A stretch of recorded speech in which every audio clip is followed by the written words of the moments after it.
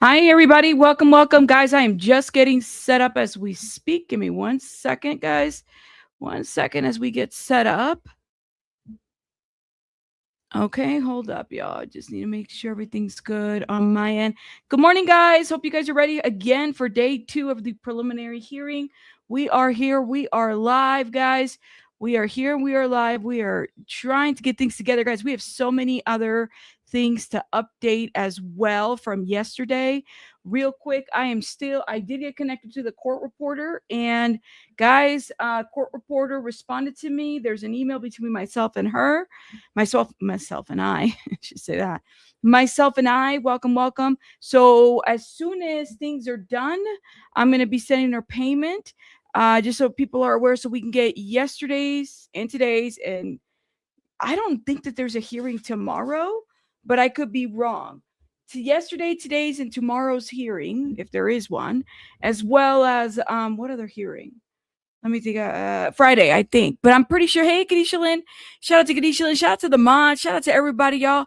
So come through. Oh, I need to do a little something there with my eyeliner. It's bothering me. Welcome, guys. Welcome. All right, let me make sure I let the people know that we're live too. 1 second, guys.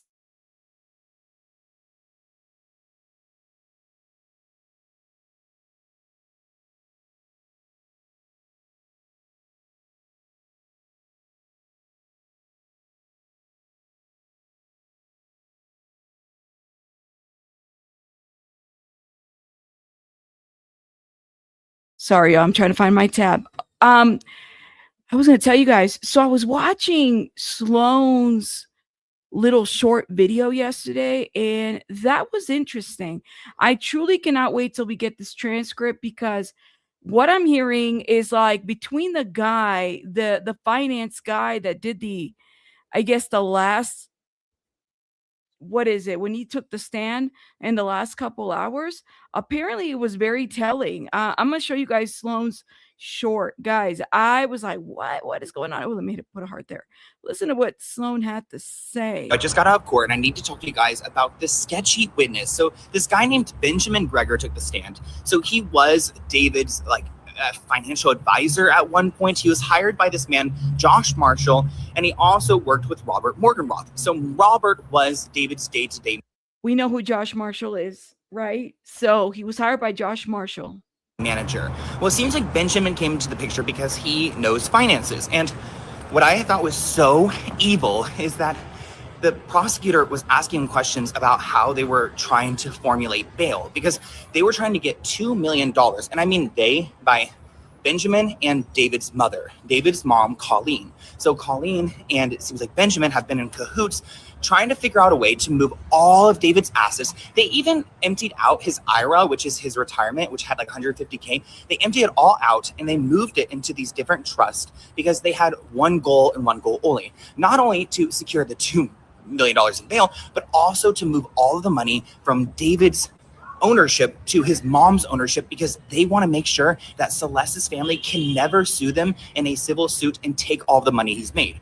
They revealed that he's made about $11 million in his entire career, and I think it's literally evil that they want to move all the money around just so that Celeste's family could never get any bit of it. Like I said, Josh Marshall also worked for this company. He hired Benjamin. I found it interesting that Benjamin did share that he's no longer friends with Josh Marshall. Seems like they had a falling out earlier this year, and I feel like it has to do with this case. Also, the prosecutors were asking. Yeah. Hey, Becky, that's Sloan. He's a sweetheart. He's a really, really, really sweet guy. You said, welcome, everybody. I mean, I wonder, all these notes that we're getting. Kadisha Lynn says, Armand, too, he said something about the facial guy, talked about the case. The facial guy? Morgan Roth was talking about a wiretap. I checked everywhere to see if anyone else reported. Girl, we got to get these transcripts, okay? Shout out to Pinche Becky too. Para que sepas. Hey, Miss Amber. Becky, I'm going to drop the link for, first of all, for our people that are out there, of course, they get the link. But also, for anybody that, has an opinion or anything like that wants to come up, completely up to you. You don't have to show your face as long as you're not promoting any nudies or anything like that. Keep it cute in the chat, that kind of stuff. we got to get these transcripts to figure out what they said about the financials, because I'm curious about the financials too, to be quite honest. Yes. And I hope you're okay, Becky. I know yesterday was like, I was hearing different people kind of processing what happened. And I think it's normal, right? Like, we as parents, you see these horrific photos and whatnot, the details of stuff. It's just so normal for us to have the reaction that many people had. I mean, I was trying to process what you guys were saying when I first heard about it. I'm on my way to the courthouse first. Got you. I got you, PJ Becky. Thank you so much, Becky. How long until the transcripts are available? So I spoke with the court reporter, and she said that it takes anywhere from 12 to 24 hours. So I already put my foot. I said, well, let me know whenever they're ready. I don't need them to be certified. I want them one and done and ready to pay. So, yeah, that was my communication late last night. I did sleep for a couple hours, but the night before that, I really didn't. So I got a couple hours of sleep. So I feel okay. I feel okay. But yeah, so hopefully 10 to 12 hours. But I think, who knows, we might get them when we're live if they're ready to go, because I mean, I got my card here ready to move forward. You said Becky was a badass, but Lord, I pray so hard for Becky to get some peace last night. Yeah, I don't know. You know, it was interesting because I heard so many people say different things, and then they did the sketches. I don't know if you guys saw those. So we're gonna get into that. We're gonna play a little bit of Armand. Shout out to Armand Wiggins too, who's been out there. Armand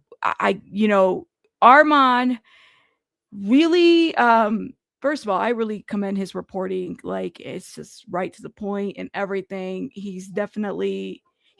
I'm telling you, man, he's really talented when it comes to reporting court.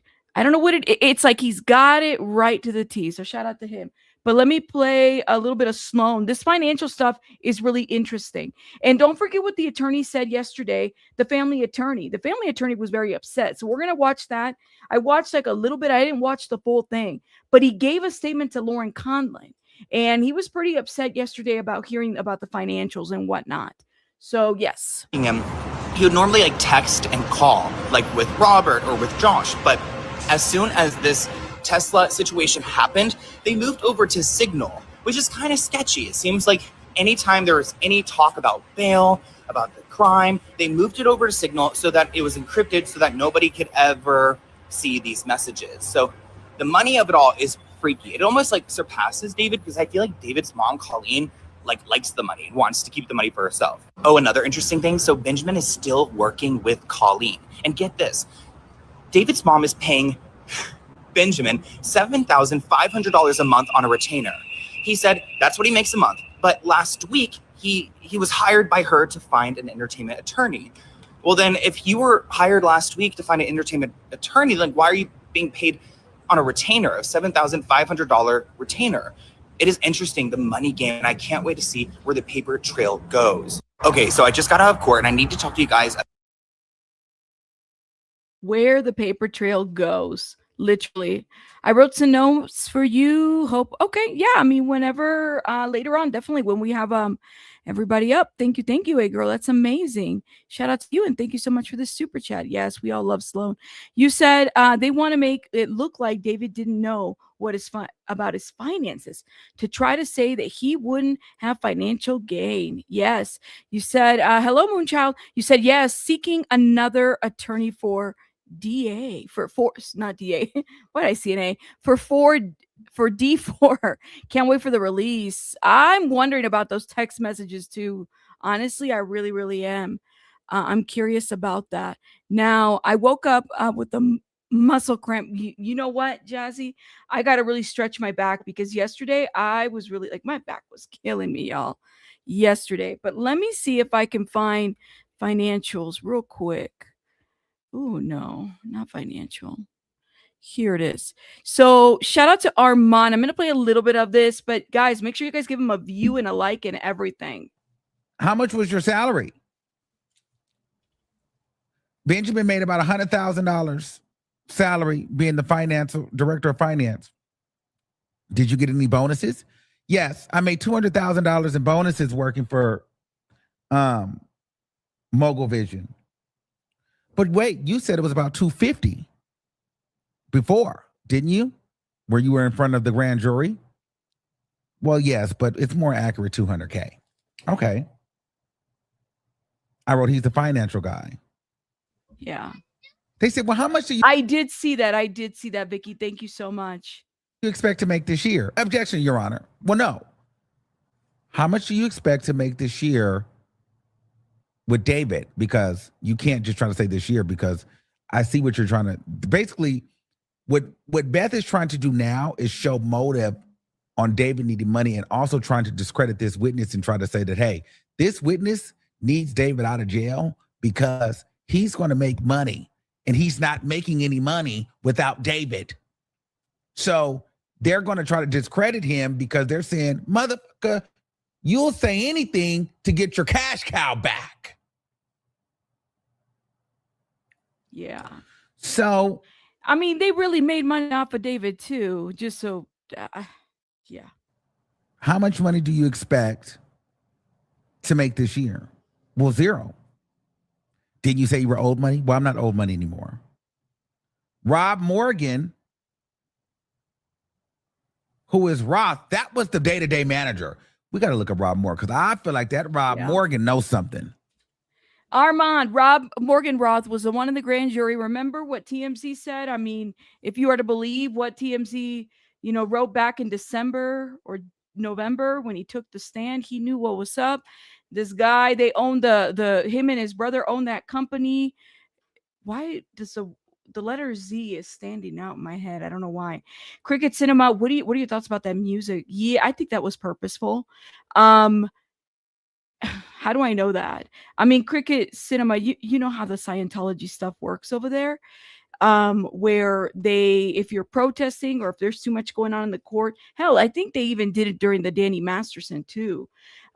They would play music out loud. People were streaming and they don't want streamers. So they know that music basically takes down the streams. So that was very, very telling. Yes, we're ready for today. I haven't even had the first drink of coffee, so hopefully that's good. But y'all, I have to do my stretches or something because my back I was dead after 10 hours. But I still wasn't even done, guys, because I was like, oh no, we gonna get on those transcripts. Yes, we are. Yes, we are. Mm-hmm.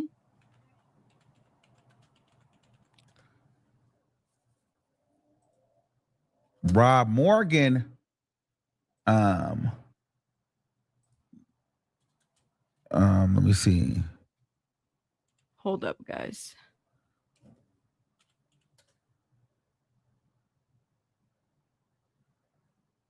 Who is the manager? Rob Morgan. Okay. This is Rob Morgan Roth. He knows something. Hold on, where is he at? Rob knows something, in my opinion. I don't know what he knows, but he knows something. Rob Morgan Roth has since left the company and started a travel agency. Yep. Well, I think he already had the travel agency, actually. I don't think he started it. I think he already had it, if I remember correctly. Yeah, he had the LLC under the travel company. Hold up, Morgan Roth. I'm pretty sure, because that was the thing that we found. Travel agency. He didn't leave. He had already had it. Yeah, it's the Z. Zara Brothers. I was like, something Brothers. Z starts with the Z. It's right here. So this website has been like the thing, right? And essentially, what do? They do like booking. I thought it was like an Airbnb type of situation, but they've been having this company. So there's that. Yeah, just saying. Good morning, Sylvia. Shout out to everybody. We're just getting started, guys. We're just getting started. That's all. Yes, we did find out the amount. I did get to talk to the court reporter. So every day it's going to be, I'm just letting y'all know, it's going to be a little bit well over. It's affordable given that they're transcripts and y'all know how much people pay for them. But it's going to be for every day. So today it's going to be a little over 140 a day. Okay. So that's not too bad, especially given the circumstances and also given that hell, I mean, if they give it to us in a certain amount of time. So my goal is to be able to at least make, be able to pay that every day. Yesterday, today. I don't think there's a hearing tomorrow. And Friday. Yes, no, it's not. So, if y'all want to support, thank you. And shout out to the people that supported yesterday too, because that was very helpful. Shout out to y'all. So I did put some away, but yeah, it's gonna be well, let me just say it. It's gonna be well over, yeah. Hold up, let me see. It's not bad at all, guys, for transcripts. I'm letting you know. It's very affordable. Yeah, let's just say a little over 135. Okay. So if the people want to help, y'all know, shit. Say it again. Say this is a bargain. And we're only talking about 4 days. So it's going to be 135 just a day. Let's just say it like that. Okay. Because literally, yeah, where are you going to say that? All right. Ballpark. Throw it out there. So it's not bad at all. So if we have 130 people here in the chat, everybody gives $1 to the Cash App. There you go. No, it isn't. It isn't. So I've been in communication with her. It's actually pretty good, right? So once we get them sealed and everything, we'll get them read. I know content creators are going to want to break them down and everything. So, I'm willing to organize as long as people are willing to, chip in here and there. And yeah, they'll be available. We got it. Listen, we've heard it's one thing when you hear like content creators talk about what they saw, and this is why I love having like Pinche Becky out there and everybody else out there, because you get different perspectives. But it's another thing to actually read the transcripts. You get a different version. You get not a different version, but like the actual of what's actually happening. So I appreciate the transcripts completely. So yeah, thank you. Oh my goodness, y'all. Let me shout out the people already, y'all. Good morning. Gloria Padilla. I'm try not to get too far behind the super chats and everything. Let me go ahead also and drop the link before I forget, because I'd be forgetting. Okay. Hold up, and let me put that in there for anybody that wants to come in and say their thoughts. Gloria Padilla, thank you so much for becoming a member. Shout out to Gloria Padilla. DC Dimensions, thank you for renewing your membership. Shout out to you. Ranch and Toes, you became a member yesterday. You must have upgraded, love. Shout out to you guys, new members. The Discord link is in the community wall. I have to, every 6 hours, I have to renew it because, we could be getting the trolls. So that's why I don't leave it there for 24 hours a day, because we do get a lot of trolling in there. So it allows for a little bit of control in that area. A girl name, thank you so much again for the 199, love. Nicole, thank you so much for this very generous super chat. Thank you, love. Appreciate it.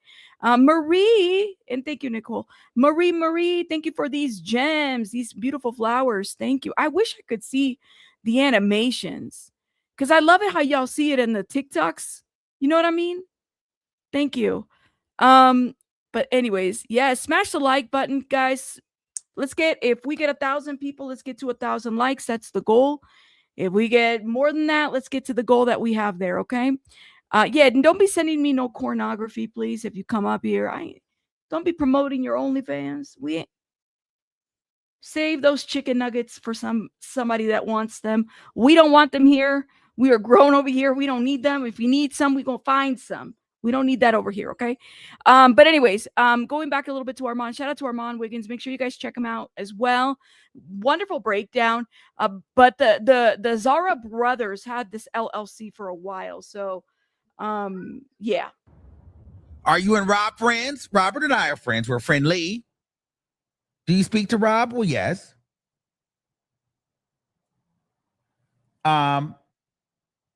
Did you guys talk about the case? Well, yes. What did they tell you about the case? What did Rob tell you about the case? Well, he told me that his mom, he got a letter to his mom's house about a wiretap. Oh, yeah. So the feds have wiretapped Morgan Roth's phone or something. There is some wiretapping going on in Rob's family home, and, wiretapping. See, this is I want to see this. Hey, Rabbit, don't say, oh my goodness. Barbara Bish, shout out to you and your husband, girl. Give me 1 second, guys. Give me 1 second. Because I got, by the way, the sitter is coming today. So we're going to have a sitter today. Thank God. Well, we had a little bit of a sitter yesterday, but we'll have a sitter today too. Hold up, y'all. Give me 1 second.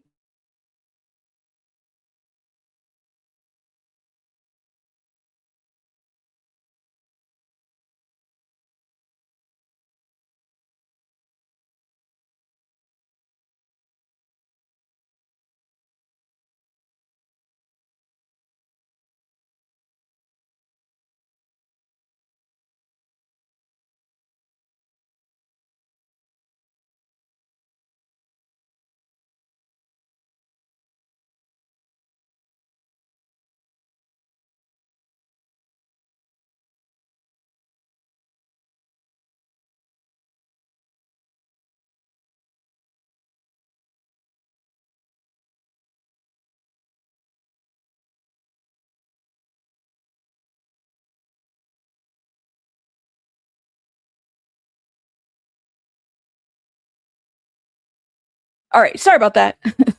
Yeah. So the sitter is on her way and whatnot. This is the part that I really, really want to hear about. But by the way, Barbara Bish, thank you so much for this very generous super chat. I will not yell out anything, but shout out to Barbara Bish and shout out to the husband. Okay. Thank you. All right.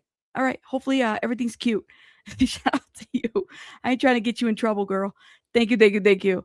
Thank you. All right. Let me put this down real quick because but yes, Miss Amber's here in the house as well. Shout out to BJ, that surprise witness as well. Shout out to her, y'all. Make sure you guys go check out BJ, who's doing a phenomenal job too. She's covered this and she's also covering, she's like in the bricks and minifigs. Man, that thing goes deep. I can't even get into it the way that she does. Shout out to her. The wiretaps. Let me go back to the wiretaps here. You said tap, tap, tap, tap, tap, tap, tap in. Look, what I want to understand this piece. Hold up. Because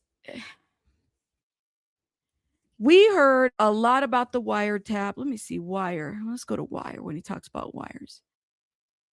Tell you about the case. Well, he told me that his mom, he got a letter to his mom's house about a wiretap.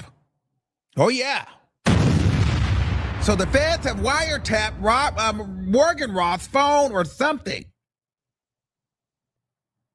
There is some wiretapping going on in Rob's family home and, whereabouts. So the feds, the government, they are on him. Hold up. So if I'm understanding this correctly, the feds sent a letter about a wiretap to his mom. Did I hear this correctly? Well, he told me that he got a letter to his mom's house about a wiretap. I didn't know that what do you mean a letter? What does that mean? So are the feds sending letters hey, Mr. and Mrs. Morgan Roth, I just want to let you know your adult, there's a case going on right now and your adult son is involved and there's a wiretapping? Is it just me or is it what are we doing here? Does that even make sense? It's a target notice, but they do this? They notify you? That's what I'm saying, Storm. I'm like, what do you mean they notify you? No, Rob was telling the financier guy he was wiretapped. I thought. I know, but what Armand says right here is, well, he told me that his mom, he got a letter to his mom's house about a wiretap. Now, this is at the hour and 21 minute mark. Let me go back a little bit because I'm like, what? Hold up. Let's go back a little bit. This Morgan Roth right here. This is Morgan Roth. Okay. This is Rob Morgan Roth. He knows something. Hold on. Where is he at? Okay. Rob knows something, in my opinion. Wait. For Celebrity. By the way, I dropped a link for Celebrities and I'll send it to you via email as well. They're required to notify you. Government is required to tell anyone involved in wiretap that it happened. Oh. Yeah. Oh, okay. All right. Well, I'm dropping the link. Anybody want to come up? But Joe, I'm sending you the link as well. Pinche Becky, you already know you got a link. You could hit that link right there, or I can email you one too. Hold up, love. Okay. So I didn't know that they. Well, first of all, I didn't know that they did all that. I thought they just you wiretap. They have to tell you. So that was after the fact. They were not during, after the fact. So Mama was being wiretapped too. Oh my gosh. Nothing like, you raise your children, right? They're adult. Man, let me stop, because now I have my oldest, and I'm just like, please don't get me in no ish. Don't get me wiretapped. Don't get me filmed. Don't do all that, okay? I ain't no anything that can get subpoenaed, FOIA'd, pulled. Don't do that. Don't involve me. I'd be like, I don't know you. I don't know you right now. I gave birth to you, but I don't know you. I don't know what he know, but he knows something. Rob Morgan Roth has since left the company and started a travel agency. Are you and Rob friends? Robert and I are friends. We're friendly. Do you speak to Rob? Well, yes.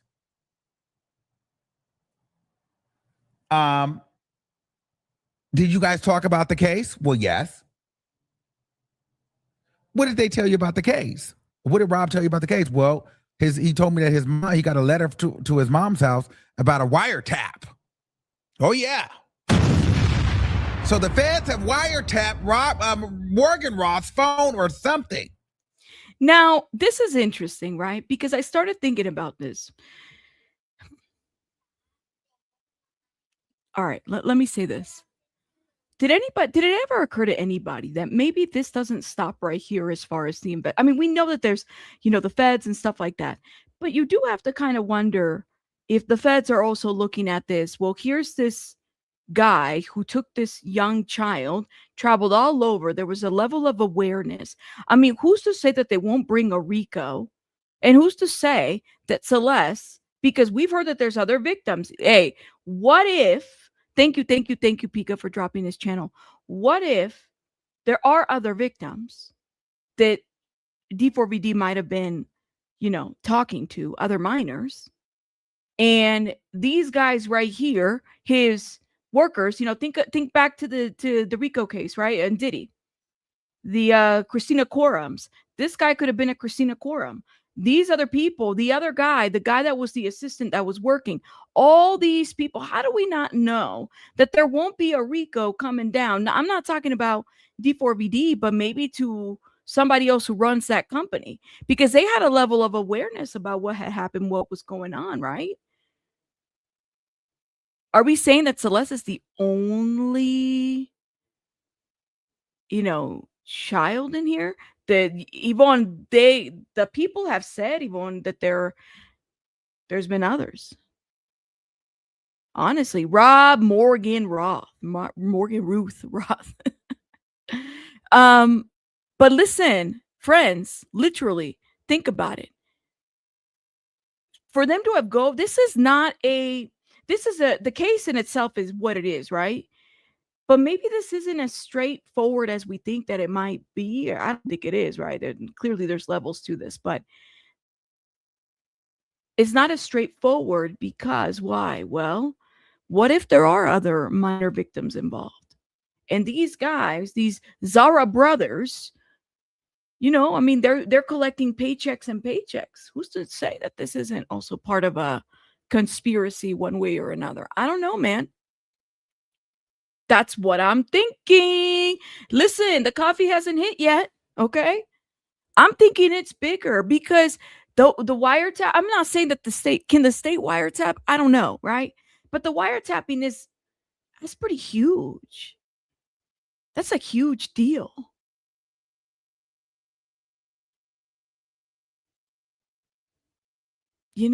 Thank you, Alexa. Shout out to you. Thank you, love.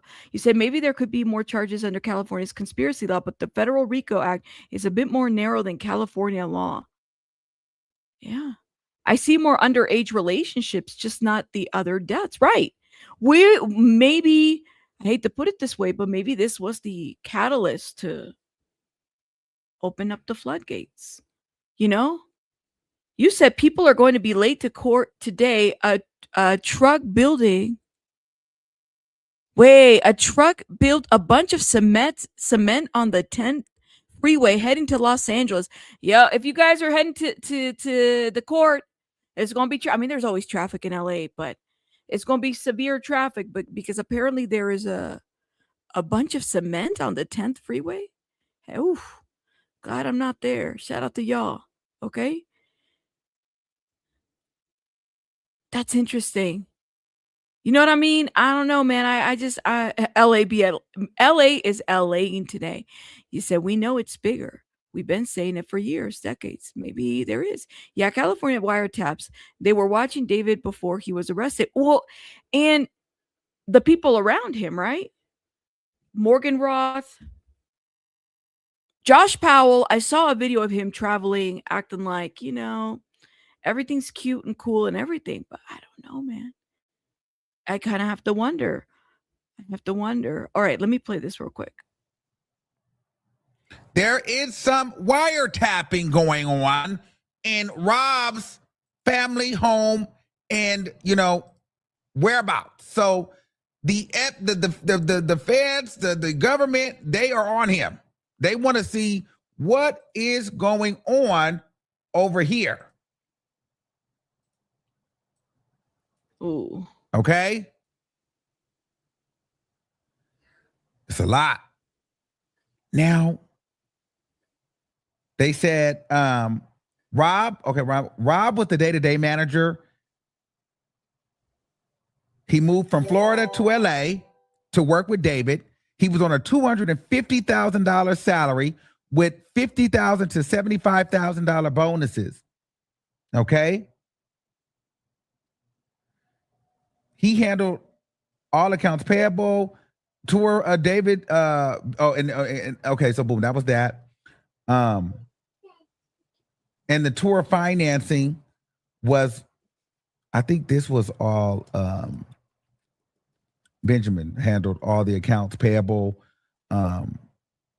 David's businesses and tour finances. So they would figure out how to move the money, put the money in the trust, and do this and do that. You know what I mean? I want to get to the mom part, like his mom, David's mom, and the finances there, because that was very eye-opening. And the lawyer for the family was, here it is. So Benjamin's mom would partner up with David's mom. Okay, here we go. Shout out to Armand, guys. Actually, Benjamin would partner up with David's mom. Okay. Oh, shit. With the estate management.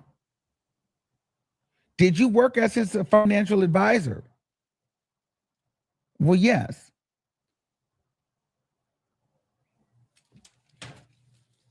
So, hold on. We going also worked with David's mother. So this man is all in David's finances with David's mom. They have Score Rolls merchandise, which is I don't know if they said that this was a LLC or if this was a holding company, but it's worth about $1 million. Yep. Headspace.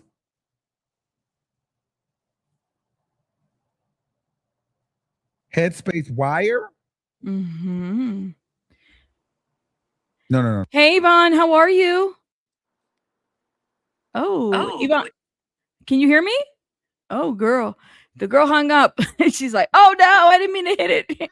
Y'all don't get chicken when you hit the link, okay? Don't get chicken. Everybody can hear you. Yes, there's over 500 people here. Make sure you say hi or hello. Don't get chicken when you hit the link, okay?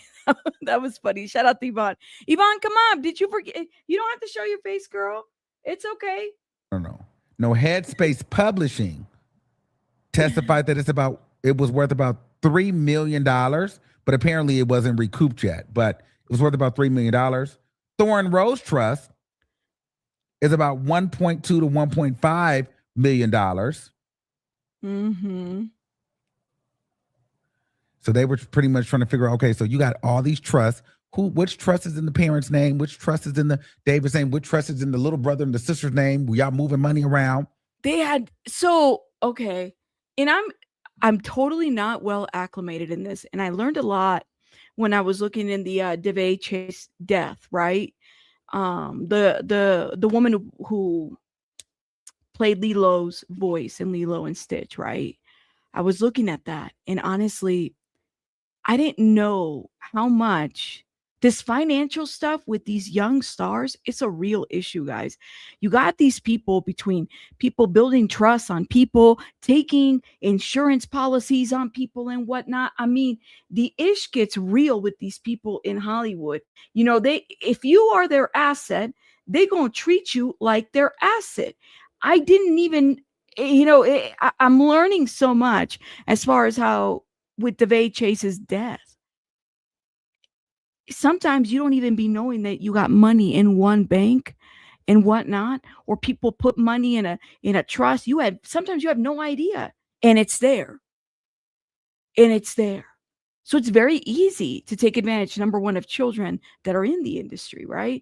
But also like these trusts and these finances and stuff like that is a real thing.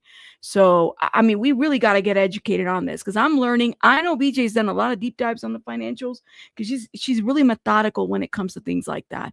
But I really, it's insane how much you could really do with all that. Well, Abraham, I didn't even know this man was really worth that much because what did we say when we were talking about? I'm like, I don't think it's going to be able to afford, Blair Burke for too long.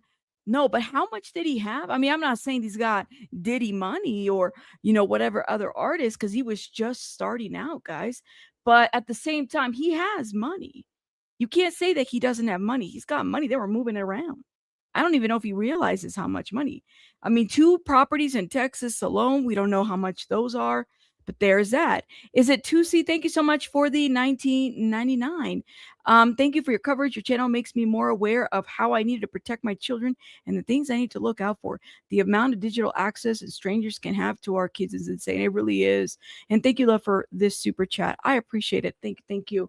It really is insane how much of these kids it's a different generation, a different era. For us millennials, I mean, I know I have a lot of Gen X. Shout out to my I'm a Zillennial. I consider myself a Zillennial because I love the Gen X music more. But, because that's kind of where my heart is at. Yeah, I can't relate a whole lot to like when MySpace was out, that was a thing. You'd sit on the computer. People would sit on the computer for hours and hours and look at their profile. Right? You're a proud Gen Xer. Shout out to our Gen Xers. This is why I begin along with the Gen Xers so well, Ms. Amber.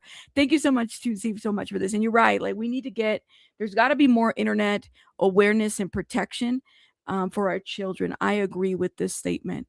But I want to say this, though.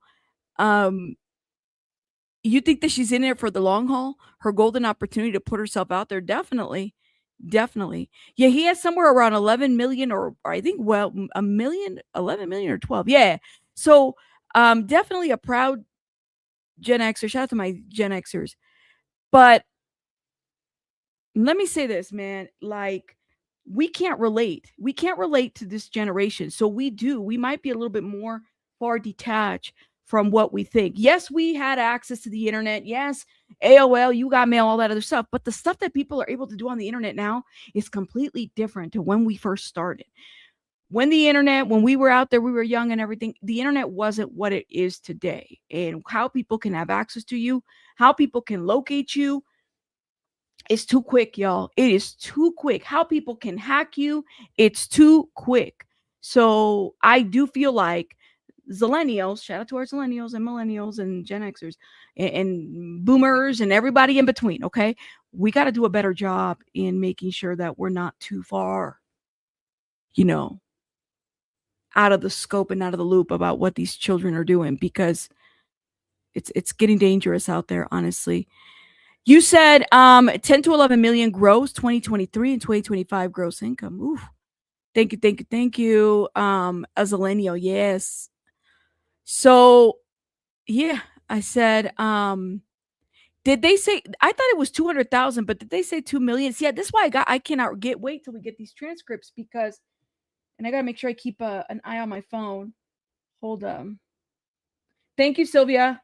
Some people are going to be late for court. Yeah, Sylvia sent me the article today, by the way. For those that are heading to court, be careful. Oh,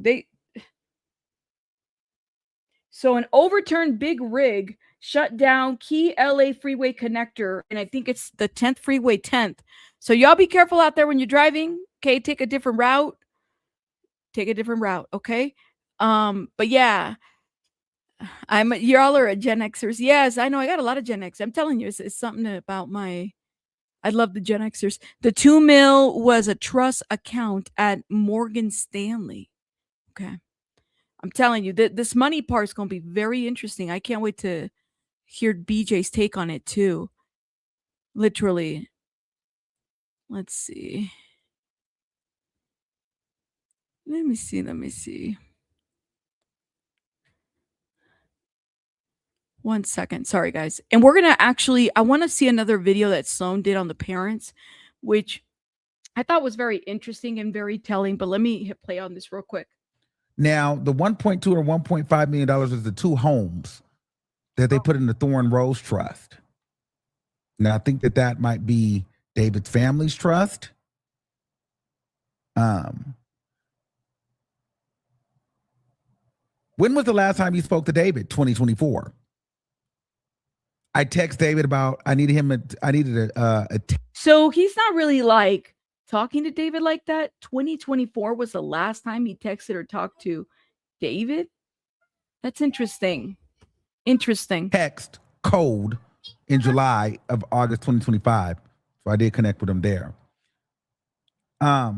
Did you start through this? Did you start communicating with Rob and Josh and David's mom through encrypted apps?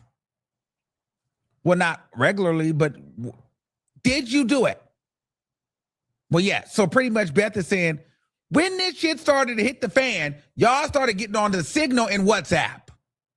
Yes, they started talking on Signal and WhatsApp. And pretty much it came out that Benjamin talks to the mom. The mom is making $75,000 and she's the accounts payable. Like she decides. Wait a minute. So when Ish started hitting the fan, they started talking to each other in encrypted accounts. When he says when Ish started hitting the fan, he means that when things started to go like what? Like really bad and stuff like they started getting like the body was Celeste was discovered in the front. Is that what I'm hearing? When things started going really, really, really bad? But let me know. What is going on? Hold up. I'm making sure is everything okay? Let me know. You said he's making it seem like David doesn't deal with his finances with his mom. Yeah, but talking encrypted acts? Huh? That is interesting. Sorry, y'all.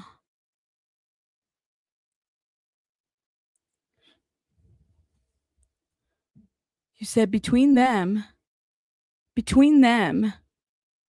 when Celeste was found. So that's when they move encryption.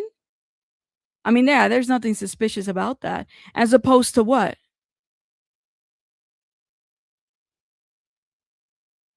Rabbit, David didn't know her age when David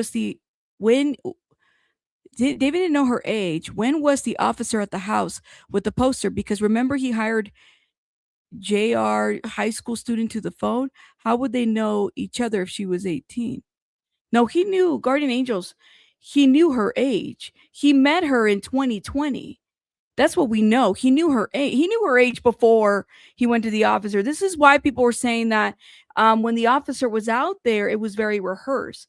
So when the body was discovered, they moved their money chat into an encrypted chat. Is that correct? That is super sus, right? Right. That's what I'm saying is like talking about encrypted acts. It is not at all a good thing. Literally. Okay, hold up, y'all. Everything goes through her, the billing and everything. So he talks to the mom all the time, Benjamin, every day, all the time. Actually was in the point where he was helping the mom move money around just in case this went left. Take the houses out of David's name, change the title to your name, so that if David goes down in the criminal case, Celeste Rivas and her family can't now go take it to a civil case and sue you for all the asset money. I want to stop right here. Who said this? I cannot wait to get the transcript, because this is the part, my friends, this is the part that I really want to understand, like when and what and how and when and what. Like, is it Beth Silverman who's saying this, or is it the question, or like where is this the probing, and then is there an objection? Because how is this relevant to this? I want to know where this questioning is coming from. So take the shit out of David's name so that the Rivas family, even if David goes down, can't sue you and take your house or any of his occurred assets. They won't get shit. And so Benjamin, I love how he does the yes. And shout out to Lala. Lala says, no worries. For those that are just waking up, because listen, this was like at the very end of the day. My boo Lala was like, who's Benjamin? So Benjamin Gregor is the financial guy. It sounds like from Interscope. He was hired by Josh Marshall, the other, Interscope person. Right. So you have Rob Morgan-Roth, who's like the tour manager, right? He's got the Zara Brothers Inc. He has his own businesses. I think it's like a travel business, right? And so they brought in the financial guy. The financial guy's on the stand. And I believe this was maybe the last hour and a half of the day yesterday. And this is very crucial because they're talking about how much money gross, right? D4vd, and we found out actually we didn't even know he was worth that much, between 11 to 12 mil. Okay, then they talked about the 2 mil and the property in Texas, and the financial guy was saying how the last time he talked to D4vd to David was in 2024, and then after Celeste's bodies was found in the Tesla, David's mom and the financial guy started chatting in encrypted apps about moving money in different places to avoid a lawsuit, like a wrongful death lawsuit. Now, you know that Celeste's parents might have been, like, Celeste's parents' attorney might have been sitting. He looked like he was just itching when he left that courtroom.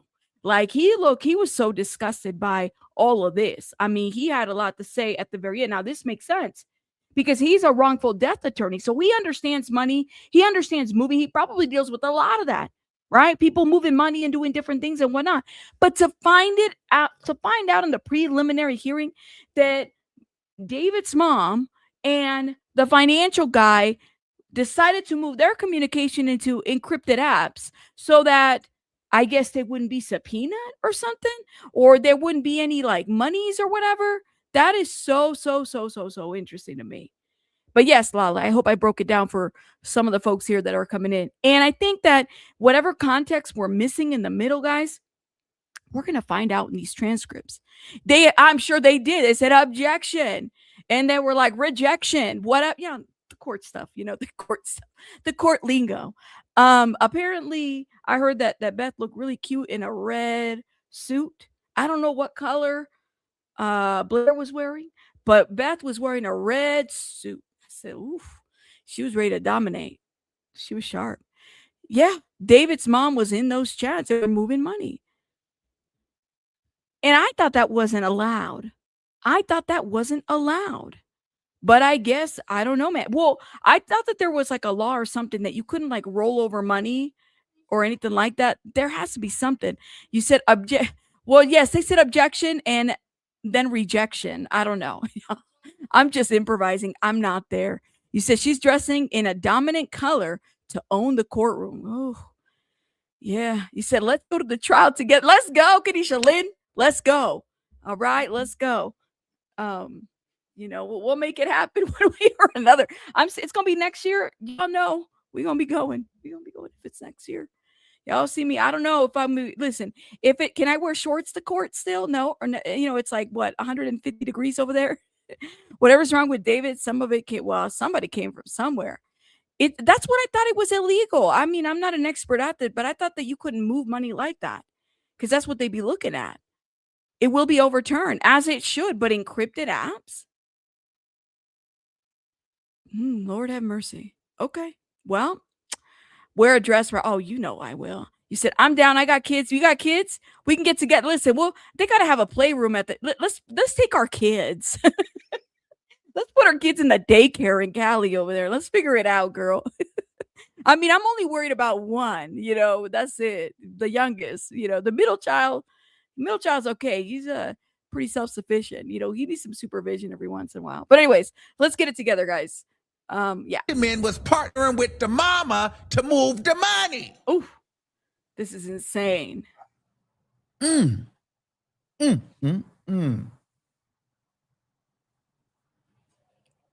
Also, Benjamin was just on the phone with the mama last week, helping her try to find David new entertainment lawyers.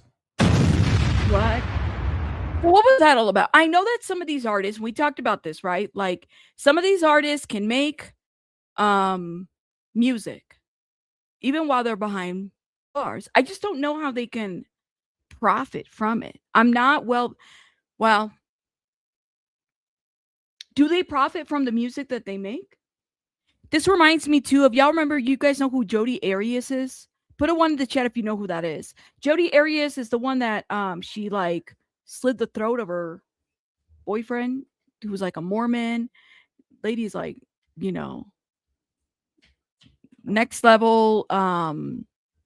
Yeah, y'all know who it is. Okay. Well, hey Berlin, how are you, love? She what happened? Yeah, so she's making art behind bars. I don't know if she's selling it though. She's able to make art. So I'm wondering, are people allowed to make and profit from their music? Do they make the music in the prison and then, I don't know, put it in a CD or something? Yeah, the camera and the washer. No, that's crazy. You said yes, they can profit from unreleased music. So he was probably, how much y'all want to bet that while David was waiting for all of this to go down, he was probably making a lot of music out here? He was in that. I don't know how you can. You can't profit from the crime, but he was probably in there making a lot of music before. I mean, people do it. People do it all the time. Huh. That's interesting.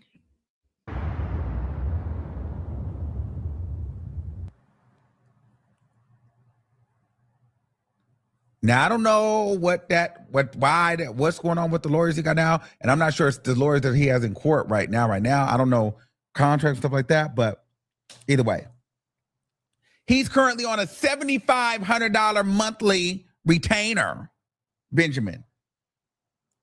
What? Okay. Now? He's on how much of $175,000? Did he say monthly retainer? A monthly retainer, I'm making $175,000. She's the accounts payable, like decides what to do. Wow. Am I either hearing things like that's a huge retainer. Now, between 2023 and 2025, David has occurred and earned a total, you ready, of $10 to $11 million.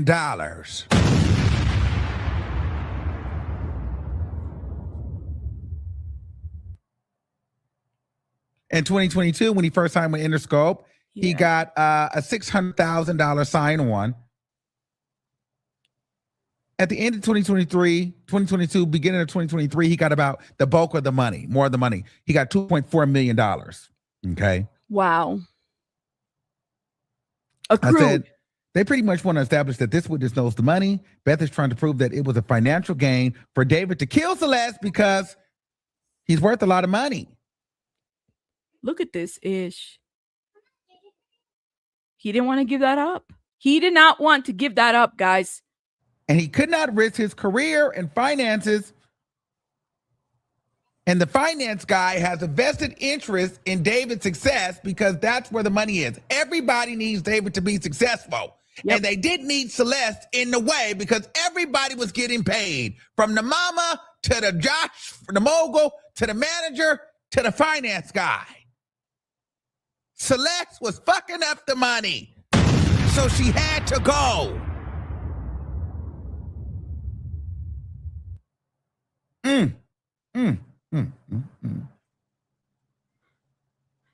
So Power, I'm reading the transcript and I still can't believe it. I'm like, are you sure? Am I reading this correctly? I just can't believe it, man. Yeah, 10 million is a lot more than 1.2 mil. Everyone was saying he was worth. So clearly the guesstimate was completely up. I mean, I remember I Google searched it and it said it was 4 million. I'm like, no, clearly not. Clearly we were off, guys. We're underestimating. Hell, even these young people with Jason the Ween, what's that other Sakura, these streamers. I mean, I've seen them make music too, right? And it's a younger crowd. We're underestimating their worth too. Maybe that's what it is. We're underestimating the worth. Like what we see as money before with these artists before is not what it is in today. I should be driving a minivan. Shout out to the minivanners.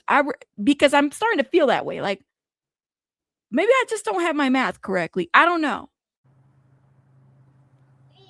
There's another account, a Morgan Stanley account that has $2 million in it. There's a secondary trust.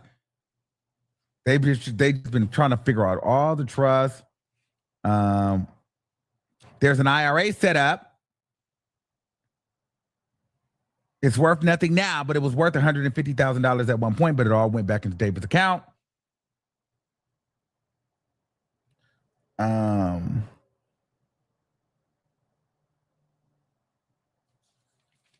So yeah.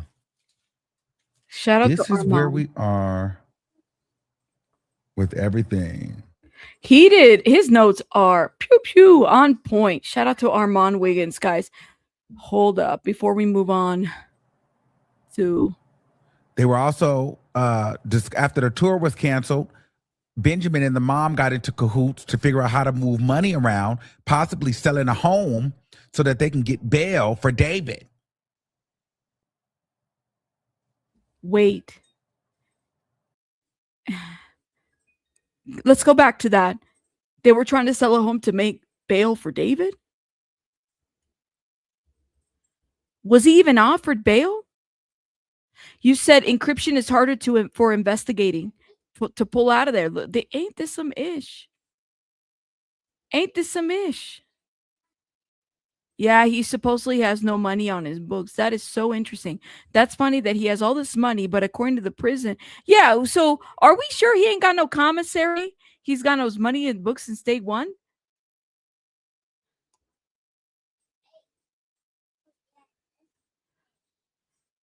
In all fairness, the financial guy told the mom to take these steps. That's true. Maybe that's where the advice was coming from.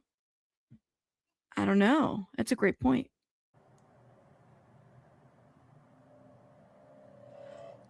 So yeah, this is where we are today.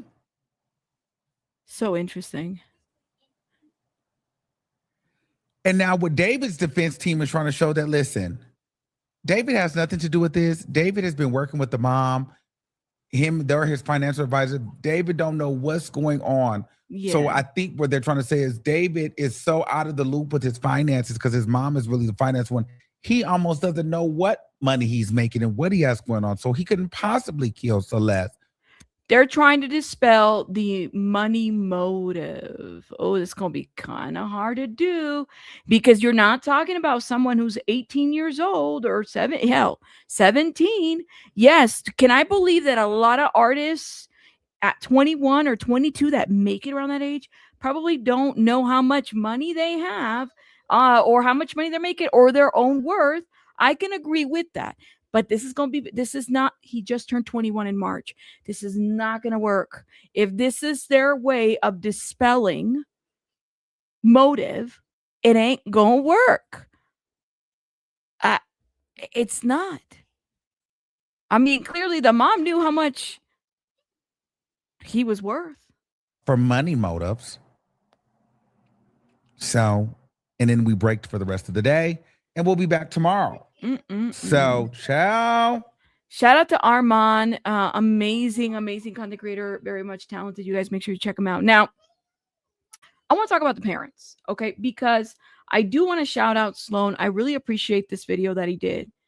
I also want to shout out SF Investigates yesterday, okay? Because, you know, a lot of us were not there, right? And we've already have, and I, even myself, I'll call myself out, okay? We have a lot of preconceived notions of the parents. And I agree to a certain extent, right? But we do have to remember that the person on trial is not the parents.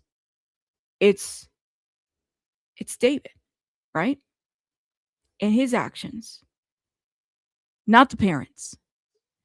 So I'm going to ask y'all, you know, like, I get it. And I go there too sometimes. I call myself out on this. But tap into the part of your heart where you can have a little bit of like understanding of what the situation is like. That's what I'm going to ask you. Take a step back and, you know, before going in all ham and everything, it's okay to say, you know what? They just saw these pictures for the first time of their child that was completely dismembered, that no parent, no matter whether we agree they're a good parent or bad, nobody should be able to see this. Hell, a person.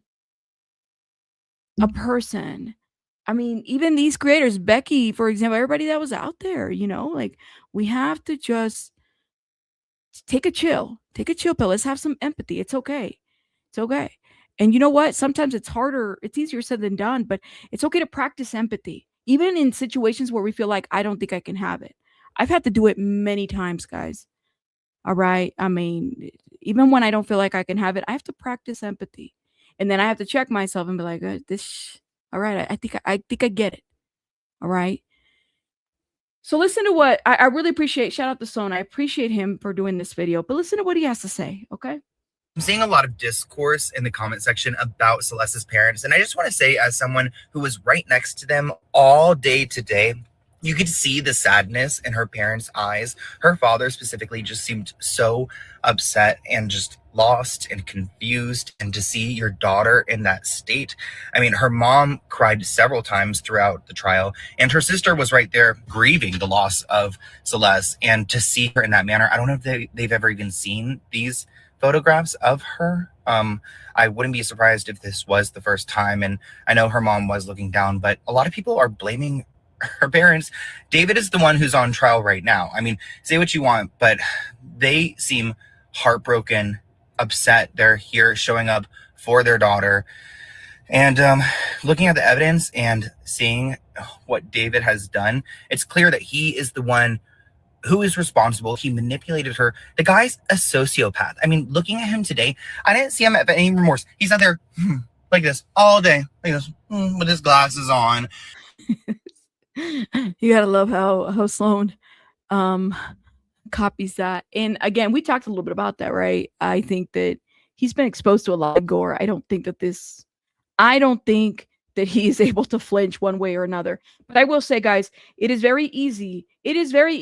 And I go through this, and I've done it before. And trust me when I say I hear the criticism, but because this is about bringing justice to Celeste and hearing the evidence and hearing if they have enough to proceed, right? And what's going on, we have to be able to reserve a little bit of empathy, because let me tell you, if this was you, and I've seen it way too many times, my child would never. I would never. And I do it too. We all do it. My child, I would never. No. Listen. I'm glad that you would never, and I'm glad that your child is great and you're a perfect parent and you don't F up and things don't go. I get it. Okay. But It's really sad to know that they had to see pictures of their child's mutilated body. As a mom, if I gave birth to a full child, okay, and I've given birth 3 times, all right? You know the pain that you sit there and you're in labor for many hours, and anything can go wrong and all kinds of things happen, yada yada yada. And then you see, wrong, right, or indifferent, whether your child was, a rebellious kid, or maybe you weren't very tuned into parent teacher conference, or you weren't there, or the home was chaotic, whatever it was, you don't want to see the child that you birth end up in pieces the way that they were in those pictures. We have to be able to practice grace. And if you can't, I'm sorry that you can't, but check yourself, okay? Because you're not gonna, we got to be cute about it, okay? That's what I got to say about that. All right. So I do feel like we need to be a little bit better about that. I'm calling myself out on it. I ask you guys to think about it a little bit more and figure out, you know what? Yeah, I got some thoughts about this. I'm not happy about that. But you know what? It's a different circumstance. It's not the same. We can't put ourselves in every situation. Yeah. So let's focus on the person that's on trial. Focus on the details. Okay? Cool? Put a one in the chat if we can agree to that. Put something in the chat if we can. Put a one in the chat if y'all agree, okay? Because I want us to be better humans, because I think that we can be. Okay? I mean, I can only imagine, man. And I thought about this last time. I said, man, the labor of pain that you go through, right? To then know that the child that you birth ends up like this. Yeah. Yeah. Thank you. That's a good point. How do you compete? Adele, this is the perfect point. How do you compete? I will say, though, is that the older that you get, you start realizing how valuable your parents are. I can't tell you that I felt the same way as a teenager. My parents got on my nerves, and they know it too. But the older that you get, the more value you find in your parents. The more, you seek that wisdom from them because they've been through it and lived it. But I can't say that I was the same when I was a teenager. I couldn't. Unfortunately, that's just how life is. And it's the same with my oldest. He's coming around. He's coming around. But I tell you, man, I just treasure my parents a lot more now as an older person than I did. And I'm happy that, I've had them. Yeah. But anyways, side note. Okay. So shout out to Sloan, but let's keep watching. And to me, I didn't see an inkling of a soul in him. And maybe that sounds dramatic, but you have to see him in person to believe it. And these people aren't the ones to blame, I'm telling you. Okay, so I'm seeing a lot of discord. And I appreciate Sloan making this video, because I think that people needed to hear that. You need to hear it from somebody who's actually in the courtroom, right? And not, somebody who's actually there and who's seeing the reactions is a little bit different than anything else. Parents interview, attorney interview. I'm going to try to pull that interview, okay? Give me 1 second. Because I think we can definitely, I think he did an interview, if I remember correctly, outside. There was more. And y'all, I was tired. I think by the 9th hour, I was already checked out. I was like, oh my God, I don't think I could. It was just so many details. Y'all saw me after a while. I was done. Okay. Oh, this is a longer interview. Okay. So we're going to watch this too. Give me 1 second while I get this in my screen. Shout out to Sloan again. Shout out to Armand. Shout out to the people out there. Shout out to them doing the hard work and bringing us the news. Now, before I move on, let me go ahead and shout out the people here in the chat as well. Thank you, guys. Thank you. I appreciate it. I don't want to get too far behind. A girl name. Thank you so much again for the gems. Thank you, Tiffany. Thank you for the gems. Thank you, love. Thank you. Okay. A True Crime Rewind. Thank you so much for becoming a member, love. Shout out to you. Thank you. Not Rewind. Yes, it is Rewind. because I read it and I was like, true crime. It is Rewind 1. Shout out to you, love. Yvonne, you dropped out of the call, girl. I thought you were gonna say something. Shout out to you, love. Thank you so much for becoming a member. Shout out to you, and also for your gems. Thank you. And thank you so much again, love, for this super chat. I appreciate it. Jude, thank you so much for your 4th month membership, love. Thank you. Thank you. For baby let me not say the H word out loud. For baby bunny, thank you. Thank you. Y'all know she appreciates it. I can't say the H word quite yet. She had a big breakfast, so she should be fine right now. Thank you. Thank you. ML Montes, member for 4 months. Thank you. Thank you. Thank you, love. Shout out to you. Thank you. Panda, thank you so much for these gems. Nikki, thank you for these gems. B Tim. Hey, shout out to B Tim in the house. Keep up the great work. Shout out to you, B Tim. OG member, 43 months. Shout out to you, love. I hope you're doing well. Shout out to you, B Tim. Thank you. Thank you for supporting my channel. Nebby in the house. Thank you. Thank you, Nebby, for these gems. Nikki, thank you. The Art of the Personal Story. Thank you so much for these gems and these flowers right here, or these is gold coins and these flowers. Yvonne, thank you for the floating hearts. Chantel, thank you so much for these gems. Our girl Lala right here. Thank you so much, love, again for these gems. Thank you. Tara, thank you. Danny, is it Danny Dorito? Wait, it is Danny Dorito. Oh my God, it's Danny DeVito and a Dorito. I love this. Wait, first of all, I love your name, but I also love your picture. It's Danny DeVito in a Dorito, except this is Danny Dorito. Thank you so much for the floating arts. Thank you. Nebby, thank you, thank you, thank you again. Unbreakable Leslie, thank you, thank you. Alien Babies, thank you so much for these. Nebby, thank you again. Greek Lady, thank you, thank you. Jew 7803, thank you so much. Girl Power. Sparkles, thank you so much. Greek Lady. Storm, thank you so much for your 20-month membership. 20 whole months. I think it's been longer than that, love. Thank you, thank you. Shout out to Storm. Storm, shout out to you, Storm. Thank you. Greek Ladies in the house. Thank you again. And I feel like it's been longer. It can't be 13. I feel like it's been longer. Do I have some noise in the background? Give me 1 second. Sure as hell do. Hold up. I just got to make sure I mute this. Oh, all right. We're getting stuff together. Okay, people are gathering, so we're going to be moving it along. But thank you again. Nebby, thank you for your gems. Bridget, thank you for your makeup brush. Thank you, love. Shout out to you. All right, hold up, y'all. Let's move on to, I want to talk about this one because I really wanted to hear what he had to say. This is Patrick Steinfeld. Yes. And this is the family attorney, y'all. Listen. He was pretty. Hi, Patrick. How are you? How you doing? The guy looked like he was smiling, but he looked like he was pissed the hell off. Look at his face. He's like, I'm itching.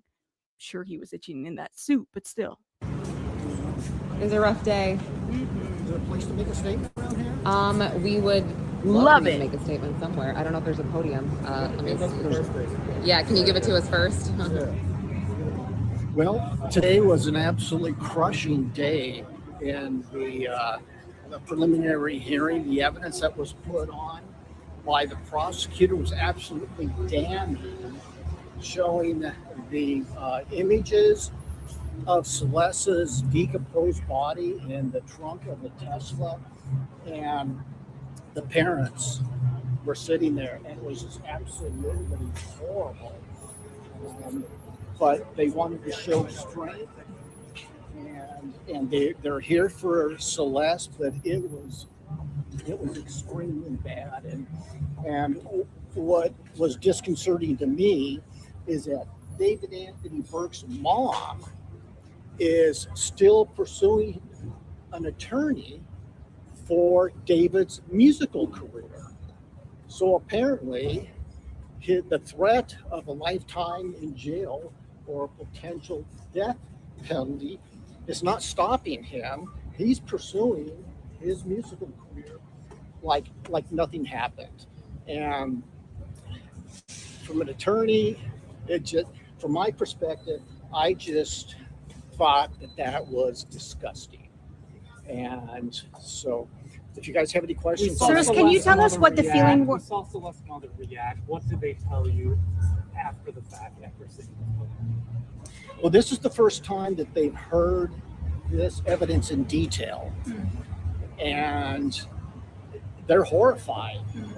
There was an image of Celeste's torso and her head in the trunk of the car, and the prosecutor had to ask what it was because you could not tell it was a head. It was absolutely, it was deplorable, and Sir, so they're at a loss of words, and they're just trying to do the best they can. as parents, sir, when they sit through that, when you don't know what you're looking at, the body's so badly decomposed and severed, what was it like sitting next to them? What were they thinking? What did they do?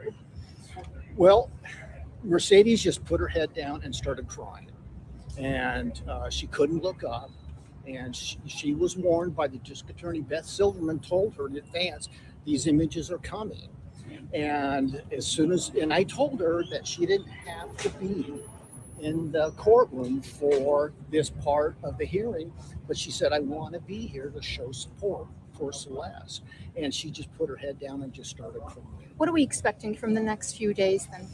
Well, today was more of a preliminary sort of a hearing. Tomorrow, we're really going to get into kind of the gruesome details of the alleged murder. More gruesome of than this. Celeste. Do you expect your clients to be here and sit through that tomorrow?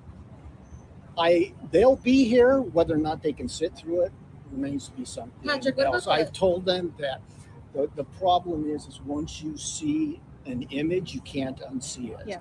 And so I encouraged them to step out for a short period of time, and they decided no, they wanted to be here to show that they're supporting their daughter, they're supporting the district attorney's office, and they're very grateful for the investigation that the LAPD robbery homicide investigators, Byers and Farrell, did. It was just an exhaustive investigation over the last What 10 about the months. transfer of assets? Did they have a reaction to that? Yeah, they had a huge reaction What was to it? that.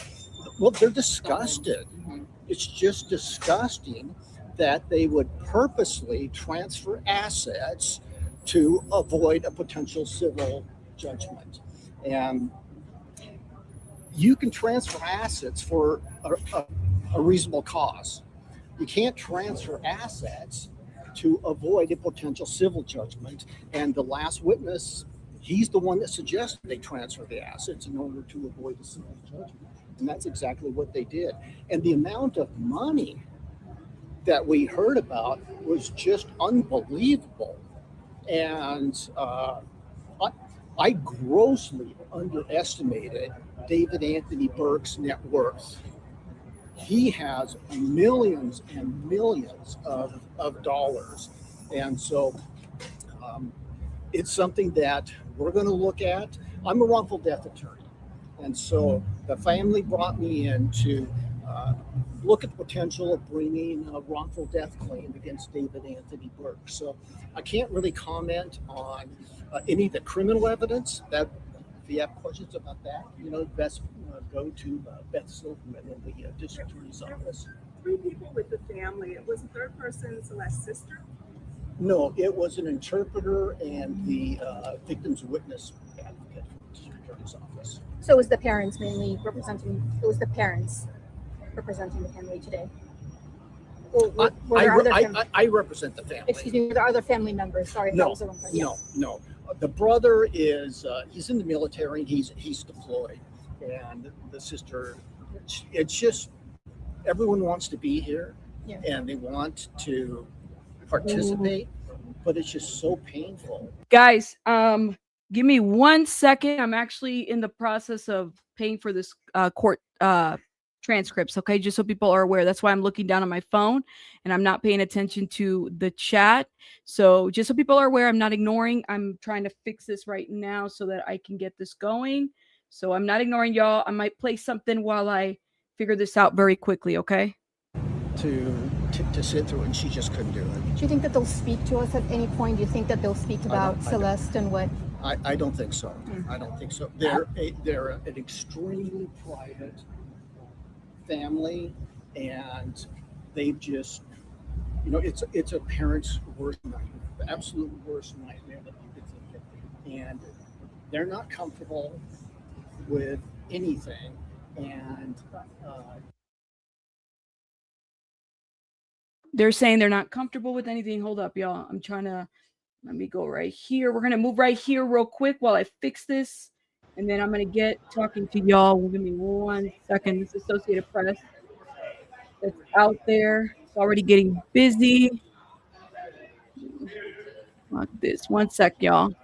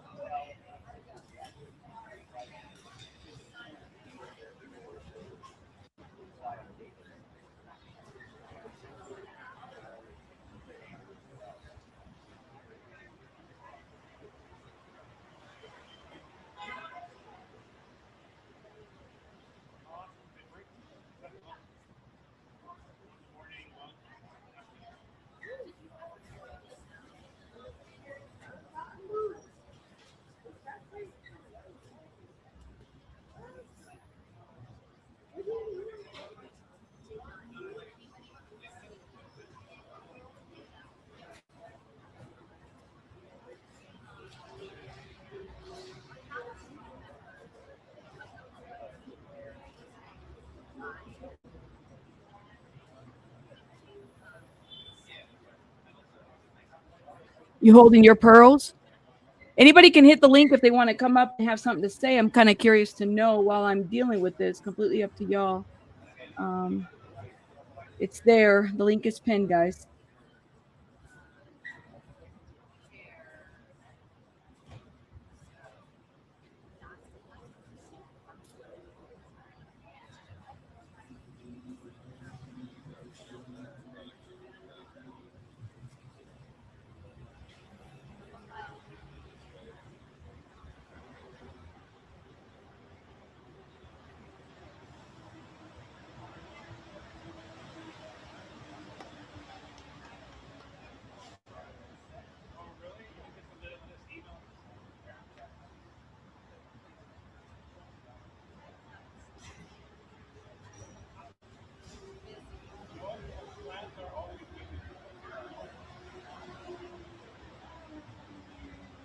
I think Joe's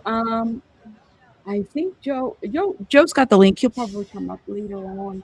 Give me 1 second, y'all. I'm trying to set this payment and everything. Okay. Okay. Hold up. It's gonna take me a minute. 0. Come on.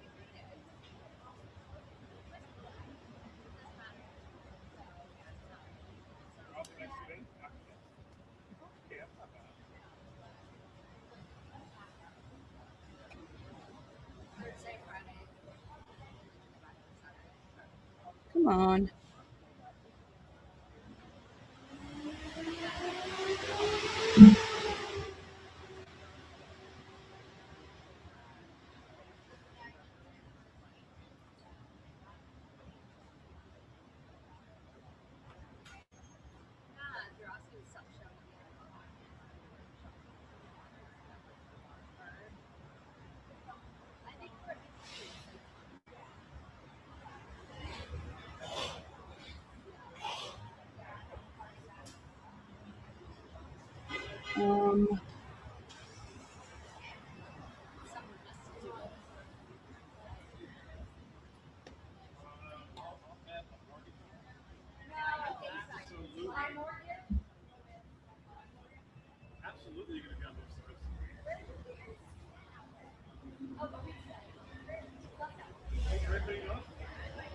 Yeah, sorry guys. If you guys are just tuning in, I'm trying to figure out the transcript thing. That's why I'm a little quiet. You guys give me a couple minutes so I can get this going. That'd be amazing. 1 second, okay?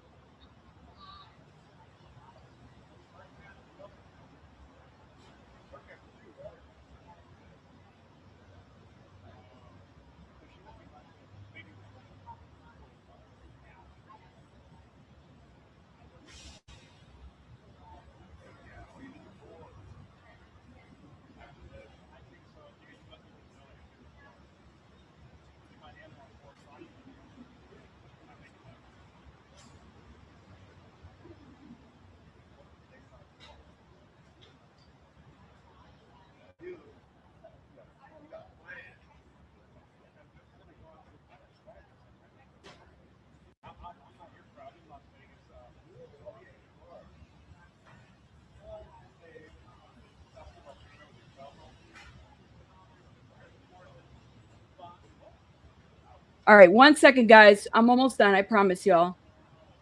Almost done. Yes, yes, yes. We're trying to get this going. 1 sec, guys.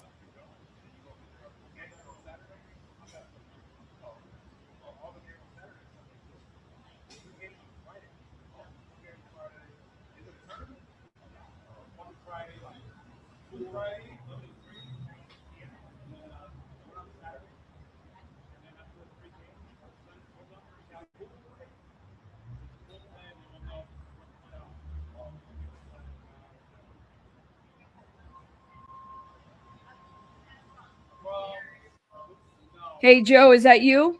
Yeah, buddy. Oh my God, can y'all hear Joe? You Put it haven't let on. me on stage yet. I think I did. You hear me. They don't hear me yet. I think I did. Hold up. Y'all hear Joe? Y'all I'm hear not- Joe's voice? You made it. You got a ticket. Shout out to PJ Becky who got a ticket. Awesome. Awesome. Okay.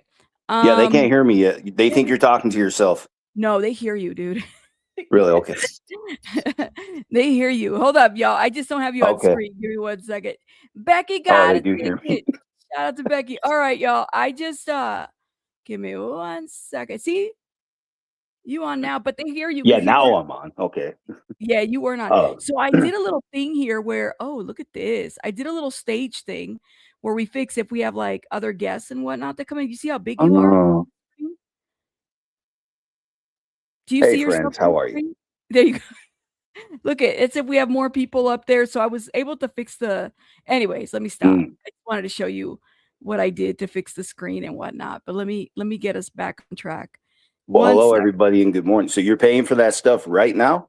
Yeah, I'm paying for it right now.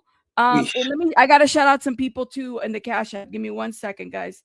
Hold up. Here you go. Thanks.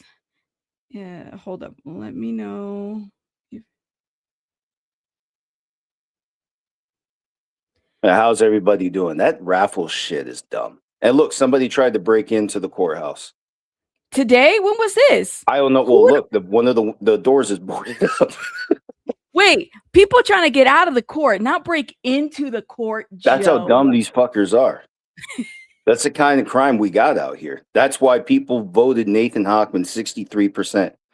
Because he said, you get the full weight of the law if you do dumb shit like this. And the people overwhelmingly said yes. And he made a big difference since he got out here, but oh hell, it's just some things are going to take a while. That's really what it comes down. But anyway, good morning, everybody. How are y'all doing? Joe, did you have some like coffee or something? How'd you sleep yesterday after yesterday's coverage, man? It was intense, wouldn't you say? Yeah, I've been trying to sleep a lot more. First off, I did sleep good. I definitely slept better than the day before. I had a headache that could kill a moose. I don't know what the hell that shit was. You know, and I felt like I might have to take a little something here in a little bit because my back was killing me yesterday. So yeah, stretch.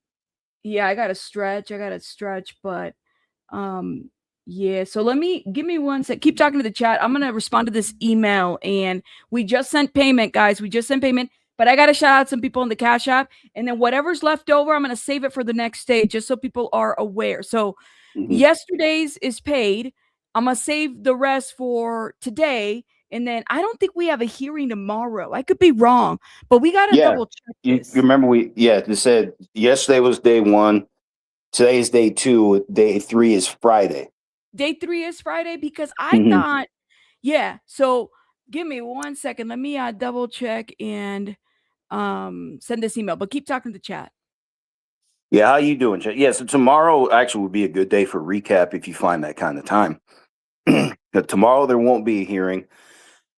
Today, I'm still hoping to hear from the officers that told other officers move in and arrest this guy. We still have to understand how that arrest was actually justified. There wasn't a warrant, there wasn't an indictment, and that sounds to me like it was a fresh arrest, but nobody's told us exactly what it is yet. You might remember early on when he was arrested, Gregor and some others, or even Harvey Levin over at TMZ were talking about this. They don't actually know why they moved in. They haven't even said yet. But they knew he was processed. They knew where he was. And now here we are, finally. Right, no hearing tomorrow, Soul Power. They day 3 of the hearing will be Friday morning, and I don't exactly know how long they have reserved for this. I think they said up to 5 days. Could have already been done. That portion of the testimony is well rehearsed by now. I like you, Chloe. You're something. You're something else. You're fun. Anyway, let's see what you all are thinking in the chat. Didn't they say they received a call and then they moved in to arrest him? I don't know who they is. Forgive me. But apparently what it sounded like to me is that he was already being watched. He was already being wiretapped.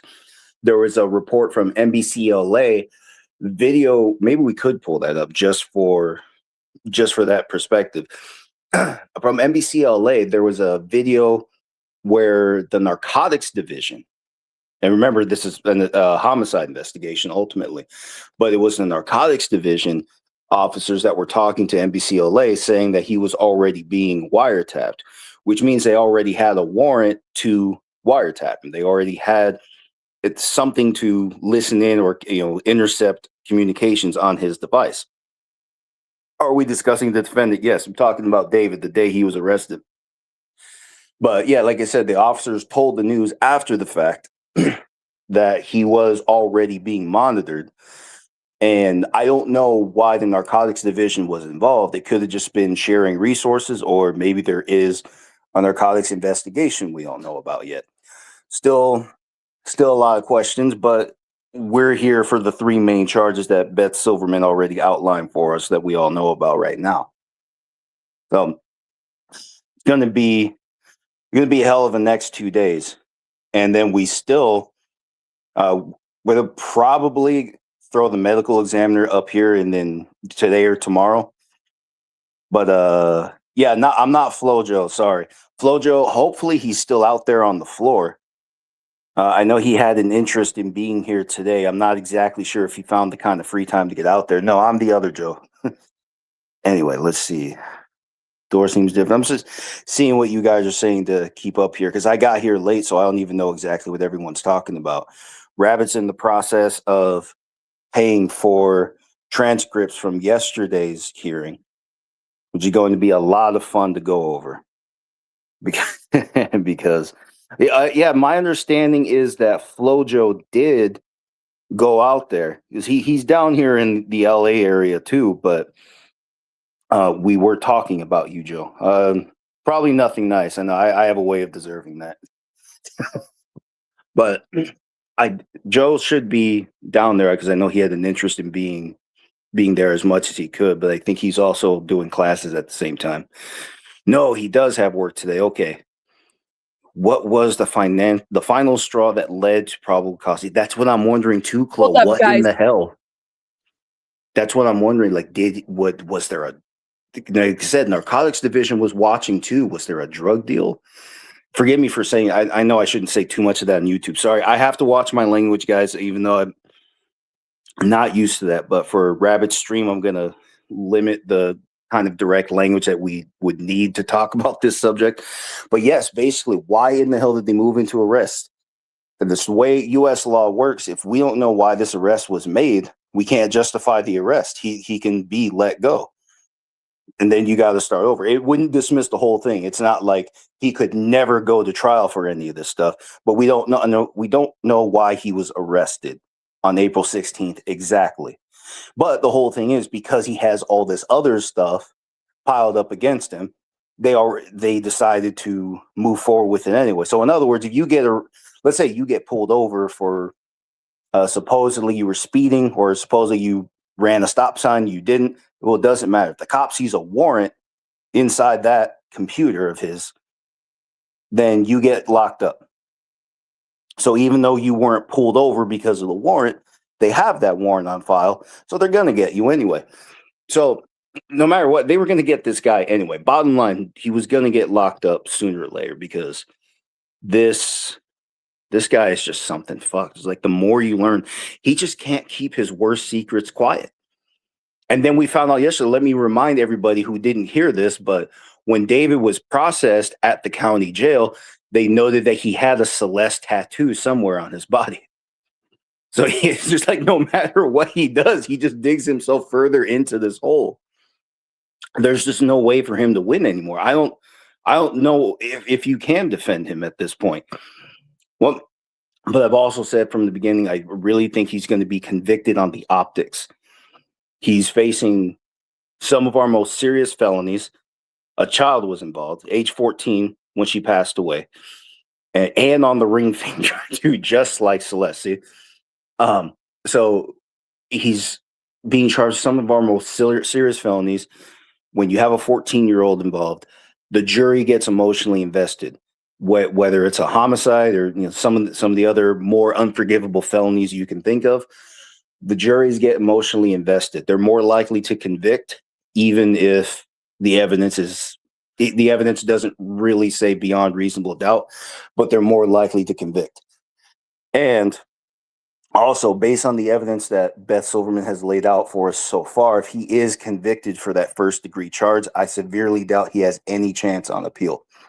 It doesn't look like it, because appeals, they're not based on whether or not the jury should have credibly reached a conclusion. It's about whether or not the facts necessarily implicate this man, or whether or not it's sufficient to implicate this man. So if in this case, the big question does stem around that. It's all centered around that 20-minute gap that hasn't really been explained very well. Why does the prosecution believe that this 14-year-old girl passed away April 23rd, 2025, between 10:10 and 10:30? And even if they're wrong, well, it doesn't matter if she passed away at 10:45. Point is, she wasn't supposed to die. So none of those particulars matter. The whole thing is the cell phone activity would have stopped April 23rd. When we have the fact that the cell phone that he paid for, remember, that's the one he bought on the streets. The cell phone that he paid for on the streets traveled from Riverside County to Hollywood Hills, which is well over 90 minutes, even without traffic. I want you guys to understand that. Day or night, Southern California can have traffic. Like Rabbit said earlier, there was something with the trucks on the 10 freeway, 60 freeway, 210 freeways. These are all key ways of getting to the Los Angeles area. There's always something going on. So even with a smooth ride, it's probably about 90 minutes. Point is, that cell phone traveled at least 90 minutes smoothly to his house, and that was the last place it was known to be. Now, he's probably like a lot of people, he doesn't understand that even if you turn a cell phone off, there can still be some kind of signal.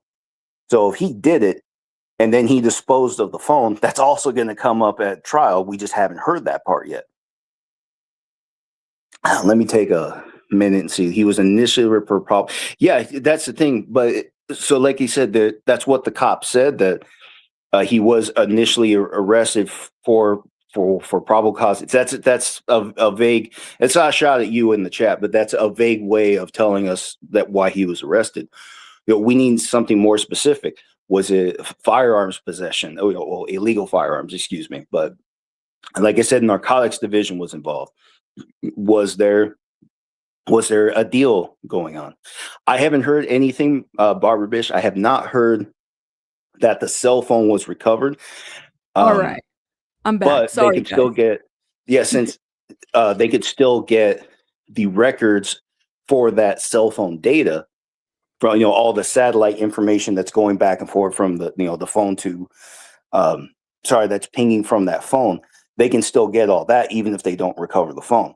Plus, they know what phone number was being used. They know what phone was being called because they went to David's provider. But yeah. So let me see. Yeah. Hey, thank you. What do you think? Oh my God, Lala, I got to shout out. Let me shout out some people. Yeah, go ahead. I didn't even look. First of all, let me shout out. First of all, Tony, thank you so much. Shout out to Tony for the Cash App. Abraham yesterday for the Cash App. Lala yesterday. Lala today. Thank you so much for the Cash App. Kadisha, I think this is you. Pretty sure. Thank you, love. I need you to shoot me an email, Kadisha Lynn, so I can, because I know you're gonna want to read this breakdown too. So we can make it easier so you're able to read it since you just Cash App me. I'm also gonna make it available for the members just so people are aware. But where's my email at? Damn. I know the mod will drop it. I think Pika's in the chat. She might drop it there, but let me just double check. We were The dealing mods with can the put links in the chats, can't they? mods can put mods. I think they can't put links, but some people can't. So that's why. But I thought I had StreamYard moves stuff around. That's why I can never find my stuff. Here's my email, Khadijah Lynn. I think if you want to hit me up, girl, because I think this is you, and I'll send you when I get something. Yeah, Khadijah Lynn, this is. What happened to it? Did I just put it down? So StreamYard is doing a bunch of upgrades. Well, Cheeks just put it down in the chat, Okay, yeah, the mod put it in the chat. Thank you. and she said she got it. Thank you. Yeah, hit me up. Bridget, thank you so much. Thank you, Bridget. That's really cute of you. Thank you. She said for baby money, lunch money. And Tony, Look and at then the way again, some of these people are dressing for court. What was that? Some of these girls are dressing for the club, and they're going to court. What's wrong with wearing pink? Well, No, listen. no, you had to see the girl before her. That's Oh, really? skirt's kind of short. That's why I'm saying you're dressing for the club. You're in court. I lady. know. Well, I mean, you know what, Joe? It's like when my you can't wear that to church. Right. I do be a Well, you know little bit what? more I conservative. honestly, I think that's a good rule. If you wouldn't wear it to church, don't wear it to court.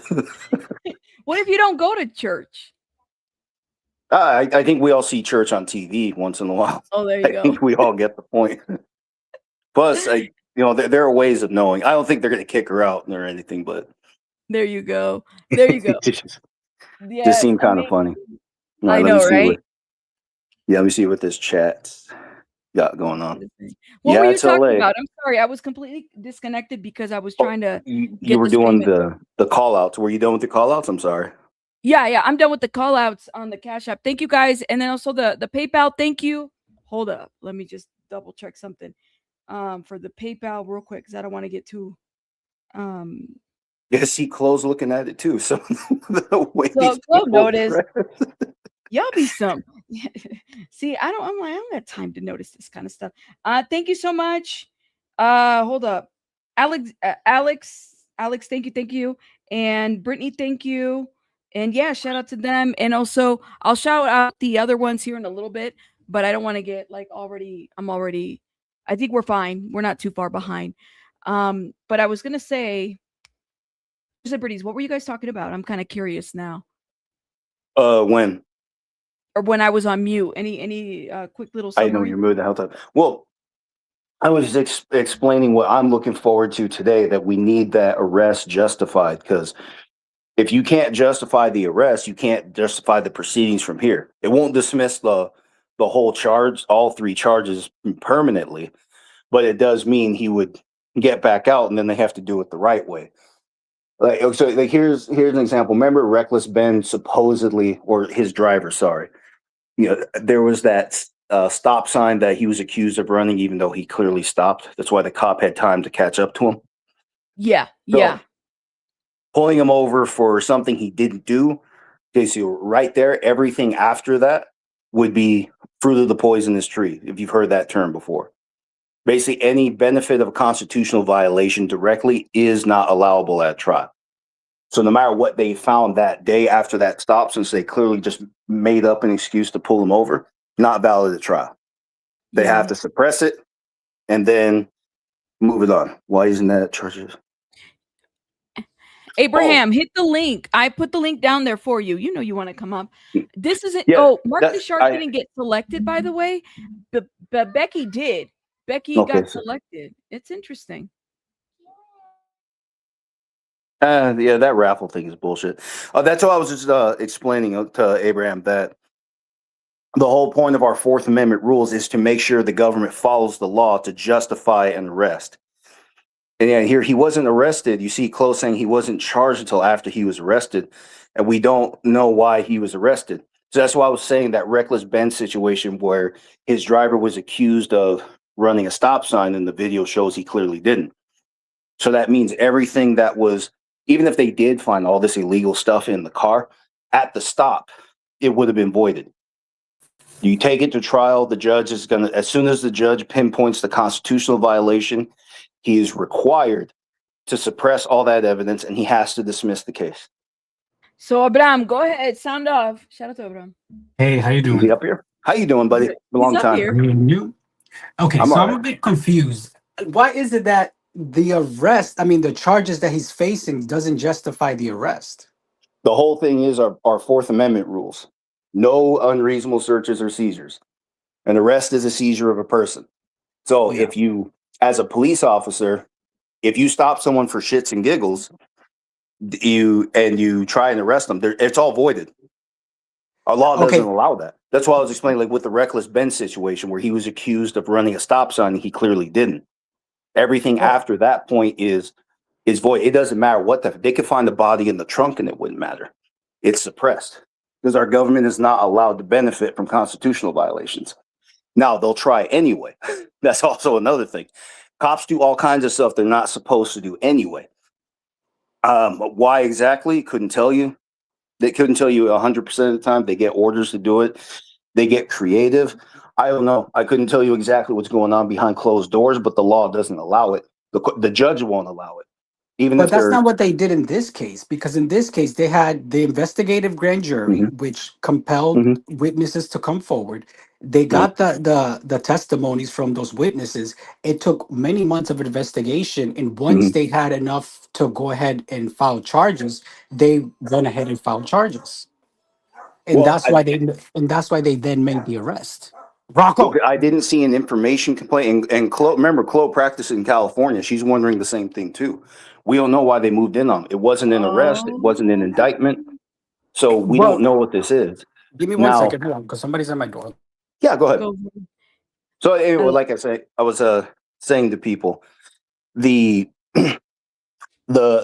lack of clear understanding as to why this man was arrested, not because we can't say he did all this bad stuff, and stuff like this has happened before, guys. Like I said, bodies in a trunk have been found, but if the officers don't have, I need water.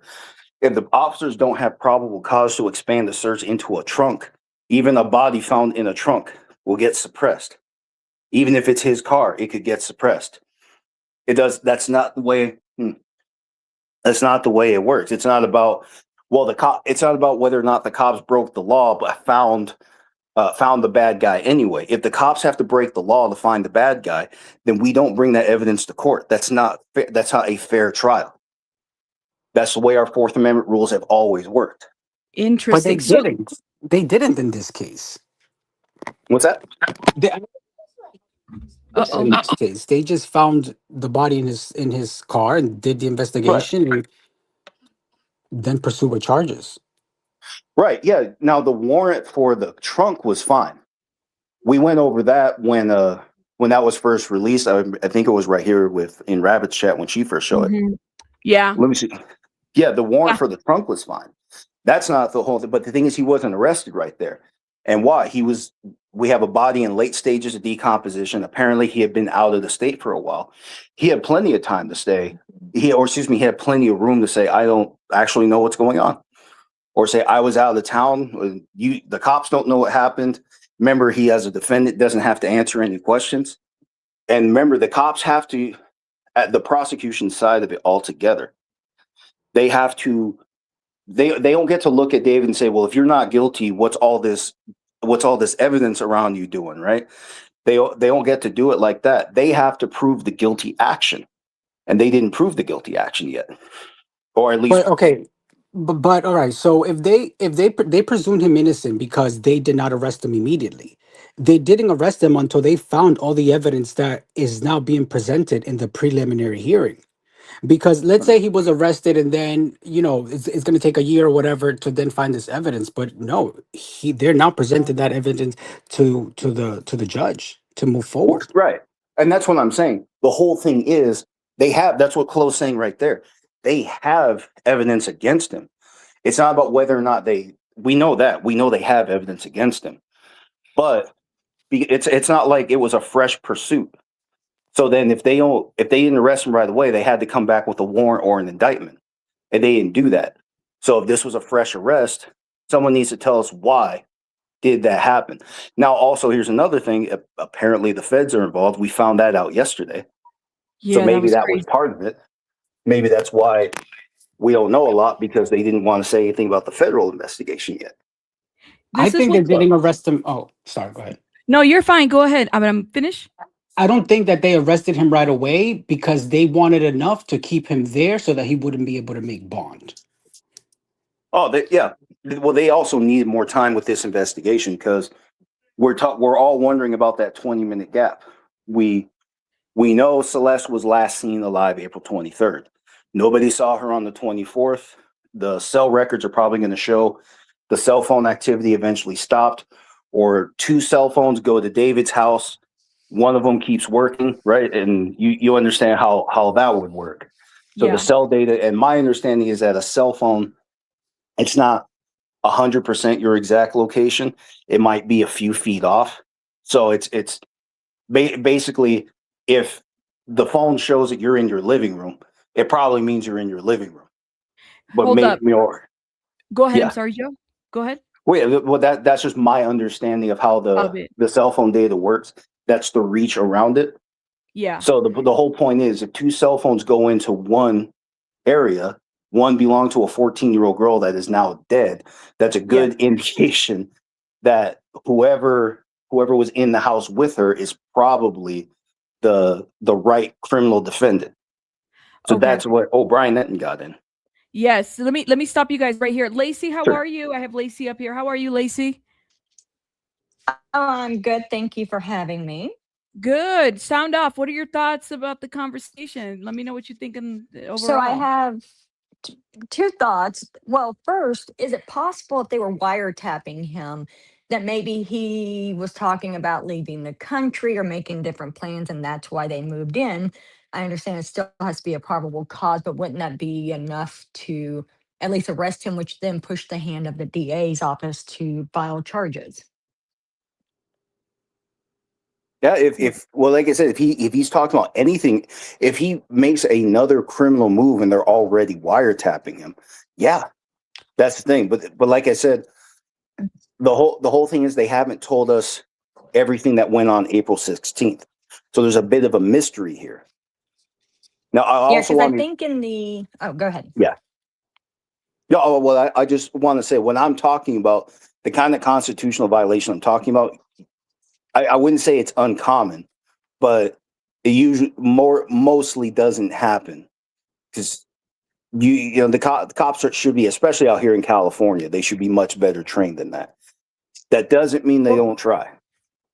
Yeah, because I was thinking like in the Dan Markle case in Florida when the mother-in-law was arrested going to Vietnam, they knew that she had flight plans because she had left open the line on a prison call with her son. And she thought the line disconnected. So they overheard her making travel arrangements to leave the country to a country that I believe didn't have extradition, like they wouldn't be able to extradite her back. So they ended up meeting her at the international airport or whatever to arrest her, and then have probable cause and the warrant and everything after that. But they essentially had overheard that she was leaving the country and moved in on her then. So I was kind of wondering if maybe they had in one of the wiretaps or something happened, even online chatter, that he was going to flee. Because at that point, he technically wasn't bound to not leave, just like Dawn Adelson wasn't bound to not leave the country because they had no reason for her to not, to hold her. Well, hopefully we find out. That's what I'm saying. Hopefully we find out, because they were listening in. They can only listen in with a warrant. That means there was evidence before they found permission to look for more evidence. So the cops had a warrant to wiretap or search records and so on. And there are 54. Remember, there are 54 total. So all of them have not been unsealed yet. And we're not going to hear that all 54 are unsealed here, but by the real trial, yeah. Go ahead. The other question is, they didn't get into the financials like a whole bunch because the day ended, but we did hear from Becky and then others that were out there, that the mom seemed to come up a lot when they were talking to the financial manager. Is there any way that they later can bring charges on? I wonder if there's any way that they can bring charges on her later in terms of involvement, because it seems like she was very much involved with the day to day as far as the money. And we know on Reddit, I believe it was, that somebody had put a screenshot, I don't know how real it was, but that he had cash apped her, Celeste, X amount of money, not cash app, Apple Cash, like a large sum of money. Apple Pay. So I wonder, yeah, Apple Pay, that's what it was. I mean, it was like, I didn't even know you could send that much when I'd seen the screenshot. I don't know if anyone else remembers that. But I there was think a was it screenshot that he had sent 10,000? her. It was Was a it 10? lot, yes. Or Yeah, I remember. Didn't you cover that? 9,999 or something, because the cutoff is 10. Like, I didn't even know you could send that much money Chat. on. Flojo, I bet Flojo knows. Flojo, do you remember how much was sent on that Apple? Shout out to Flojo. Flojo, you can come up if you want to. I don't know. Did Flojo get in? Did I miss that part? I think it was like right under 10. Right under 10, he had said. Right under, so he said 9K. Okay, that is Mhm. true. Yeah, 900. So that's a remember. lot of money. The stuff up with the mom, I just think that what happened was when her body was found in the trunk of his car, the financial advisor, whoever he is, he just anticipated an immediate arrest and just prepared her for what's to come. You know, liquidate the assets, transfer this to a trust, because this is down the line. You know, a lot of these things they you can foresee them. You know, because it's the norm in a situation like this with people who have money. And he just advised her to, you know, take the necessary steps to protect those assets. But I don't think that she, you know, that she knew that he was paying her all this money or whatever. He had control of some of his money. What his mother did was probably just, you know, the investment stuff, by invested in property, invested in, you know, retirement plan and all that stuff. I think that's what her extent of that was. I don't know. I guess I could see it both ways, but I don't know that she was that disconnected from it, because here she is hiring an entertainment attorney based on the press conference yesterday that they're trying to push out his music, and here he is in jail. So she's still trying to keep the money going, is what the insinuation is. So I I don't know, would but I get a think that lawyer too. Just so you know, I would get a lawyer too, because like the same thing I was telling you, the last person I ever want to be is if I never want to be the last person to see somebody alive, because I could get that blamed is for the true. crime. Very You- true. Moving the Or, assets around, I think, was a red flag. I mean, the dumbest thing yes. you can do is speak it without an attorney. I just wonder, you know, and also she flew there with him or whatever. So it Yeah. just, I think we had talked about this last time. Essentially, it was just a whole bunch of blind eye turning. Yes. Jeremy Jones is up on the panel. Jeremy, are you there? Yeah. Yeah. So let us know your thoughts. What do you think about the I think overall? that David was trying to kill one of his friends. I just wanted to run that by y'all, see what you thought about that. Because when I looked at the video of Asia and what she was talking about in that video, I kind of feel like she was fearing that David was going to kill her. Because she had reached out, like somebody had reached out to her and let her know through Instagram that like that person, that like Celeste was younger than what David was had been telling her. And I feel like had she done what Celeste did and go out there and be vocal and be like bold about exposing him, she would have ended up in the trunk in the back of a car too. She would have ended up dead just like Celeste. And You that's think why that Gotcha. You think that if she would have talked, she could have yeah. also been in danger. I never Yeah, really because I thought think about that, Jeremiah.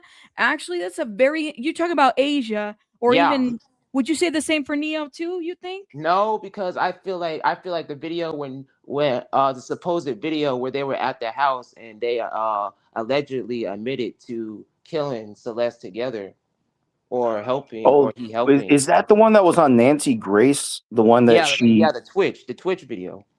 Hey, remember we watched that, Rabbit. Do you remember that? And Nancy swore it sounded like there was an admission by Neo, I think. The whole 4th of July video, y'all remember that? I think that's the one. Because That's remember, there was conversation going on. Yeah, it was behind the girls. You're right. So that was Asia and someone Let's be else. Yeah, honest. that's the video I'm talking about. Yeah, That's when Nancy interesting. Grace gets an idea, she's like a dog with a bone, and she was dead set convinced that Neo was that Neo was saying that. And look, I'm a 50-50 on Nancy. Sometimes I'm like, okay, she's out there doing something that, whatever. And sometimes I'm like, okay, she's on something. But that video, I'm sorry, did Yeah. not it did not. I Neo, like didn't. it seemed like she wants David, but she really wants Neo. And she really wanted that video to have Neo back there squealing like a pig. Like, Well, that makes We sense to me. never, and when we she never gets an idea, there's no convincing her otherwise. So that one, I don't know if Right. I would bet money on that video. But this is a good point that Jeremiah, shout out to Jeremiah, who's up here. Mm-hmm. He brings a very interesting point. We never really thought about what if there were threats, made to these individuals, right? Like we've been on, they should have said something, but I never really thought about, well, what if they did know? And I mean, we're not going to know. We know that one of them might have been a witness, but we're not really going to know if there were any threats. We don't know any of the thoughts or any of the communication, behind all of this, right? So we don't know if anybody could have been threatened behind the scenes to not speak out. True. Yeah. Is that ever going to be public for celebrities? Like, would that be something that we would know as the public? If they don't report the threat, I doubt it. Because now you're running the risk of hearsay just to make him look worse. Well, he can't do it's anything because he's locked up. You can't do anything because he's locked up. yeah, and it does. I don't think that would be admissible under these circumstances unless they said something or they proved the threat. Because here's also another thing: if you were threatened by somebody, if your life was threatened by somebody, and you hang out with that person, that doesn't make the threat look really credible to law enforcement. Yeah, because So how What now, scared about were something you? like, oh, sorry, go ahead. sure, No, go anybody. ahead. Go ahead. I'm not in charge, so you guys go ahead. What about like Stockholm syndrome? I mean, that's a thing that essentially when you're with somebody, when you're captive with someone, essentially you guys know what I'm talking about. Well, Anyway, but the thing is, those are professional diagnoses. The way the law works, if you Stockholm isn't a diagnosis, by the way. those are things you would have to hear from. Yeah, Those a are things you would professional. have to hear from a professional on the True. stand. But as far as the threat, the way the law views threat is, if you are threatened by somebody, we expect you to get away from that person. So if you're not, if you're hanging out with somebody who threatened you, and then later down the road you're implicated in the same crime he is, and he said, well, he threatened me to keep quiet. Well, you're gonna have to do something to prove that threat. You got to show it's in writing. You have to show something. So you're just saying, well, he threatened to keep me quiet. Remember, co-conspirators do stuff like this all the time. She could He threatened me. He threatened me. And what's up? Well, couldn't she prove it by saying, well, he killed Celeste, so if I would have said something, he would have killed me. How does he know he killed Celeste? Yeah, she wouldn't know that just yet. Well, I don't mean to. I should say it's the right way. Sorry. So the first question I would ask, if Neil was threatened with death if he didn't talk, so he's gonna say, well, he took out Celeste, so I could be next, right? But then if an investigator wants to know, how do you know he's the one who took out Celeste? So then what does that mean? In other words, how would Neil have that personal knowledge? If he's not connected to the crime, but then he has personal knowledge of the crime, which would mean he's involved, there seemed to be. You see how that doesn't add up? When you ask for a factual answer, why do you believe this man is going to take you out as well? Okay, so how did you figure that out? How did that threat come your way? How did you figure out he's the one who did this? You see how that works? Am I losing anybody? No, I get it. And they would also ask him, okay, the threat at one point, the threat became non-existent because he's behind bars. So why didn't you come forward after he got arrested with what you knew? So that wouldn't fly. Yeah, he wouldn't be able to use that as an excuse.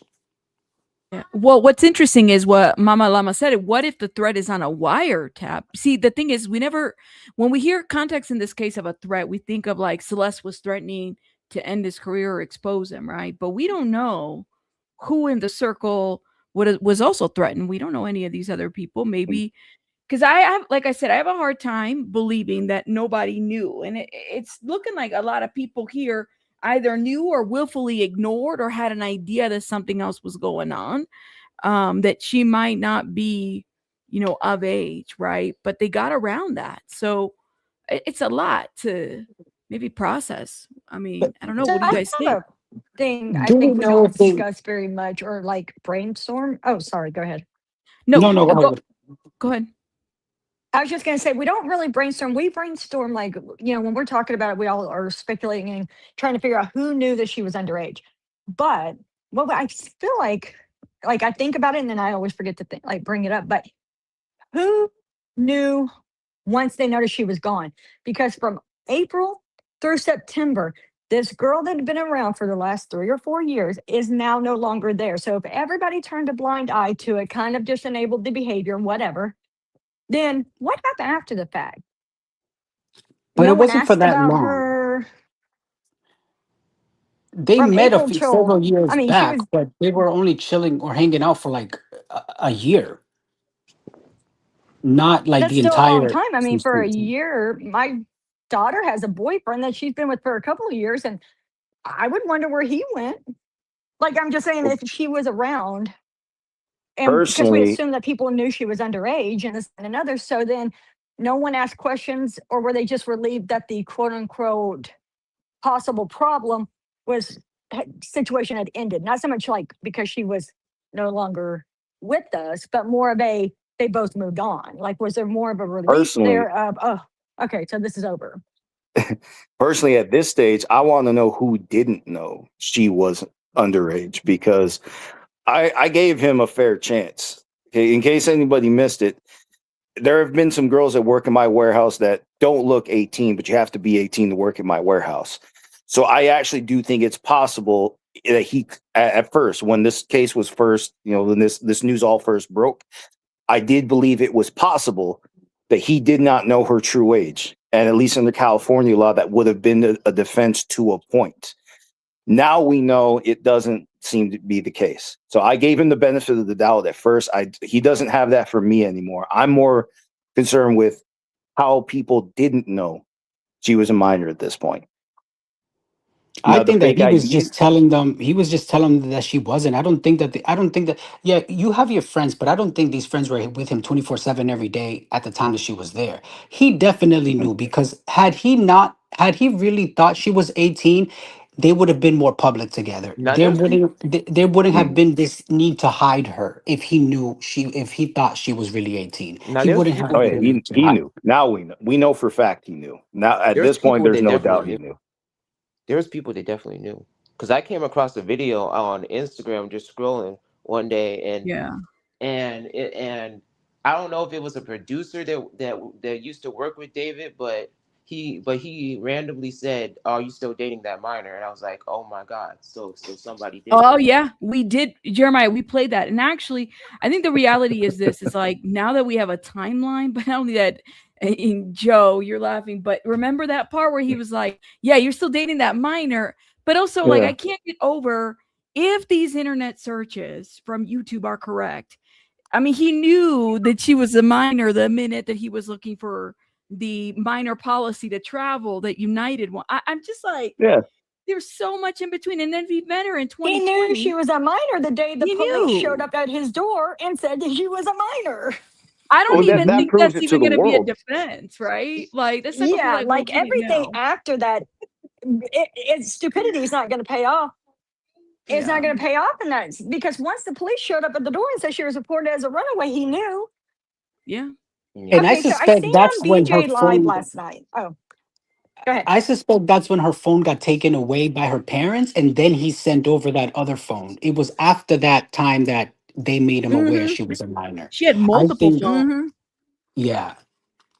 Yeah, Since I Well, wasn't I was buying. No, watching BJ I Live would. last night. Go ahead.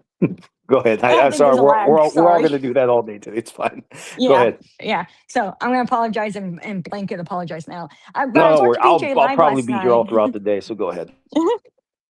um, BJ Live last night, and she was reading like a Rolling Stones article and then a couple other articles going through the testimony throughout the day. And one said on the body cam video, I think it was Rolling Stone, said that the police showed him the missing poster.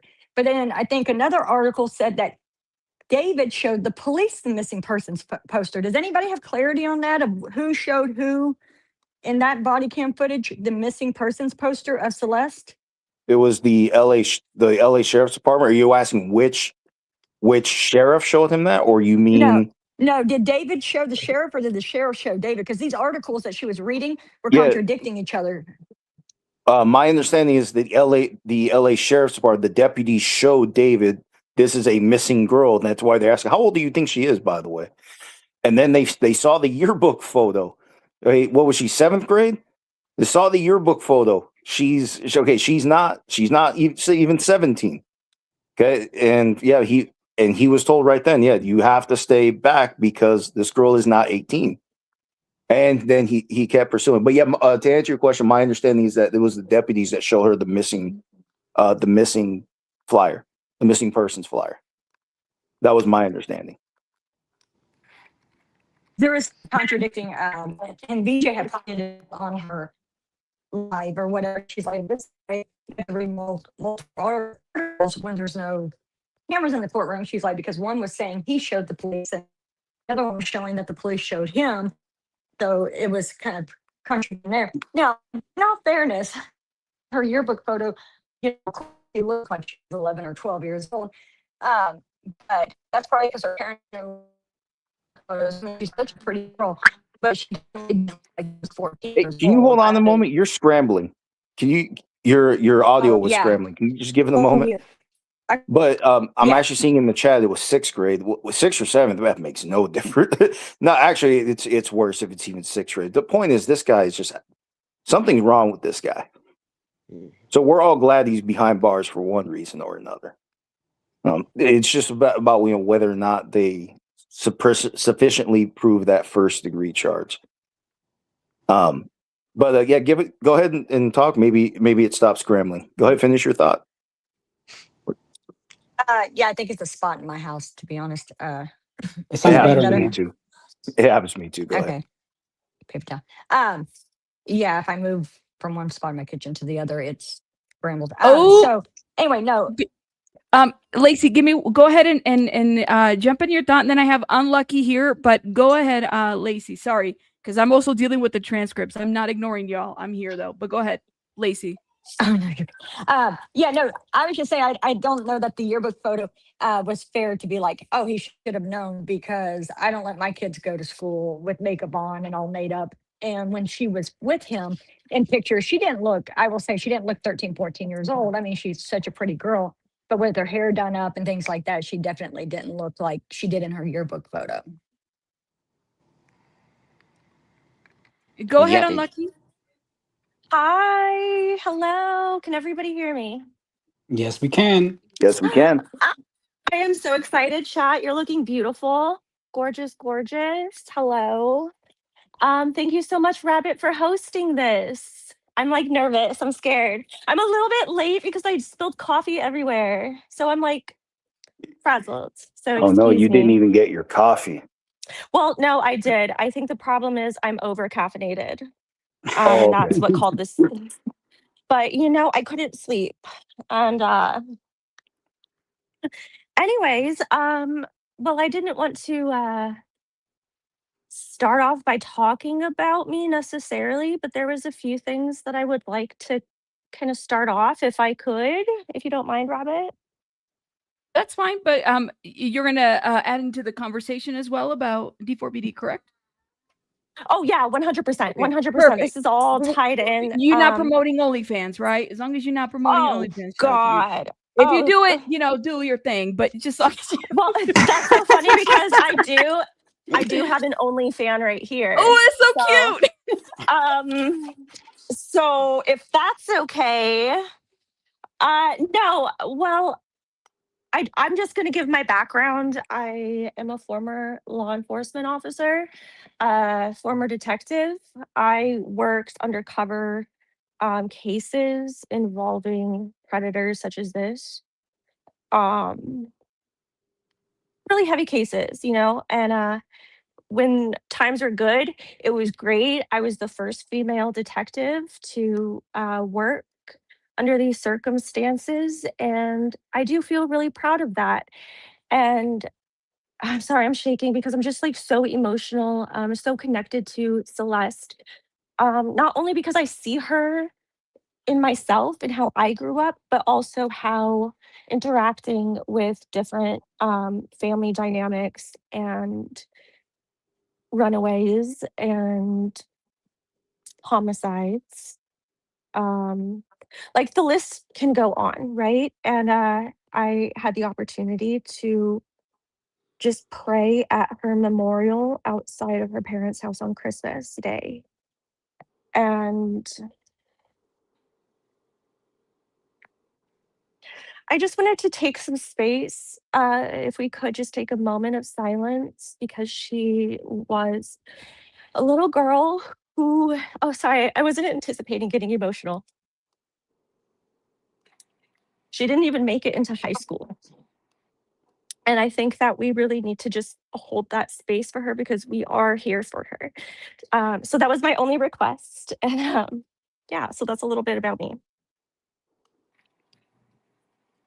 All right. I think that was very beautiful of you, Unlucky. I'm going to also bring another person, but I'm going to put a banner up before I bring them up real quick since they're not showing their face. Is your name, is it Gaiath? Or what is your name, love? Hi, sorry. Yes, I just made that that name so I didn't have to use my real name. It was You don't have to use your real anagram. name. That's okay. fine. Yeah, Welcome it was just to an the channel. anagram for get your butt in the house. That's cute. That's cute. What do you, Unlucky, before I move on to get your butt in the house, Unlucky, do you have any other thoughts or opinions about this? I mean, this is about justice for Celeste. I really appreciate that you. Yes, no, I do. I took some notes from a bunch of different creators and just kind of put a comprehensive sort of narrative together. It's very brief. So if you wanted to take the time, it doesn't have to be now. I'm here all day. Perfect. Let me get your butt in the house. It kind of to sound off on their thoughts, and You then we'll got it. jump into Unlucky. Thank you. Go ahead, get your butt in the house. Really funny that you call it that. But so I was curious because I remember Neo saying that he's protected and that someone tried to throw him under the bus. I wonder what part he was talking about that they were trying to pin on him. Was it, killing, or was it dismembering, or what part did they think he was complacent in?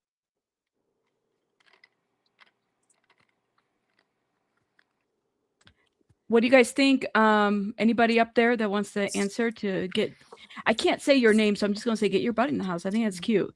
Go ahead. I think that they just think- thought that he was complacent with hiding the body, probably. Okay. Complacent and hiding the body. And then go ahead, Lacey. I think you had something to say. I think that I think Neo is becoming. I think Neo probably doesn't know any more than anyone else does. I think it's his arrogance that is making him just as much of a target. Now, that smug mug shot did not help him any. And then when he came out with that Instagram or whatever press release, just a moment, sorry. I a child at home for summer vacation. Sorry, you guys. So when he came out with them, was like, I've got the receipts, blah, blah. He just comes off smug. And so it's like he's too cocky. And I think that's what makes him an easy, like I said, like Nancy Grace with the bone. She wants Neo taken down because she's like, he knew, but why wasn't he arrested with him? Like, I guess this would probably be for Unlucky or First Liberty in terms of, is it common for co-conspirators to be arrested after the first person is arrested and they're tried? Like, is that common? Why wouldn't they just arrest them all at the same time? Well, people are arrested whenever the evidence comes up. And I think with Neo is Well, like, that's not true necessarily in the course of Neo, investigations. so I guess whenever they have enough to charge, right? So, okay. It all depends on the context of the crime, right? And let's say Neo was also abusing a minor or even possibly Celeste, and that would also implicate him, possibly bring forth charges, whatever have you. That I could see being a multi warrant pickup sort of operation, only because in my experience with working with predators of this type and really focusing on my I always go back, I'm gonna call it ETE, but it's experience, education, and training, just based off of that, right? Hmm. And there's also levels to it. If he was a co-conspirator, you might not want to arrest right away. And there's reasons for that. You want to try to give him the benefit of the doubt. Maybe the detectives are trying to interview him and you don't want to move in too quickly. There's Makes just sense. so many factors when it comes to this. And a case with this much complexity and shady behaviors, yeah, I think that they really wanted to lock down Neo. And if it was me, this is just in my opinion, if it was me, absolutely, I think David is 100% the Culpable party. he's dangerous and he needs to be, locked up, baby. When you're dangerous, you're dangerous. I don't know what to say. And if Neo is not necessarily dangerous, but maybe he heard some things, and he didn't speak up, or maybe he took evidence and disposed of it. We have no idea. There's so many what ifs, and hopefully those will come out today. But there are several different approaches to why law enforcement would do what they do. Also, it's not uncommon to have the feds come in at the request of the department to go ahead and help assist with wiretaps. In my department, my supervisor specifically had the feds work alongside him for wiretaps regarding financial fraud and like white collar crimes. But also wiretaps are very strict. You have to be in constant communication and give reasons to the judge as to why you continuously need to have that wiretap. So it's not just like you get the wiretap and it's okay, I'm going to be listening to you and surveying you for X amount of, an indefinite amount of time. There's definitely limitations to it. Do we know Um, if he was actually wiretapped? Because that's a very, that's a step that's usually taken as a last resort. Like for the Adelson lady, Hmm. they were only able to approve wiretap on her because they knew that all communications that they were having were in person. And Yeah. Yeah. In fact, But let and me. they we found and, out and yesterday I'll. that it was Yeah, type remember, Rabbit? I wiretap. sent you the news report You from did? NBCLA from the narcotics division. Said they were already listening in on him. Yeah. And they talked about it in the court hearing yesterday. We're waiting for those transcripts to figure out exactly. So I just played for those that came in late. Armand Wiggins actually discussed the wiretap. Let me give you guys a really quick recap. What's his name? Benjamin Gregor was up there on the stand, and he said that his mother, not his mother, but somebody's mom received a notice of a wiretap. So we were just talking about in the morning, like, I didn't know that they send notices because we're not supposed to know. But apparently, after the fact, they can inform you that you've been wiretapped. They're So yes, required to tell you. They're yeah, they're the not law required to tell you requires in the them. moment, but they Right. can tell you after the fact. So, and I guess that it's kind of weird because it's like, haha, you've been selected for a wiretap. That's basically You what get it is. selected, Yeah. girl. I do What? have some Where that experience wiretap with that. started. Really? Okay. Do tell, please. Yeah, I mean, do you want to go ahead and go with your if you have a brief? I mean that's fine if you want to read that. I want to know everything she's ever written down. She's Yeah, go probably ahead. got some stories. Listen, so I've been writing everything down since September of last year. I have notebooks and I have close to 500 dates on an Excel spreadsheet. It's Okay. like it's crazy, the amount of information, and it's just like constant, right? I'm chronically ill, so I'm chronically online. And yeah, so ugh. Well, Okay, do you want okay, to so my thought, start with what you wrote this what you have right there in front of you? I mean, we won't have time for the whole thing because we also have to make time for, if we do get these transcripts right now, we might yeah. actually jump into reviewing that. And No, if we get feel free Bincha to cut Becky me off on, whenever. yeah, and let me stop you. If we do get Bincha Becky on, or if there is a recess, we're gonna jump into that. But yeah, go ahead and if Mhm. you want to start reading what you have down. Yeah, so I mean, like in my experience in doing like undercover work and when I was posing as a 13-year-old, my work cell phone had an app on it that did record all sorts of communications with my subject. So, is that considered a wiretap? I don't know the state of California and their policies and rules. But that is an avenue of possibility that I'm thinking maybe there's recordings on that. Um, and I think wiretaps are pretty reasonable to get in the context of there's a child that's been missing for several years and is unaccounted for, and she is believed to be traveling just not nationally um, amongst different states, but also internationally. And so I think just with the organization of the music industry as a whole, you have to consider that there is probably a huge network of and we're all on technology, right? Like this is almost unprecedented how much information is going to come out of this just because this is on Discord, this is on Facebook, this is on XYZ. It's mind-blowing the amount of information that this case is going to have. So that's kind of like my thoughts on it, but I don't really want to speculate too much on the wiretaps until we get more information on it.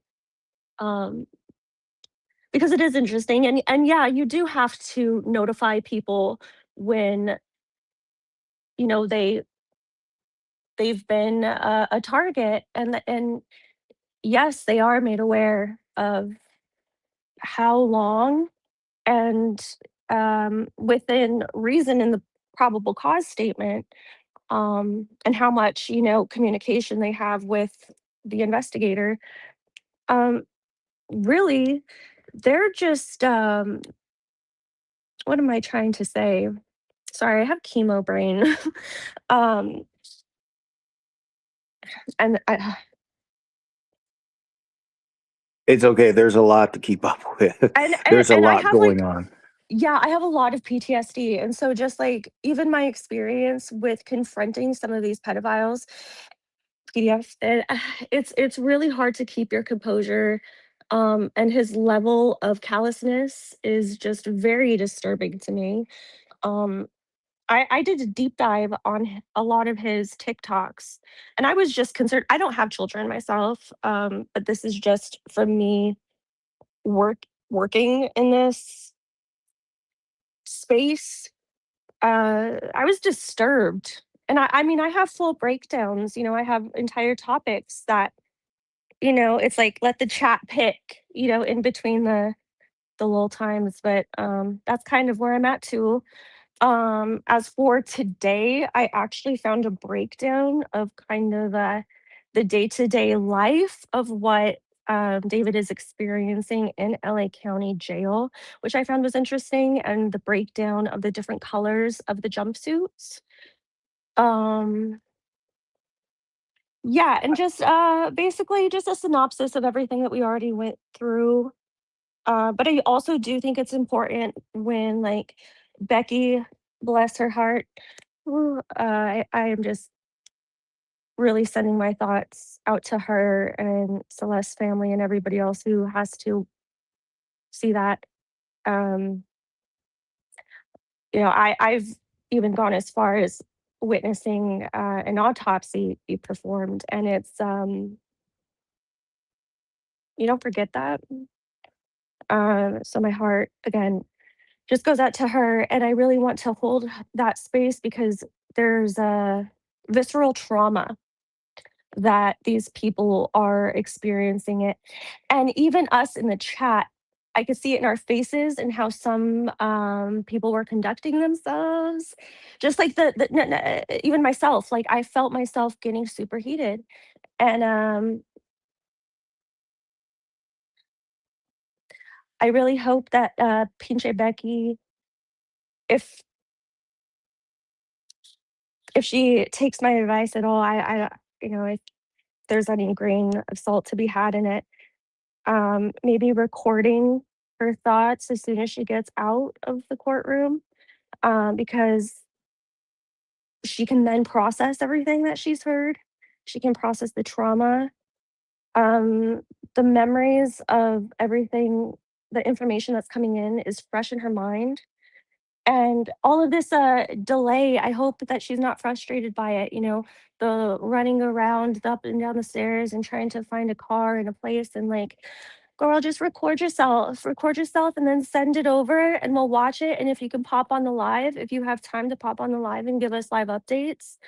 But that's like my opinion on how it could also help you too with just consuming a lot of this um, really hard evidence. I have a question for you about wiretapping when that was your experience. Sure. What are you listening in live, or are you only relying on transcripts from the text messages, calls, and or what are you usually doing? Well, that depends. Usually you're not necessarily listening live. I guess that would just depend on the case, and you're conducting surveillance on a person. Something like this, I would imagine that they probably just, because of the context of what they were investigating, again, I think that the phone services and the iCloud information is what's really going to be retaining most of those communications. And I don't know what the state of California's definition of wiretap necessarily is. And that would answer a lot of questions as far as like how the state is structured. It's probably the same as yours, intercepting communications. Does that ring probably the same language as your state Well, statute? and see, it's complicated in New Mexico. Is California a two-party consent state? Yes. One party? Two-party. Okay. I'm Well, how having did it work difficulties in with your hearing. state? If that's an easier question to answer, I imagine it's about the same here. Oh, okay. So I mean, you Yeah. you essentially request the court. You petition to the Right. court, um, just as you would if you were attempting to get a search warrant or an arrest warrant. However, this has to be done by a district judge or a federal judge, as well as the district attorney's office. So it's a coordinated effort to get that allowance. And again, I would imagine that these are just calls that are being recorded. I would imagine that they would have all of the numbers that are coming in and out, all of the texts. Mhm. There's obviously a blueprint that they would find on Celebrate and the clouds. I mean, there's so much data, and I don't think that he really realized just how much of a digital footprint. And I don't think us in general, and I think that's a huge component of why I'm so intrigued. It's because there is such a huge component of a digital footprint that we haven't seen before. This is really new. You know what I mean? Right. And extensive. So I would imagine that, yeah, they had petitioned with, whether it be the feds doing that and petitioning to the federal judge, or petitioning to the state and saying, look, this is what we got. And we got to intercept these communications, and they would give a list and a reason. And if the judge okays it and the DA okays it, then yeah, I guess those investigators are, and it can be entertaining. I've had to listen to jail calls myself, and you can, that's where it's all at. That's where it's all at. So that's, yeah, I who can knows? But imagine. Because that's my experience with some it. of my relatives have been correctional officers, so they tell you the dumb shit these people say on the jail calls. And it's not like you don't tell them this is recorded. It's not like there isn't a recording from the person who's on the other side of the call that this is recorded, and they still say all this dumb shit. They don't care. They don't Right. care. Yeah, and then it comes out at trial. Sorry, go ahead, Rabbit. No, go ahead. So I just want to tell you guys, we did get the transcripts now. I good. don't want to Okay. be rude, Unlucky. No, you are not. You are not. Well, let me say this real quick. I am going to put some people down off because it's a huge panel here and the reading is going to be pretty intense. But I'm going to leave First Liberties and Abram up here. I'm going to take the rest of you guys down. That way it's a little bit of an easier transition. And we have kind of less people and, less interruptions and less dogs. Shout out to the dogs and everything. I hope you don't think I'm rude by cutting you guys off a little bit, but we have the transcripts. We're going to transition to reading them. I'm trying to get them watermarked. I'm not doing it quite yet, but I'm going to get them watermarked and email them because there's some other folks that have also supported. So I need to email them these transcripts. So I'm going to do that before anything. So you guys have about maybe 5 minutes, to conclude the conversation, if that is okay, respectfully. Is that cool? 5 minutes? Give me 5 minutes and I'll get all this done. Okay. So keep talking. Well, what I want to know, Unlucky, do you know if there is a way to listen in on a live chat like Discord, something like that? No, I shouldn't say listen in, but I mean actually monitor that in real time. Oh, I'm sure there is. Yeah. Right, okay. In my experience, I never did a real time unless I was pretending to be the child. Oh, okay. And in that respect, yes, it's there. It's Oh, live. imagine and that it's there was an being recorded. I think undercover. that in Donna Adelson, they listened in live when they were wiretapping her. Yeah, there's just circumstances to it. I think it really just depends on the exigency of the circumstances. How much information they really need to gather from it and what stage they're at in the investigation. So it's all contextual, but Do you I hope think that kind of under helps these bring it into a. Do you think under these circumstances, do you think it would be more likely that there was an undercover that we just don't know about yet? I mean, Would that be a it's good very idea? possible. It's very possible. Or having somebody in his Wiretap camp. all of the flip. devices. Yeah, I mean, it's very interesting. I don't know. Again, just this is the web, the networking that he has is insane. I think the wiretapping. Oh, go ahead. Oh, go ahead. I think in this case, the wiretapping was probably warranted to find other people who may have known. I think they had enough on him as it was. I think they were trying to find other co-conspirators, which is why they probably got the wiretapping approved. But when did the wiretapping start? I wonder if the wiretapping was a narcotics. Was the easiest way to get in was narcotics, because if you think about it, in that July 4th video that we seen of Asia and the other girl, anyway, streaming, right toward the end, I think it was Neo, but one of them came in and was like, do you want a hydro or something like that? Do we remember, do you guys remember that happening or something? And she was like, one of them was like, no, not really. Well, I guess I'll just go ahead and do it and blah, blah, whatever like that. So I wonder if the easiest way to get into, because they didn't have a complaining witness or victim in terms of the child stuff. So I wonder if the easiest way to start the tapping was through the drug use. But if they wiretapped, how did they not hear enough going on to be able to step in until after unfortunately, what happened to Celeste. Like, how did they not have enough? I think the wiretapping was approved after her body was found, not before. Yeah. Oh yeah, this was definitely recent. That would make sense. Yeah, Yeah. it was after her body was found. I Go ahead, thought Rabbit. What you got? that they had Kadisha, been did you email wiretapped. me? Oh, sorry. Sorry, Kadisha Lynn, did you email me? Let me know, girl, because I just sent one email. I didn't see your email. Let me know if you emailed me. Let me know. Here we go, Kadisha Lynn. Let me know if you emailed me or not. I just want to make sure. But go ahead, guys. Go ahead. You guys got 2 minutes.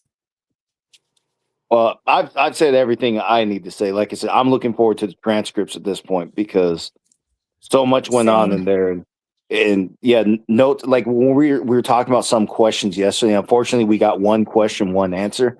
And it can be real difficult to actually understand why any objections might have been sustained or overruled just one question sometimes. Sometimes we need to know, a little bit more. But it's cool. Like everybody yesterday, I think, took great notes, but it's always best when we see it on the transcript. My thing is that Neo the or chainsaw. the other Celeste gonna be there? Oh, we don't know any of that. We know because remember. Oops, I was sorry. That was dumb. Because remember, they don't have to lay forward the whole case in the preliminary, so we don't even know. We know 10 witnesses are scheduled for the preliminary, and we don't even yet know how many witnesses in total there are. No, we just know he's probably going to be held to answer for the 3 charges we know about right now. And then who knows what the hell else next. Maybe they'll just leave that all to the federal courts after this. And to my understanding, if, let's say, somebody through their testimony brings up a name or something, and that person hasn't been included on the witness list, but should be, could they still subpoena that person and compel them to testify so early, so on such short notice? I don't Probably think that's not. clear because this is just a preliminary. They already got what they needed to present to the judge to then move on to trial. Right. I was just curious if that would just allow some I introduction forget to the other. exact statutory rules, but people need a reasonable amount of time to respond to a subpoena. So I doubt somebody got told, like 5 minutes ago, get your ass over here. You see what I mean? So I mean, if they're testifying on Friday, compelling them to testify, they would give them plenty of time. Yeah. If they did it today. I mean, yeah, again, it's all in theory, but yeah, I'm very curious on that. Very, very like I said, curious. I don't have the answer fresh off my head. Plus, I got to finish waking up. I need more water. I had a All rough right. week. Let So me let go me ahead. get- I really appreciate the guests that came up today. Thank you guys so much. Thank you so much, Lacey. Thank you, Unlucky. Thank you. I'm here for you. Thank you everybody that stepped up. Abraham, you can stay up. First everybody stay up. Jeremiah, thank you so much for coming up, guys. I really appreciate it. Thank you. Justice of Journey, we're gonna move on to the transcript read. So we are going to probably have a call in later on when we get a break. You might want to hop in there, okay, love? Because we do have to move on there. If that is okay. Thank you guys so much for stepping up and coming through, guys. Thank you. Have a good one. All right, guys. Kadisha Lynn, I think you got the wrong email, love.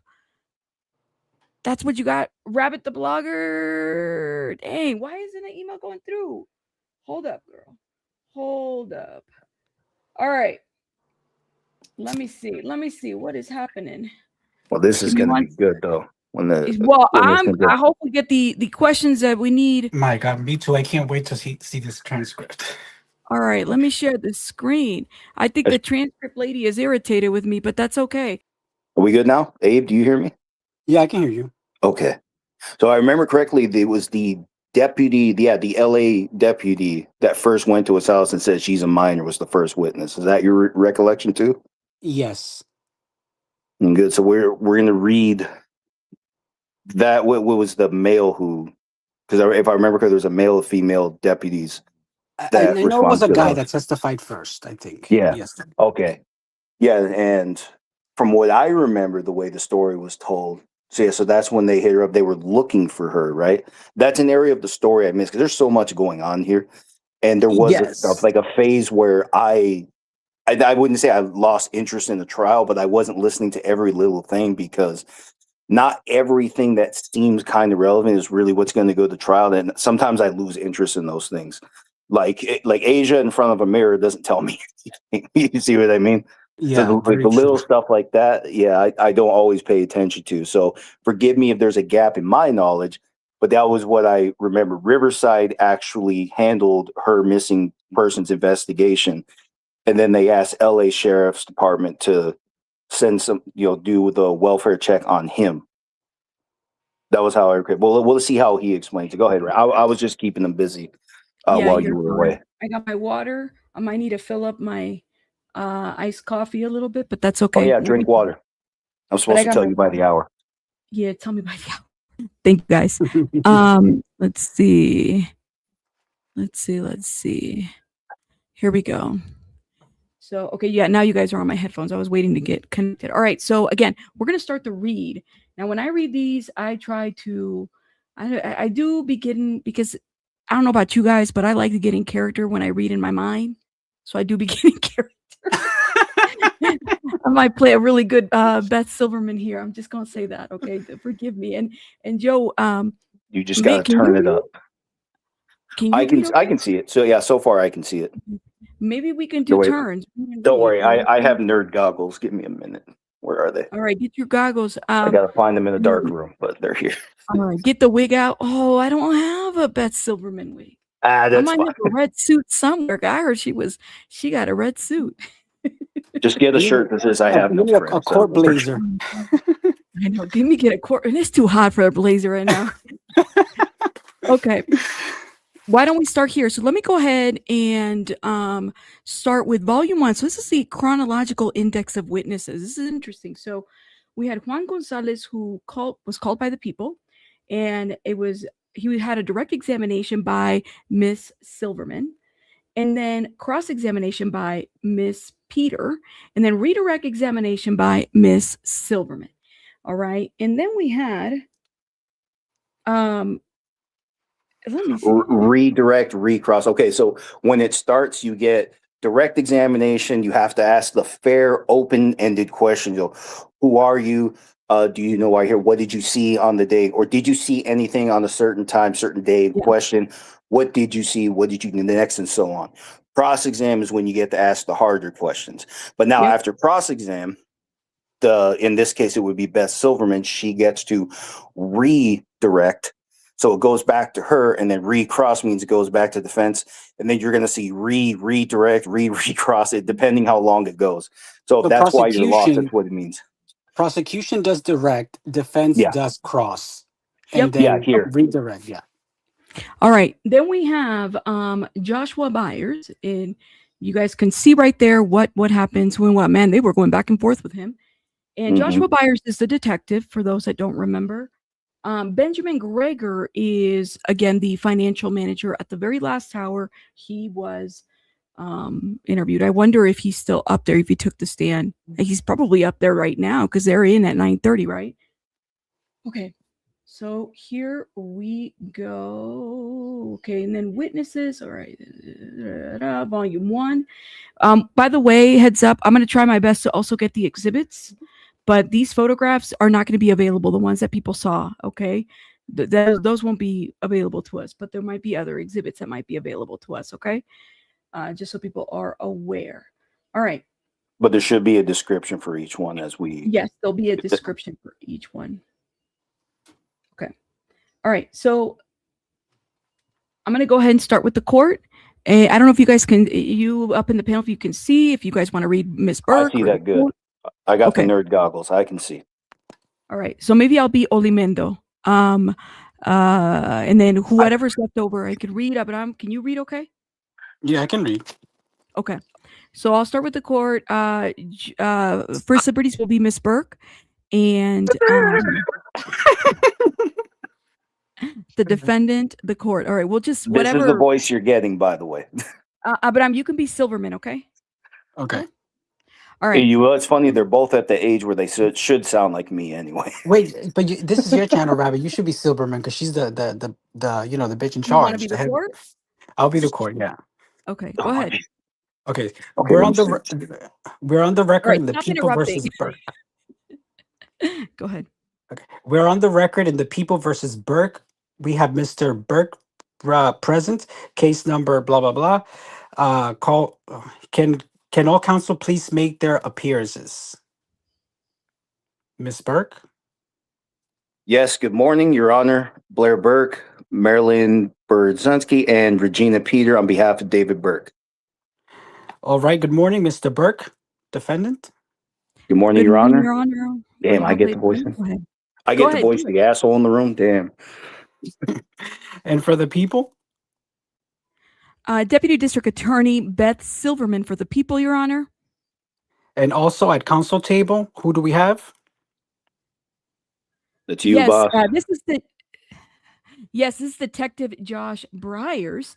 And Your Honor, one of the investigating officers of this case, Detective Farrell, had a meeting this morning, but we will be here this afternoon. All right. And how do you spell his last name? Which one? Briers? Yes. Byers. All right, thank you. I will designate him investigating officer for the purposes of our preliminary hearing, along with your other investigating officer when he gets here. All right. Thank you. Thank you so much, Your Honor. Your Honor, can we affirm no other witnesses are in the courtroom? And we will get to your motion in just a minute. Ms. Burke? Thank you, Your Honor. Oh, that is mine. Thank you, Your Honor. Okay, so just a few housekeeping things before we get to all of that. I think I already took a waiver for a continuous preliminary hearing. You did, Your Honor. Okay, good. All right. Then Mr. Burke, hold on, that's me. Then Mr. Burke, I do want you to understand. I advise everyone in front of me this, whether we're starting a preliminary hearing or a trial, but pursuant to penal code section blah blah blah, once we start your preliminary hearing, your absence after the hearing has commenced and your physical presence shall not prevent the hearing from going forward, including holding you to answer your discharge. Hold on, because it's moving. Holding you to answer or discharging the defendant in any of the following cases, pursuant to, and the case note.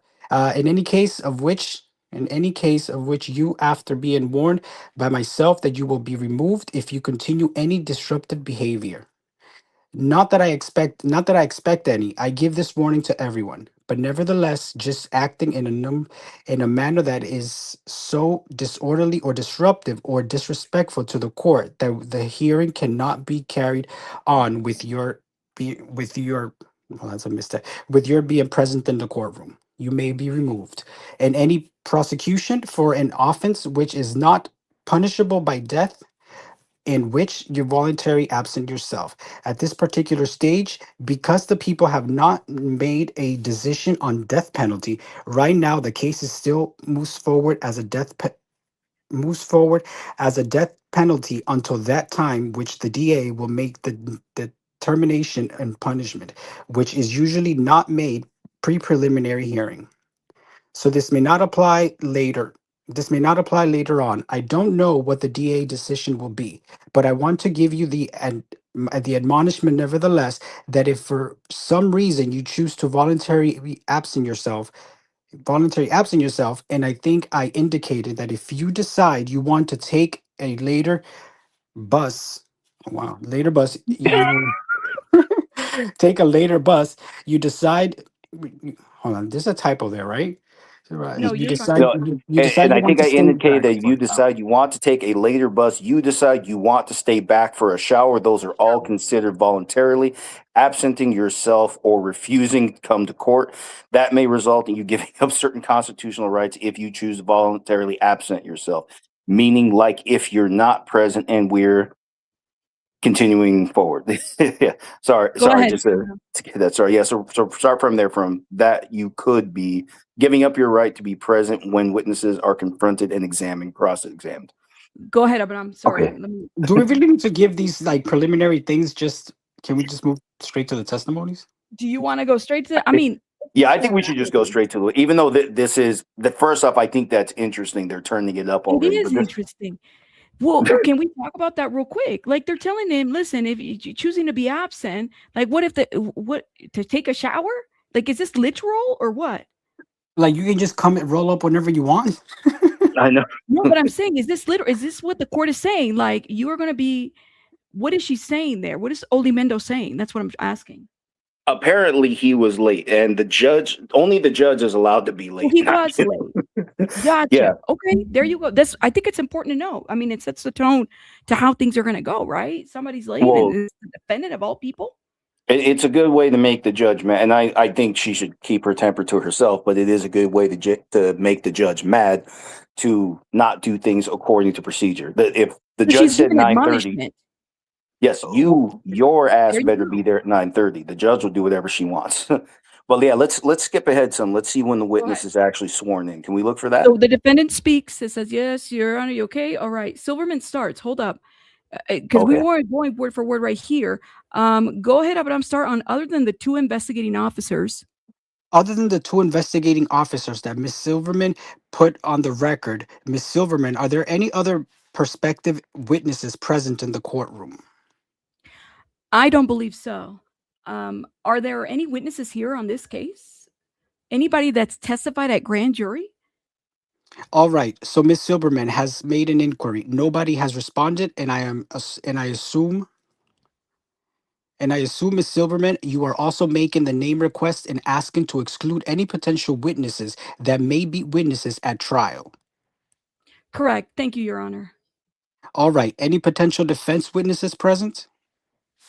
Your Honor, only with respect to the people's request to have investigating officers present, we would ask that it would be one. We understand that both. So let me zoom in a little bit. We understand that both are on the witness list, and obviously, the reason for the witness exclusion. Wait, don't move it. Sorry. So, yeah, right there's fine. We understand the reason for the witness exclusion is not to influence testimony. Not influence testimony. Thank you.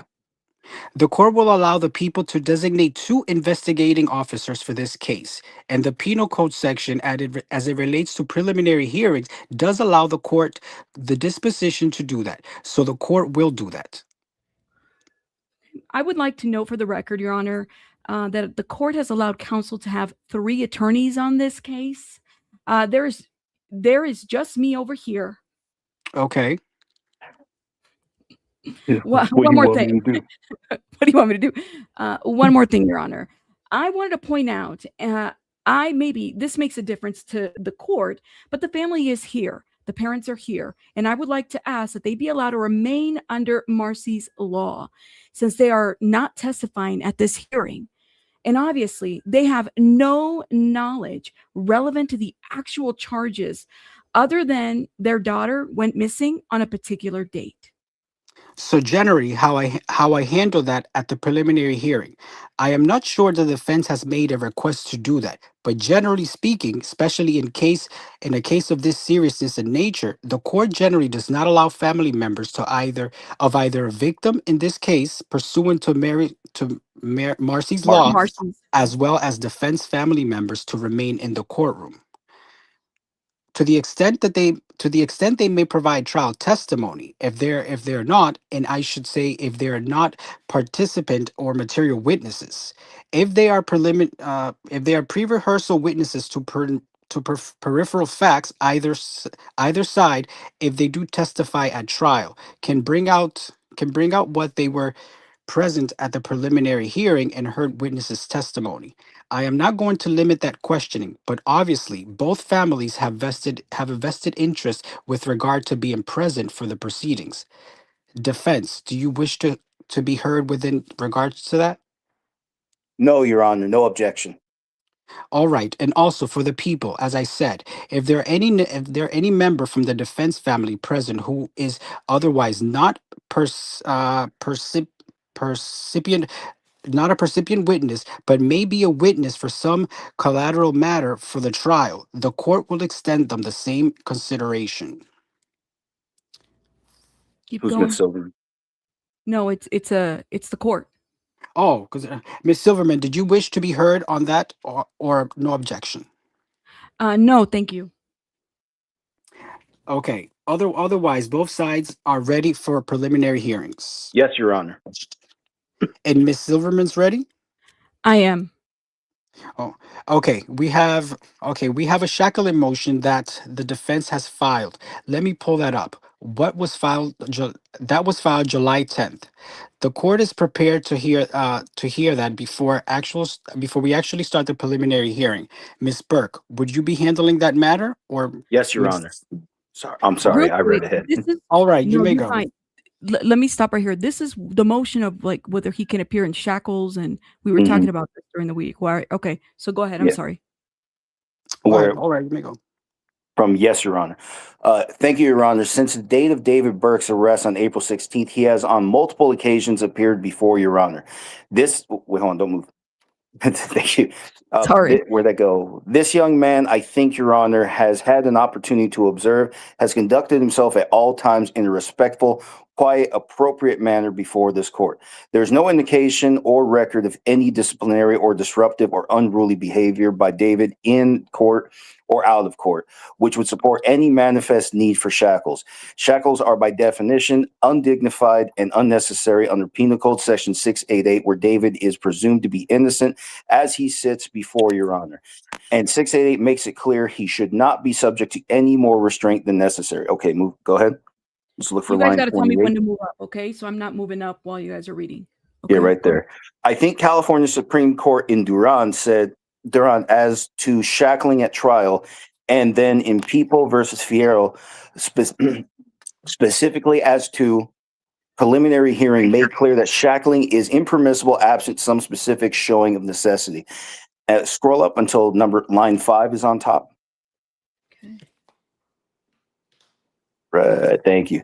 And to our knowledge, Your Honor, there is a complete absence of any record or showing as to any need, even on a lowered standard for preliminary hearing, than at a trial of any manifest need to have David shackled. And on that, we would submit. And on that, we would submit to the court. All right, thank you, Miss Burke. All right, with regard to the case law that the court found in People versus Fierro, a 1991 case at 1 Calforth, I am sorry, what is that noise? Oh, The bailiff hearing oh, device. Okay, so somebody's phone went off. yeah.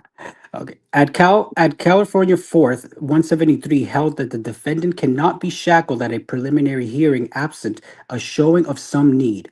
However, a lesser showing than that required at trial is appropriate, and that is at page 220. You can scroll. Sofiero superseded the court of Sofiero superseded the Court of Appeal opinion in People versus Solomon, which held that the defendant had the same right to an individualized showing of need at a preliminary hearing as in jury trial.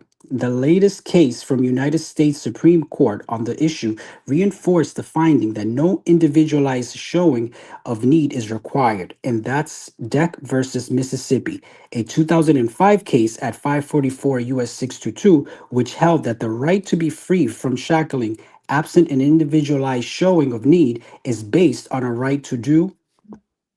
You can scroll. Next page, boss. Yeah. To due process in the Fifth and 14th Amendment. But Deck also found that the constitutional rule had reason in common law, and it further found that Blackstone and other English authorities recognized that the rule did not apply at the time of arraignment or like proceedings before the judge, and that was meant to protect defendants appearing at trial before a jury. In Tiffany A versus Superior Court, a 2007 case at 150 California App 4th 1344, the court held that juveniles cannot be shackled in a court proceedings without an individualized showing of need. However, that was distinguishable from the present situation because preliminary hearings involve adults, as Tiffany A itself recognized, and that the objectives of the juvenile's justice system differ greatly from those of the adult criminal. You can scroll. Criminal justice system.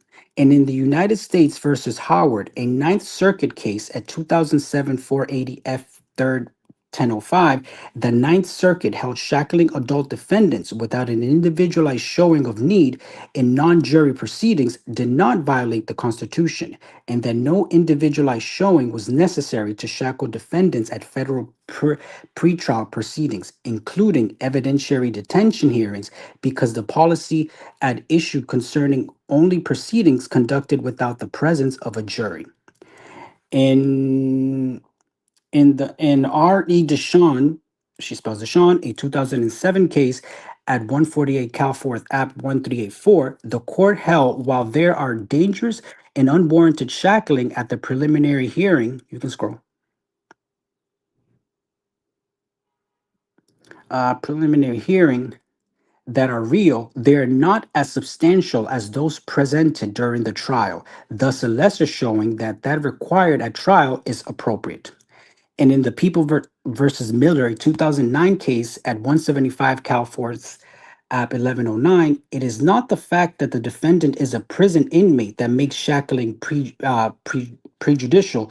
Rather, it is the juror's visual, psychological, and emotional response to seeing a defendant so physically restrained and differentiated from everyone else, the natural tendency to wonder whether the defendant is a violent and dangerous person and to worry about their safety. That is of concern as far as a potential prejudice, and that does not exist at the preliminary hearing. So with that said, the request to unshackle Mr. Burke completely or entirely is denied. You can scroll. Ooh.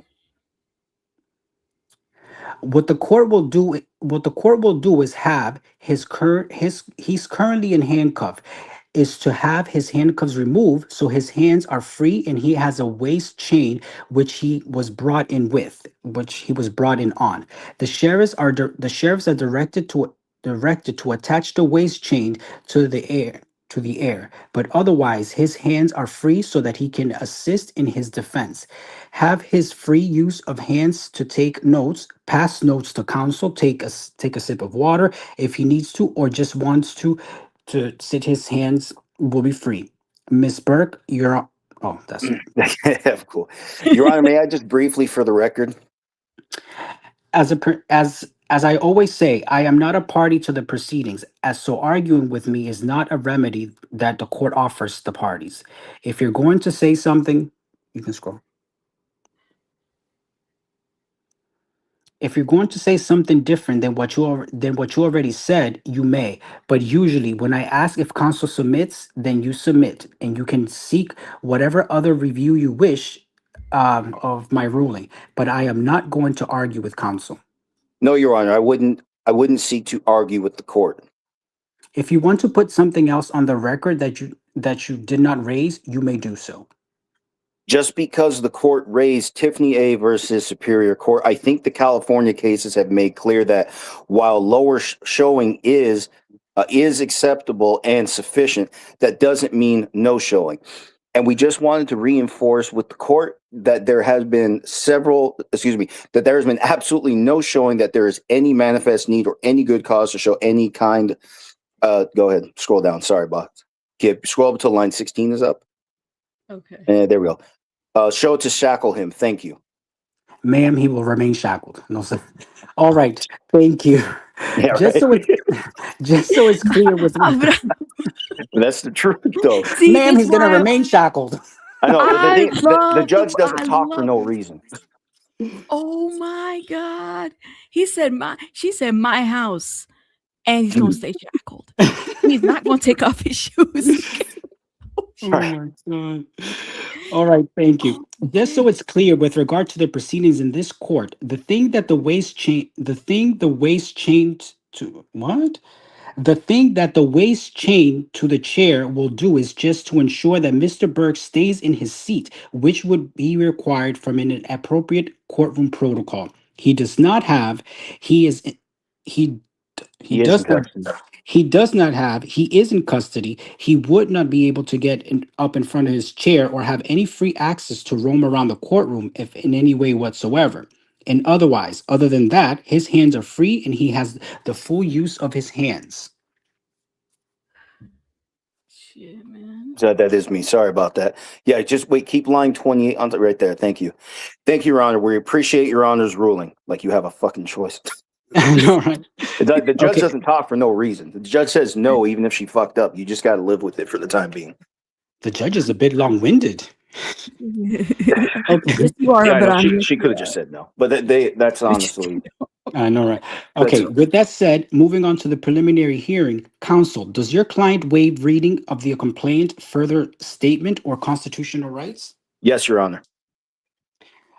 You can scroll down. You can scroll down. Okay. Hold up. You said, Hold on. okay, there. Yes. All right.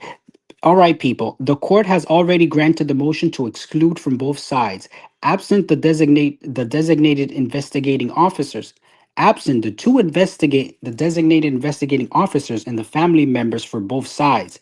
If it becomes an issue and you would like the court to put up on the record which family members are present for further trial use, just let me know and we can write out a list and we will make sure that gets on the record if you want that preserved somehow. People, call your first witness. Okay. Yes, before we do that, Your Honor, I also had a conversation with your clerk this morning. I believe I've indicated before, I always pre-mark everything because I like everything to be entirely organized. So all of our exhibits are pre-marked, although I understand your clerk does not like pre-marked. So I will just call them out in random numbers without pre-marking them. But they will be numbered according to what we've done. And there is already a preliminary hearing exhibit list for the clerk.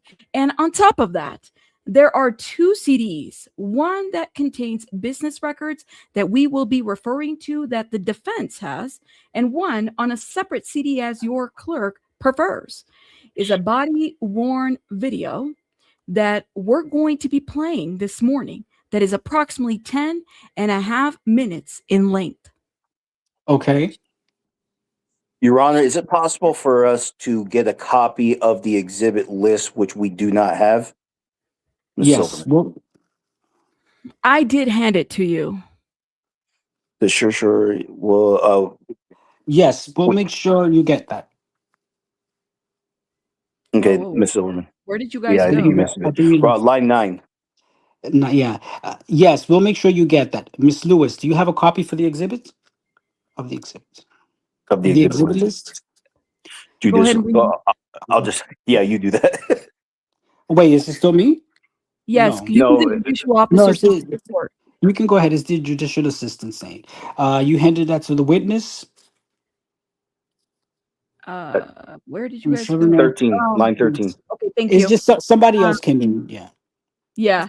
So, I'm sorry. Silverman says, I did not hand you the. I did not hand it to you. I did It's not hand it okay. to you. It's okay. When we take a short recess, we'll get a copy of the exhibit list. And if you also need the witness list, we'll get that and make sure all of you have it. Right.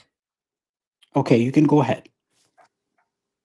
And I can make another one if you want, a third copy for the court, if you want to keep track also. I would like that, but if I Great. mean, I'm happy to do that as well. We can do that as well. So if you're here in the courtroom and you can scroll. And if you don't want to run to your office, Great. okay. So we'll just put them in individually instead as a whole stack to you. But we still have the exhibits marked up in front, and we'll wait as the CDs are marked so that those go in the order that your clerk prefers. Okay, thank you. Sure. Okay. Sure. Thank you. And you can call your first witness. Okay, hold on. Give me line 13. Your Honor, can the clerk provide us a copy of the witness list as well, which we also don't have? Yes. I sent a copy of that to counsel twice. We got some names, but we don't have a formal list. No, I did. Court. That's fine. That's a technicality that we don't need to have debated on the record. We'll just make sure all sides have it today. All sides have it. Okay. So if your first witness So your first witness. Okay. Yes. The people's first witness, Your Honor, is going to be Senior Deputy Juan Gonzalez. All right. Counsel, all you need is to do, excuse me, hold up. Counsel, all you need to do is ask if you needed another copy. Okay, there you go. So she's talking. See, she's All you turning can it do up. is ask if you needed another copy. Burke, go ahead. Okay, so this is the judicial assistant swearing the person in. Please raise your right hand. Do you solemnly state that the testimony you're about to give in the cause now pending before this court shall be the truth, the whole truth, and nothing but the truth? So help you God. Who's going to be Juan Gonzalez? Who wants to read that? I guess I'll read it. Yeah, because Abraham's got to be the courts. Ooh. Okay. When you do cross, I'm going to have to do it. Okay. Oh boy, this is just a lot to do. We'll try and make it work. But where am I? Right. Where's Juan start? He hasn't Well, started you're yet. the Okay, he hasn't been sworn in yet. Yeah, he's sworn in. Oh, it says the Go ahead. witness. Okay, I do, ma'am. I'll just start right Okay. there. Thank you. Go ahead and have a seat, please, for me on the stand. If you need to pull the mic up closer, you can. Okay. And then for the record, let me please have you state and spell your first and last name. Deputy Juan Gonzalez, first name Juan, last name Gonzalez. Thank you. You may begin. I'm being told it's not connecting to the machine as that's going on. It could be our system. If we need to call our tech person, let me know. Judicial person says he's on standby. The court says yes. So we can go to the next page. Continue. All right. Juan Gonzalez called on behalf of the people as the first witness, has sworn and testified. Okay, yeah, that's just... Okay, here we go. All right. Sir, can you tell us how it is that you're employed? I'm a deputy sheriff for the Los Angeles County Sheriff's Department, and I am currently assigned to West Hollywood Station, where I've been for the past 8 years. How many years have you been employed as a deputy sheriff? 14. I want to direct your attention back to a couple of years ago, to February 17th of 2024. Did you respond that evening to a request from Riverside Sheriff's Department to conduct a welfare check at the home of an individual by the name of David Burke? I did, ma'am. And was that at the location of 804 North Doheny Drive in West Hollywood? It was. And at approximately what time did you go out to that location? I don't recollect the exact time, but if I remember from my memory, it was nighttime hours. Next page. Approximately 7 p.m. Or does that refresh your recollection, or do you need to look at your reports? That refreshes my recollection, ma'am. And did you go out alone, or were you with a partner that evening? I was by myself. Deputy Thomas. Wait, someone said objection? No. Oh, okay, I'm sorry about that.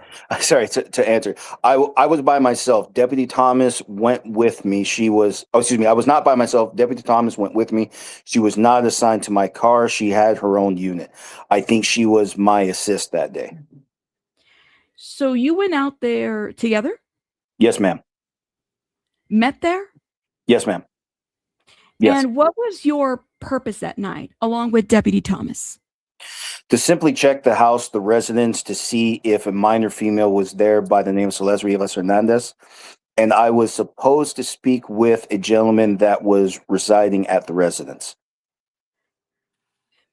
And where did you get the information about this particular minor's name and age? I believe from when I initially called the handling detective, Detective Rivas. And Detective Rivas, was he a sheriff's detective, or is he a Riverside County Sheriff's? He's Riverside County Sheriff's. Okay. And were you also informed that individual at this home at 804 North Doheny Drive was informed that you would be coming by to do such a check? Yes. Oh, man. Give me 1 second. I don't know why it did that. Objection leading. Hold up. Let's stop right here because this marker did not. Give me 1 second, guys. You put your watermark on the wrong. Yeah, For no, it didn't shame. put on the. I know. No. It's not even that. It's just that they didn't lighten. Any word from Becky in the chat? Shouldn't Yeah, you actually. guys It's keep too an eye early. on Becky. She's still inside. Yeah, she's still inside. I think they're only. Hold up, guys. Let me make sure. Select PDF. 1 second, guys. I just want to make sure that it's not too bright, because then that obstructs, clearly our view. And I see someone asking how and why Harvey from TMZ found out about Celeste prior to her family. Dude, they have voices everywhere. They have eyes and ears everywhere. We're gonna find out. I do wonder about how come they're not witnesses to this too. That's the They're question. not. But it's the thing. They're not witnesses. They're just Hold up, journalists. one- They're just reporting on things as they go. They don't have any personal knowledge, really, of the actual crimes or anything. They're just reporting what comes their way. This is very enlightening, because this goes to show how some defense attorneys, they go through great lengths, to advocate for the person they're representing, despite them knowing what the ultimate decision is going to be. She or he, whoever it was, knew that the judge was not going to unshackle him. So why even continue to push it? Yeah, right. It's exactly. This isn't anybody's first rodeo, dude. They're just.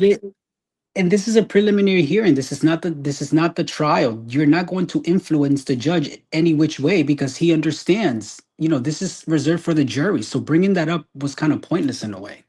Yeah. Like I said, sometimes they just bullshit when they know everybody's looking. Sometimes they just bullshit. Yeah. But you know what? I think we can skip that. The judge overruled the objection anyway. She allowed it. Yeah, it's a foundation. Sorry, I'm just making sure that it's not other pages that this is affected by, because I'm a little concerned that that's what's going to be. Yeah, I don't know. It shouldn't have affected. I guess that's weird. Okay. The other ones are fine. The other ones are fine. So maybe it's just this one. Okay. Can you read through it though? You're fine? Yeah. Okay. I just want to make sure. So there was an objection. I'll allow it as foundational. Okay, let me see. Yes, ma'am. I believe Texas Rivas. I just leave it right there. I just got to zoom in real quick. Advise me over the phone that the gentleman who was residing at the residence knew that I was coming. And now I can't read. Okay, actually, now it moves to Mrs. Silverman. Yeah, that's Mrs. It's my turn. See, I can't even read it either. You said, hold up. Well, it looks like he already said, I believe it was David Burke. So it sounds like she's asking who that witness was. Yeah, do you know the name for the individual? Yeah, do you know the name, or can you give me a name for the individual? That's the question. Go ahead. I believe it was David Burke. Your Honor, I'm going to ask to mark again, as I indicated, they're going to be out of order. See, I don't like this. Hold up, y'all. That's going to bother me. I can't do that. That's too much. Is there a way to turn that off? Yeah, I got it here. I'm trying to open it, actually. Oh, yeah, it looks like it did it. It did it again. Let me hold up, guys. 1 second. For those who find a lot of this testimony where this information coming in just randomly, that's because it's the preliminary. In trial, I'm sure they're going to paint a better picture chronologically and set everything, the way that they believe happened. Here is just information to the judge to show that they have probable cause to move forward, or sufficient evidence. It's weird. They don't have to be perfect. You already got it? So, yeah, Kadisha Lynn, if you're in the chat, if you get a copy like that, let me know so I can switch it up for you, love. Hold up. Here it is. Okay. I think we got it. So page 24. I think that's where we left off. I believe, yeah. So I let's said, start. right here. I'll go ahead and say, did he give you a name for that individual? I believe it was David Burke. Your Honor, I'm going to ask to mark again, as I indicated, they're going to be out of order. People's Exhibit number 2, which is titled Studio House, 804 North Doheny Drive in West Hollywood. And this particular exhibit was 2 photographs of the exterior of the home. It'll be so marked for identification purposes. So it just tells them what they're seeing. People's Exhibit 2. So if you ever get to see that exhibit, then Well, no, Remember, they're which, going to play that 10-minute video. So now we're probably just going to move on to what they actually saw. thank you.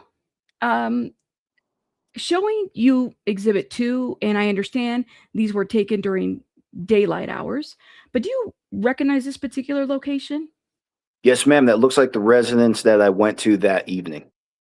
Okay. On the evening of February 17th, 2024, correct? Yes, ma'am. And Your Honor, I have another exhibit. This would be People's Exhibit 3, please. Again, same title, 2 photographs. These are aerial photographs. So marked for identification, People's Exhibit 3 photographs. Marked as Thank you. identification. Showing you Exhibit 3, is this the location of this residence as we see here in West Hollywood? And on the photographs in the right, it is outlined in red. Yes, ma'am. I remember when I first entered the location, it was through that driveway.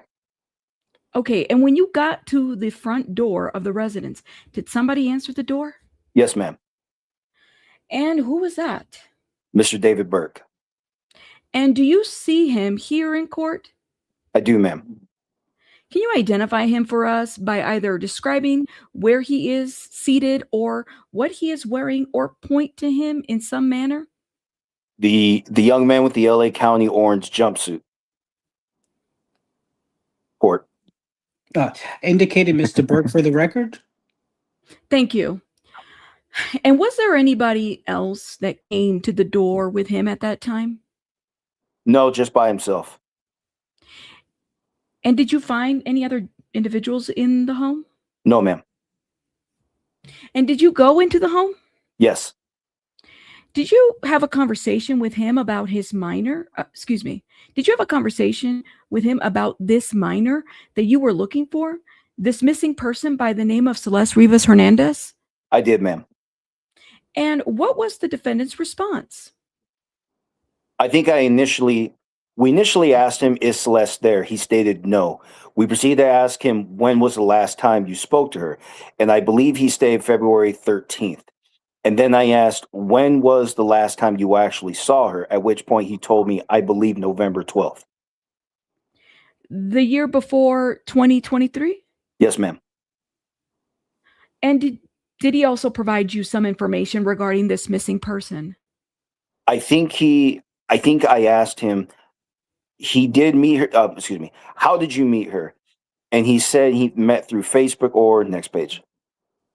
Said he met through Facebook or Instagram and through an online chatting group chat by the name of Discord. Okay. Did he tell you when that was? I believe he stated 2020, 2021. Okay. And did he act like he was very familiar with this individual, that they had some sort of a close relationship, or the opposite of that? Objection calls for speculation. You can describe what his demeanor was, or what he said. He basically said he just met her through that online chat. Met one time in person, and from my conversation with him briefly, I took it as he really didn't know her. Did he provide a phone number for her? He did, ma'am. And do you recall that phone number? I don't know it by memory. Okay. And did he also show you some photographs on his phone? He did, ma'am. And what were those photographs depicting? I believe the first photograph he showed me was of a young lady in like a school picture. A school photograph? Yes, ma'am. Court? Yeah. Hold on, because my thing is, like, I'm reading on my Here, computer. I'll take over for court right now if you want me. Yeah. Okay, give me 1 second though before you guys. Ooh, a new witness is taking a stand. We do have a new witness. Yeah, hold on. Say it again. I was reading what Chloe said. The new witness for Interscope. Read it. All right, let me go for the court. I'll take over. No. I mean, read the comment for Chloe. That's what I meant to say. New witness Luis. I don't know what the hell that name is. Someone named Lois. Excuse me, Lois or Luis. I don't know. Anyway, has taken the stand. Poimoro. Yeah. Point mirrors. Okay. Financial records witness for Interscope testifying about David's contract. Ooh. Interesting. That's interesting. All right. Well, whenever they take a break, we're gonna have to watch a little bit and take a break from reading, and then But I think it's cool now knowing that his family had a direct control, or somehow direct influence over his finances. That gives us some insight as to why they were called to begin with. Becky was right about the Facebook too. Yeah, Facebook or I thought she Discord. had made a That was- mistake on that. I thought so too. Shout out to PJ Becky. PJ Becky was right about the Discord, y'all, because the guy did say Discord, Facebook, and Discord. That's true. Yeah. Facebook and Instagram, they said, no? Yeah, No, I think it Instagram was- and Discord. Yeah, and Discord. Fa- I heard Facebook yesterday. Yeah, me too. But anyway, I'll take over for the court while Abe figures that out. I'm sorry got to it. interrupt you, Miss Silverman. Oh, you I got just it? want to make. He's got it. Okay. Yeah, I got it. It was just that there's a delay on my computer, and then I'm listening on my phone, but looking at the computer, so there was a delay. Oh, okay. Hold on. So which line did I leave off? Okay, Number so I'm sorry. 28. Okay, I'm sorry to interrupt you, Miss Silverman. I just want to make sure that I have the dates correct. Were you talking about Mr. Burke last speaking to Celeste on February 13th of 2024 and last seeing her on 2023? Is that correct? Because I'm showing the offense date in the complaint as April 23rd, 2025. So I just want to make sure I am correct in my time frame. Yes. Okay. So I believe the deputy testified, and you can correct me if I'm wrong, that he only met her once, and that was November of 2023. Okay. But he last spoke with her, according to the defendant, on February 13th of 2024. Okay. And met her through an Instagram chat or Facebook, and then through an online platform, Discord, either. The deputy said 2020 or 2021. Is that correct? Is that correct? Oh, it is me. Sorry. That is correct. Sounds correct. Okay. Okay, let me stop right here. There was confusion in the court about dates when they met. Am I hearing this correctly? Yes. Yeah. So if we go back up a little bit, just so we understand, because so the court was confused. She was confused with my questioning, Silverman, right? I just want to make sure I have the dates correct. You were talking about Mr. Burke last speaking to Celeste on February 13th of 2024 and last seeing her on 2023. Is that correct? Because I'm showing the offense date in the complaint as April 23rd of 2025. So I just want to make sure I'm correct in the time frame. And she says, yes, I believe the deputy testified, correct me if I'm wrong, that he only met her once in November of. So there was confusion in the documentation. Am I hearing this correctly? See, for yesterday, that was my confusion too, because they kept saying these dates, but they weren't giving us a year. So from what I gathered, they met in 2020, 2021, but that is not something that he has testified to just yet. She added that because I don't see that before, right? What do you think, First Liberties? Is this like, this is interesting. Exactly. You said it just seems like there's some confusion on the record. So did they clear it? The deputy said 2020 and 2021, but I haven't heard him testify to that. The deputy, yeah, he just said that a few lines ago. Yeah, he says right Burke here. said 2020, 2021 through Instagram and Discord. Oh, okay, I got it. So I thought it would be, I mean, I just want to make sure I'm not the only one that's not understanding this, but okay. It is crazy because I think this is an important clarification. Okay, let's keep going. So, but he last spoke with her, according to the defendant, on February 13th of 2024. Okay. But he met her through an Instagram chat or Facebook, and then through an online platform, Discord.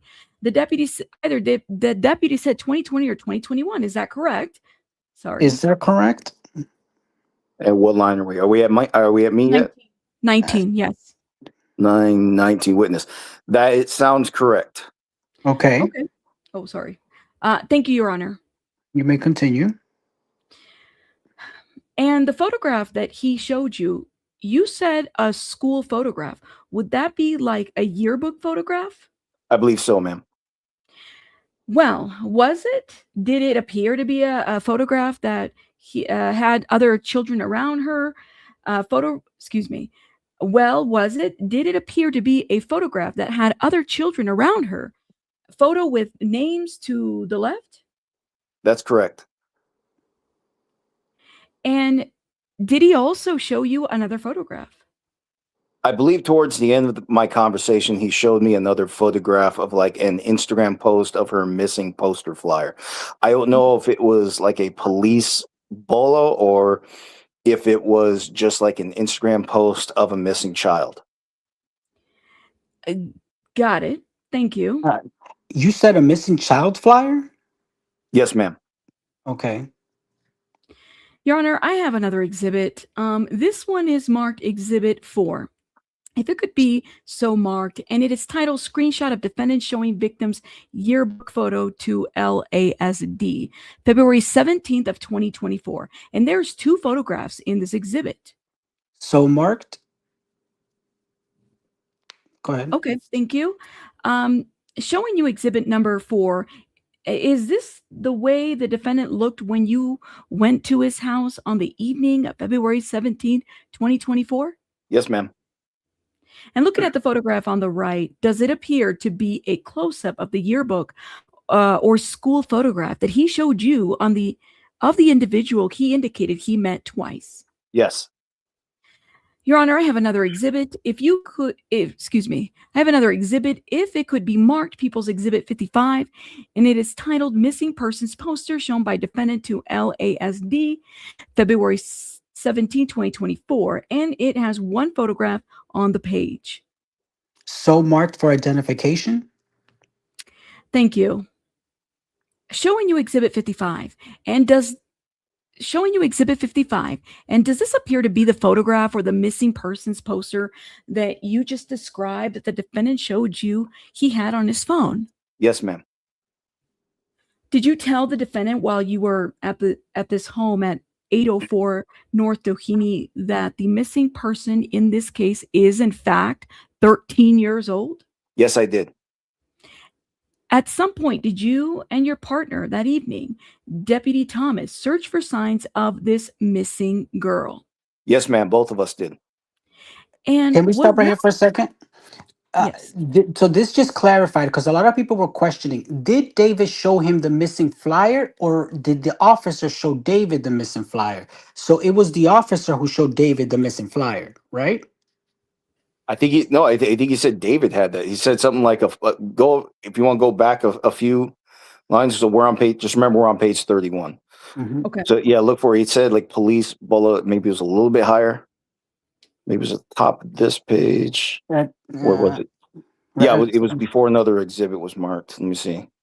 It was. I think it was here. No, I think here it is. It's up here. Go to line 4.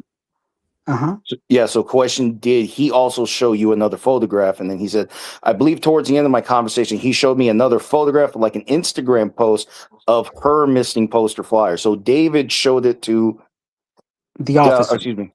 Yeah. So David had it. He had her yearbook and the missing flyer. He had both? David, dumb motherfucker Burke had it. Yes. He is so stupid. Like, why would you have a random girl's yearbook photo? Or that's okay. I'm glad that you stopped, because if it's not making, I'm like, wait a minute, what? We just let's just make sure everybody knows he's that stupid. Yeah, he's that stupid. Everybody got it? Put one in the chat if y'all are following through and understand what is happening. Yeah, you said if that's not paranoia, oh good lord. Somebody say, oh good lord. Okay, hold up. Now we were on a line. What is it? We're on page 55. Page 31. Top of page 31. Okay.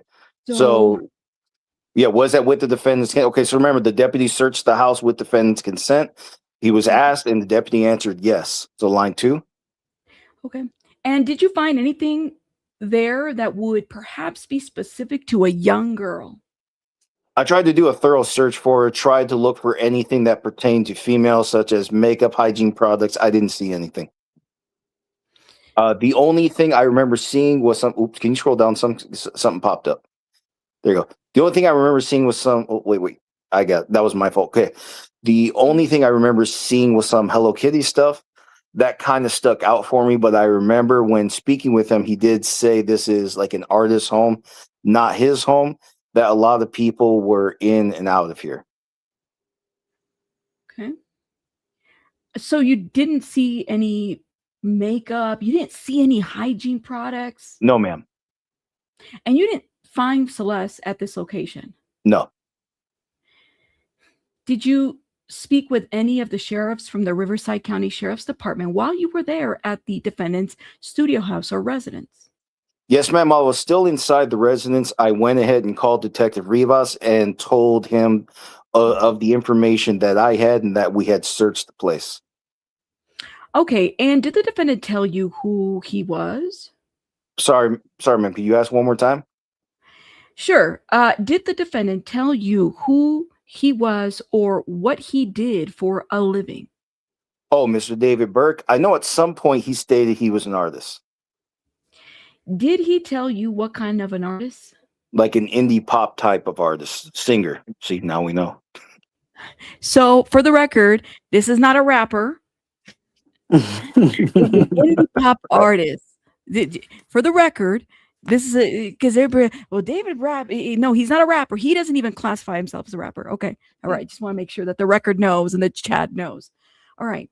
Did you recognize him? No, ma'am. I've never seen him or heard of him or any of his music before, just like the rest of us. Or heard his name? No. Oh, okay. Give me 1 second, guys. First recess. Cool. First recess. Okay, Flojo. Hold up. Let me see. Okay, Flojo says first recess. All right. So y'all keep an eye too in the chat. Let me know if anything pops up or if there's anything we need to pay attention to. People talking and stuff. We can go over there and put a pause on this. All right. So line heard 9. of his name? No. Did you or your partner that night, Deputy Thomas, although you came separately to the residence, did you each have body-worn video on? Yes, ma'am. Okay. And did you take any photographs while you were at the defendant's temporary residence? Yes, ma'am. I believe it took a photograph of his ID and the photographs he showed me of Miss Celeste. Your Honor, I have a DVD that contains body-worn video from this deputy. It is cut down at the beginning and at the end of the areas outside the residence, and it depicts the events that took place on February 17th of 2024. May I have it marked, please, as Exhibit 5A? It'll so be marked for identification. Okay. And I'm placing LASD, BWV for body-worn video on the actual DVD and indicating it's been redacted. It is approximately, Your Honor, 10.5 minutes in length. I also have a transcript that, May that be marked, please, as People's 5B. Thank you. Okay. And it is 9 pages in length. And I've sent a copy to counsel. If I could provide the court a copy of the transcript and your clerk the DVD. All right. So stipulated? No, what are you stipulating? You say thank you. Oh, no. You're on line 16. Oh, sorry. Thank you. Like, what do you stipulate? All right, wait, Miss Peter, was that one of mine? No. Remember, David? Okay. I got ahead of myself. He got ahead of himself. I'm like, don't stipulate anything. Okay. Here I go. And Your Honor, there would be a stipulation on behalf of the people that if the court wants to entertain that your reporter does not have to transcribe the contents of the video. All right. So stipulated? Go ahead, Peters. Oh, that's me? First Liberties. No, First Liberties. It's Peter. So stipulated. Yeah, Peters is defense. Oh, Flojo. His thing Yeah, well, probably that's got. No, sorry about that. My phone fell under my bed. get it together, defense. Lord have Oh mercy. shit! Go ahead. I know. We gonna stop All after right. you say What? Sorry. What line? What number? Number you're 20? on 22. 22. 22. 922. So stipulated. Okay. Okay, I agree. They're going to play it in court, but okay. So the audio and video was played in court, but reported nor contained herein. So they watched the video. Okay, so let me stop right here. We're gonna stop at line 28, page 33, because Brian Enton is out there, and we got to go see what the hell he's talking about. What's going on? Let's go to Brian Enton. Brian Enton. Okay, let's see what's up. What's up? Hold up. Let's see. 1 second. Breaking. No, not this one. Ooh, the shorts. Did you say that he had a video or he was out there? Hold up. Somebody said, check Brian Enton. Brian Enton on Twitter. Brian Enton on YouTube. I don't see anything on YouTube yet. Let me know. He's out of the courtroom. Okay. He talked about Hello Kitty. Yeah, this was an interesting. What do y'all think so far? So far, I think this is the dumbest motherfucker on earth. Yeah, for real, because he just is just stupid upon stupid upon stupid. And here's the thing: when this first happened, and you know me, you know what I stand for: innocent until proven guilty. I actually believe in that. The first thing I told myself when I really started to put all the evidence together, I said, if he didn't do this, he is the most unlucky SOB I've ever seen in my life. It turns out he is the dumbest one I've ever seen in my life. That's where I stood as well. I said, you know what? I'm going to give him the benefit of the doubt. This doesn't prove anything. These are just allegations. And I refuse to believe somebody was that stupid to make all these mistakes. I just didn't want to accept it. But slowly but surely, I had to, because that's what the evidence is showing. This is why time makes us wiser, huh, Abe? Yep. Yeah. Flojo, I don't see Anthony. I didn't see he posted anything. Let me know where you see something. Yeah, is it X? Is it? Yeah, nothing on X. I don't see anything new on YouTube, so I don't know if he posted. Maybe TikTok, because he does have a TikTok too. You know what though? I will say, okay, so he had. Why wasn't it a red flag? Here's the question that I have. Why wasn't it a red flag? Because this is also kind of, I'm side-eyeing the officer too, y'all. He's got a picture of a little girl that's missing, and he's got her yearbook picture too on his phone, and nobody sees an issue with this. The officer, why do you have little girl pictures in here? Well, remember, they're looking for a missing person, and also a missing flyer. Okay, let's also just avoid the fact that he was involved in this illegal relationship with Celeste. Let's just ignore that for a moment. A missing flyer is this is public information. If that's just because someone, it's a missing person's photo. It was made for the public to see. It's not secret. It's not like these are stolen private facts. This is something that everyone was made to see.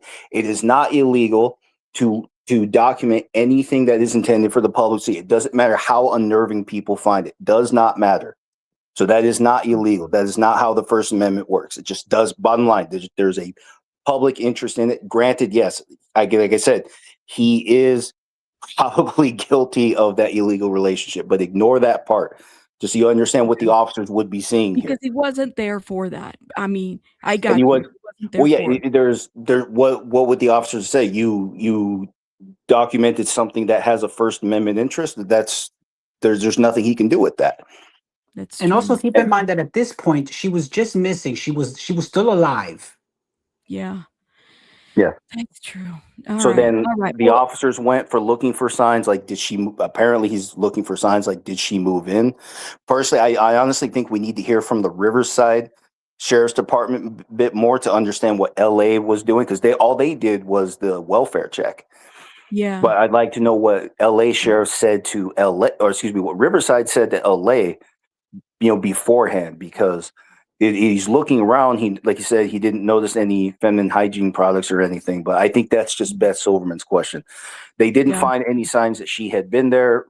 Definitely no signs that she had moved in. Nothing clear. So there's nothing for the cops to do in this case.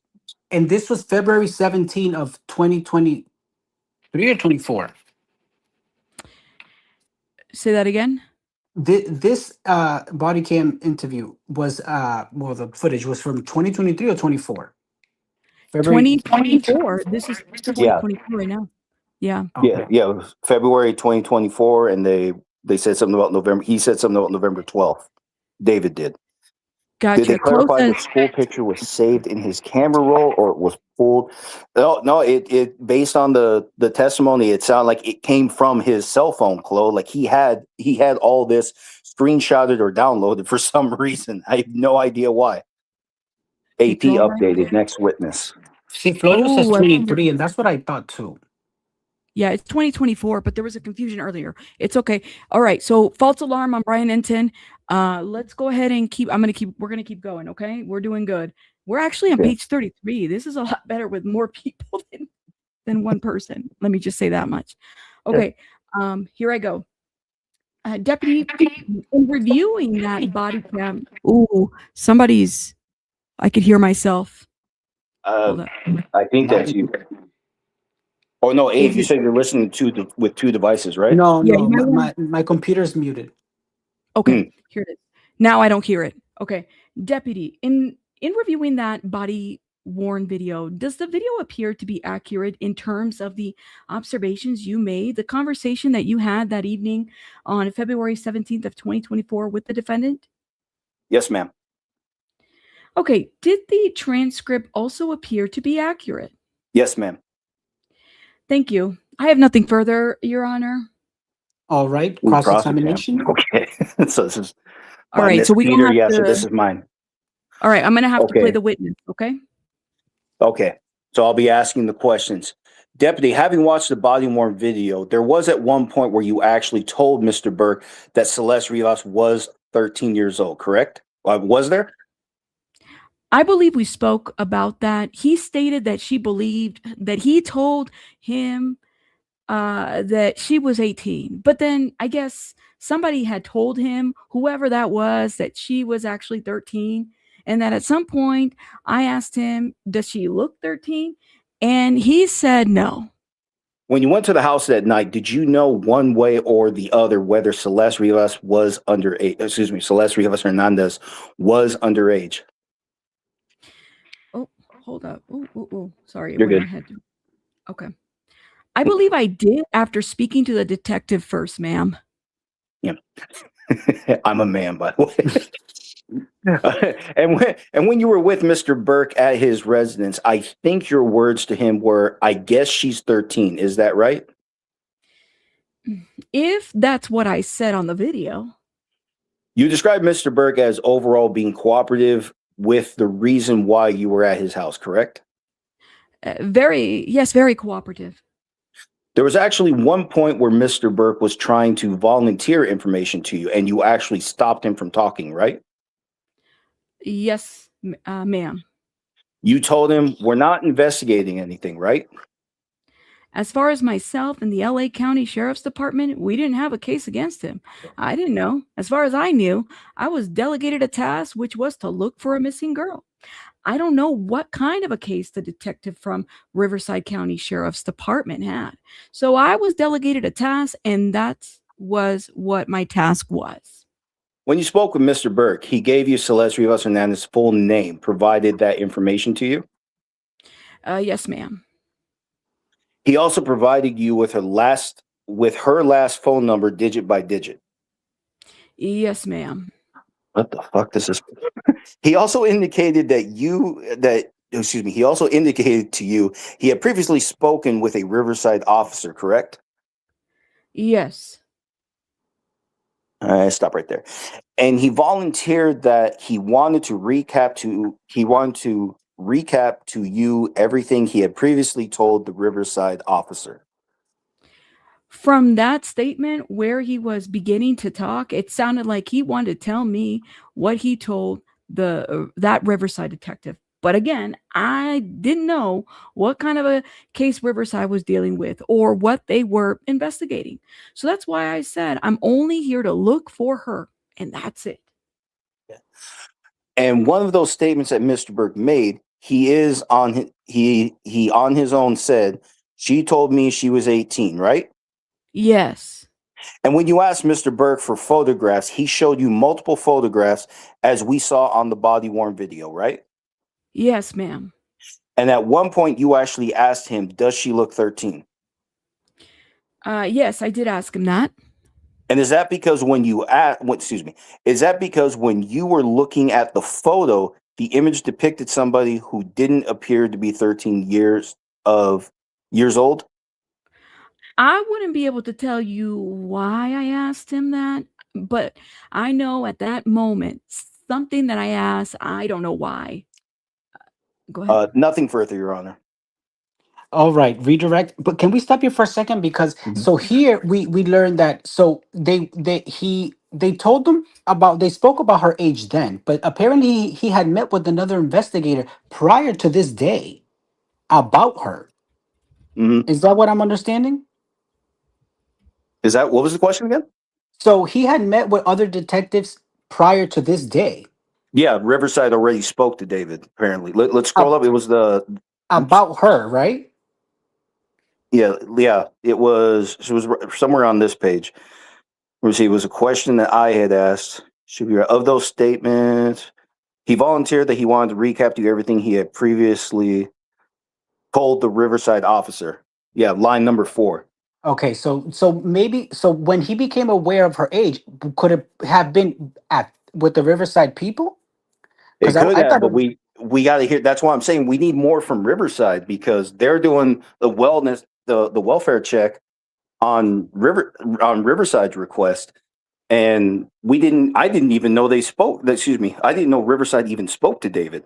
I thought this was 100% through the LA Sheriff's Department. So this is news to me. Yeah, so it looks like two different things were going on because this man was just in blindly to look for a missing girl. He had no idea that it had to do anything with a minor or probably even the relationship that they were having. Yeah. So it's interesting. That is a good catch. I'm telling you, man, the transcripts never lie. And I'm not buying this officer's statement that he didn't know why he was looking for a 13-year-old girl. He just thought to ask the appropriate age right then and there. Yeah. They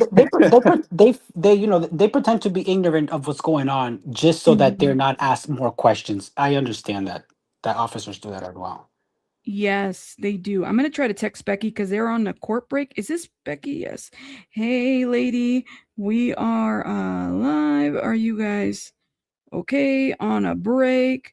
Let me also drop her Venmo, y'all, because I'm sure she's probably, this is lunch, y'all. People got to eat. Did you guys get your food and stuff? Hold up. I had my donut. Food. Like the donut will hold.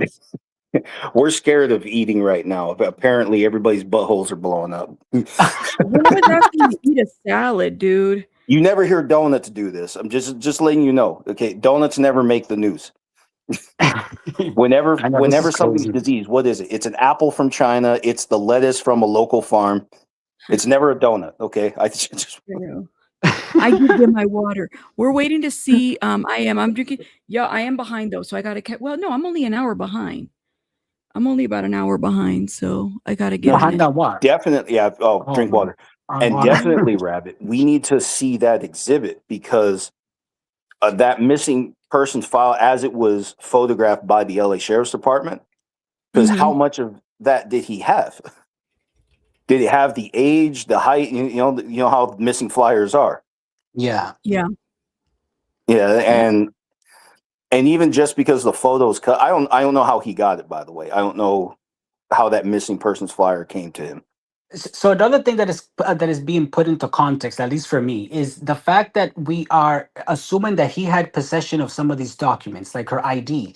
He looks like the type that just takes pictures of things. So when he says that he had an ID that belonged to her, it was probably a picture of whatever he's saying showed her age. You know, like when he told Aja that, like, showed Aja an ID or something. Like, I thought he physically had the girl's ID. Chances are it was just a picture of it. Yeah, then that's something I'm still looking for. Where are the fake IDs everybody's talking about? Just curious. Not that we need them at this point, but just curious. But honestly, that would be. I mean, hopefully we'll. I don't know if this was ever covered. I think that's a good point, because this was a thing that was put out there. And let me just say this for the record. It seems like so far, think about all the stuff that's been said on Reddit or that people have put out. Is there anything that thus far that has not actually come out to be the case in this case? Oh, that's honestly, I think the only thing we're missing is whether or not we should be convinced he is responsible for her death. And I know everybody believes that, but we still have to know about that 20-minute gap.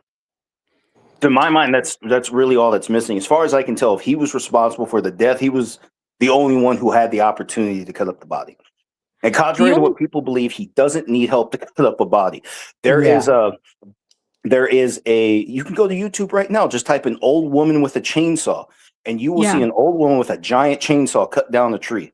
A chainsaw that can cut down, dude, chainsaws are made for wood. They're definitely perfect for human bones or joints, okay? It's not like he needed help. He really didn't. That's something that sticks with me too, because I don't think people are saying that he must have had help. If he had help, he would have gotten away with it. He would have been able to dispose of her remains way before. Yeah. I mean, it's a lot. Listen, I'm here for it. We have a new update here. I did message Becky. She's okay. She'll probably be, I don't know how much she got it. She got into court, but I don't know how much she got in. But let me see. We have a new update 2 minutes in. Let me read this, okay? And then this is the update that we have, and then we'll see if anybody else is also live streaming out there. They're not on break. They're not on lunch, right? This is a small break, correct? Yeah, it looks like a recess. Mm-hmm. Okay, it's a recess, so it'll be quick, and then we can get back to the transcript. All right. So defense continued cross-examining Mogul Vision Finance Director Benjamin Gregor, who testified nearly all of David's Burke's finances were handled by his mother, Colleen Burke. Gregor said that Burke never asked him how much money he was making or expected to make. The defense appears to be arguing Burke had little involvement in his own finances. Defense wanted to keep mentioning Burke's charity trusts or giving the charity, which was objected and sustained as this is a probable cause hearing. So new name to watch out for. Gregor identified Shelton. I'm unsure of his last name, but possibly Jaculus. I was going to say Jaculus. Shout out to Lauren Grover. It's like, girl, I don't know if I'm saying this correctly. Jaculus. That's what it said. Hold up. Let me put it in the chat. I hope it's what it is. Let me copy it here so the people, y'all can. I hope his name is Jaculus Lots-a-Booty. Oh my God. Don't start that shit. That was crazy work yesterday. This is the name, y'all. Or Jaculus? Something. Jacul, is that? We're going to be here forever saying Jacul. Yo, I hope not. All right. Burke's live-in security guard, testifying Shelton lived at Burke's home for about 6 months. Gregor said he never discussed what happened inside the home with him. Silverman, here's Beth, pointed out Burke purchased homes himself and signed contracts, so he did have some involvement. Gregor also acknowledged Burke had at least one personal financial account outside of Mogul Vision Management. Silverman questioned Gregor about 14-year-old Celeste Rivas Hernandez's travel. Gregor said he never discussed London travel with Colleen Burke or Josh Marshall.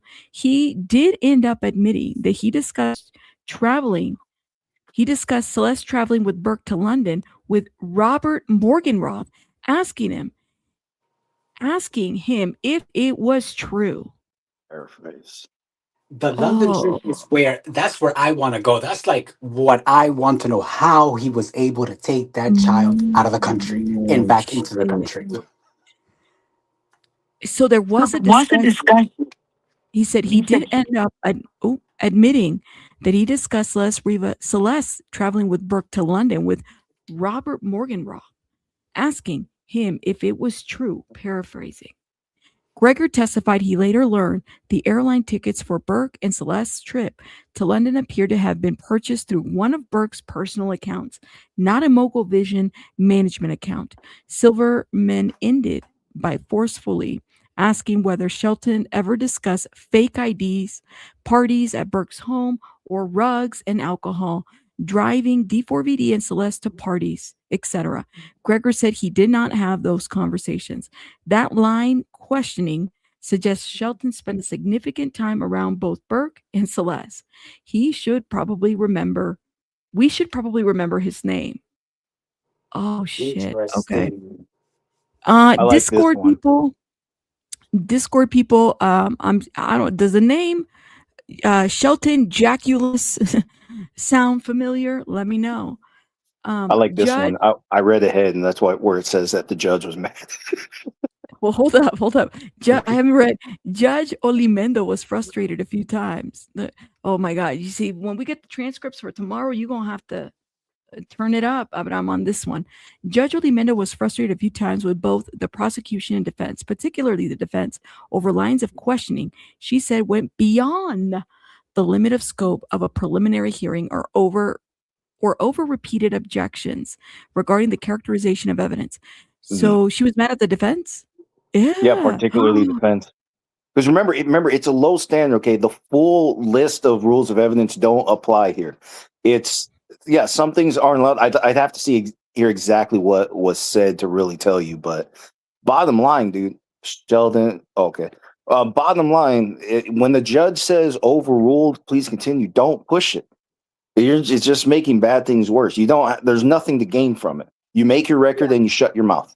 That's all you can do. They do it for the record because if they don't, that's why they do it. Yeah, but that's what I mean. If you made your objection and the judge has already said overruled, that's it. There's nothing you can do. Usually they don't change their minds. Yeah, and if you're making the judge, this man. I don't know. Like I said, there's a lot of drama going on. Everything from the hair flip heard around the world from Beth Silverman. It's just that's how it all started. Girl. She wore a red suit. I'm gonna have to. Do I have a red suit in my closet? I bet I got something red in there. Watch me come. You're gonna have to go to Ross dress for less. No, I got a red suit. I'll figure it out. Anyways, so Lois Poimiro. It looks like Poimiru, yeah. Poimiru is vice president of the finance Interscope, who went over Burke's earnings and how they were paid out.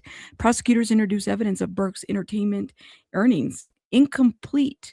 They went through his entire Interscope financials, which I will detail later, she says. So in 2022, approximately 950,000, and then 2023, approximately 3.869 million. Wow. Lord have mercy. The money was, that's a huge jump. Like in a year, how many? I mean, I wouldn't even be able to tell you what's the triple, the double, or anyways, the amount was distributed through, it's a lot, through several entities, including something called Coogan Trust. Coogan Trust. Poimori testified that Coogan Trust is a protected account for child performers. Oh, under California law, 15% of the minor's gross earnings must be deposited into the trust, where the funds cannot be accessed by the parents and are reserved for the minor. Based on the figures presented in court, these funds went straight to Burke. Oh shit! So 2022, there was a Coogan deposit, 142,500. 2023, another deposit for 580,350. Wow! And there's that. He was making a lot of money. Yo, I still can't get over that jump from 1 year about at least 3 times. At least 3 times what almost 4 times what he made from 2022 to the next year. That's a big jump, yeah. And for somebody we've never met, like we didn't know anything about this guy until he fucked up, and he's got more money than we're ever going to see. Nothing at all. It's like I when that attorney yesterday said his net worth, I was flabbergasted because I was like, what? I thought he What had at most probably a couple of millions. what was his net worth? He 10 to 11 Oh, million. that was his net worth? Wow. Yes, that was his net worth between 2023 and 2025. No He shit made they're no shit they're hanging on to this 10 guy. to 11 million dollars. That's Girl, insane. my mod said, "Is this Fortnite money?" But I am in the wrong industry. Girl, Let listen. me quit my job. I'm about to become romantic homicide. Huh. Yeah, what the hell? I got in the wrong industry, y'all. Y'all, Yeah, that's another what? thing. How old was David in 2022, 2023? He was 18. So he was 17 in 2022, right? Yeah, he's Girl. 20. Well, see, that's a good question because this type of account is intended for minors. So that means that he must have had this income must have been acquired when he was a minor, from what I understand. Yeah, that's what I'm saying. So So yeah, so how old was he then? let me see. Is he 21 now or 20? I forget. He just turned 21 in March, y'all. Okay, so And then 6, yeah, okay, back then in 2022, yeah, he would have still been 17. 17, yeah. And then so when he met her, then that would have been 2 years less. He was 15 when he met her, and she was 9. Like, what would you have in common even as a 15-year-old with a 9-year-old? That's insane. It is insane. Yo, that is thoughts and opinions. I mean, like literally, I'm trying to see what else is going on out there. That's the dumbest Just, motherfucker on earth. That's all he is. but he was, the thing is like, I mean, that just shows you money is what exactly, at the end of things, like what, it, this kid, this young adult, he's young, he's an adult. Um, even that didn't really make bring a lot of joy. He couldn't even connect with women his own age. I mean, he Yeah, even said that's so sad. himself, right? I don't know. Well, I don't even know if it's like, yeah, he's not just dummies. Well, the thing is like he couldn't even connect with girls his age. I don't think he was even I interested love in. that line. I'm sorry, just what she said. He's not just dumb, he's evil. I'm sorry, that's gonna be with me for a while. Forgive me for interrupting, but that was funny. No, that was. I think I accidentally. Marie said he's not just dumb, he's evil. Damn, that's like bad qualities. Not only are you dumb, but you're fucking evil. What do you? You know what? Also, it also got me out. I was like, not. I had a hard time accepting that somebody who had such a promising future and was on the rise like this. I did not think that they would actually risk all of that by taking the life of another. Like I said, there's something weird here because if you have so much going for yourself, why would you do that and risk that? And Mhm. lo and behold, again, his stupid ass did it. It's crazy. But Why this is jeopardize an all that? interesting part. Like, okay, you guys are millennials, right? I'm a millennial. We're millennials up here. Yeah. I I want you don't to know think what that back word of means. like, yes, you do. Back in the days, guys, remember when like if you think of the boy band craze when the boy band was the boy band in the early 2000s, late night, in the 90s, right? How Mhm. much money they generated and they made. And I think this is the part that, when Tracy says, I don't like his social media being so open to little kids. That was his audience. His It audience was. was little kids. Because Yeah, I 'cause can't think Mhm. of anybody else. I mean, there were older people, but like it seemed like he catered to a younger yeah, demographic. didn't he start making beats for Fortnite? Something like that? Yeah. Yeah. Fortnite is Mhm. for a younger demographic. I mean, Yeah, I don't even know what Fortnite is. I just see Fortnite Legos all over the place. It's no, an my old online shooter, but it's for most ages. If you can pick up the controller, you should be able to play it. yeah, But I just he was I don't in a know, man. Fortnite. And So his audience, his stuff, his content was geared to that audience. And let's not forget, he was a minor at the time that he started to do this. So it would have been age appropriate for him to make that target, But once you grow out of it, it's like, oof. Did he grow out of it? Some people don't grow out. I mean, it takes people a minute, I guess. I don't know, man. I'm Yeah, just what is like considered a millennial? The chat's I, asking. I don't know anything about that stuff. I don't think grow out of it was the millennial. correct word. I think it was more once you become of age and you're still associating with minors is where what I have a hard time. Like, why didn't you just move on? Mhm. Well, you know Well, what though? Crazy people don't make sense. That's really what it comes down to. And here's the thing: if we could figure these people out, I don't think we would call them crazy. yeah. That's always been my understanding. If somebody's crazy, you shouldn't try to make sense of them. We Yeah. just look at the things that they do and we lock them up if we got it. And this guy's got to be locked up. Yeah. So according to the person asked, what is a millennial? This is how people are cut up. Now, this is just, I don't necessarily believe this, just so people are aware. You I was know, not the born in reason I don't, 2000s. you were not born in the 2000s? Well, No. you're not a Gen Z. Okay. So millennials are anyone that's born between 1980 to 19, I don't think it's even 1995. I thought it was stretched out. This is why I Am I don't supposed to have an know a lot of afro like information. that? I don't. No, it's not you, clearly.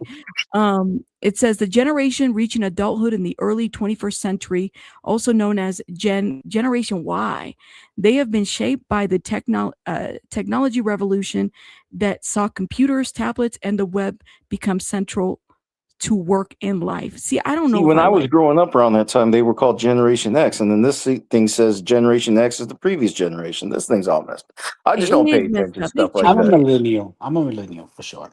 And none I'm of a. it tells us why this Mhm. guy's all fucked up, by the way. This is just What some, is I it? don't know what the hell happened. That's one of those stories you got to figure out from the beginning. That's true. None of these really tell you what or anything like that, but they try to classify us like all the time. Like here's a millennials versus Gen Z. Expect an immediate customer service response from a millennial.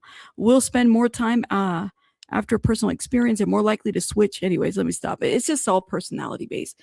But if you look at the time frame, and it always changes. I also think that um, culturally people have different, that's what shapes you, who you are as in the environment shapes you more than what year you were actually born. I think, my opinion, I don't know, but y'all, let me All right. see what we have. Did Becky get back to you?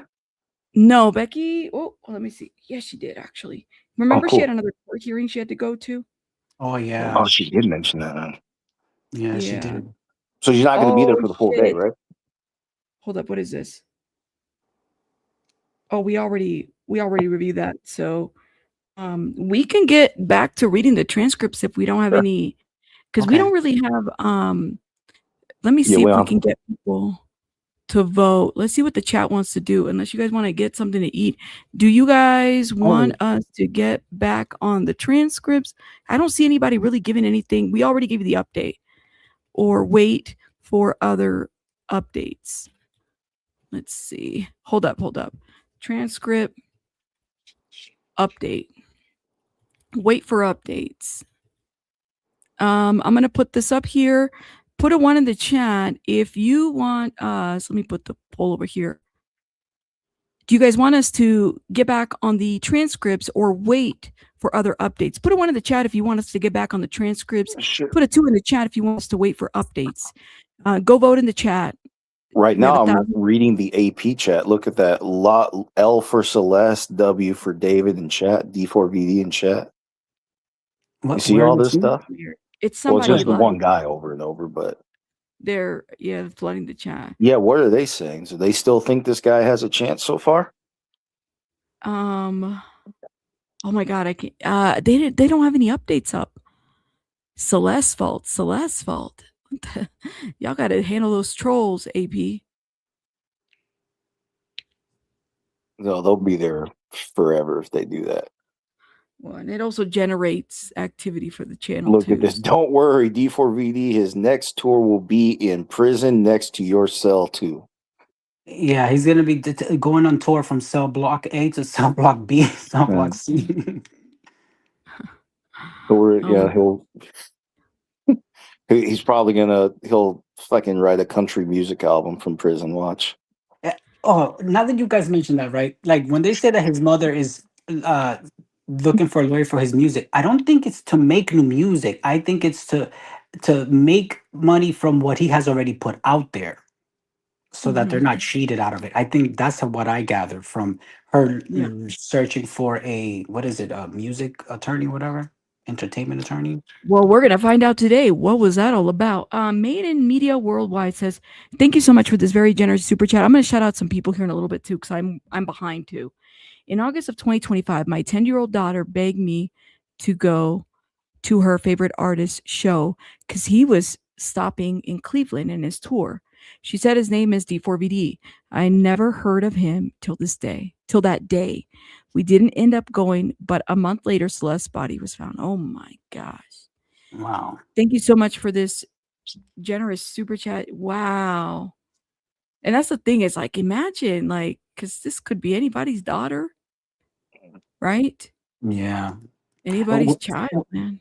When Becky was describing those pictures yesterday, it really hit me hard. I didn't expect that. I was like, wow. I just envisioned it, and it's like the reality of seeing that, and it's just that innocent girl, regardless to whether she was rebellious or whatever, she didn't deserve that. She did not. Nobody deserves that, especially to then be tossed away and left in a car like that. It's wow, unfucking believable. This guy. I agree. I agree, man. It's just, it's one of the, you can't make sense of that kind of depravity, or, in general. No, and as far as I can tell, if you can make sense of it, you're probably the same guy. Because I don't think we're supposed to understand it. We're not supposed to understand. Yeah, like I said, in my mind, a crazy person is just a broken mind we can't make sense of. I think that's really what it is. Yeah, I agree. Thank you so much, Made in Media Worldwide. I mean, there's a reason why you guys didn't go. There's a reason. Let me do some shout outs, guys. Get some food or something, and then I got to run to the restroom. And then I think if we don't have any like prevalent updates, anything like, because I don't see anything like, we just updated Lauren Conlon. If she does a video, hit me up and stuff. But let me update the people, and then I got to run to the restroom too. So, and whatnot. Okay. But you want to do that first? You want to run to the restroom first? Somebody left a super chat with a good question. Let me go run to the restaurant. Sure. Go me, ahead. me and Abe can just shoot the shit. Let's look at the chat. Yeah. How are you holding up, Abe? What has this taught you anything new other than this? I think the only thing we learned is this guy's stupider than we thought. Yeah, that's definitely number one for me, because I refuse to believe somebody was that stupid. I said, no, no, no. He's being set up or something. And I'm like, come on, everything. The more it comes out, the worse it gets for him. Right. Isn't it though? And the dumber this boy looks. It's unbelievable. You don't believe it until you see it, and this guy's just putting it all forward. To answer you, Pamela, we don't know who tried to break into the court. It looks like that happened overnight. I don't know if they think there's any cash in the registers, or maybe somebody just walked into it by accident. Sure. No, dude. Look, years back, I think I told you this. It was a guy who tried to rob like a convenience store, some shit like that. I think it was a 7-Eleven, and he puts the gun up to the clerk. He says, "Give me all the cash. Give me all the hundreds." Or no, give me the safe. Open up the safe. And he says, "Well, I don't have the key to the safe. Only the manager does." So this guy left it's way back. So he left a pager number. He said, "Page me when your boss comes in." Oh, all right, immediately. God. Right. So the first thing the guy does, right? This guy leaves, the criminal leaves, the clerk called the sheriff's department, and they were waiting for the guy after he paged. So they waited around. Yeah, dude came back with a gun in hand, looking for the manager because he wanted in the safe, and then the cops took him. I used to be in banking for many years. And in banking, you get robbed a lot. So my tellers used to get robbed quite often, but it was always like a note passer. There was only one incident in where it was at gunpoint, and they took. I had already left that branch, but my cousin that worked with me stayed at that branch, and she was the assistant manager, and they walked her back there. But then they had a gun. They told her to go back there to the safe, but policy is that a customer cannot go back there. And she said that to him, and he really waited for her outside the door while having the gun. I was like, okay, why didn't he just go with you all the way to the safe to get the money? No, she said, you can't come back. You can't come past here. And luckily for them, he stood out there. She was able to pull the alarm and whatever. he ran, eventually got caught, of course, but it's just the audacity. You just said the scariest thing I've heard all day. This happens all the time. Oh yeah, but it's never usually like you see it in the movies. It's just a no passer. It's just somebody who is strung up, is high, going through substance addiction, and they just come in with their. In those days, there was like pre-COVID, so not many people wore a mask. And when these people come in, they come in with glasses, like a bandana, and you kind of pretty much tell because they will wait in line until it's their turn to then pass the note to the teller. Mm. Yeah, and I always knew when we were gonna, because you cannot do nothing either, because you cannot risk the lives of everybody else around you. So I have to let it play out. So I normally would be able to identify these individuals, and then I would just go up to my teller and wait to see what teller they would go with, so that then I can be like observing the transaction as the manager, and I'll be able to see what they were doing and pull the alarm. So I was always able to catch. They were always able to catch the guys that did it at my side. Don't banks have the silent alarm that you can just step on, so they won't even know. They just see you playing along. They have no idea your foot moved. You don't step on it. It's just a button you push. Okay. And you do that, yeah. But the thing is that so if you're a teller and you find yourself in that situation, you really don't know if the person is armed or not, right? So you have to believe whatever the note says. And of course, the note usually says that they are armed, even if they're not. So the teller, and it says, do not push the alarm. And some of them will even say on the note, do not give me the bait, because there's like a pack of money that's on every teller's drawer that's called bait money, that you're supposed to give it with the money that you hand to the robber, so that once they leave the banking center, it triggers something and it explodes into this blue cloud of ink. Yeah. Oh my God. Can Yeah. you imagine walking around with blue cloud of ink? Oh, it happened to one of the robbers, and I saw it blow up because I went after him and I saw it blow up. And he was trailing a cloud of ink. I've seen that on video before. That's probably 10 times funnier in person. But responding to the highlighted comment, let me respond to that highlighted super chat. Shout out to B Tim, by the way. Thank you, B Tim. So based on the evidence, why isn't D4vd begging for a plea deal? That's because plea deals aren't actually optional. That's at the discretion of the prosecutor to even offer it. And they do that because they have bigger problems. David is the biggest problem. That's usually for misdemeanors. That's usually for like misdemeanor offenses. The prosecutor doesn't have time to deal with these people, so they offer a plea. A lot of people take it. On this evidence, they're not looking to plea. If he wants to plead guilty, he can do that anytime he wants. He doesn't have to wait for a deal. You can always plead guilty.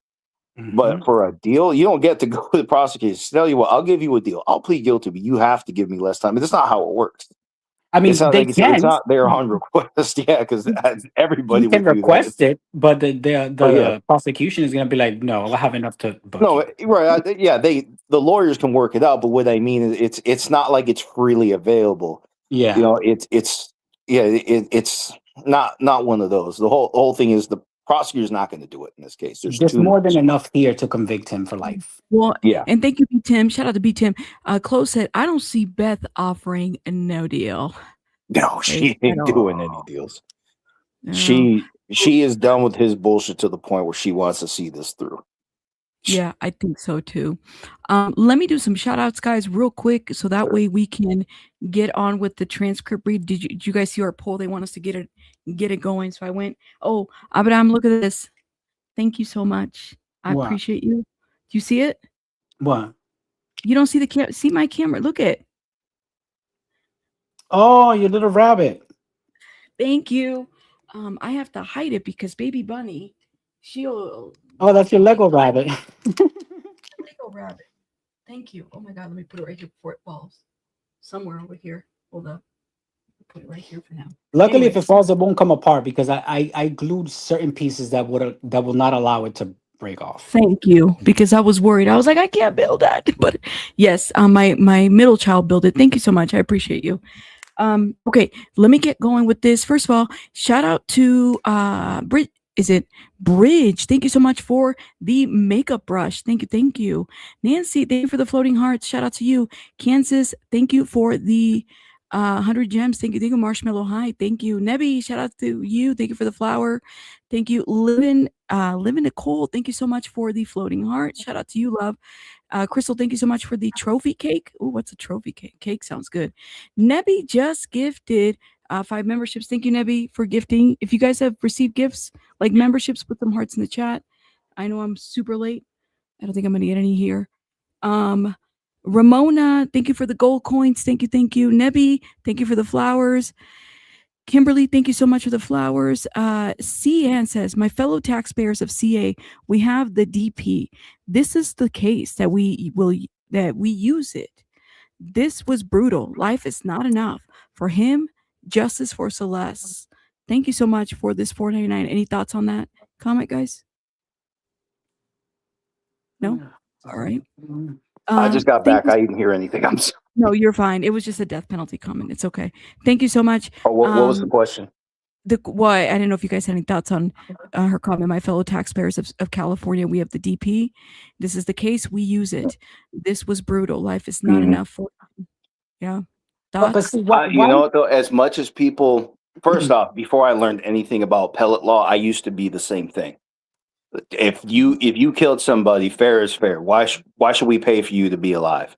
Not like you gave a shit about anyone else's life. But then when I realized that not just do people get wrongly convicted, but appellate law is even more unfair than the trial.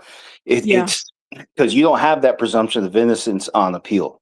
On appeal, you take the burden to prove something went wrong at your trial. It can be pretty hard.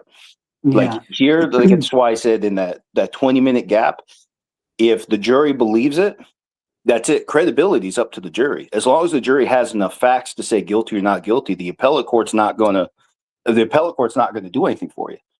If there isn't, remember, every charge is broken down into elements. So if there isn't enough evidence for just one element, then you get that reversal. But if there are enough facts for every element, the appeals court is not going to cut you a break. They're going to look at it. This is all reserved for the jury. So when I realized how unfair that can actually be, how one-sided that can actually be, I actually backed off my stance that even though I won't care if guys like this live or die. But when you say it like that, life in prison should be just fine. And it's fair to people who need to appeal. That's all. And doesn't it cost the taxpayer more money if you go through the death process because of all the legal things that will come with that? Yeah, because of all the appeals, because it's like, why even cost the? Because it's probably not going to be upheld. It's probably going to be turned into life in prison in the long run, and it's just going to end up costing money. So I wouldn't go with the death penalty. Let him suffer. Being in jail is crazy and difficult enough. All right, I'm gonna move on because we got to catch up on these things. Thank you. Glitter, thank you so much for this UNC alert. Thank you, love. Kimberly, thank you so much for the flow. Is it flow state? I'll have to check what that thing is. Thank you, Tina. Thank you so much for the high five. Tina, thank you for the floating hearts. It's Sugar Bee. Thank you so much for becoming a member. Shout out to you, love. Michelle, thank you so much. Stay hydrated. Yes, I got it. I got to take another chug of water. Thank you, love. My girl Tiff, thank you so much for becoming a member. My girl Tiff, thank you so much for the flowers. Jeezy, is it G? Anyways, shout out to you. Thank you so much for the clapping seal. Thank you. Tracy, thank you so much for the UNC alert. Thank you so much. Protesting the protesters for the Sunday. Nebby, thank you for the flowers. Mega, thank you so much for the UNC alert. And Jess, thank you so much for this generous super chat, $19.99. I love this transcript crew. Y'all are so awesome. Thank you. Moon Rabbit, Liberty Joe, and Abraham Noble. Yeah, this is a really nice reading crew. Thank you guys as well. Abraham and Joe for agreeing. I know I just put you on the seat and I said, let's go. You know how they say, my mom is kind of like that. I get that from my mom. Hey, don't ask questions. Okay, you did get that from somewhere. I got that from my mom. I don't say, I do that all the time to my kids and they get annoyed with me. I was thinking that's something my mom would do. Joe, come here. My mom would volunteer me to do something all the time. She would volunteer me. She would volunteer me to go with neighbors to translate for them somewhere. I'm like, can you ask me first? I got volunteered to move people out of a house all the time. Oh, he will go with you and translate for you because they didn't speak English. He will go with you. I'm like, Of course, I This was is a how we minor. do it. All right. Donna, thank you so much for becoming a member. Shout out to you, love. Thank you. Melissa, thank you for the press F. Danny Dorito, I love this name. Thank you so much for the flowers. Tartar Minx, thank you so much for the flowers. Tasha, thank you so much for becoming a member. Princess, thank you for the sparkles. Thank you so much, and not for nothing, for the silver star. Louis, thank you so much for the flowers. Thank you. Courtney, is it leather? Thank you so much for the goat trophy. Ooh, I like to be the goat. Yes. Thank you so much, Margie, for the gems. Turn it up. Thank you. Viking, thank you so much for the silver star. I appreciate you. Again, Made in Media World, thank you so much for that generous super chat. A girl named Unlucky, thank you so much for the floating hearts, love. Shout out to you. Nebby, thank you for the flower. Theo, thank you for the gems again, the gold coins. B Tim, shout out to B Tim, my wonderful supporter. Thank you so much for the super chat. Theo, thank you so much for the floating heart. Danny Dorito, floating heart, thank you again. Taco Tuesday every day, member for 3 months. Shout out to you, love. Guardian Angel, thank you so much for the flowers. Smiles, thank you so much for the goat trophy. Danny Dorito again, the flower. Thank you. Nebby, thank you for the flowers. The silver star, Andressa, thank you so much. Nanya Business, thank you for the silver star. Bees, thank you so much for the silver star. Thank you. Mashy Taters, thank you so much for the silver star. Finger Heart, thank you so much. Not Finger Heart. Thank you for the Finger Heart. Listen, Linda. Oh, I like that name. Thank you. Listen, Linda. Stellar, thank you so much for the floating heart. And Mashy Taters, again, the cold coins. Thank you. Crystal, thank you so much for the floating heart. Carinsa, thank you so much for the thumbs up. Robin, thank you so much for the laughing disco. Thank you. Thelma, thank you so much for the flow state. Thank you, Thelma, for the silver star. The gold coins, Mashy Tater. Thank you. Tulips, thank you, Jolene. Thank you for the tulips. Taco Tuesday, thank you so much for the happy shitter, the happy poop. Thank you. Tanya, thank you for the 6-7. Oh God, let me not say that out loud. Maybe one's gonna say it. Thank you so much. Sylvia, thank you for the first of all, shout out to Sylvia. Sylvia knows what I'm talking about. Shout out to Sylvia. Thank you so much for the sunshine. Sylvia, I hope you get some rest. And Danique, thank you so much for this super sticker. Thank you so much for following this case, Rabbit. No, thank you guys. Thank you. I know. All right. Okay, we caught up, I think. Yes. All right, let's jam, homies. Let's jam, guys. You guys ready for the transcript read? We're on page 37, right? I think. Well, you probably got it right in the tab. 36. Okay. Give me 1 second. Let me just make sure because I want to make sure thank you, Turquoise, for the bowl of ramen. This is new. Sorry about that. And Sparkle, thank you so much. Thank you, my girl Tiff, for the sparkles. I appreciate it. I'm trying to clear this so I don't get shit. Sorry. You see that update? No, that's why I'm trying to get it. I deleted too quickly. Girl, hold up. My girl Tiff, thank you guys. All right. Turquoise, thank you so much for this. Okay. Adele, thank you so much for that. Beautiful. I can't even see it here with my eyes. Nene and B. All right. Y'all, I'm going to take a break from this because we got to start reading. I'm going to ignore it. Shout out to everybody. Guys, thank you so much. But we're going to move on so we can read the transcripts. And if we get an update, we'll jump on. Okay? But Ross, Hollister, and Bose. Do you see that part from That's All, Folks? It says that Lois testified that Burke received millions in advances tied to endorsement deals with Prox, Hollister, and Bose. What? Yeah. Bose Boss, isn't that the Hollister headphone? Bose? Yeah, they make subwoofers. Yeah, they make that shit that hits. Yeah. Damn. Look, again, Dumber Than Dumber. It's like, dude, you had so much going for yourself. What the hell did you do? Oh, dude, what went wrong? Jesus. All right, I'm ready. All right, here we go. All right, so let's see. Let's start at top of page 36. Is that okay? And then next time we stop, I'm going to highlight it so I know. Okay. It's me. So this was for me because cross-exam, so I took over questioning. He also indicated to you he had previously spoken with a Riverside officer, correct? Yes. And he volunteered that he wanted to recap to you everything he had previously told the Riverside officer. From that statement, where he was beginning to talk, it sounded like he wanted to tell me what he told that Riverside detective. But again, I didn't know what kind of a case Riverside was dealing with or what they were investigating. So that's why I said I'm only here to look for her, and that's it. And one of those statements that Mr. Burke made on his own said, she told me she was 18, right? Yes.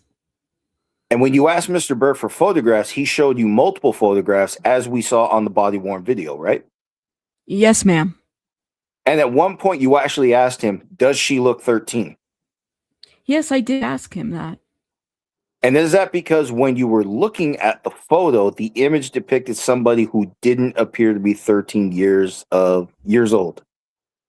I wouldn't be able to tell you why I asked him that, but I know at that moment, something that I asked, I don't know why. Nothing further, Your Honor. All right, redirect. Yes. The word cooperative means that the person is forthcoming, right? Yes, ma'am. And therefore telling the truth, right? Therefore telling the truth. Oh, that's me. Objection, argumentative. I will allow it, but what I will not allow from either side, either this proceedings or the trial, if we get to that stage, is that one witness cannot give an opinion as to the veracity of another witness. So I will allow Ms. Silverman to explore that cooperative means to the witness, but giving an opinion as to whether or not Mr. Burke's truthful, the court will not allow. Do you use the term cooperative in the assumption that someone is telling the truth? I'm a police officer, so my job is to make my own opinion based on facts. I believe he was telling me the truth. Okay. Based on his demeanor. Hence why, based on his demeanor, you said? Yes. Hence why he seemed very careful talking with food in his mouth, talking about beer in the fridge, having a party, things of that nature. Objection, counsel is testifying. Overruled. I will allow it. Yes, ma'am. And so you assumed he was being truthful with you, and therefore you said, yes, I believe he was being very cooperative, right? Yes. Did he tell you that he had been having a sexual relationship with this underage girl for several months? Objection, relevance, argumentative. Well, it's clearly relevant, but at this point, it assumes fact, not an evidence. So you can ask him why he believed he was cooperative. The tape speaks for itself as to what he said and what wasn't said. Let me stop right here, guys, because I see the chat. They're saying, hey, there's updates. All right, hold up, y'all. And I see. Let's take a little break right here. Thank you, guys. Let me see. Let's go to Brian Enton first, because apparently he's uploaded something. The Associated Press also. Oh, shit. Hold up, y'all. Look at the Associated Press. They are updating a lot. Let me stop sharing real quick. I've highlighted where we left off. Okay, here we go. So let me read some of this that they have up here. They started with the latest APA story. A money manager for D4vd testified Wednesday that he had heard only the first name of Celeste Rivas Hernandez, the 14-year-old girl the singer is charged with killing, before her dismembered body was found in the trunk of a car. The testimony from Benjamin Gregor came on the second day of a preliminary hearing in a Los Angeles court to determine whether there was enough evidence to put D4vd, whose legal name is David Anthony Burke, on trial on charges of murder, continuous essay of a child under the age of 14, and mutilation of a body. I knew her first name, Gregor said. The prosecutor and Deputy District Attorney Beth Silverman later asked Gregor where he had heard the name Celeste. He said from Rob Morgan Roth, D4vd's manager. Did he tell you she was his girlfriend? Silverman asked, but objections prevented an answer. Burke's lawyers have said he did not cause Rivas Hernandez's death, and he has pled not guilty. Prosecutors allege Burke fatally stabbed Rivas Hernandez Rivas Hernandez to prevent her from revealing their relationship and ruining his career. Gregor was one of the 2 witnesses called to discuss Burke's finances to indicate how much he had to lose and whether the killing could have meant financial gain. But the questioning, which got increasingly heated, served into who among the people around Burke knew he was in a sexual relationship with the teen. Silverman asked Gregor if he knew Burke had taken Rivas Hernandez to London with him and to Texas to meet his family. He said he had heard about the London trip. The prosecutor asked if he had heard about Burke taking Rivas Hernandez to nightclubs, with both of them using fake IDs. Burke only recently turned 21. This drew angry objection from Burke's attorney, Marilyn Benarski. Counsel is testifying, she said. Judge Olimendo cut off the line of questioning. All right. Ooh, shit, it got kind of heated and beat it in there. Oh my God. Hold up, y'all. Let's go to our I heard good Craig old said friend. the judge is testifying. No, the judge No, said the attorney. the Attorney yeah, said, it okay, said yeah. that it was your girl Marilyn who said objection. It's getting this is testimony, like basically describing it. Hold up, let's bring our friend over here. Well, at least I think he's our friend. I don't know. Maybe he's my friend in my head. Brian Enton. Oh, she knows it too. Today is day 2. It's Wednesday. Hey guys, want to give you an update with everything going on inside the David hearing. Today is day 2. It's Wednesday here in Los Angeles. No cameras allowed inside, no live tweeting. So this is really the only way to get you guys information. We're allowed to come out and read our notes during break. Money was a big deal again today. Remember, the prosecution seems like the motive that they say for the murder was that David had a lot to lose with all the money he was making in the music business, and that he killed Celeste Rivas Hernandez because if it came out that he was with an underage girl, his career would be over. Turns out the potential amount of money to be made under one of his contracts, had it not been terminated, was $17 million. He had already made millions and millions of dollars. His money manager was back on the stand today. Talks a lot about his communication with David's mom, Colleen. And he said he seemed to talk to the mom mostly. She seemed to be in control of all that stuff, that he only talked to David 5 times, but was talking to the mom a lot. The prosecutor then asked him if he had any knowledge of David buying tickets to Texas and London to travel with Celeste, which that came out yesterday. There were these plane tickets, and he said no, and also kind of shows that David must have known her age if he was buying her plane tickets, according to the prosecution. They also asked the money manager if David and Celeste were going to parties and nightclubs together. They had fake IDs. He said he didn't know. But again, money now was really the topic at the end of the day yesterday, and it's another big topic today, and it's clear that that's going to be a big part of the case here. All right, I'm going to go back and keep you guys posted. Hey guys, want to give you an update with everything going on inside the David hearing So today was more on the financials, right? I mean, they're still kind of finishing up. Oh, hold on. As far as I can tell, this is just all setting up that foundation that, yeah, he had financial incentive. We're not getting anything to that good yet. Unfortunately, they have to establish it for a record, but for the rest of us, yeah, we already got the point, that he did it to save his career. That's the allegation. But yeah, but still they have to break it down for the court record, like how they got there. So that's why it's going through all that. They have to show the amount that he was willing to, what he was willing to do to maintain those millions coming in. Yeah. That's true. Hey, chat, can I ask you guys a question in the chat? Are we at 1,000 likes, please? And thank you. I would appreciate it. Get us to 1,000 likes. I don't know if we are. I haven't looked at let me check, girl. 544. I see. We are, what? And we've been on for 4 hours? I'm going to need 1,000 likes here. Hurry up. Hurry up, but take your time. Okay? We over here reading transcripts. That's what Sylvia says. Hurry up, but take your time, girl. I'm gonna need 1,000 likes. Hit the like button, hype it up, okay? It's so weird because it's like sometimes you don't realize, like you don't grasp how delayed what we're saying is to when it's actually aired. Because I'm trying to keep up like in my computer, but it's like that's way behind.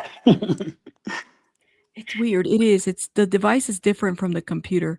Yeah. Thank you guys. Thank you for those that have hit the like button. Hopefully that'll like, yeah, okay. All right. Well, we need to get it to 1,000 likes. Keep it up, Cody. Well, you listen, 818, let the people know. Y'all hit the like button. It's free. It does not cost a thing. Okay. And I know I got a lot of nosy people. Hit the like button and be nosy at the same time. That's right. That's right. You said hit the like button is bad for your health. No, it's not bad for your health. I know. Go refill your water. Thank you. Almost 800. Well, let's get to look, we're 200 away. Let's get to 1,000. Please and thank you. It doesn't hurt. Thank you. Okay. So is that the only update? It's just the financial. We're not. Somebody said Khadijah far. Lynn. Say that again? Somebody said Khadijah Lynn put an update. Oh, she did? Yeah, she probably put an update, because she's listening to everything else over there too, right? But but do we have any updates from the court though? That's what I want to know. Like from the actual, people outside. I don't see anything. I'm checking. Yeah, I'm not seeing a lot of updates. Why didn't? Yeah. I'm looking in the chat, seeing if anybody had anything else. It doesn't look like it. It really just looks like we're getting into what this guy do about the finances. Yeah, that's seems to be all we got. I want to hear from more officers. Me too, man. Yeah, somebody call me if we hear from the cops, because that's the good stuff. Should we continue with the court transcripts? Put one in the chat. Let me put the poll up again. Resume. Of course, it's going to be a little bit biased now because, well, not biased, but it was already voted on. Should we continue with the court transcripts? I don't think it lets you vote twice. We'll see. Yeah, people are like, go ahead, keep going. All right. Yes. All right. Thank you guys. And thank you if you took the time to hit the like button and hype. It does help, guys. It really does. Okay. Oh, all right. Y'all ready? We ready? Mm-hmm. Yep. Okay. Okay. Let's remove this. Ta-da-da. And let's get back to the transcripts. Here we go. All right. So this is the highlighted area. Thank you. Keep going. All right. You have the poll in the way. Yeah. Let me remove it. Hide it. We left off at line 20. Yeah. Oh, yeah. Here we go. So I haven't. Yeah. So you have that question by Miss Silverman. All right. Here we go. Did he ever mention to you that he had been having a sexual relationship with her? Objection. The evidence speaks for itself. The video assumes facts, not in evidence. Sustained. You may move on. Okay. Did the defendant ever tell you that he assisted the victim in the plan to run away that he picked up from her home in Lake Elsinore? Same objection. To come to his home. Sustained. At this point, it assumes facts not in evidence. So for those of you who just don't understand what's going on, the cops are there for a missing girl. The other stuff that, the evidence today shows, back then they didn't have it. They're not investigating that. There was no basis for this questioning, bottom line. Mm-hmm. That's why. So yeah, there's no factual basis for this question, for this line of questioning, bottom line. That's why the judge is saying sustained. Every defense attorney should be objecting to something like this in such situations, correct? Yeah. Okay. Yeah, you right. Yeah. So yeah, let me just keep it short. Bottom line, yeah. So line 5 is where you left off. We left off at from line number 2, come to us home. So 3. Oh yeah, sustained at this home assumes facts, not evidence. Okay, yeah. So line 5. Sorry. Okay. Here I go. All right, I have nothing further. All right, anything further? Nothing further. You may step down, sir. People, you may call your next witness. Yes, people calls Detective Joshua Byers. Now, let me stop right here. Joshua Byers, which is going to be First Liberties. You going to jump in on that? You want me to do this? Yeah, I'll do. You want me to do judicial assistant? We can skip it. They just swear the person in. Yeah, let's just skip that part. All right. Da-da-da-da. Okay, Joshua, here we go. Page 40. All right. Detective, can you tell us what your occupation and assignment is, please? I'm a police detective for Los Angeles Police Department. I'm currently assigned to Robbery Homicide Division. And how many years have you been assigned to robbery and homicide division? I've been a robbery homicide for about 12 and a sworn police officer just over 26. And what section of robbery homicide are you assigned to? I'm assigned to the homicide special section. And what do you do in the homicide special section of robbery homicide division? At Robbery Homicide Division, Homicide Special Section, we are responsible for investigating the murder of police officers, crimes against police officers, any multiple over 3 homicides in one incident, any what would be considered a high-profile homicide, or really any case that is designated as such by our chief. So complex homicides and high-profile homicides. Yes, ma'am. And do you work with a partner? I do. And who is your partner? My partner's My partner's Detective Corey Farrell. That's Farrell. And for how many years have you and Detective Farrell been working together? Off and on, we've been partners for probably 8 years, maybe longer, 8 to 10, I would say. I want to direct your attention to September 8th of 2025. Oh, it's going to be the hard part. Sorry, y'all. Were you called out to a police tow yard at 1015 Mansfield Avenue? What is the Hollywood tow yard? Yes. Okay. And what was the reason that you were called out there? We were called out to at death. What was initially a death investigation, meaning a body was found in the front trunk of a vehicle at the Hollywood Tow impound lot. And what is the front trunk on a Tesla called? I've been told it's called a frunk. And when you went out to the location, did you speak with various detectives from LAPD who initially responded? Yes, our West Bureau Homicide section was initially called by Hollywood Division detective who initially responded. So I spoke with West Bureau Homicide detectives. So when you went to this location, what is it that you were expecting to find? Oh, sorry. Where am I? What I got lost when you scrolled. What Line line? Line five. Line 5. A body in the trunk. That was initial. There was not a lot of information that was passed initially. So my information was gathered as I arrived on the scene. And once you arrived on the scene, were you briefed by some of these detectives? Yes. And were you also told, did you learn that this particular vehicle, this Tesla, had been impounded at some point by the Department of Transportation? Yes, I came to find that the vehicle was impounded. It was cited by Department of Transportation on September 3rd and impounded on the 5th to the impound lot of Hollywood Tow. And was there also some documentation on the windshield of that vehicle that you subsequently observed that also confirmed that date? Yes, there was a parking citation by DOT that was on the driver's side windshield. And did you speak also with the individual at the tow yard, personnel that worked there, regarding why it is that they called LAPD's Hollywood Auto Detective Division? Yes, the manager doing a walkthrough of the impound area had noticed a strong odor emitting from a vehicle and identified that vehicle because the odor was so strong, and then called into Hollywood detectives. And did you observe the same? Yes. What did you observe? Can you describe it for us? Hold on just a second. When I arrived on the scene, the vehicle was a black Tesla with Texas license plate, had frunk open, and there was a partially unzipped black body bag with a dismembered torso and head and missing some extremities at that time. And were you able to smell for yourself anything with respects to the vehicle that was distinctive to you? Yes, I worked homicides for the better part of 18 or so years. So I have investigated many cases where you have decompositions of human body, and it's very distinctive odor.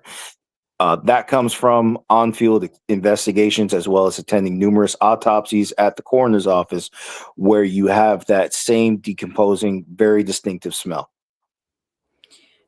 Were you able to determine with respect to this vehicle, this black Tesla, with the Texas license plates, who the vehicle was registered to? Yes, utilizing department resources, the vehicle was registered to David Anthony Burke with an address, and I think the address was in Cypress, Texas. I don't recall the numbers offhand. Now, you mentioned that there was a body bag in the front trunk area that was unzipped.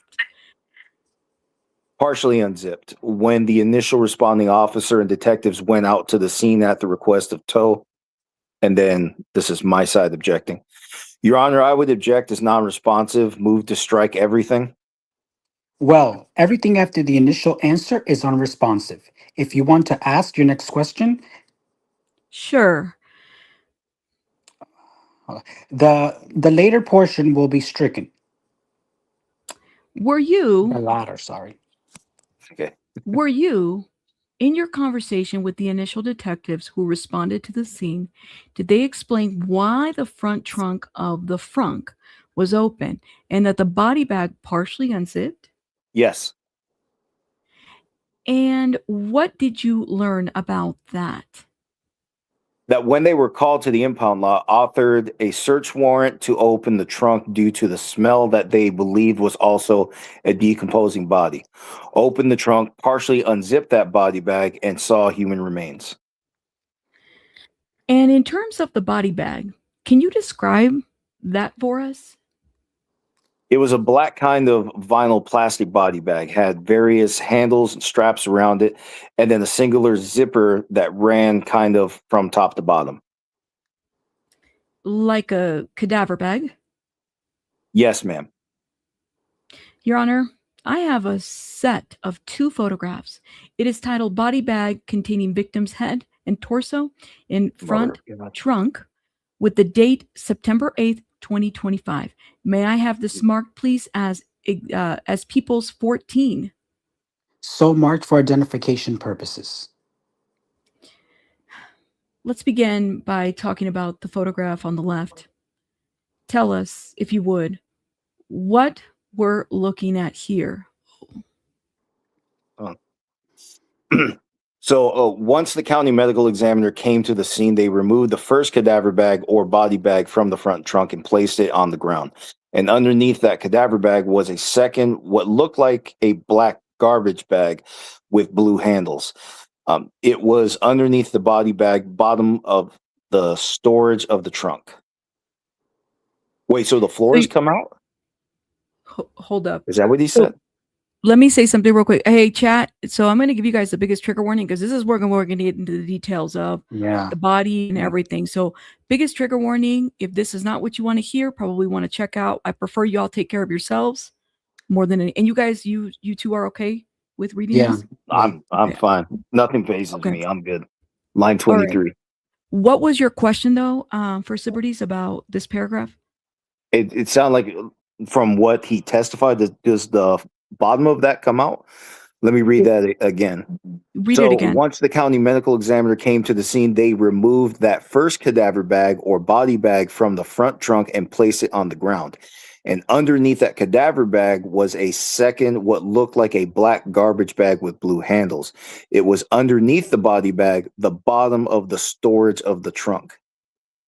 So what that is like, you know how some cars in the trunk, they have like the spare wheel and it's a section that like that falls like a step down. Okay, so the floor opens. Not that it opens, it does like a little step down and where you can put more stuff and then keep layering. Like a little step. Okay. Yeah, a little step down.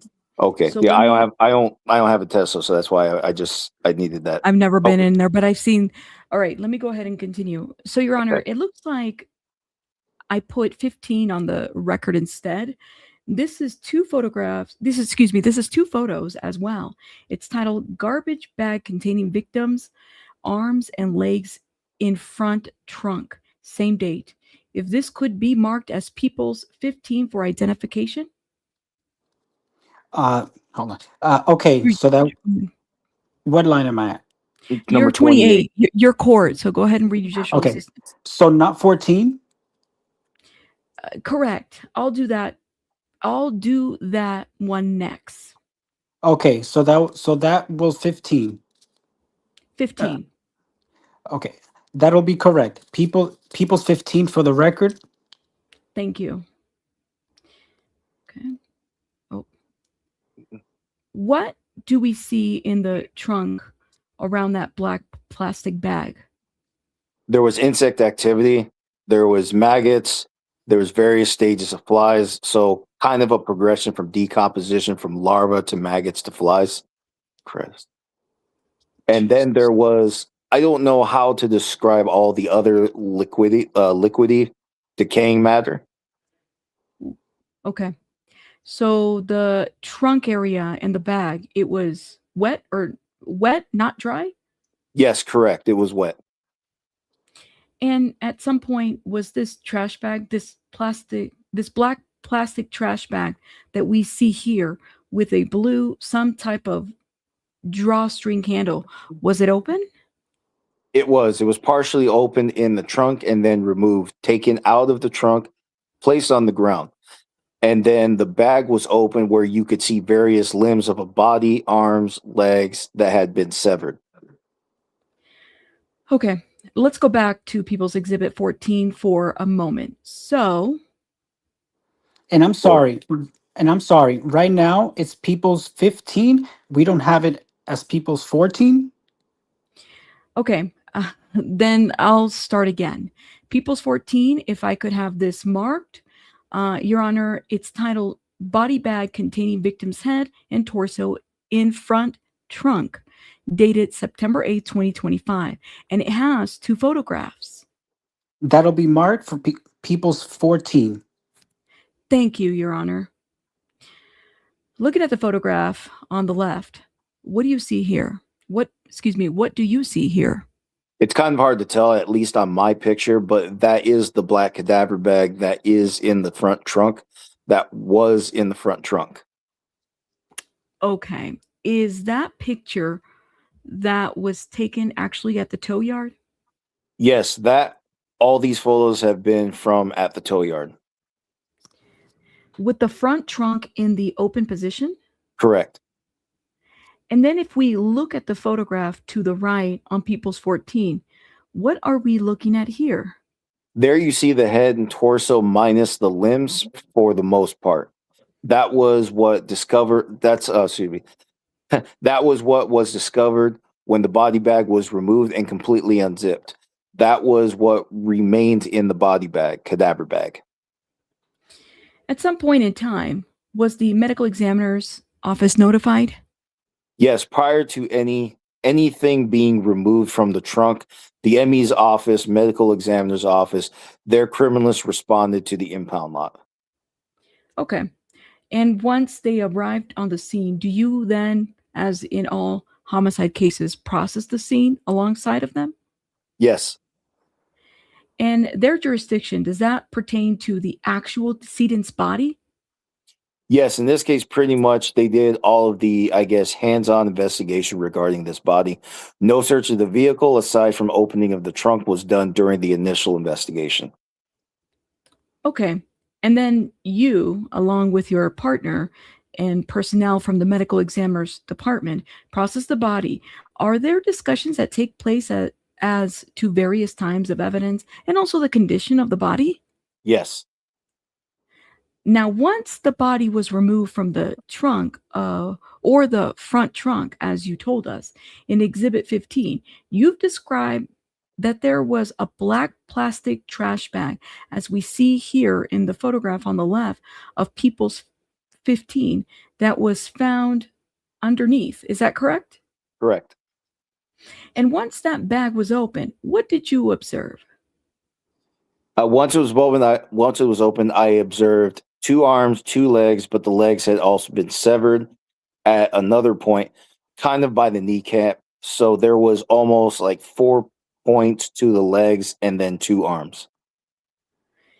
In terms of diameter of the front trunk or of the I think they meant to say front trunk area Tesla. of the Tesla.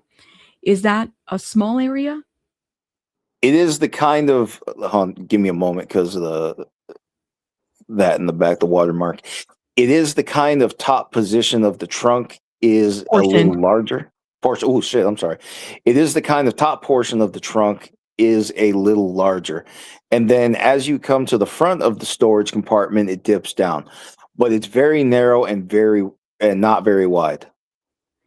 And so looking at the photograph to the right of People's 15, is that what you observed once this black plastic trash bag was open? Yes. And were photographs taken of this process at the tow yard as initially the cadaver bag was fully open and removed from the trunk?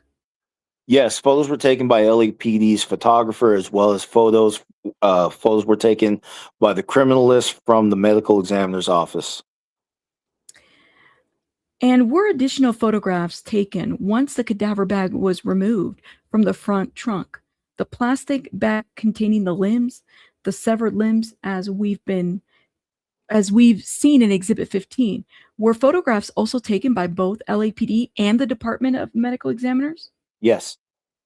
Did you notice anything unusual about the cut surfaces of the limbs? Objection calls for a proper opinion. All right. No. No. This is just basic observations, Your Honor.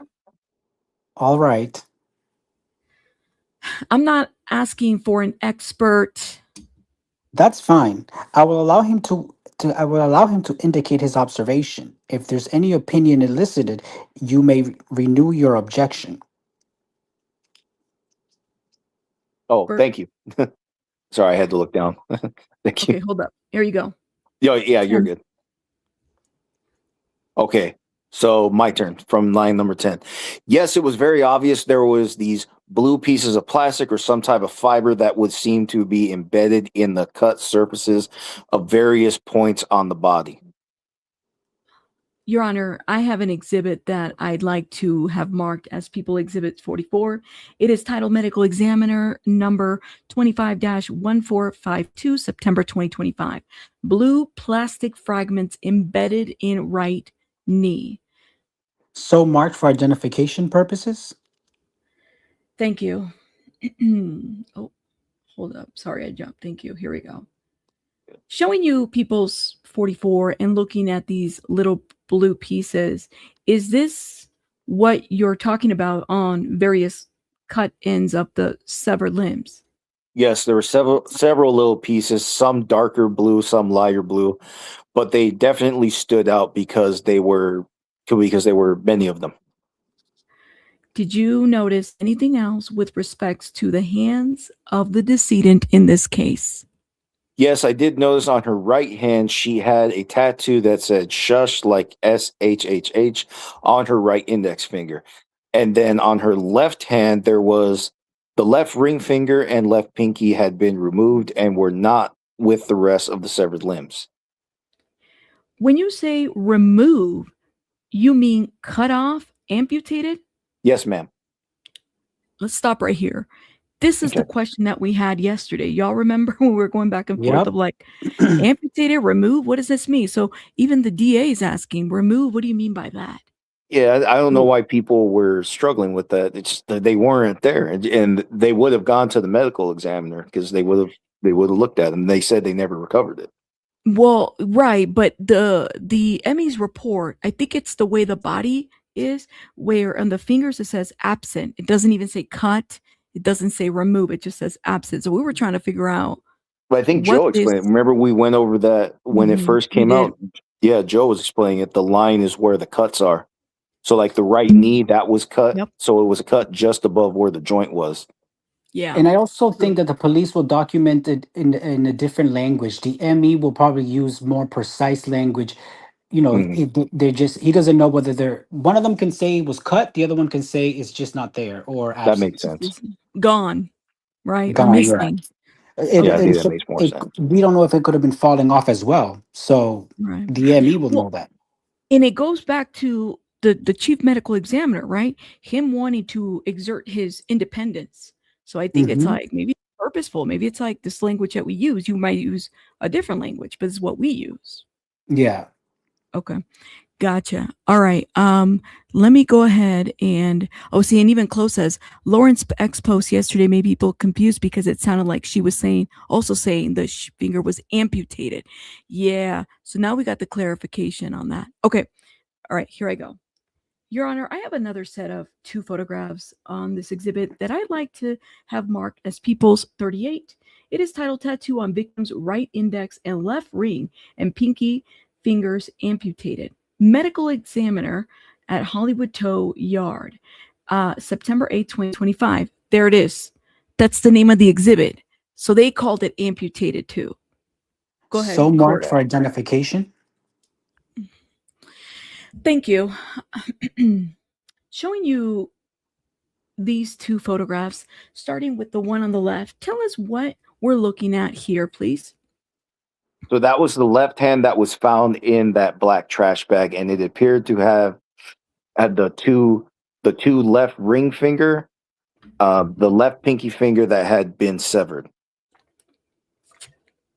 Okay, and the photograph on the right. Hold up. There you go. Sure. The tattoo on her right index finger, the shush with SHHH and ... was on the right hand index finger. Okay, based on the conditions of the decedent, as she was removed from the front trunk of the Tesla, was there a face where you could make out any facial features? No, there was quite a bit of decomposition to where the skin slippage and made it unrecognizable. I'm going to go ahead and stop you there. Miss Silverman, we're going to go ahead and take our morning recess. We did make some morning we did have some morning matters, so I'll give the court reporters a break for 15 minutes. Ladies and gentlemen, please wait until I announce the break. If you do leave the courtroom, which you're certainly welcome to, please know please note that we are sitting so that we don't have any confusion. Take your seats coming back. Take the same seat coming back, and you will be in 15 minutes recess, resuming at 11 o'clock. Thank you. Okay. All right. Y'all ready? All right, we're back on the record. We have Mr. Burke present, all counsel present, and we have the witness back on the stand. Detective Byer, I remind you that you remain under oath. We are on direct examination. Ms. Silverman, you may continue. Okay. Let me go up a little bit. Thank you, Your Honor. So on September 8th of 2025, when you were out at the tow yard, eventually, did you do something with the Tesla that day? Yes, we had our LAPD tow transport the vehicle to our what we call Piper Tech, which is kind of holding for vehicles for further processing. Piper Technical Center that belongs to LAPD? Yes. And was that so that the vehicle could be processed? Yes. And that occurred the next day on September 9th? Yes. And were you present for that? I was. And on September 8th, after the processing that was done by yourself as well as the medical examiner's department at that tow yard, was the decedent transported back to the Forensic Science Center? Yes. Now, did you also observe during the processing of the Tesla that took place, as you said, on September 9th of 2025, any documents or receipts or anything inside of the Tesla that you then followed up on? Yes, I observed the receipt in the vehicle for a purchase made at Ross Dress for Less, which caused me to have detectives follow up to that location to attempt to retrieve any surveillance video according to that transaction that was made. Now, question before we go on, is that something we heard of before, that receipt? Yes, we did. Yeah. We heard it yesterday. That's something I caught in the beginning. But that's crazy Yeah. because when was the date of the receipt? It was the July, but then this happened when? When her body was found in September, right? Yeah, it says right there July 29th. Mm-hmm.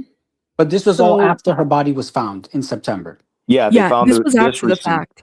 Yeah. Okay. Yeah, this was after the fact. So let me stop right here Hold up, because it says reporters will now start releasing a lot of new information now that it's lunchtime. But I do wonder what kind of new information, because it's like, is it the financials? I wonder. This is the part where I had to explain gotcha. See, Flojo was talking about the finger. And this Since is you what he had saw to the explain to picture, Armand. since you saw the picture, was it a picture of just the hand or the whole arm? Because they talk about We the have the hand. sketch. So did he sever the arm and then the hand from We the have arm the sketch. too? Let me show you. D4vd sketch. I'll show you. I mean, it's a sketch. It's not like, you know. Let The me see actual if I can photo. pull it up. Yeah, but I don't want to lose our spot. Let me go ahead and highlight that where we left off. Here it is. Okay, hold up. 1 second.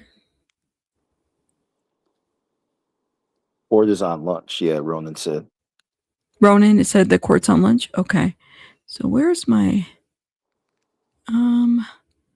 where'd it go? Somebody send them to me. I have them here. Court sketches.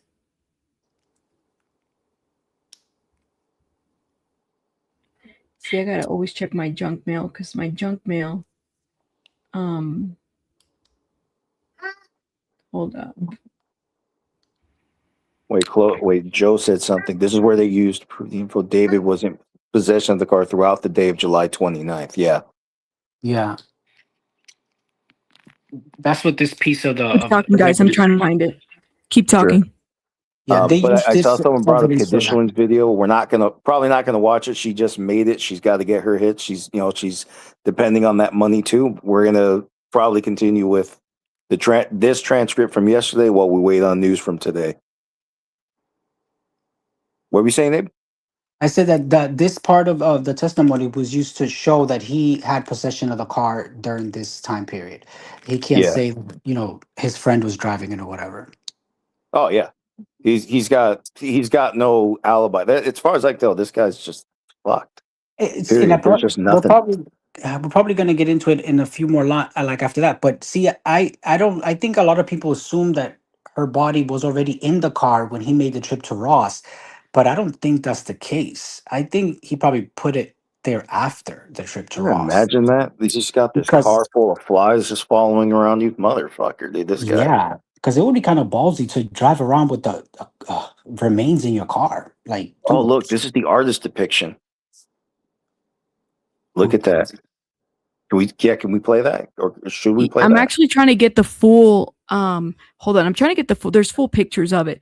I was sent them yesterday and I'm like, I got a lot of emails from yesterday. So let me see, because somebody color tattoo. Hold up. These were released yesterday and we might have been already out and gone. What is that on the right? That looks like a knife. Above the chainsaw. The knife. There was a knife that they put on the sketch. So is that what they're saying is the weapon that was used? We gotta, because I don't know exactly what we're looking for. They shouldn't put this much up at once. I don't know what this is meant to depict, and we haven't even gotten to chainsaws yet in our testimony. well, the court sketch artist probably did that collage of photos, but they probably showed them one by one, right, Joe? No, here it is. It is, guys. It is. This is the court sketch. So you see the blue pool right there. Look at, you were asking about the finger. This is the right. Remember when Flojo said that he was sitting pretty far behind and he could even make out the part of the tattoo. Oh my God. Supposedly Mark is talking, by the way. But this is crazy. Did he go inside or is he I'm kind of curious what kind of a let's see if and I don't know if Pinche Becky made it inside. I did text her, but I think she jumped over to that hearing. Let me see. Hold up, y'all. Mark the Shark. Shout out to Mark the Shark. Let me see what. So the pool looks like an above ground pool. Oh, here it is. Hold up, guys. Let me go to where he starts. Shout out to him, by the way, guys. Make sure you guys are supporting Mark the Shark as well. All right, I'm back. Updates. Yeah, Mark brings it. I like Mark.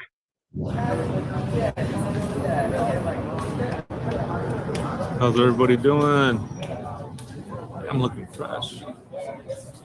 He said, I'm looking fresh. Long. I gotta go get some food I haven't ate.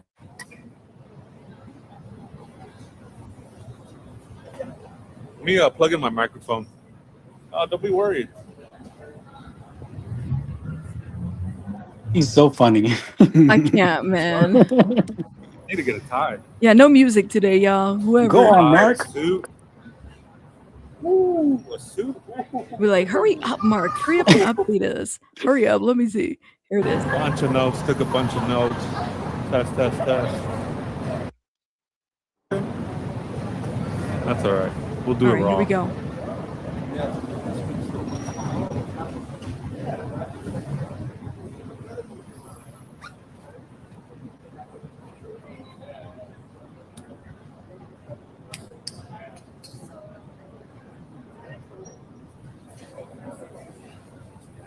Okay, it's fine. All right, so I was able to see one of the exhibits. They showed Celeste Rivas' passport card. This is interesting. Listen to this. The passport card was issued on May of 2025.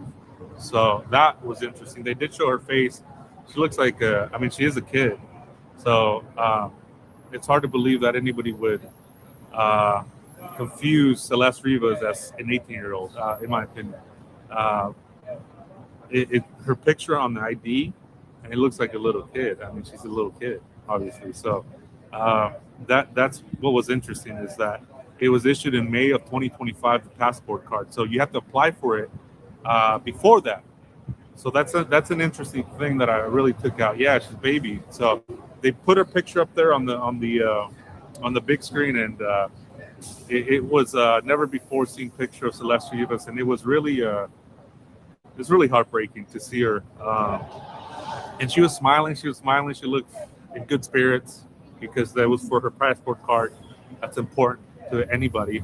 And so they showed that exhibit. The highway patrol officer that went and went to go investigate was on the witness stand. That was interesting too. They gave coordinates to the place of where they found that card.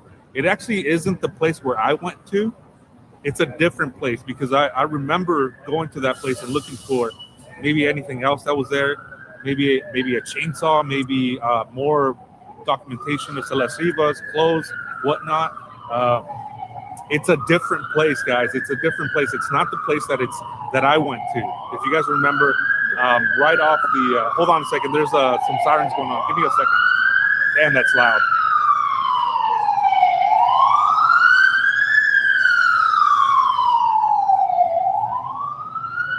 Damn, that's loud.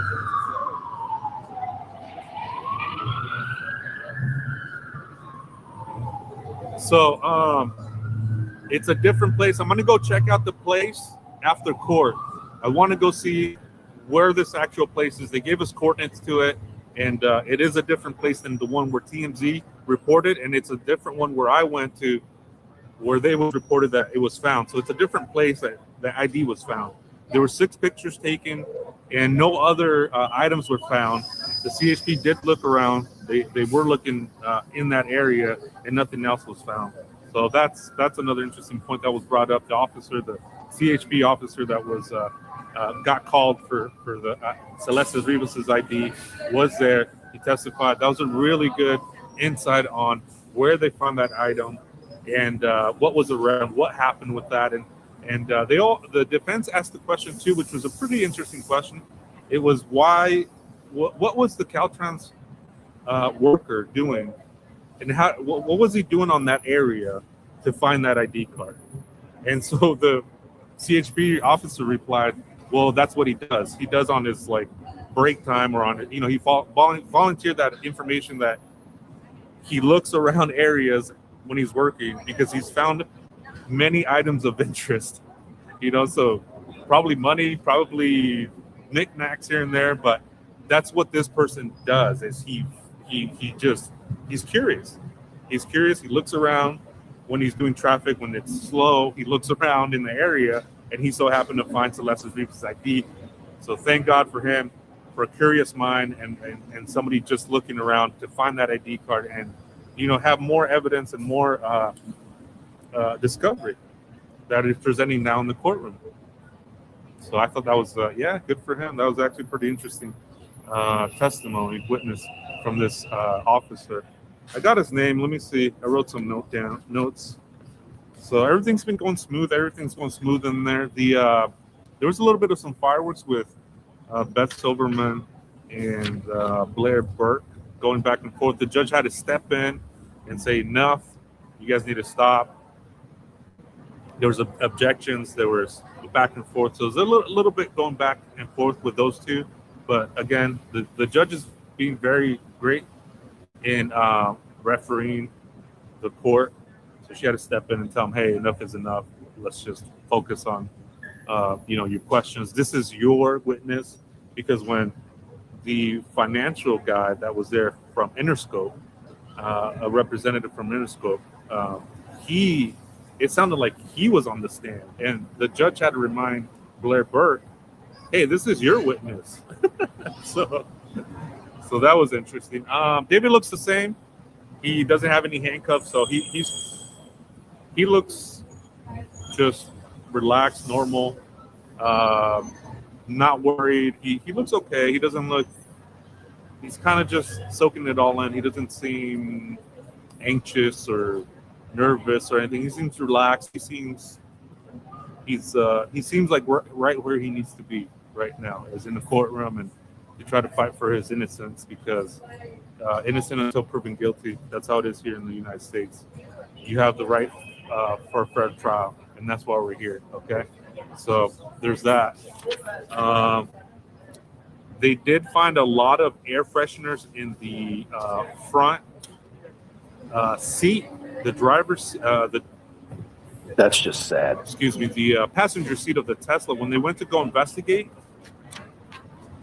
I'm jumping a little bit back and forth because I'm trying to hurry up and give you guys a little bit of what's going on. And when I go eat, I'll tweet this information so that way I have it down, and that way you guys have it too. So make sure you guys follow me on X. I'm Mark Strike 9432, please, and hit the like button, guys. I appreciate it. Thank you. So when they took the car in,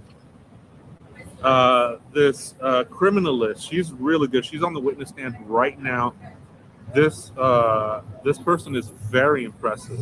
Her name is Chelsea Murillo, and she's with the LAPD. She's a criminalist level 2, and she was responding to the vehicle search when they took it down to the Piper Technical Center, and she noticed there the body wasn't there anymore.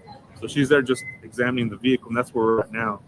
And so she was saying that a strong odor of decomposing body was she could smell. That's what stood out to her. And Blair Burke asked, well, how do you know that? She said, because of my time and experience. I've done over 232 crime scenes, so she knows what a decaying body smells like. So that's one thing that stood out. And so also another thing too, at the time of the search on September 9, 2025, on the Tesla processing from at the Piper Technical Center, she also mentioned that there was insect activity in the front trunk of the Tesla. Insect activity in the front trunk of the Tesla. So that's where we're at right now. I'm going to tweet out a couple of these more informations, and I need to go grab something to eat, go grab something to drink real quick, take a break. But I'll be tweeting out some information to you guys. Really horrible stuff that's been going on. But we are seeing the evidence. We are seeing where the passport was found. They gave us the coordinates, so I'm going to go check that out today, tonight, maybe tomorrow, to see where that is in respect to just the overall picture. To see where that location is, how far that is from his home, how far that is from Celeste Rivas' home, how far that is from a charging station. A lot of those locations, you guys know me, I like to go check out these locations on site and check out what is around that area. Are there any more embankments? Is there a river there? Is there a creek there? Is there dug up freshly graves there? You guys know me, I love to go to these locations to see the 1,000-foot view of the case. And let me go grab some food real quick, guys. I'm extremely hungry. I'm gonna grab some food, grab some something to drink. So I'll be tweeting out more information from my notebook. So I really appreciate it, guys. Thank you. Hey, what's up, Mob? Mob Investigates. Thank you so much for that. Appreciate you, Mob. Guys, I'll be right back. Thank you, Julie, for the Cash App too. Thank you. And I'll see you guys in a little bit. All right, I'm gonna go grab some lunch. Oh my goodness. Okay, shout out to Mark the Shark. Okay, real quick, did I hear this correctly that he had purchased a bunch of air fresheners? Is that Yes, and I'm correct? wondering, yeah, I'm wondering what kind, like how many, and just how fucking dumb can this guy be? He thought that was gonna work. But But no, listen to shit. this. Apparently, it works better than we thought because nobody figured it out until about they really start to smell it till about a month before the car got towed. Right? Was it about 3 weeks? People start reporting stuff. I guess. I don't know. What were you gonna say? I mean, that's a great question. Abraham, what were you gonna say? The passport ID, he received it in May 2025, which means she was already dead. Yeah. So Wait, say that again? So he said that David, well, that they found they issued the passport card, Celeste passport card, in May 2025. We're saying, based on the prosecution, that she was unalived in April, right? Mm-hmm. So this would have been issued after her death. I think that's why Chloe made it. She called something out in the chat. She said, "Wonder if he went 2024." Yeah, he might have gotten that one wrong. But he repeated Yeah. it multiple times, the 2025. He said it like 3 or 4 times, unless it was mailed to David's house, and then he got rid of it once he And it received. sat there. Oh, It that's won't. interesting. okay. And then he got rid of it in one of those trips. That means okay. Then maybe that's what happened. But I think more importantly, they finally explain how the Caltrans worker did it. Just apparently, the guy just has a route that he goes through, and he just collects stuff he finds on the way. And then he turned that passport over to CHP for some, for whatever reason. No, it's not deep. It's not like there's much of a mystery to it. It's just David was dumb enough to throw it along a state worker's route. It's basically all it is. It's not like he is dumb enough to do everything else he's accused of so far. At this point, we can't take him down to anything. He'll do anything that's smart. I'm just trying to figure. I'm like, Lord have mercy. What now? How long does it take to get a passport? I got a passport a long time ago. Mine expired, and I paid to get mine same day. There's a 48-hour line. Just keep talking, guys. Sorry. Mm-hmm. But anyway, yeah, I got my passport a long time ago. It's like I said, it's expired now, but I got mine well within 48 hours. I paid the extra money, so I imagine you can still do the same today, right? Or you wouldn't even rely on yours? You don't even No, use a passport. I still mine expired last year. I have to renew it, but usually you still have to go to like post office and take a picture and send it. You can only get expedited passport printing like if you're like making a last minute travel and need it like fast. Otherwise, you have to go through the normal process. Last time I checked. Well, that answers that question, though. Then it wasn't a fake passport, right? It was a real passport because that was the question. Well, how'd you get a passport? I mean, it sounds like one was issued to her, right? Yeah. But was it issued to her not to travel to London, correct? Or was it like what was the reason for issuing? Where was she? Does that make sense? Or one? I have questions about that part too. So the passport cards are meant to be used in borders, like if you're going to go to Canada, if you're traveling to like in a cruise port, that's where you could use your passport card. To my understanding, if you're flying international to another country, you still need the passport book because that's what gets stamped when you enter the country. So she must have had a book for London, an actual passport book.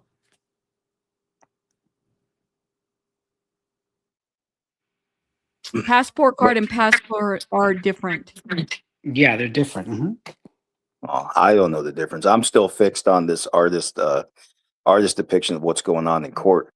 Because if you look all the way to the right, above that chainsaw, there's a knife.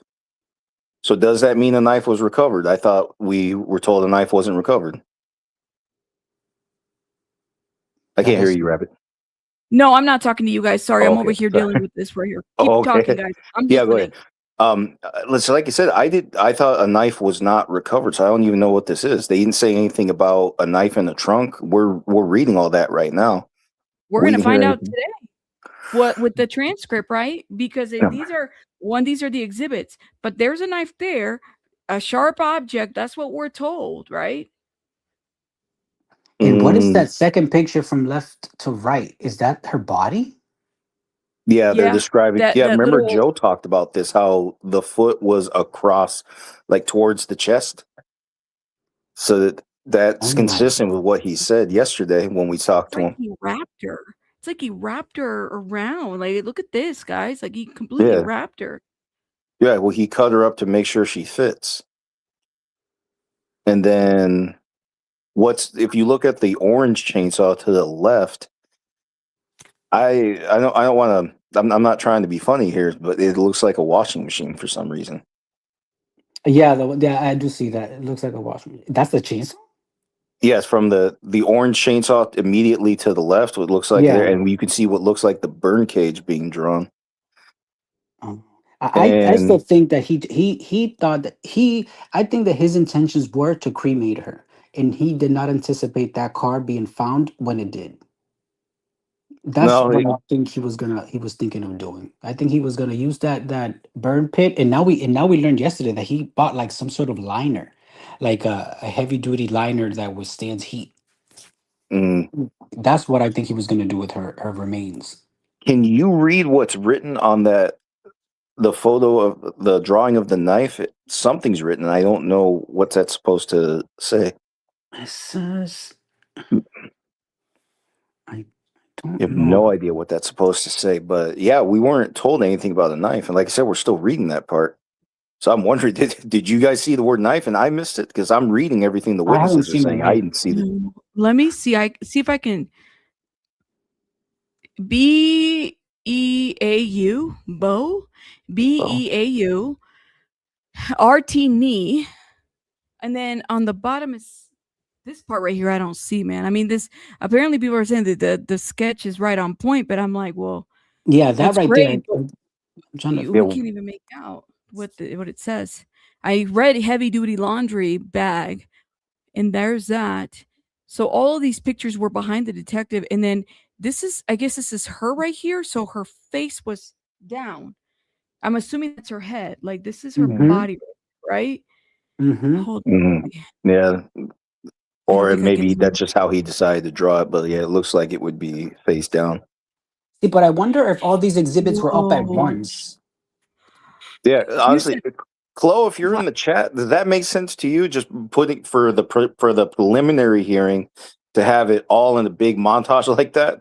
That doesn't. Yeah, that's a great question. Then that doesn't. Yeah, that doesn't add up to me. But maybe that is.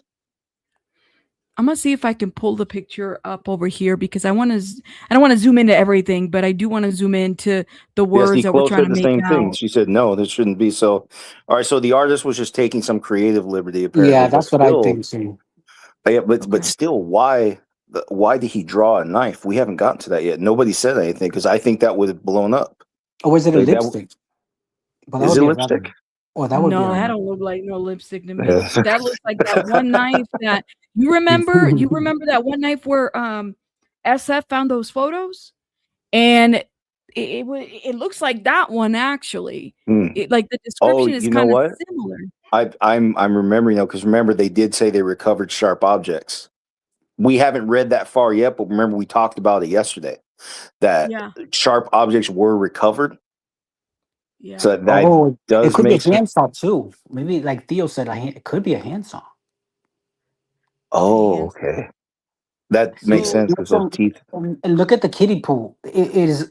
I thought it was like one of those hard plastic pools. It looks like an above ground type of pool. Okay, hold up. I'm gonna zoom Which into just the has like pool. soft. It's very soft and malleable, and you fill up with water, and that's how it stands up.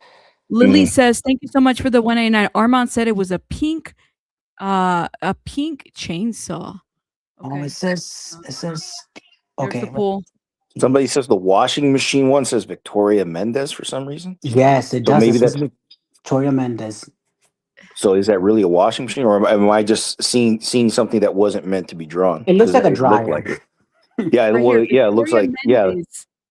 There it is. It's Victoria Mendez. Yep. The laundry bag. Right here. Okay. What does that say? Yeah, heavy duty laundry bag. What's in red it doesn't make sense. So they have 2 chainsaws. Yeah, but like I said, this is just a collage for this is the artist taking some liberties. That's the burn cage right there. Heavy duty bags, laundry bags. City Morgue. Is that what it said? I think that's when she was placed in the official morgue bag. Probably. Oh, okay. No. Oh no, she was transferred in this. No, he bought one. He bought a real one. That's right. Yeah, and in the bag said City Morgue already. It didn't say. Yeah, it was kind of like so weird purchase. I guess he bought it on Amazon or something. Yeah. Right. And then we see the blue handles that the witness described on the trash bags. Yeah, those are like the household bags. Yeah, I guess this is the witness we're actually getting through right now. Yeah. And what does that say? I don't know, but it doesn't seem like we. In the bottom right, what is that, like a mop? A what? In the bottom right, yeah, like the mop. Remember mop? that was the other thing that he bought all kinds of well, we're gonna find out when we read, aren't we? Right. That's right. He bought all kinds of stuff. He bought all kinds of mops and oh my gosh, he bought all kinds of mops and stuff like that. I remember yesterday some people were saying that why some things were not collected for evidence, and what they didn't understand is if a lot of the things were tested with luminol. If the luminol testing comes back negative, that means there is no presence of any DNA. There's no blood, so there's no need to further test it. If it already came back negative due to the luminol, so there's no need for them to collect it. They just leave it there. So that's why there was a lot of things that were not tested and some that were not even collected because there was no evidence that anything happened with it. Yeah, but they're still going to show all those receipts to show that he was organizing and planning. Correct. Yeah. Mm-hmm.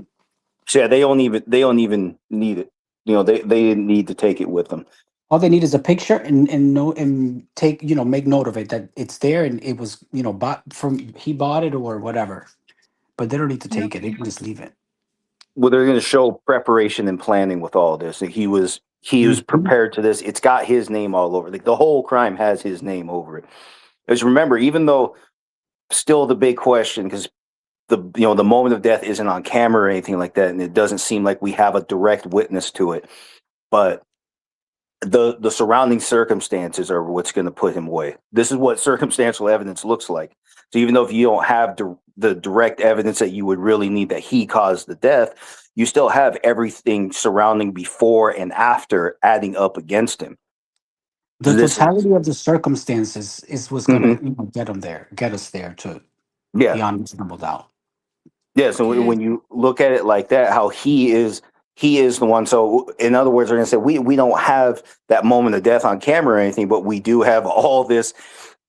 We do have evidence of all this planning and preparation that he put forward to concealing the death, and this is all consciousness of guilt evidence, as well as the fact that he dismembered the body, which is that's a separate charge altogether.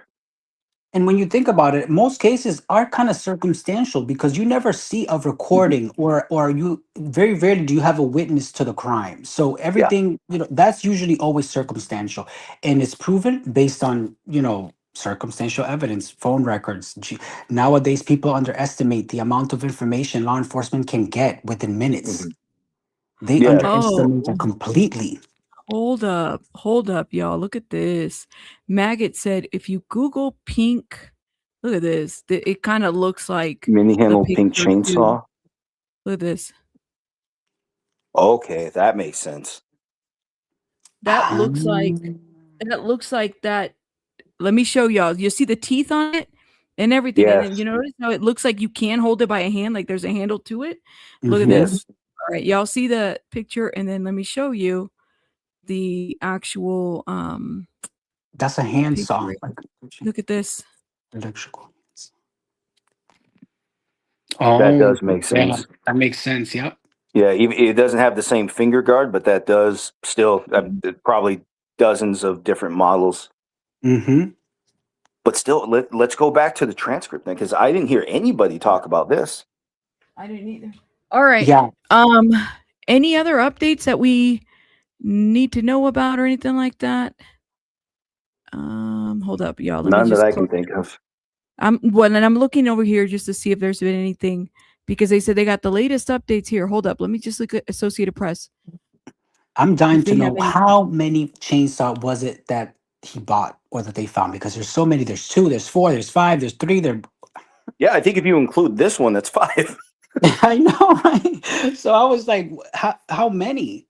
Because in like, I saw one creator yesterday that was reading off of a, like, I don't know, a website, like CNN and all that stuff, and they reported 3, and then another one said 4, and I'm like, wait a minute, what is the number? Well, I now think let's I think forgive me for go ahead. interrupting. Let me try a hypothetical here. Yeah. He hoped somebody would help him, so he bought multiple. I think he bought multiple because he didn't know if one was going to work. But did he buy 2 of the same? No, I think they were all different brands, which leads me to Okay. believe he was testing different ones out. Yeah, and then didn't we touch on this yesterday, where he didn't realize he didn't think he might be close enough to an outlet, so he just bought a new chainsaw instead of getting an extension cord or something like that. Maybe we were just talking shit. I think somebody did say that. It is so true. He is the type of dumb that would do that. He's dumbest motherfuckers in it. Sometimes they have too much money too. Jesus Christ. All right, I'm ready. So where I'm gonna just read this just Hold to up. refresh my recall of where we were. Well, before we even start, let me just make sure, because apparently we might have, and I didn't see anything from Lauren Conlon's thing. So somebody's saying that there's a new article. Is it new updates though? Because I don't want to be. Hold up. Let's see. D4vd. Okay, 14 minutes ago. Hold up. Oh shit. Here we go. Wait, before we start the article, LA Mag just updated. Let's look into this real quick, because I think this is the newest updates from this lunch break. Prosecutors say D4vd used personal account for London trip with Celeste as financial records unfold on day 2. That's what Mark the Shark he was talking a little bit about this, right? The passport. Well, maybe we'll get into that. So day 2 of the preliminary hearing introduced Interscope Financial Records, a previously unnamed live-in security guard, and testimony that the airline tickets for Burke and 14-year-old Celeste Rivas Hernandez London trip appear to come from his personal account. More than 9 months after the dismembered remains of 14-year-old Celeste Rivas Hernandez were discovered inside the front trunk of singer D4vd's Tesla in Hollywood, prosecutors on Monday began laying out the evidence. They say links Anthony Burke to her killing. The dark preliminary hearing continued Tuesday. Burke arrived in court wearing the same orange. Well, I mean, what other orange? Oh, hold up, guys. 1 second. No harm. Let me see. Do you know where she left? Well, more than 9 months after this memory remains of 14-year-old Celeste. Are you good? Okay, never mind. Sorry. Oh.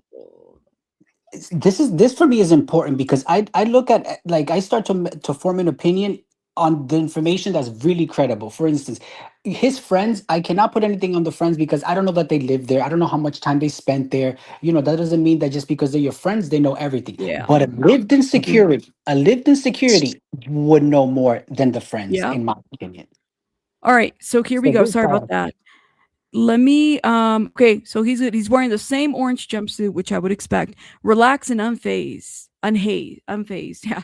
As she greeted him before proceedings began, defense attorney Blair Burke leaned over and rubbed his back, and gestures that echo attorney Leslie Abrason's interactions with the Menendez brothers during their 1990s trial. He remained shackled at the waist with his hands free. During the first day of Burke's highly anticipated preliminary hearing in Los Angeles, testimony was heard from investigators who described gruesome photos, digital evidence, purchase records, and the search for Burke's home, while the defense aggressively challenged how evidence was being collected and handled. Burke, who has pled not guilty, okay, we know this, The second day of testimony began with the defense attorney, Marilyn Benarski, continuing her cross-examination of Benjamin Gregor, the former director of finance for Vision Mogul and the company that oversaw D4vd's career in finances.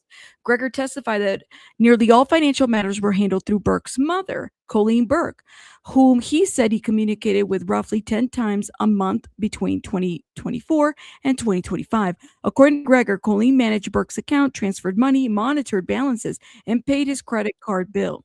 He said Burke himself never asked how much money was coming in or how much he was expected to earn in the future. The defense appeared to be laying the groundwork to argue that Burke had little knowledge of his own finances, attempting to undercut any allegations that he acted with a financial motive. We kind of picked that up, right? Something to note, and a new name that echoed the gallery, Shelton, last name unclear even to the witness. Ejacular, what's his name?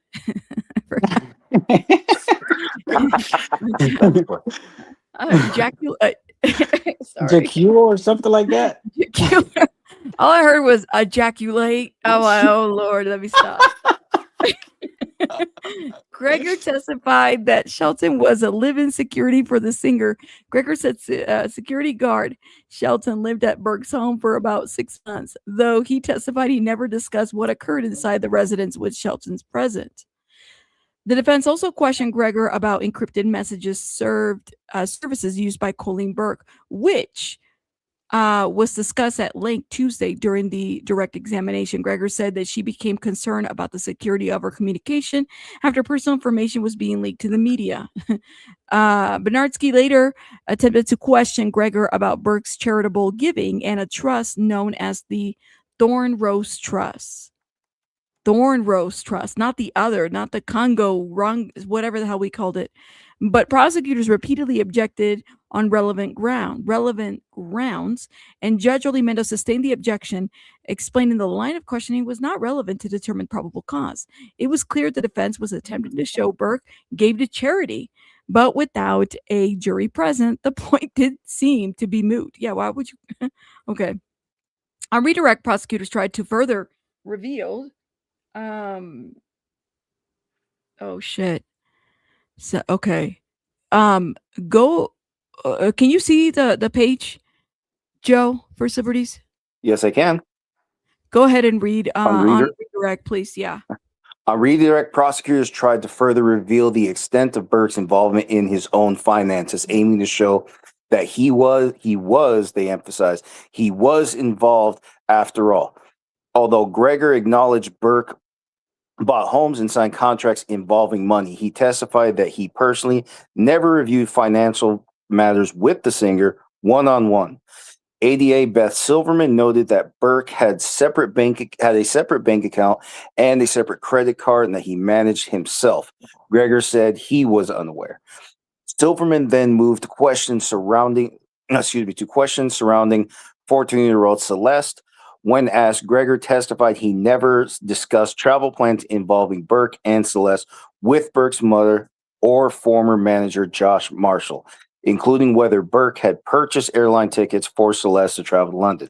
However, Gregor acknowledged he later spoke with Mogul Vision's Robert Morgenroth about whether or not Celeste had actually traveled to London. He testified the conversation did not include any discussion about traveling to Texas, just London, and that the flight purchases appeared to have come from one of Burke's personal accounts, rather than an account managed by Mogul Vision. The redirect concluded with prosecutors asking whether Gregor had ever discussed allegations involving fake IDs, both parties at Burke's home, or drugs and alcohol with security guard Sheldon. Silverman hinted that Sheldon spent ample time with Burke and Celeste, and even allegedly drove them around to parties. And then it says prosecutors next called Louise, vice president of finance at Interscope Capital, and I can't see the rest. But the rabbit's taking that. So, but that's where we're at. David did it himself, and Morgenroth. I want to hear more from him because I'm still not clear on why he was called at all. I still want to get to that question that we never got answered because remember, what TMZ reported. Why didn't you call police? Remember, there was that question that he's apparently was asked that he was loud about in the courthouse. Yeah, in the hallway. I want to know about that one. And then it says prosecutors next call. You're right. I want to know about that one, right? Like what happened there? Did you know? Did you know? I'm not muted anymore, y'all. Am I? Let me know. No, you're Oh, not. I hear you. Okay. Welcome I'm not back. muted anymore. Thank you. Sorry, I had to deal with something. So prosecutors next called Luis Poimiru, a vice president of finances at Interscope Capital, who testified that he worked for the company for 3 years and reviewed Interscope's financial records related to Burke's music career. Poimiru said that he examined payment records, agreements, and tax documents covering 2022 through 2025, and reviewed a summary of the money Interscope paid to Burke and his affiliated entities. He also testified that he reviewed a December 2025 termination letter sent by Interscope to Burke's management company, Mogul Vision, which was signed by Jason Kwajeski, Interscope's head of business affairs. Here's another name, y'all, right there. Okay. So he's head of business affairs. According to the summary introduced into evidence, Interscope paid $950,000 in 2022, $3.869 million in 2023, around $186,000 in 2024, and $2.277 million in 2025 to Burke D4vd Entertainment LLC. And other affiliate entities. The 2022 and 2023 payments also included deposits into, okay, there it is, Coogan Trust, Burke's Coogan Trust, which is part of a court-protected account required for child performance in California, where 50% of a minor's earnings are set aside and cannot be accessed by parents or guardians. When prosecutor Beth Silverman asked whether those funds were reserved exclusively for Burke, Poimiru replied, "That's my understanding." Yeah, we read this earlier. Prosecutors continued to push Burke to access his own finances. The records also showed Interscope guaranteed Burke $3.2 million for his first album, with roughly $200,000 allocated towards legal fees, and $1.5 million for his second album, with half of the recording commitment paid up front. Poimiru further testified that Burke earned an additional sum around $485,801 through brand partnerships with companies including AMC, Hollister, Crocs, and Boys, while another $653,000 was paid for tour support, marketing, and media-related expenses. Okay, y'all, can somebody take it from here? Because I need to take a drink, y'all. Go ahead. Hold on, I stepped away for a moment. Abe, do you know what line we're on with that top paragraph? Some Yes, financials. some financial figures. Okay, I got you. Some financial figures are subject to revision as the court exhibits have not been made publicly available. The amounts above are based on real-time notes taken by reporters inside the courtroom. During cross-examination, Marilyn Bednarski focused on Burke's Coogan Trust, questioning Poimiru about who solely controlled the account and what happened once Burke turned 18. Bednarski asked whether Burke had exclusive control over the trust funds or whether anyone in his family could have accessed money. But Poimiru, that name's tough on me, testified he could not answer those questions. Bednarski noted that Burke turned 18 in 2023 and acknowledged the payment summary introduced into evidence did not show any Coogan Trust payments after 2023. Bednarski attempted to go over Burke's prior contract with Interscope as well. However, Poimiru seemed to have trouble understanding the line of questioning, which seemed to slow the proceedings. Prosecutors next called California's Highway Patrol, Sean. It's blurred on my end. Are you back, Rabbit? No. Anyway, called someone from California Highway Patrol who testified that thank you. That's fine. Thank you. January 7, 2026, he responded to a report from Caltrans worker who had discovered a passport card belonging to Celeste Rivas Hernandez along the Highway 154 east of West Camino Cielo Road in Santa Barbara. Buenostro said the area consisted of a dirt shoulder with tall grass and a steep embankment overlooking several sharp drop-offs, according to his testimony, and it cuts off right there. So Rabbit's away. Hold on. So this So is very anybody have hidden. reactions to what you see right now? Yeah, highway. So it's Girl, hold up. big long This is stretch of pissing road. me off. Let me see. I don't know why it went to Norton virus. Can we not, Norton? Can you like? We don't got time for this. We ain't trying. We don't have time for this. We don't want a virus right now. Hold up. Okay. Wait. Where did it cut off again? What was the last word? Embankments. Yeah. Okay. Let me go to it. Hold up. It's talking about Highway 154. Okay. Here we go. Embankment. Yeah. Are you back? Yeah. One second. Yeah, right there. Steep embankment overlooking. Yeah, right where you highlighted. Go ahead. Sorry. You want to go away? Sylvia's reminding Rabbit to stretch. Oh, I am stretching. Thank you. That's why I was Okay. I was standing up and stretching, but go ahead. Go for So it. anyway, according to his testimony, the Caltrans employee told him he found a passport card while walking the shoulder during a traffic control assignment after some recent rain. The worker said he searched Celeste's name online, realized who she was, and contacted the police. Okay, so now we know why he found out she was a missing person when he looked up the name. Now, he testified that after confirming Celeste was listed as a missing person, he photographed the scene, documented the location where GPS coordinates using Google Maps, and notified Los Angeles Police Department. Exhibits shown in court included photographs of the highway shoulder, the brush where the passport was found, and the passport card itself. The passport of Celeste Rivas Hernandez was shown to the court, where she appeared to look very young. So, well, nothing we didn't know right there. Okay, I'll keep reading. Throughout the testimony, Burke remained focused on the courtroom monitor, appearing expressionless as the images of Celeste's passport were displayed. And this is what everybody was talking about yesterday, how he just seemed completely unfazed by everything that was displayed to him. Buenarosto, also said CHP and LAPD later searched the surrounding area, but found no additional evidence. On cross-examination, defense attorney Regina Peter focused on how the passport card was recovered and whether investigators could determine how long it had been there. Buenrostro said, acknowledged the Caltrans worker picked up the passport before law enforcement arrived and was not wearing gloves. He also testified, and that doesn't fucking matter. He also testified he did not ask whether the passport had been face up or face down, partially buried, or otherwise covered by dirt or vegetation.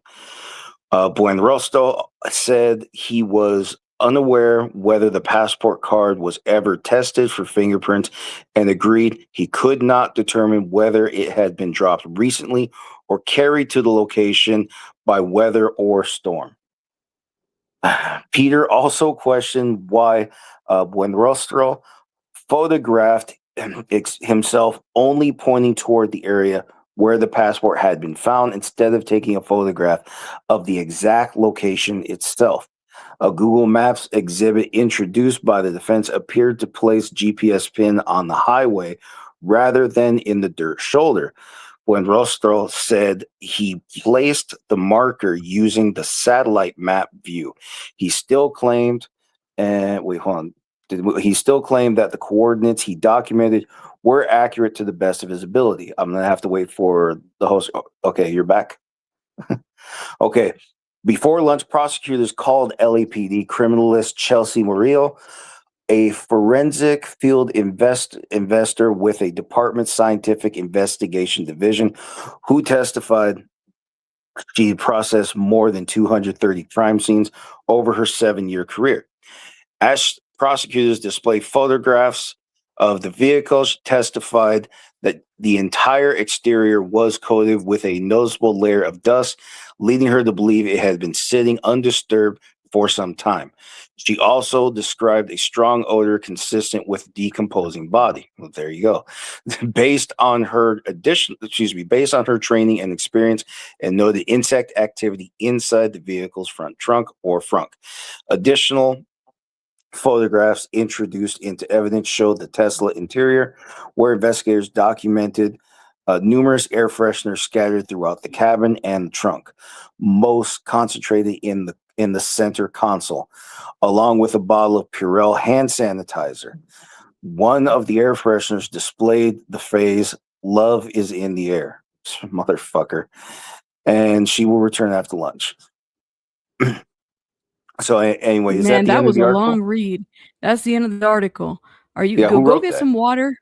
I think it was Lauren Conlon, if I know correctly. I don't see Pinche Becky. I'm gonna see if she has did she get in again, or is she still dealing with the other hearing? I thought she was done with that hearing too, but I don't, if she's ready to come up, she can come up and whatnot.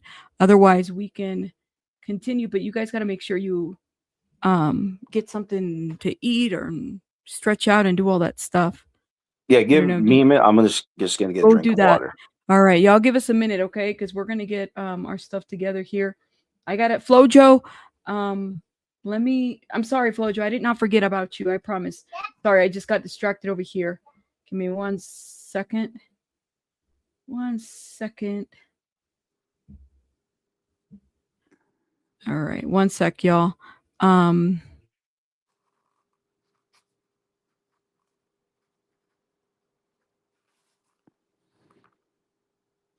Oh yeah, I got my water. I'm good. I sent something to Flojo here, but I can't find it. Give me 1 minute, guys. Let me just remind myself what we were reading, that he's okay. The receipt for a vehicle purchase made at Ross Dress for Less, which caused me to have detectives follow up to that location to attempt to retrieve any surveillance video according to that transaction that was made. So there's another warrant right there. They got a warrant for the Ross Dress for Less too. Yep, for that video. Now, when was did they say he last drove the car? Do you remember? Well, we know it's July 29th. I haven't seen them talk about that on the record yet. Okay. The date on the receipt, it says July 29th. They didn't mention him last drive. They haven't gotten that far because I think they would have learned that from video. Yeah. Okay, In and this then what case, else? I don't think her body was in the car at that point. You know why? Because this, from what I've seen in other cases, whatever, the smell of decomposition is very, very strong. So even if you are around it, you're gonna catch it, and other people are gonna smell it. So unless this man walked around smelling like death all the time, I don't think she was in the car until he actually left on his tour thing. What was her name? Who showed up earlier? She was a former detective. She was with us this morning on camera. That was I forgot. unlucky. Yeah. Sorry, I forget the username. I wish she was still here because I want to ask if this is the kind of behavior consistent with a repeat offender. Is this something that somebody who's hidden bodies before would do? Do you really think air fresheners are going to do it? I think it sounds like an amateur move. Yeah, because people are wondering if he's done it before. It doesn't seem to me like he I don't knew think what he so. was doing at all. There's no evidence that he has, and I doubt it. Right. Yeah, it doesn't look like it. It doesn't look like he had the first clue what to do. This wasn't very well thought out. Because I mean, sure, let me take the finger that says David, but I'm gonna still have her tattooed on my finger. That alone, dude, come on. I was drinking water when you said that. So that's why it was so much fun here. But it's true, I was though. like, no, but it's true though. Is your Flojo? Check your email, please. Flojo, check your email. All right. Y'all ready? So could it be someone put there, don't finish the job helping him or change his mind?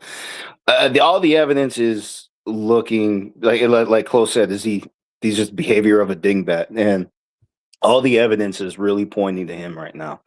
Right now, in case no one's ever heard me say it before, personally, what I think what the purpose the grand jury ultimately served is to tell us where everybody else was, and that's going to help single out David as the guy who really did it. what do you mean the what they did with the grand jury?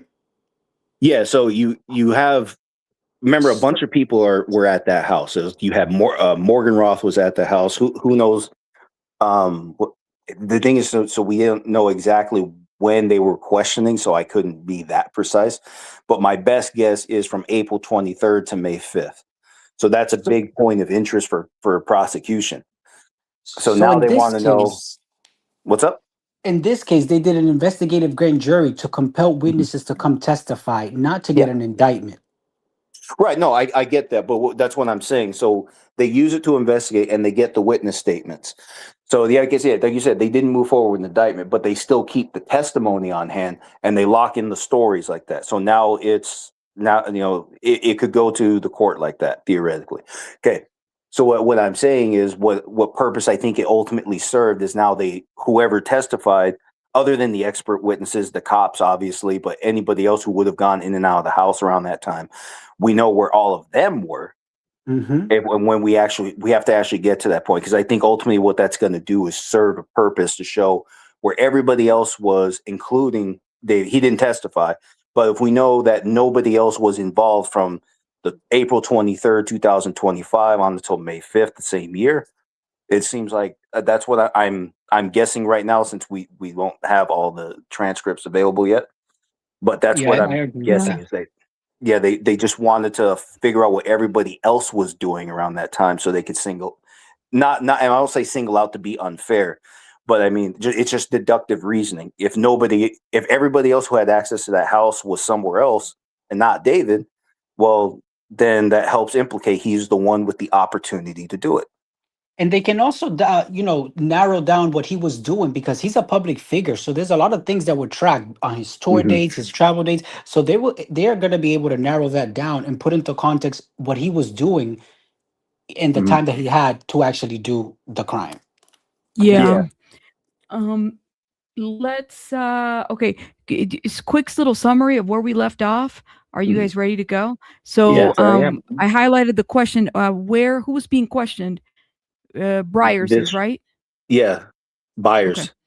Briars, not Briars. I think of ice cream. Okay. Briars ice cream. I know you're hungry. See, you're hungry. I'll be getting something in a little bit. So anyways, so they talked about the receipts that they found in the car, which was a receipt from Ross. So then the next question comes in, and it's me. Okay, so by the way, for those that don't know, Abraham is court. He's reading all judicial and all the court stuff, and myself. I'm defense and witnesses. Yes, and I'm the prosecutor. I'm Beth. So Beth right now is on the stand, and she is questioning the detective. Okay, and we just got through finding out the details of the body and everything. Okay, all right. So here we go. And what was this? And what I can't even read. Hold up. And was this the Ross Dress for Less located at 8985 Venice Boulevard? Yes. Was there a date on the receipt that you found inside of the Tesla? Yes, it was July 29, 2025. And once the surveillance video from that Ross Dress for Less was obtained, did you watch the video? Yes. And did you observe on that video and what did you observe on that video that was dated July 29th of 2025? So on that receipt, there was obviously a date and a time of transaction.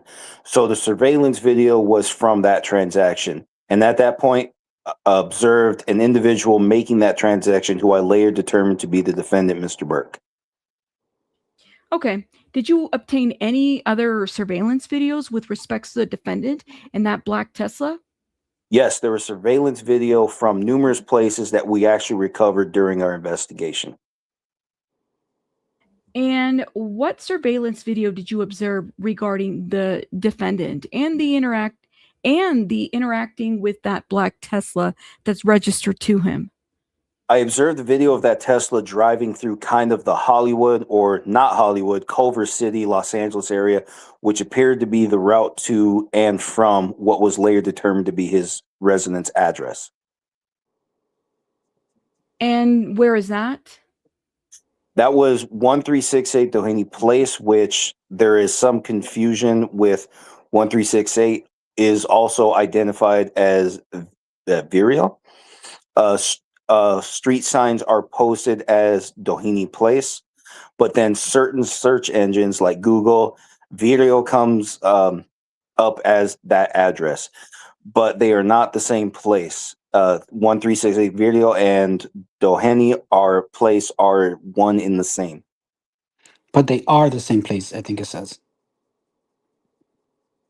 Yeah. Okay, so in terms, that was you. Anyway. No, Rabbit, no, are you there? you said no, not the same place, but they are the same place. But they are the same Yeah. place. That's Yeah. From line 3, it says place are one in the same.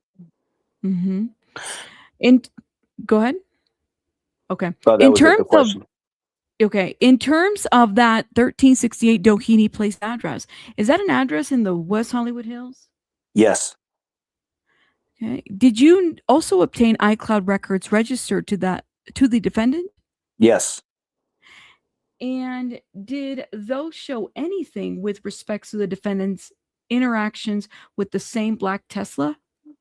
Yes. During the processing of the vehicle, one of the things we did was take screenshots of the Tesla infotainment system, the onboard computer, which shows navigation.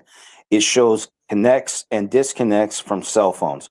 So photographs were taken from that and then ultimately compared to his iCloud, which indicated a cell phone connection, which was identified as belonging to the defendant, last disconnected on July 29th, 2025, around 2:15. Go ahead to next page, line 4.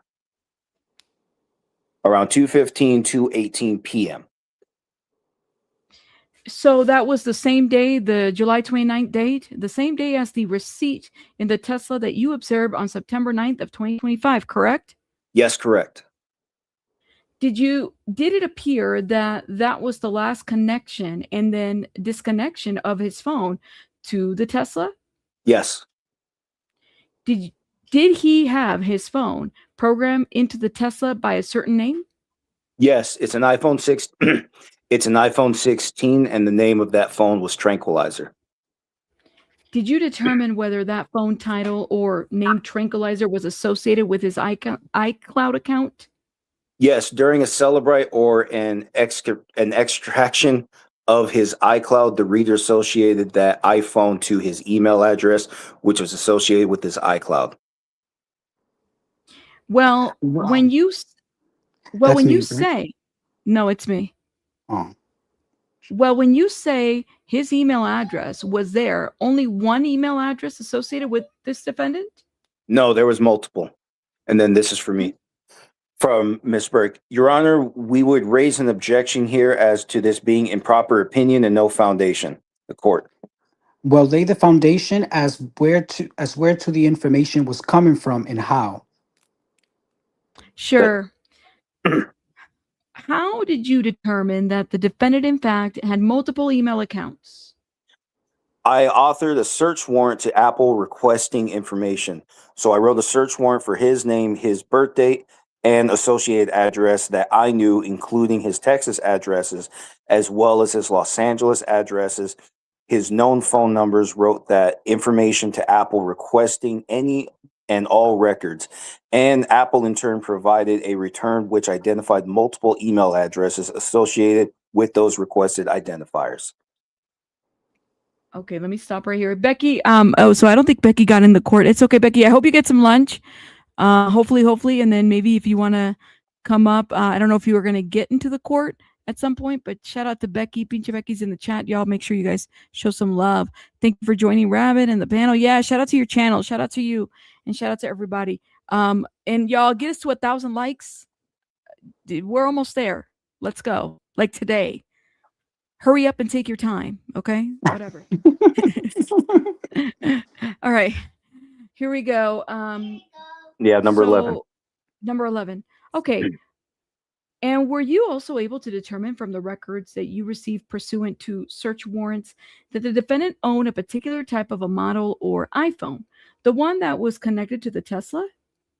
Yes, it was identified as an iPhone 16 Pro. Throughout the course of your investigation, had you been able to locate or find that phone? Not that particular phone, no. Okay. Oh, okay. And Your then that's Honor, you. I have an exhibit in two parts. The first part or page I'd like to have marked as People's Exhibit 17A. It is titled Defendant's iPhone 16 Pro Max Tranquilizer. It notes disconnected from Tesla, the source being iCloud, and the date July 29, 2025 at 2:18 p.m. On this exhibit, it looks like 2 photographs with some inserts, close-up photographs of things on those photos. So four altogether. 17B being 1 photograph. It says Celebrate Extraction Report at the top, and it's titled Defendant's iCloud User Foliot, FALLOIT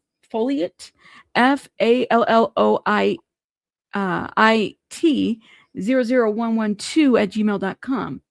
May I have those 2 exhibits? May I have those 2 exhibits marked? They'll be marked for identification purposes. Thank you. Hold up 1 minute. Let me stop right here. This is standing out to me.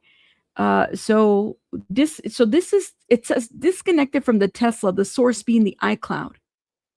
This Tranquilizer account, which is his iPhone 16, was disconnected from the Tesla, right? So this would have been the time that he was on tour. That would have been, well, so he went to Ross that same day. Mm-hmm. And he came back, parked the car, I'm assuming, and then it disconnected, and that was the last time they say it connected to the car. Because he went on tour in August or July? Do you remember? I don't remember. I think it was July. Well, I know he was touring during August. Well, that's apparent. Yeah, I don't remember, because I also remember a long time ago when this story first broke, there was some report like there was a short window of opportunity where he would have been able to come back into California. I remember something like that. This is what I'm gathering from this statement here. So they made a point that he went to Ross on that day. We have him on camera. We have him driving. We have the receipt. So then he disconnected from the phone. I found the date. He disconnected from the Tesla on that same day. He went on tour. Her body was in that car. Therefore, who other than him would have placed it there? Yeah. So he went on tour on the 30th. So it was, look at this. That's why I was trying to figure out. It says right here, it was July, but Google says the Wither Tour officially kicked off San Francisco, California on July 30th, 2025 at the Warfield. This followed a special promotional appearance in Houston, Texas in April of 2025. That's interesting. Yeah, so she was either already in the car when he was making his Ross trips, or he placed her after he parked the car. Yeah. He couldn't leave her in the house because people were still coming and going, right? Mm-hmm. I mean, somebody would have smelled something or something would have happened, That right? living security guard is the one that I'm eyeing now. How did he not notice any of this? He was a living security guard, right? Yeah. What was his name? I for some reason I'm thinking Pulver, but I don't think that was right. I don't even think we have a name yet. No, there's a name for it. We read it in the article. I just don't remember what it was. Let me check. But let me see real quick, because I think security. Hold up. Somebody said maybe she had been frozen. I don't think there's no evidence that she was frozen. There's no evidence. TMZ put that out there and never. Shelton, ejaculation, remember? That was him? Yeah, Sheldon. That's the name I was looking for. Got it. Okay. So where are we? Sorry, I'm like, y'all can tell we're tired now. Even Flojo's like, ejaculous. SJ. We're going to call him SJ from now on. Y'all. All right, let me stop. Okay. All right. Anyways, so question continues. Am I on 14? I think. Showing you first exhibit 17A. Let's focus in right now on the photograph on the left. Do you recognize what you see here? I do. What is that? Or what is it? What is this? This is an extraction report from Celebrite. Specifically, one of the search criteria or areas that you can look is devices that have connected to a particular vehicle. In this case, it was his Tesla Model X identified as the device. Identified as the device name. And then if you look at all the way to the right, the source file, meaning what they may have connected or disconnected to that Tesla, identifies that the iPhone 16 Pro with the kind of the name of the phone as Tranquilizer. And you got to put that down. I can't see. Oh, yeah. Can you just scroll up to line 1's on top? I have to read that objection anyway. Yeah, no, to line 1, next page. Line 1. I'm sorry. There you That's go. okay. It's cool. So from Mrs. Burke, defense. Your Honor, at this time, the defense would object. This is calling for improper opinion. All right. If you want to lay the foundation Sure. with regard to his ability to read extraction errors and how they and how and how and how they how and what Yeah, it's a typo. and And how how they they how how. and how they how and what they know, what they show. Sure. If you could tell us about your experience with cell phone and iCloud extraction and the use of Celebrite software. So the software is, when I write a warrant to, in this instance, Apple, we are provided with a certain amount of records from that. That, in this case, that provider, then in turn, we're able to take those records, put them into a readable format, which is a Celebrite reader, which is that kind of raw data, puts it into a readable format, identifies certain criteria, whether it be a timeline or photo or videos or a subscriber, or in this case, device connectivity, and it shows that the information that was provided in that reading format.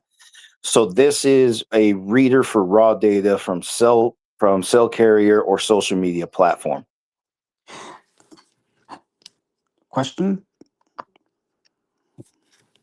In order to put, I'm sorry, go ahead. If you could please explain what your background, training, and experience is as it relates to obtaining this information and being able to decipher this information. When I write the warrant, I provide that to our investigative service section, who are analysts that take that information, and they provide it to this reader.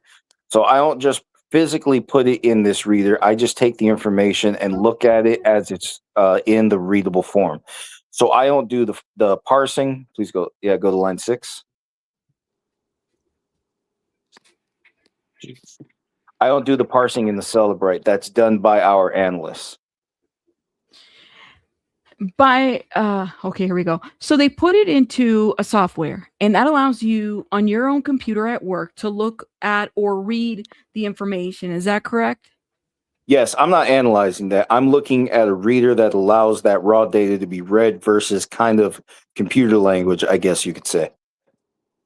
And how many times? So defense objection, Your Honor, we would renew our objection per Whitman. The 115 officer is not appropriately a reader of this information.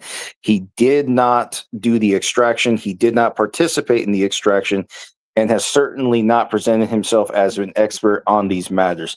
He would be simply reading the report to the court. All right. Give me one I'm sec, sorry. guys. Give me 1 sec. Go ahead. Okay.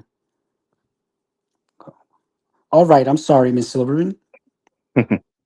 Yeah, this is it's not a report, Your Honor. It's a Celebrite extraction that contains all the information, blah, blah, blah. Yeah. So anyway, yeah, for those of you who don't know, you're supposed to explain why witnesses are qualified to even say anything they're about to say. Yeah, I thought And so that's why too. they I thought fight. they were established that like right off the back, right? They're supposed to but, establish. I've seen some they're of Beth qualified. Silverman's questioning before. Sometimes she just really doesn't, even when she's supposed to. This seems like at some point they stop. They just stop, bothering with the objections. They just save it for something big. But yeah, that is important. If you're not supposed to be reading it, then. Well, I guess Yes, then in this case, the judge asked for him to elaborate. I guess she assumed that the judge would have just accepted he's an expert. Well, yeah, but that's the thing. Not all experts are equal, even if they all have a badge. Well, let's just go on. Let me see how this plays out. What line did I leave off at? I'm sorry. Where was I supposed to go next? You were at I think you were at 15, right? 15. Yes. Okay. Yeah. Okay. So I read number 14, and then so I didn't even pay attention. Yeah. So 21. he would simply be reading the report to the court, and then line 21. I'm sorry. 21. Okay. It's not a report, Your Honor. It's a Celebrite extraction that contains all of the information from a particular cell phone. The detective, on a routine basis, as I was about to ask him, received these and are familiar with the experts in how to use the Celebrite software in order to filter for a particular information that they are interested in. All right. Did you wish to continue? I mean, to respond? Scroll up so line one's on top. It's probably going to be a minute. From the objection from Ms. Burke. Your Honor, I believe since the officer is indicating he did not participate in the extraction, did not handle the device that was being extracted or the Cellbrite information, he would be an improper witness on the content to testify as to the content of what was found. All right. Thank you. Your objection is overruled. You may continue. Okay. Yeah. Plus, he filled out the warrant. Thank you. I'm sorry. If you want, Ms. Burke, I will deem it a continuing objection as to his testimony. Thank you, Your Honor. Okay. Can you tell us approximately how many times over the course of your career you have used Cellbrite software in order to examine data from a cell phone, iCloud, tablet, computer, items that would contain digital or electronic evidence? I mean, I would say it would have to be in the hundreds. Every case has a cell phone, computer, tablet, or some type of device that's going to be used. So I frequently look at the reports, probably in every case, and that would be in the hundreds. Okay. Is that something that is not decreasing, but in fact becoming more and more common, increasing in the fact that technology has changed and now everyone has digital evidence? And that is something that, as you said, is a component of all the cases you handle.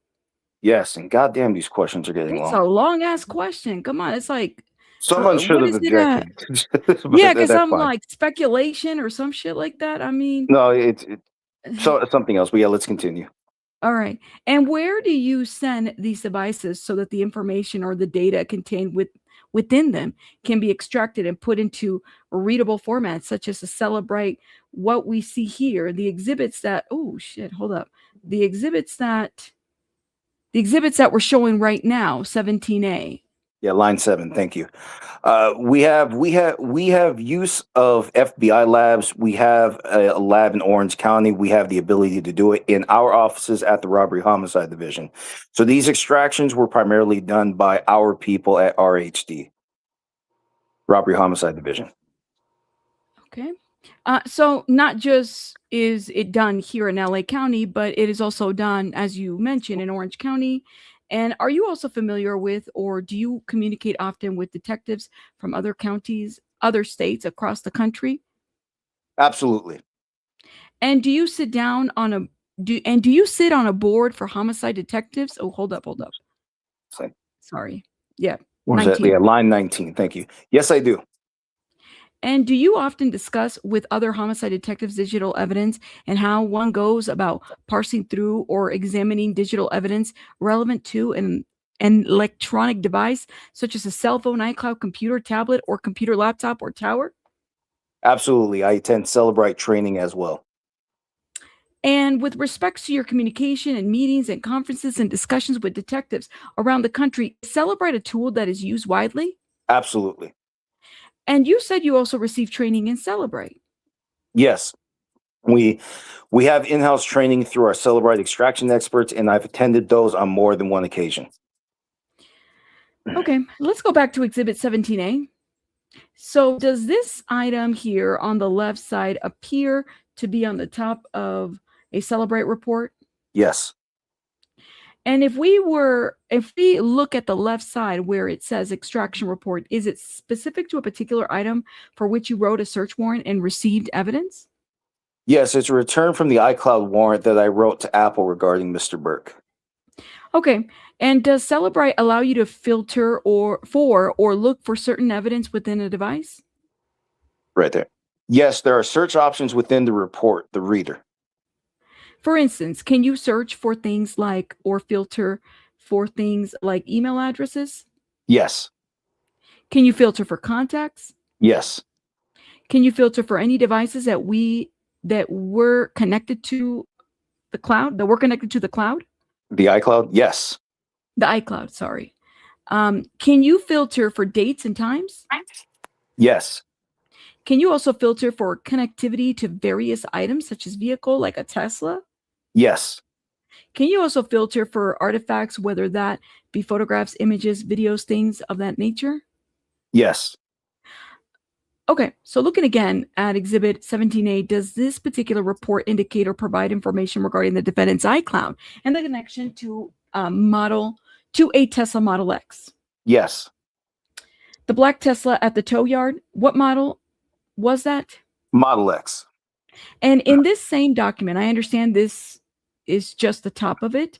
Sometimes these documents can be, if you were to print out the whole thing, as opposed to, let's say, just look at it on the computer, could they be tens of thousands or hundreds of thousands of pages long?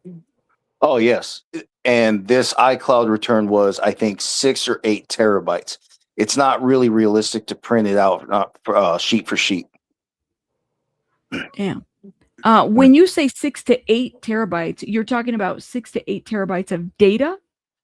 Yes.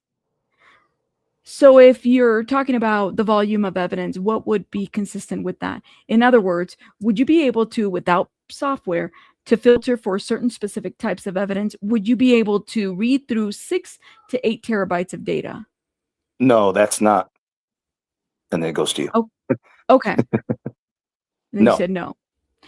So this is a way that you can hone in on and target certain types of information that you might be interested in.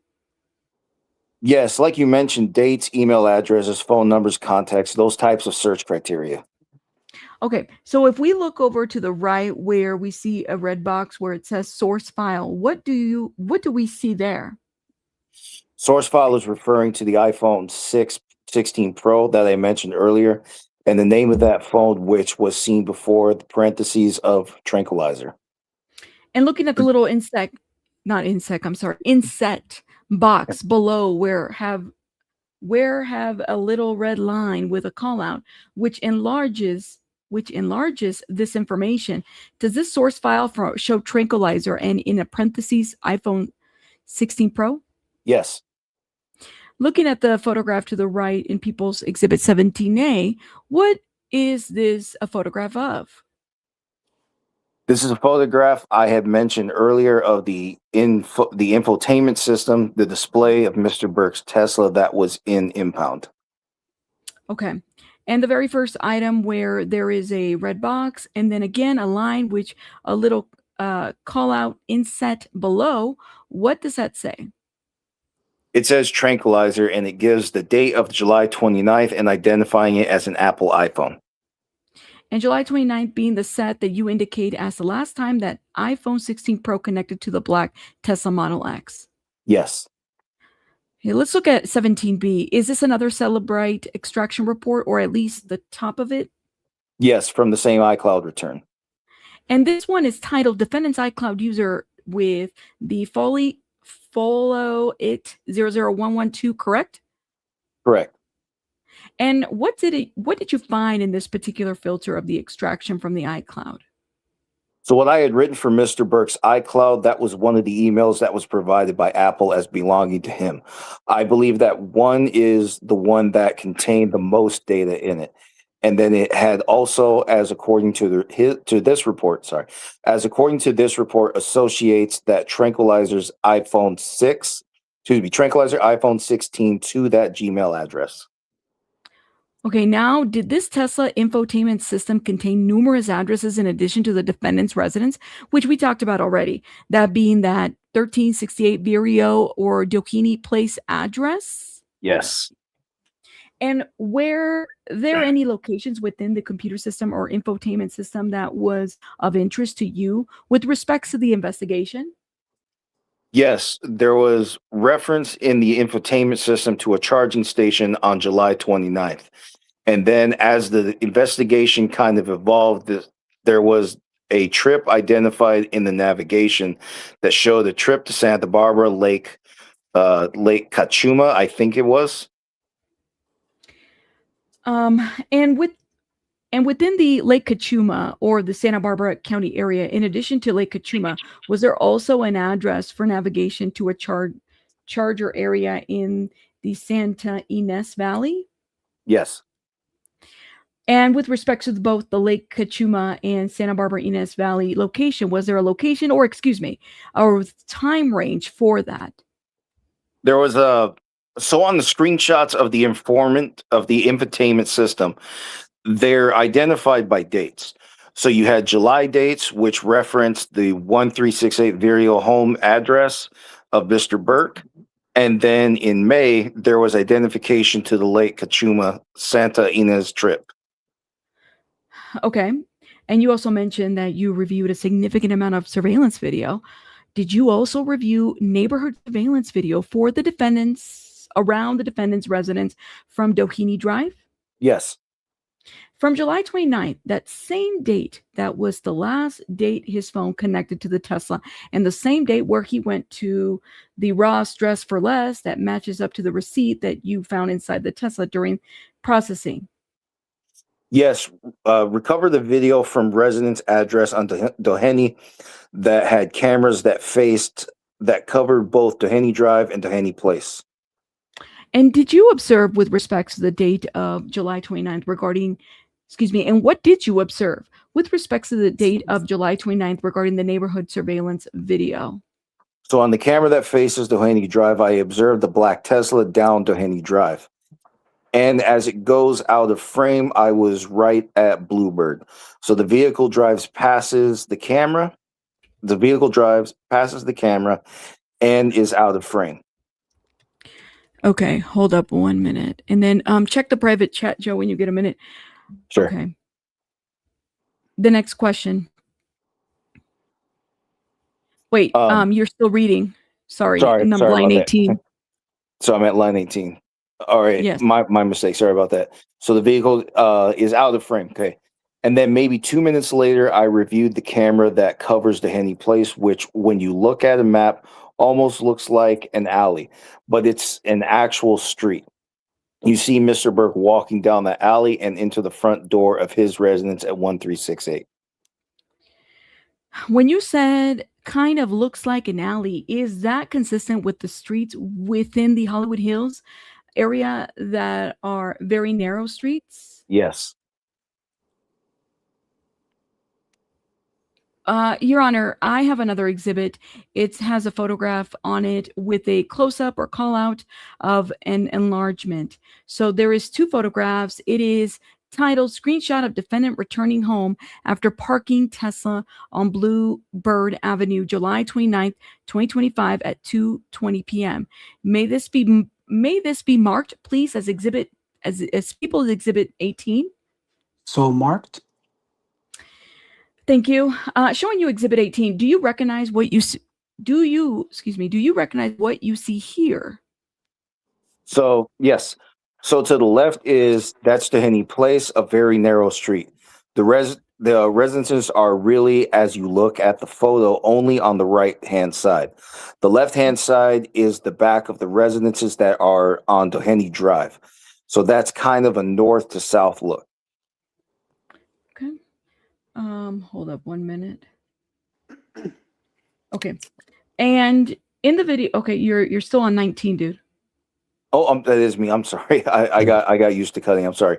And in the video, that's where I saw him walk down that alley. And then, just to interrupt you briefly, this is just a screenshot from the surveillance video, correct? Correct. So if we look at the person that we can see just where the yellow line ends over to the enlargement, or call out what we see on the right side, what are we looking at here? I'm sorry, the one on the right? Yes, the call out, this enlargement. That's Mr. Burke walking down the street ultimately into his residence. Okay. On the video, you watch as he walked down Bluebird. Is that Kitty adjacent to Doheny Place? Oh, right there. Yes. So you don't see Bluebird. You see where Bluebird is, and then go from where the vehicle is parked. You have to walk down Bluebird to Doheny Place to get to the position in that photo. And then on the video, you saw him go into the residence at 1369 Doheny Place? Yes. So you could see him walking from the direction of Bluebird, where the vehicle was parked and eventually towed by the Department of Transportation. Yes. Your Honor, I have another exhibit, 2 photographs titled Defendants Tesla Parked Across 1405 Bluebird, Hollywood Hills, May 24, 2025. If these 2 photographs could be marked as People Exhibits number 12. So marked. Let's start with the photograph on the left. Do you see here from this photograph taken on May 24th? Yeah. So that's a photograph that was taken by a senior lead officer from the Hollywood area who was called out by a neighbor concerning a vehicle that had been parked in the same spot for quite some time. And this is a photo of the vehicle parked where? It's parked. The address is actually on the corner, but it's across from 1405. Bluebird? Yes. Looking at the photograph to the right on People's Exhibit 12, what do you see here?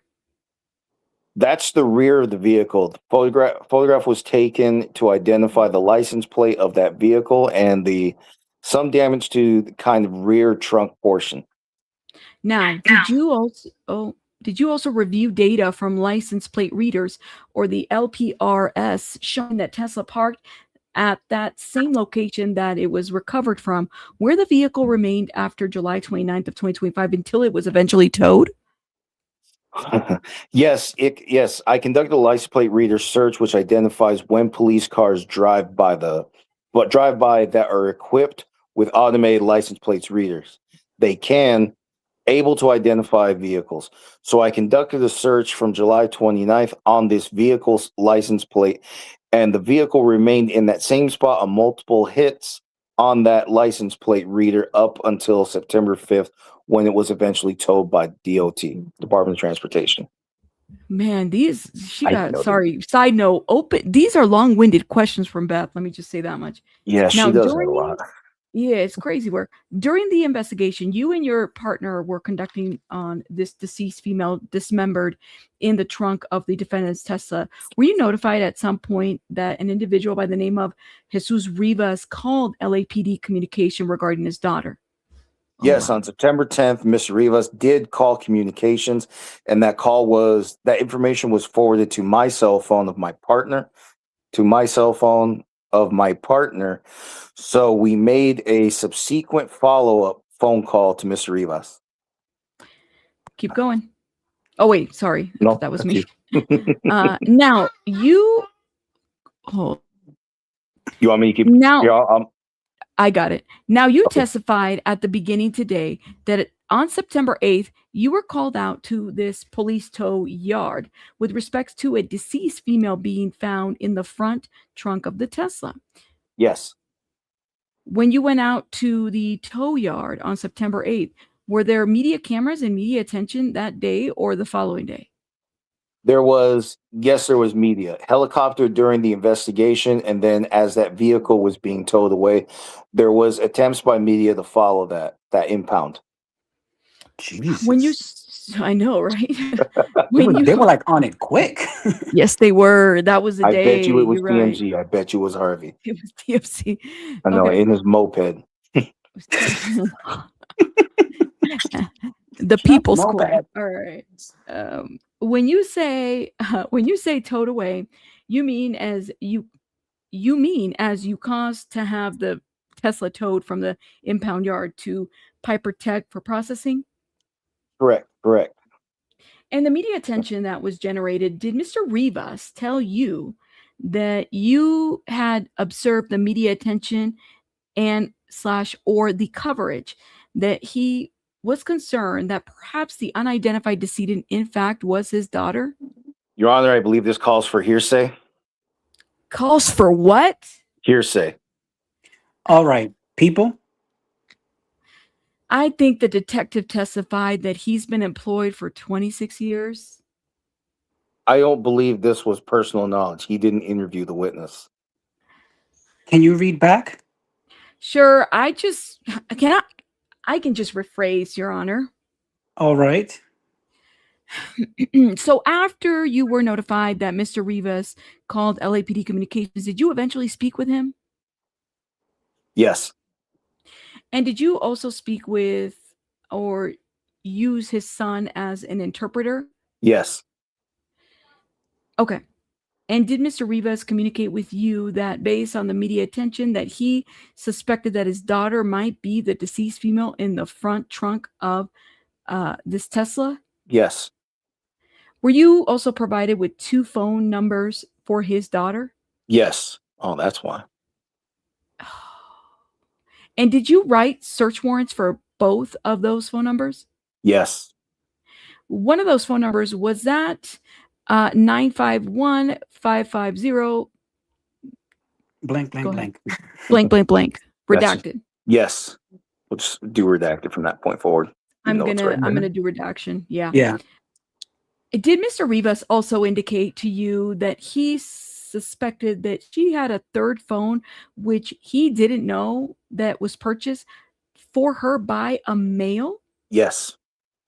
Given the condition that we discussed with respects to the decedent that you observed in the front trunk of the black Tesla, did you ask Mr. Rivas for contact information for his daughter's dentist?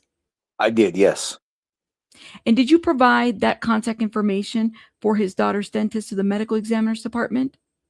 Yes, I did. I provided that information to the investigator, Betsy Magdaleno, excuse me, who was attempting to make identification of the unknown female at that time. Did Mr. Rivas also provide you with the name of his missing daughter? Yes. And what was that? Celeste Abigail Rivas Hernandez. Now, you also told us earlier that you determined that the decedent had a local residence, that being the 1368 Doheny Place location, correct? Yes. Did you serve a search warrant at that location? Yes. And when did you do that? I did that once she was identified on the 16th. We served the search warrant on the 17th of September. See, that shit's fast. Damn. The following day? Yes. Okay, Your Honor, I have, I think it's a Google Maps depiction or image titled Defendant's Residence in Hollywood Hills, 1368 Doheny Place, Los Angeles. May it be marked, please, as People's 19? So marked? Thank you.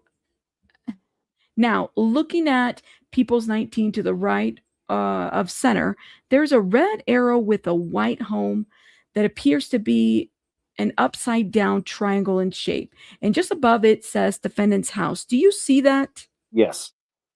Is that the location that you served the search warrant on September 17th of 2025? Yes.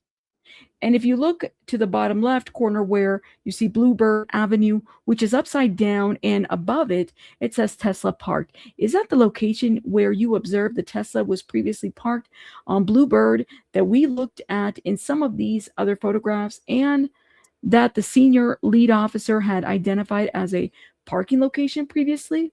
Yes. Did that line up with the same location where from the Department of Transportation towed this vehicle at the beginning of September Yes. of 2025? Yes. When you served that location, did you have assistance from other detectives at the LAPD Robbery Homicide Division? Yes. We utilize our division along with several criminalists from our forensic science division. Okay, from the laboratory, correct? Yes. Your Honor, I have another photograph titled Defendant's Exhibits Residence in Hollywood Hills, 1368 Doheny Place, Los Angeles. May it be marked as People's Exhibit 20. So marked? Thank you. Do you recognize this location? I do. And is that location where you served a search warrant on September 17th of 2025? Yes, it is. And the front door of that entrance area, do you see that depicted in this photograph? Yes. In the kind of the lower right-hand corner as you zoom in, there's a security gate. Behind that security gate is the door to enter the residence next to three separate garage doors. Okay. So the garage door closest to the front entrance with this gate is open, correct? In the photograph? Yes, correct. So it's a three-car garage. Yes. Okay. Your Honor, I have another photograph of that area, the gate, and that first garage to the left of the other two titled LAPD search warrant, 1368 Doheny Place, September 17 of 2025. May it be marked as People Exhibit 21, please. So marked. Thank you. So can you tell us what we're looking at here? You're looking at a straight-on shot of the front of the residence. You can see the address identified above the mailbox at 1368. You have the security door, the front door, just a couple feet behind that. And then the open garage door with the red Tesla that's backed inside. Did you determine who the red Teslas that's backed into the first garage was registered to? Yes, it was registered to a Robert Morgenroth. Time out. The red one then, for the longest time, people were saying that it was registered to David. So it was actually Morgenroth. I mean, whoever bought the car, but it was actually Morgenroth's registration in that red Tesla. Yeah. That's interesting. Okay. And the black was whose? David. Okay. So, yeah. Yeah, remember, because the black one's registered in Texas. That's right. And did you determine who that person was in relationship to the defendant? Yes, through our investigation, we determined that Mr. Morgenroth was kind of the manager, personal assistant of Mr. Burke. That's where the personal assistant came from. There you go. Manager, personal assistant. There you go. So that was his characterization. That's a big difference. A manager is not your personal assistant. Right? Well, that's how he characterized it. It's not like Morgenroth said it himself. We'll probably have to hear it's probably that not if he his says anything. Yeah, it's probably not his job description. It's just like how he sees him. Now, when you go into the house, is there a brick floor in the garage? Oh, here we go. There is underneath. There is rubber mats over that brick floor. Like a black rubber exercise mats? Yeah, kind of like interlocking, square-shaped interlocking rubber mats. Did you collect any evidence from the interior of this residence? Yes. And what was that? There was a bunch of evidence that was recovered by our forensic science team. And then there was additional devices, computer towers, cell phones that were recovered from the interior living area of the residence. Were you or did you collect an iPhone from the upstairs den area? Yes. And was that, in fact, an iPhone 16 Pro that we saw that was connected to the Tesla or some other phone? No, it was an iPhone 15. It wasn't the iPhone 16 Pro. Your Honor, I have two exhibits. I'd like them to be marked as People's Exhibit 30 and 31. They're titled the same, Defendant's iPhone 15 in second floor den, which is LAPD items 1 through 10, search warrant September 17 of 2025. So marked for identification purposes. Thank you. Starting with Exhibit 30, do you recognize what you see here? Yes. And what is this? That is the upstairs den area. And looking at the den area where we've circled with yellow, is that area where the iPhone, another iPhone belonging to the defendant, was found? Objection, misstates the evidence. You want to rephrase your question? Is this the area where you find an iPhone? Yes, this is where we recovered an iPhone 15 from. Okay, looking at Exhibit 31, which contains two photographs. What do you see here? Oops, wait, hold on, you scrolled what line? What number? Sorry, 22. Line 22. So you see the iPhone 15s in the corner, in the center of the photograph inside the yellow box. And just to the right, you see a close-up of that blue iPhone 15. Okay, did you determine whether in fact or who that particular item 7 through 10 belonged to, the iPhone 15? Yes, once the phone was examined under the search warrant, we identified it as belonging to Mr. Burke. Go ahead. Mr. Burke. Objection, no foundation in proper opinion. I'll take it subject to laying a foundation. If you want to lay the foundation for that. Sure. How did you determine that this particular item, this iPhone 15, belonged to the defendant? We determined it belonged to the defendant. If you can just phrase you instead of we. Okay. I determined it belonged to the defendant based on numerous photos inside depicting the defendant's selfies, depicting photographs of credit cards in his name, passport in his name, driver's license in his name. There may have been a bank statement in his name as well. The court. All right. The court will allow the testimony to remain, but you may cross re-examine regarding that. Thank you. And that particular phone, was it associated with a phone number ending in 05 blah, blah, blah? Yes. On the living room first floor area, did you find anything else behind a piano? Yes, there was a box, an unopened box that contained a burn box. What's a burn box? A burn box is a device that could be used to basically create a high enough temperature to burn items, whether it be stuff from the garden or documents. Or it's kind of like a mini cremation type. It's used to burn items to nothing. So to incinerate something. Yes. Okay. Let me stop right here. I wonder why Burke didn't object to that description. Can she just object to that? Because she said crematory type. He's just being. I see what you're saying. It would have been overruled. Speculation. Yeah, overruled. Okay. It can be used for it. So he's just describing what he thought it might be for. He's not saying what David did with it, which I think that's what you're listening for, but that's not what he said. Okay. It would have been So it's overruled. just a description of a thing. Okay. Let me keep going. Okay, Your Honor, I have a set of 3 photographs on a slide labeled burn cage purchase from Amazon under alias Victoria Mendez, July 7, 2025. May I have it marked as People's Exhibit 28, please? So marked. Looking at the photographs in the center first, is this a photograph of the item at the 1368 Doheny residence? Yes, the center picture is the unopened box. It was behind the piano of the burn cage. I'm sorry. What item is this? This is 28, Your Honor. Thank you. Sure. Okay, let me scroll up a little bit. Looking close up at the label, who it was sent to? What does that indicate?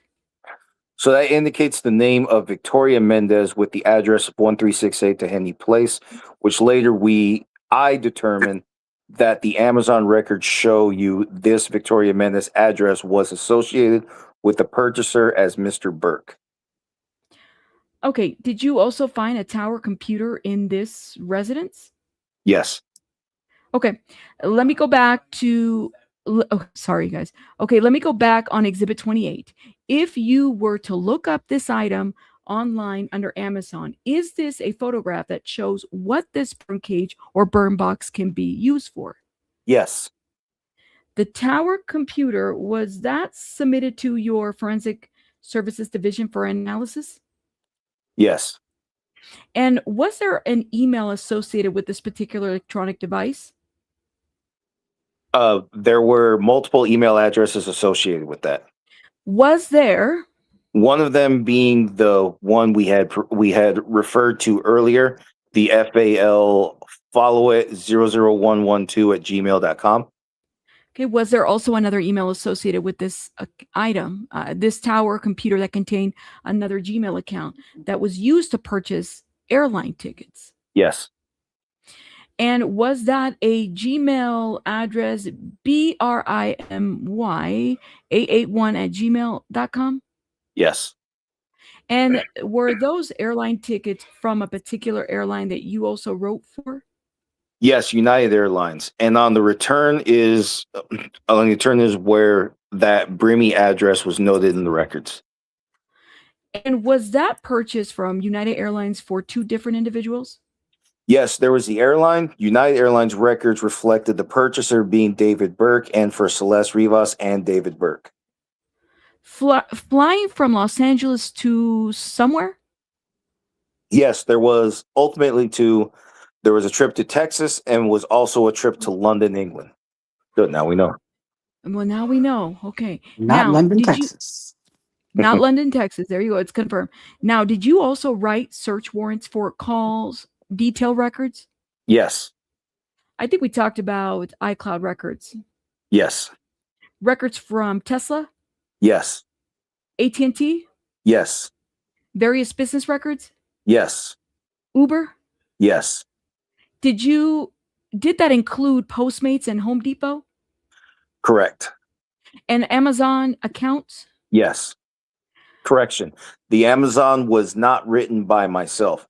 That was written under federal subpoena. Okay, that was the part he Bingo. wasn't supposed to say. Yeah. Bingo. Ooh, let me go turn on my light, y'all, because it's getting dark in here. Oh, he put his foot in his mouth on the big fat foot. Wait, can I highlight this? Damn it! Hold up. Did I Y'all. get this correct? So all the terabytes that they found, that wasn't just from the phone. That included a lot of the infotainment information from the Tesla, right? Yeah. Because I think we were under the assumption that all those terabytes were all CSAM like stuff. So we now know a lot of it was from the Tesla infotainment. Yeah, he said 6 to 8 was just from the Teslas alone. Okay. Yeah, so I know a lot of us think, God damn, you have 40 terabytes of shit. Jesus. I know, but yeah, I caught that. I didn't think it was most of it was, but at the same time, yeah, cameras are the recording. It also depends on the recording quality. Yeah. So if yeah, we haven't even. So Yeah. 6 to 8 terabyte was a lot of the information from the infotainment. What was the total that they found on him? 40? Well, 40 terabytes is just what Beth Silverman said was in discovery at that moment. And Which we I still don't assume even know if includes any of it's this. going to get ruled. Huh? Which I assume includes this 6 to 8. Yes. So we have 6 to 8 explained right here. Mm-hmm. All right. So we were at Ready? Yeah. Line number 8. It's your question. Okay. Line number 8. All right. Okay. So those were search warrants, though, that you were provided copies of. Yes. Oh, give me 1 second. Your nails Sure. are so beautiful. Who did your nails? They're beautiful. Now you got to do your toenails. What's on to do your toenails? Thank you. Yay. Sorry, y'all. Interruption. She's so precious. Okay. One day you got to play this all back for her. Tell her what was really. Shit, literally. All right, here we go. So 11. You said yes, 11. And you were also provided copies of the return for those warrants. Yes. Okay. Oh, okay. Your Honor, I have a DVD that contains business records. Hold on, guys. Sorry. Here. Thank you. All right. DVD that contains business records for various items in the affidavit. May this DVD be marked, please, as People's 53? So marked for identification purposes? Okay. Thank you. Now, hold up. Well, I'll just read some of it. I got it. Sorry, guys. Good. She just came in. Now, did you also review the Amazon record in detail? Yes. And did you know any purchase and deliveries of items that wound up being significant to your investigation? Yes. And were Thank you. Sorry. And were these purchases and deliveries that were made under the name of the defendant or an alias? An alias. And what was that name? Travion Davis. There you go. Travion Davis. Hold up. I'm trying to highlight these so I don't remember where we left off if we need to, maybe reference back. Okay, go ahead. Okay. This is a convenient place for us to stop for lunch. Is this a convenient place for us to stop for lunch? Sure. All right. We'll go ahead and take our lunch break. We will resume at 1:30. Sir, you're ordered back here at 1:30 without any further order or notice. We will resume We will resume then. For counsel on both sides, if you want to leave any items at counsel table during lunch, you may. The courtroom will be locked. Please feel free to do so. Gotcha. All I guess right, so. all right, all right. So we are gonna move over here. Wow. Oh, well, so we're flying through. Goal is to cut through at least 10 pages as we're going. We're trying to go as fast as we can to catch up. So Travion Davis, Davis. alias. Anything else that stood out to you from this read, guys? The Not terabytes. Yeah, just like like I said, that's just a few terabytes a day itself. I didn't know that. Well, I knew license plate readers were on cop cars all the time. I didn't know they were just automatically reading. Not like that. Not like that. Because he said that he was just checking on cop cars that may have been in the area, and just happened to read that. So that was cool. I didn't know they did that. Oh, What happened? Check your Discord. You want to check that? yeah, I'm checking the Discord right now. Must be big. Let me see. Oh, David's camera roll had the same. Love is in the air freshener. Oh, hold up, y'all. Let me show y'all. Yeah. Y'all, again, let my mod handle the trolls. Any troll out there, my mod knows what to do. I wouldn't give it too much attention. Just move it on and move it on. All right, let's not get caught up on that. David's camera roll had the same love as in the air freshener. Do you remember when David took his I'm cleaning the smoothie out of my car detailing video across the street from Love Car Wash on Sunset Boulevard, where he got it detailed in early 2025? Oh, shit. And The somebody sleuths are sleuthing. love is in the air, and that's what one of my witnesses described earlier, right? Basically. Yeah. David sitting outside of the building, self-filming car at the detailer, getting that smoothie out. I got bit by a mosquito. My announcement is delayed. I got to get an Uber. Half my shoes are dirty. But I'm alive. Mm-hmm.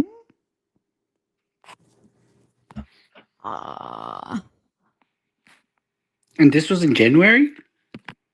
They're saying this was in 6 months ago. Well, that's what on that post says. So yeah, that's January, February.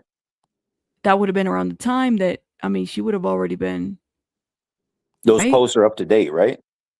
If That's you what look it on the says. photos, Let me see. because I saw one of them said 6 months ago. So I just want to make sure that's not a screenshot. That's an actual date from when this was posted. Where do you see 6 months ago? This one doesn't. Go to the next one.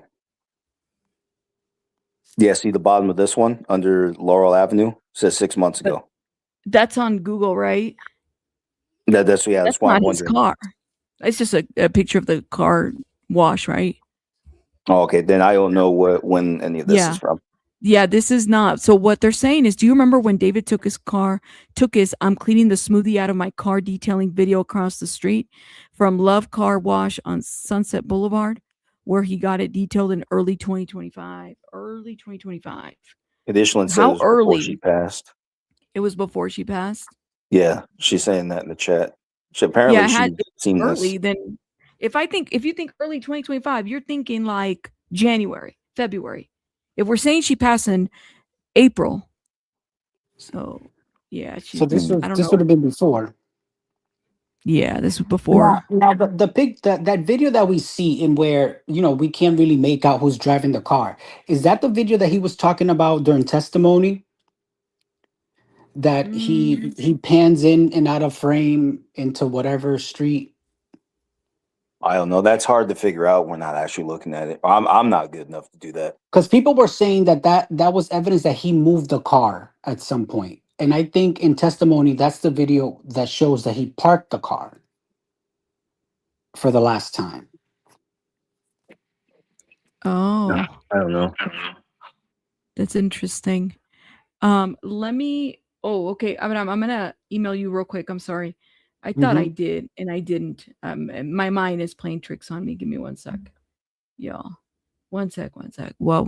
So that's interesting. He was cleaning a smoothie. Yeah, I guess at that time. I don't know.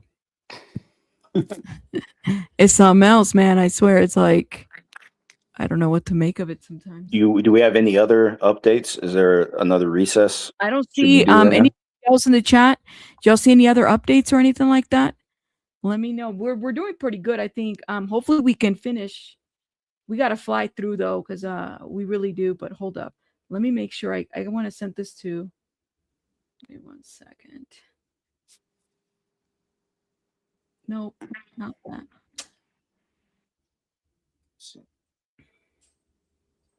Oh Jake yeah, says drink that he water. thinks Jake says that he thinks she was in the car since May 5th. But the thing is, Jake, that they show that he parked the car on July 29th for the last time. So when he was moving it before then, that I mean, I guess other people would have smelled it too if she had been in there since May 5th. Or That's interesting. the stench would have been on him, and people at Ross would have looked at him like, "What is this?" Brian posted a short video, Rabbit. All right, let's watch Brian's real quick short video, and then we're gonna hop on. So we're doing pretty good. I think we just gotta keep. I mean, we're finding different details. I will say that of when things were said and whatnot. So I can appreciate that. Brian Enton. Let's see. Da da da da. Hold up, y'all.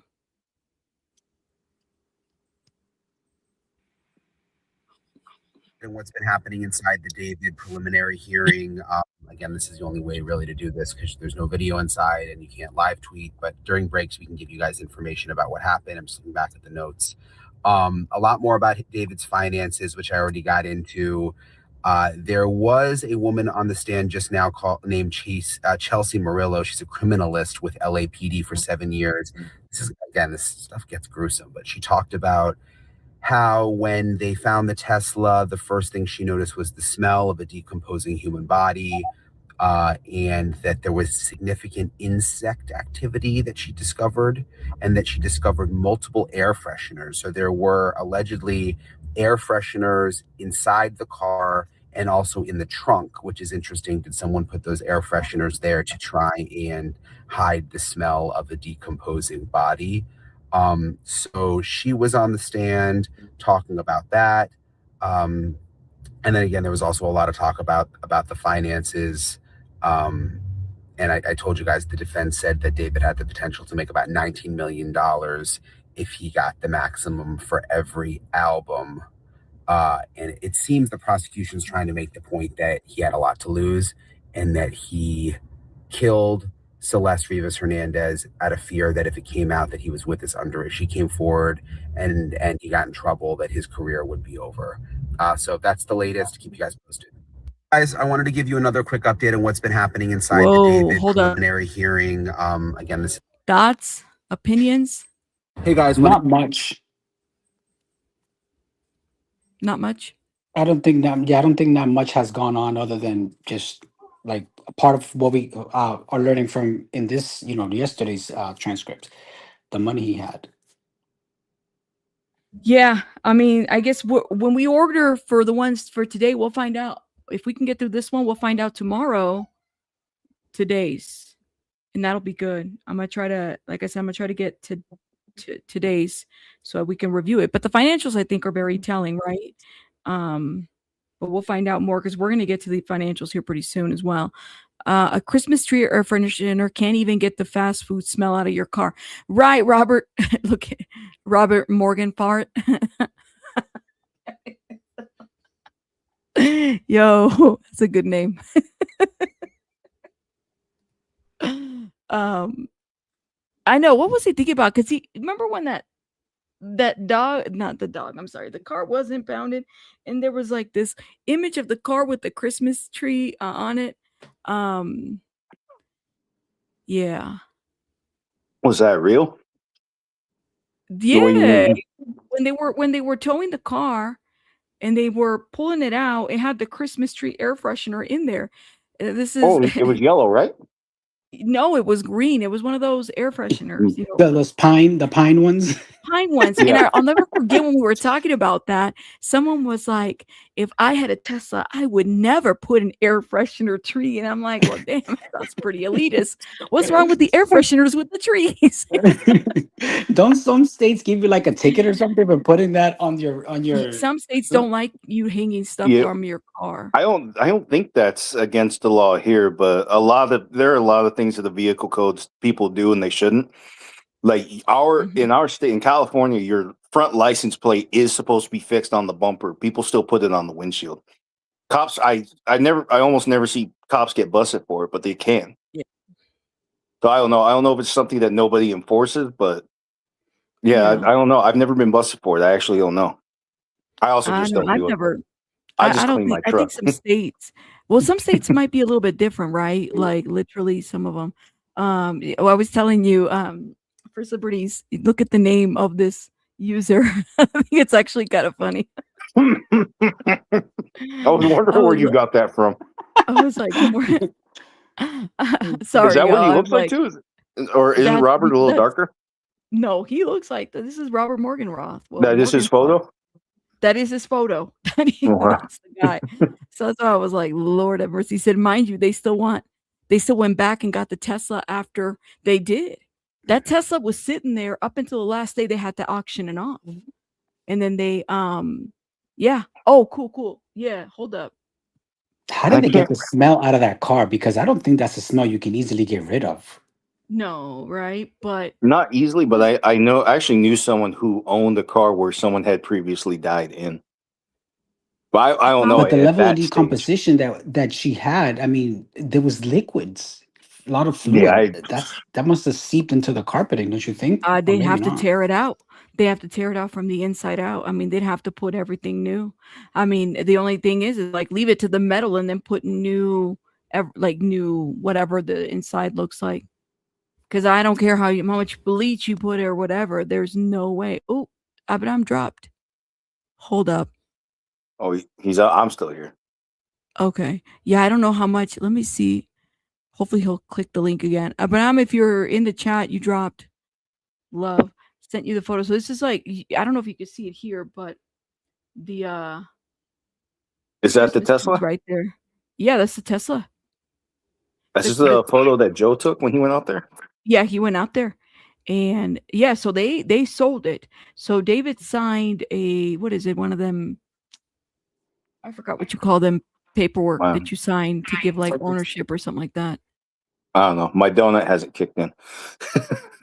Your donut. I'm gonna get some water too in a little bit. Let me see what they're saying in the chat though. Yeah, so that gives you an idea. So this was recent. This wasn't too long ago. So the car, I mean, David didn't go for it again, but somebody picked it up for him. Like literally hours or the last day before it was supposed to be auctioned off.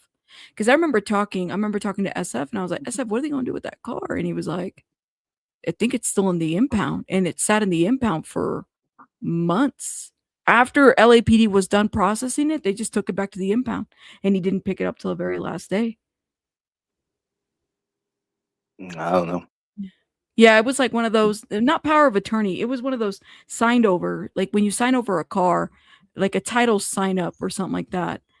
POA? Yeah, and those photos, yeah. So this car, it's worth, I mean, it's a Tesla, y'all. You know, these are, whether it's last year's Tesla or the year before that, those cars are worth a lot of money. I don't know. I don't have a Tesla, so shout out to the Tesla drivers. People But keep buying gems and saying Uncle Alert. What's You know what's title interesting transfer. also? Oh. What was that name? Sorry. You know what's interesting that I'm thinking? So if his car last connected on July 29th to the infotainment, I thought that other people had moved the car around before it was towed, or is that not the case? No, apparently he was just the last one to move it. And then after that, it was towed from there. Yeah. Okay. That's a great question. All right. I need to get I got to eat something, y'all. I have not had anything other than water and coffee, and that's not good. So let me go and run and get a snack. I'm going to get a snack real quick. Yeah. And That way I can stretch out a little bit. We left off right here on page. Just give me like 5 minutes. I don't need that long. Just to get something. I'll be back in like 5 minutes. Y'all okay with that? Chat. I'm gonna get something. All right. Y'all can kick it here. You know that, or let me go do that. We'll just talk to the chat for a little while. Joe said $108,000 for $108,000 car sold for $54,000 the day before it went up for auction. Oh, that was talking about something else. That's crazy. Money man Tesla. Yeah, I want to see. Why would they go back for it though? You think of all the dumb shit you've ever heard criminals do. What do they need it for? Do they really just want the money? They just want to sell it? I don't know what he was. I mean, at this point, we can't even assume anything because this boy is so stupid that it's beyond belief. Dumbest motherfucker on earth, dude. See, because I had asked about moving the Tesla because people were saying, like, some people were saying that maybe his boy moved it around or somebody else's brother or whatever. But now it shows that it wasn't moved after the July 29th. That's why it leads me further to believe that he did this by himself. He didn't need help or had help.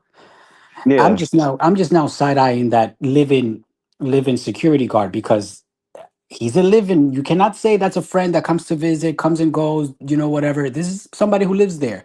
So for him to have hid that from him, it's interesting to know during what time period he was an in-house security. Did he already testify? That's what we're hearing, right? He's talking today. I think is that how so. his name came up? Okay. SJ, what's his name? Sean, That's whatever. Sheldon Jaculus. Yeah. SJ. Yeah. His name came up today, or actually it came up yesterday, but I was wondering if he had anything to say. Yeah, I hope that he testified because that would be one to.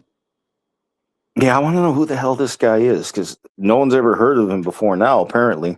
I would be laughing dude, that Jaculus joke, I wouldn't have let that go for the last 10 months if I knew that from the beginning. So I don't think anybody knew who this guy was. Khadijah says that she feels like the manager knew. I think the manager knew that he was having an inappropriate relationship with a minor. I don't think that he probably necessarily knew about the unaliving, but I'm sure that he saw something with the age. Yeah, apparently he knew something. But remember, his response is, I wanted to get on with the tour. That was part of his response. Yeah. So then what tour are we talking about? Because remember, the story, the criminal story begins in 2023. How many tours have there been from 2023 to 2025? Yeah. I couldn't even tell you because I had no idea who this man was till this. Yeah. Yeah, see, so that's why I'm wondering what tour exactly are they talking about? If there's more than one, we're just gonna have to hear it from him. But that's still, that stands out to me because I still feel like, well, he knows about one of the crimes apparently. If what he said loud as fuck in the hallway was true, I don't know. But he answered the question. Now, I put myself in that situation. Why would I give that answer? What would have been asked that would prompt that? And it could be many things. It doesn't necessarily needs to be that he knew of anything that was, a crime, like her death. I think it was probably like, why, if you noticed that she was a young girl, why didn't you report her? Or I don't know. It's just, that's a question that's like. Well, you know what? Now that we know about the security guard, this is interesting. What if the guard saw something and told Morgenroth? And maybe he doesn't actually know anything. So when he heard, so then that's why we got the question. Well, how come you didn't say? Why didn't you call the police? That could be it. That would be why one would answer like that. Yeah, because so many things can go on over there. Because they can ask at the grand jury, they can ask a lot of leading questions and therefore misleading questions. They can. They have a lot more discretion that they would in a trial. So they can ask some stuff and then they might have to rephrase the question when they actually go to bring that witness to trial. But then at the same time, maybe not everybody who testified is going to even show up at trial. So for all we know, maybe Morgenroth didn't offer anything. Maybe it was just, story, what's up? Do we know if he's going to testify in this preliminary? Do they have a list already? I haven't seen the list. I haven't heard his name. I know 10 witnesses are expected throughout the entirety of it, of the preliminary hearings. And then sorry, I didn't hear that name, and I sure as it, like I said, I didn't hear Jackulus until yesterday. I honestly don't know. Where honestly, what I'm looking forward to most is the cops. Yeah, the list isn't public. That's another thing. No, and let me give you guys a little preview from somebody who has already gone through this text through this. They said this is a little preview just so you guys are aware. It says, did you know that Rob knew about what happened? I just tweeted it out. This was SF. I guess he saw some of it and he was reading it. He said that Rob knew what happened. I don't know what he means. If you guys saw SF Investigates tweet, I guess he tweeted something about what happened. Like he knew what had happened to Celeste or something. Now, did he know before it was public? Yeah. So Rob Morgenroth, definitely somebody who. That's the manager, right? That's the manager. That's that's Morgan the assistant. That's the manager / assistant. Yeah, that's the assistant in heels. Yeah, right. Something. All right, let's go ahead and get going, y'all. Hold up, somebody, and I promise I will shout out some people here. You said, I'm sorry, I'm not trying. No worries, wrenching toes. I'm sorry, I'm not trying to be rude or anything. I truly think that Rob is on the autism spectrum. I don't know what he is. How do we figure that out? I don't know. Is that here, I've never really heard the guy talk. Has there ever been an interview with this guy? Do we other than pictures of him? I never looked it up. I never looked it up. That's an interesting point. I mean, I wonder though. Yeah, like I said, me personally, I didn't keep up with every little tidbit of news. I tried to keep up with what is most likely going to tell us something at a trial. So, like I said, I didn't keep track of every statement, every video, especially not everything Asia did, because she's not even arrested. This is, like I said, as much as people they want to be mad at her and Neo. Well, if there's no evidence against them, what do you really got? Everyone's just saying they knew and they didn't say anything. How do you know? Guilty by association is not a crime that you cannot convict on that. Just because I know you doesn't mean that I'm guilty of anything. Yeah, we don't stop. Oh, go ahead. I'm sorry. Go ahead. That's it. No, I was just nodding along. Go ahead. I'm ready. Wrench and toes. You're fine. Thank you so much for the super chat. Yeah, I never really thought about that, but I guess I don't know, man. We'll see. All right, let's keep it moving. You said, Rabbit, Annie Elise put an update. She's saying now that they found blood inside the car. She said the third seat row. It wouldn't surprise me. The car third seat Tesla. Mm-hmm. Well, is that just blood that leaked out? Probably. They said, wait, third seat. Third seat. So that means the center seat? The center seat? This wasn't no minivan. No, I'm thinking she's talking about so if she's in the front, right? Is that would be the front of the car. So how would that get into the seats? Then if they found it, maybe the body went into the back, stretched out. Yeah, and I got my cinnamon roll. Oh, that thing is sitting in. I feel that cinnamon roll. I know I'm talking about it like I took a hit of something good. It's just a damn good donut. That's all it is. All right then. No, I'm curious. I'm gonna see. We're gonna let Sassy maybe write a comment and see if she meant how did he get? Because doesn't the Model X have a third row? Lala said, doesn't the Model X have a third row? Maybe leakage. Well, yeah, depending how much blood, because if it's just the third seat, that sounds like. I don't know. It depends how much blood they found, because that could mean this happened in the back seat. Right. That could mean that she was taken out in the back seat. Cristello says some Models X have third rows. That's interesting. What's a third row? I guess a third row or a third seat. Like a minivan has a third row. I had no idea. Really? I had no idea. Yeah, I don't know if that one had a third row. Yeah. I don't think that one had a third row. But Khadijah Lynn made a good point, which is very interesting. But what do we know the dates that he made the trips to Santa Barbara? Didn't they say it happened between the April 23rd and May 5th? That is what they said. Okay. Let me go to her short real quick, guys.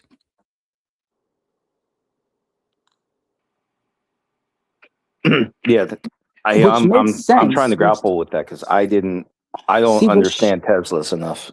What she's saying makes sense. What Khadijah's saying, but the thing is, then why didn't he leave her over there? Because let's say I would understand if he did not have the strength to carry a body. You know, it's heavy. But then how did he put her in there? So if he was able to put her in there, he's able to take her out. Well, he already had an unhealthy obsession with this girl. It's possible if he didn't, and it's possible he kept the body because he just wasn't done with it. Well, it's either that or he got scared, you know? Maybe he didn't find an opportunity, probably. Yeah. Or I guess. Let me play this. Let's see what she says. Her team members is inside the courtroom right now for David's preliminary hearing, day 2. And she's coming on here regularly to give you guys the updates. But she is press, and so she has a running document where she's sharing the updates with me live from the courtroom. And I want to give you this latest update. So right now there's an expert on the stand who tested the Tesla. Blue light, for blood, all of the things. We know that Celeste was found inside the front trunk. However, when they also lit up the third row of seats, lit up like Christmas morning, meaning that it indicates at one point she was inside that third row. See, that's what I'm They talking also about. said that there were 11 air fresheners found inside the Tesla, obviously to conceal the odor of decomposing remains. Now, here's what I think is really interesting about the third row lighting up like the night sky, is the fact that based on when the state alleges that Celeste was murdered, April 23rd, 2025, the Amazon purchase history for the chainsaws, the chainsaws, the kiddie pool, all of the tools to dismember Celeste, that wasn't until around a week later, meaning he would have had to store Celeste somewhere during that time. Easily could have been in the third row of his car, especially because so many of his friends had complained and vocalized about the odor in the garage, the odor in his car, which ultimately is why I believe he dumped his car before he left on tour, because his house was still a party house, an entourage house. He didn't want to risk anybody smelling it and investigating further, my theory. And so he dumped it. But that would explain why there was blood in the third row before she was dismembered, because why would you dismember somebody, then throw those bags in the back seat only to move them to the trunk? No, you would throw them in the trunk right away, most likely. So I believe he stored her there for a week while he gathered the tools to carry out the dismemberment, then put her in the front trunk, in not only the top front trunk, but also the lower hidden compartment, which if you're familiar with Teslas, there's like a hidden one under where you can put like milk or anything that you want to keep like extra cool and covered. Then bought 11 air fresheners, put them all throughout the Tesla, in the car, in the trunk, all over to mask the smell, which obviously was a really bad idea, because that's the whole reason why the Tesla was even called in the first place, was because flies were gathering around it and it had such a foul odor and had been left abandoned. So, idiot. But anyway, she's in the courtroom right now. Make sure that you're following. If you're not following already, press the follow button. She's going to update as soon as she's out, and she'll be there again tomorrow too. And we're covering this case nonstop. We also have done deep dives on the podcast, Serialously, spelled like serial killer, asleep, play on seriously. So you can go listen to all of that. Big update coming soon too. I have been working on the back end on this case for months now, and in a bigger way, which I'm not able to. One of our team members is inside the courtroom. All right, now hold up, for guys. I'm David's fixing my camera. hearing, day 2. No, that was a good report. Now, personally, I want to hear it from whoever said it. Hopefully, are you going to buy tomorrow's transcript? Yes. Or today's transcript tomorrow? Today's transcript. That is the plan. That way we can read it tomorrow. Okay, Yes. I'd like to see that part written, because she said lit up like the blood was everywhere. She could be right. But just personally, I would want to see who said that and how that was actually stated, because that says a lot. That could have been what happened. And then, but see, because now I begin to question. He's very scrawny. He's not the biggest guy, and dead weight is very heavy. So for him to have put her in that third seat would be very difficult before dismembering. You see Before? like if she was still intact, then it would be heavier to to transport her from the back seat to the front to this inside the house, outside. It's very Hey difficult. guys, keep talking. I'm gonna fix my camera. Okay, so just Okay. give Sure. me like go ahead, keep talking. So if she was at one point in that third row, that means that she would already been dismembered by then. Yeah, I'm still thrown off by the third row thing. I didn't think that car was long enough for. I'll take everyone's word for it. Point is, there's blood in the car and it doesn't belong there. But it also depends on the angle of the blood. I Because don't get that they, third row either. That's a yeah, car, not an SUV. yeah, that's really throwing me off. People said third row. Maybe maybe the speaker meant third seat of another row because that's not adding up to me. That car ain't long. That ain't a minivan. Yeah. Unless those things are more fucked up on the inside than I understand. Because I have never been inside one. Okay, let me look it up here to I see. watch too much science fiction, guys. I'm not getting anything that could drive on its own. I'm just not doing it. If I can't get there in my Toyota, I'm just not going to do it. But yeah, that's also what I want to hear. What is the angle of the what is the splatter? Where is it It would be primarily? on the it would be on the seat. On the, I'm assuming not on the ceiling. Well, because remember, if we know there was a stab to the liver, so if that was done there, that means what blood would have poured out as well as who was it? I want to say it was Joseph Morgan is his name? Who? Oh, you probably well. Anyway, somebody who's been there, done that before, has commented on this that the blood would have filled up to the back of her eyes, till her eyes turned red. Oof.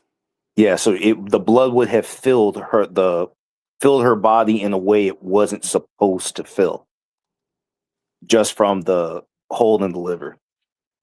Yeah, and we're all confused too because the report is saying a third row. I'm thinking somebody meant to say third seat, and I gotta know what that means because I think those things have a center seat in the back, right?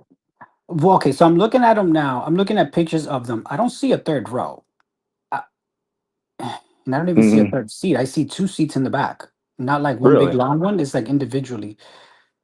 Okay, actually, but I do see one with the third row. But it's a 2016.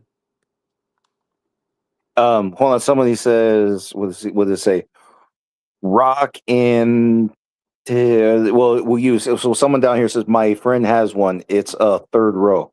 If that's the same model, shit, then like I said, I just don't understand the interior of those vehicles, so I can't say. Yeah, I do see. Wow, I do see the interior of a Tesla Okay. X, and it does have three. One of them has three rows, so it Well, fits 6 and 8. We'll ask Rabbit when she's ready. Just pull up a Tesla Model X with a third row. Let's just see what that looks like. Yeah, let me share this with her so she has it. But if that's the case, so if it's got a third row, then like I said, I want to hear how they identified the blood. Where was it primarily, and how much? Because you would expect if someone died in the back seat, there would be a lot of blood. Yeah.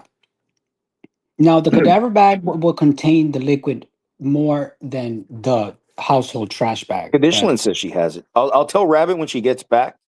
She's switching cameras around because the battery to the last one died, and hopefully she remembers to come back. She's probably just doing something else right now. Okay, so I'm believing everybody. Like I said, I don't have any experiences with Tesla, so I'm taking everybody's word for it. And she also says I have a picture of David in his Tesla. It has 3 rows. Okay, so then we got it documented. Oh, I think I lost you guys. I'm just following in the chat. So yeah, we got it documented. There are photos of him in his Tesla. He's got 3 rows. They found blood back there. So then, that might help explain the statement stood by as she bled out. Maybe somebody's. It still seems kind of speculative. Okay, cool. She's emailing it to Rabbit right now. All right, I'm here. Check I'm your here, email, Rabbit. Are you here? I just here, came back. dropped. Yeah. There he is. No, I usually have to leave and come back because the audio just stops all of a sudden. No worries. Okay. Check your email, Rabbit. Conditionally just sent you something. She's got a photo of David in his Tesla, and it does have 3 rows. So then we can get a good look at that because I've never seen that before. Got it. Interesting. Yeah, and shout out to Lala. She also sent us some Model X pictures. Oh. Hold up. Here is an example of one too. Hold up. Give me 1 second. Okay. Yeah, we got Kadisha Lynn's email, I think. Hold up 1 minute, guys. Share my screen. Look at like here's something like this. Model X Oh, show. okay. That's the model. It's still kind of weird, I will say. Can you hear? Oh, can you hear? I can hear. Can y'all hear me? Oh yeah, I hear you. Abe, we hear Okay. you. I hear you. Abe, Abraham, you hear us? Okay, so his audio is struggling. Yeah. Okay, I've never seen that before, so that makes perfect sense. Yeah. Come back in and out, Abe. We don't hear you. Okay, let me show you this picture, actually. This is what Kadisha Lynn just sent us. Dang. Oh, okay, so let me see. Okay, that's why I didn't understand what I was actually looking at. So then he's actually in the third row right now, and so that's the second row in front of him, and then the driver up front. Or does it go further back? I don't know. It does look like it goes further back. Those seats look like paper, y'all. I don't know why. Yeah, Kadisha, tell it. Is he sitting in the back or is he in the middle? See the seat behind him. Okay, so then he's sitting in the middle right now. In the middle, yeah. All right, so yeah, that white part must be the back seat. Okay, so now I see that. All right, then that makes sense. Those seats are like, they look like paper. I don't know about y'all, but yeah. Yeah, that's weird. Like I could never, not that I could ever afford one, but I'm just never getting one. Like, can It's I like even a phone card. That car looks bigger from the out. It looks smaller from the outside than it actually is. Zoom in, she said. Let me see. See if I can. I'm trying to move over. See, and if I do that, hold up. Maybe if I go this way. No. In the picture that I send you, you can see all three. So he's in the middle from the one that I sent you. Mm-hmm. Hold up, guys. But yeah, like I was telling the chat earlier, I want to hear that testimony from whoever figured that out, because I want to hear how the actual amount of blood splatter was explained. Did she say splatter or just like droppings? Well, those are my words, because I'm just saying the blood where it would have flown, where it would have splashed out. They just said they found it. Excuse me. It lit up like a Christmas, not a Christmas, but like the sky. It lit up like the sky. Those were her words. Yeah. I'm assuming the luminol. Yeah. Yeah, I want to. Yeah, I just want to see how that statement actually came out. See if there was any follow up to that, just so we can understand how much was actually in there. But that will also explain why blood was found in the garage. Because if she was stabbed in the car and it leaked out, then that could explain it. Yeah. Wait, I thought she was stabbed in the house. Well, we know it was at the house. I don't know if it was we don't know if it was the living room. We don't know where exactly. We just know garage. Yeah, see, that's what we also got to listen for. If the Uber driver testifies and says she entered through the garage, and then was the Tesla inside? See what I mean? Interesting. Yeah, so those kinds of things we'll have to listen for later on. Y'all ready to go? Let's get it. Let's hit the ground running now. All right. So we left at 16, correct? Or yeah, so we came back from break. We were at lunch break, and we start. Go ahead. I think it's the court. Oh wait, hold on. Hold on. Let me put it up on my computer because it's much bigger. Abraham, did you get it? Yeah, I got it. All right. We're back on the record. We have all counsel present. Mr. Burke is present. We have the second investigating officer at counsel table with the people. Detective Farrell, is that correct? Yes, Your Honor. All right. We have Detective Byers back on the stand. Sir, I remind you that you remain under oath at this time. Ms. Silverman, you may continue. Sorry about Thank that. you. Thank you. Okay.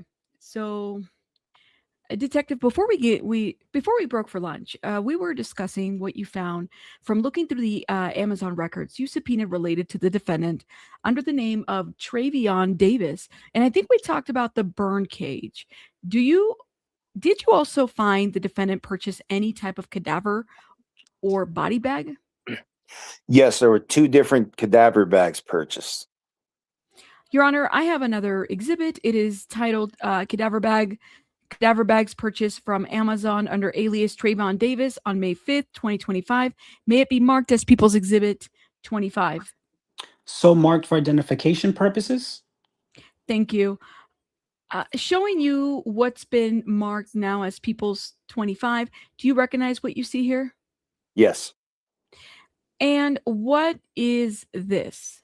That is an Amazon picture of an Amazon cadaver bag that resembled the one that was seen in the trunk of the Tesla, but also on the Amazon purchase history. And were those purchases the defendant made that were delivered to him on May 5th of 2025? Yes. Objection misstates the evidence. And I'm sorry, on what basis? What's the misstatement? The misstatement that it was ordered that it was delivered May 5th. All right. Did you want to clarify? Sure. It's cute. Is that correct that these items were purchased and delivered on May 5th? Yes. Your Honor, I have another exhibit of 2 photographs titled Heavy Duty Laundry Bags Purchased on Amazon under the alias Trayvon Davis, May 5th. May these photographs be marked as People's Exhibit 26? So marked for identification purposes? Showing you Exhibit 26. Do you recognize what you see here? Yes, those are images of the purchase history for the 2 heavy-duty laundry bags that were purchased under the alias Trayvon Davis by the defendant. And delivered again to the same address, the 1368 address, as we talked about on all of the other items. Yes. Your Honor. Your Honor, I have another exhibit titled Inflatable Pool Purchase on Amazon under alias Trayvon Davis, dated May 5th, 2025. It may be marked for identification as people. May it be marked for identification as People's Exhibit 27? So marked for identification? Showing you Exhibit 27. Do you recognize what you see here? Yes. What is that? Excuse me. And what is this? That was also indicated in the Amazon purchase records for an inflatable pool that was purchased under the name Trayvon Davis by the defendant. I believe it was on May 3rd, though. May 3rd? Yes. Okay. That was the date of purchase or the date of delivery? I believe these were all, the date of purchase. And then was subsequently delivered to the same address on 1368 Doheny? Yes. Did you also note purchase on the same account under the same alias with respects to any chainsaws? Yes. There was 2 different chainsaws purchased under that alias. Both of those, I believe, were on May 1st, 2025. Okay. All right. Real quick. Now we're going to get to how many chainsaws. Y'all take notes. Here we go. Finally, the chainsaw. All right. And 2 so far. 2 so far. Okay. So here we go.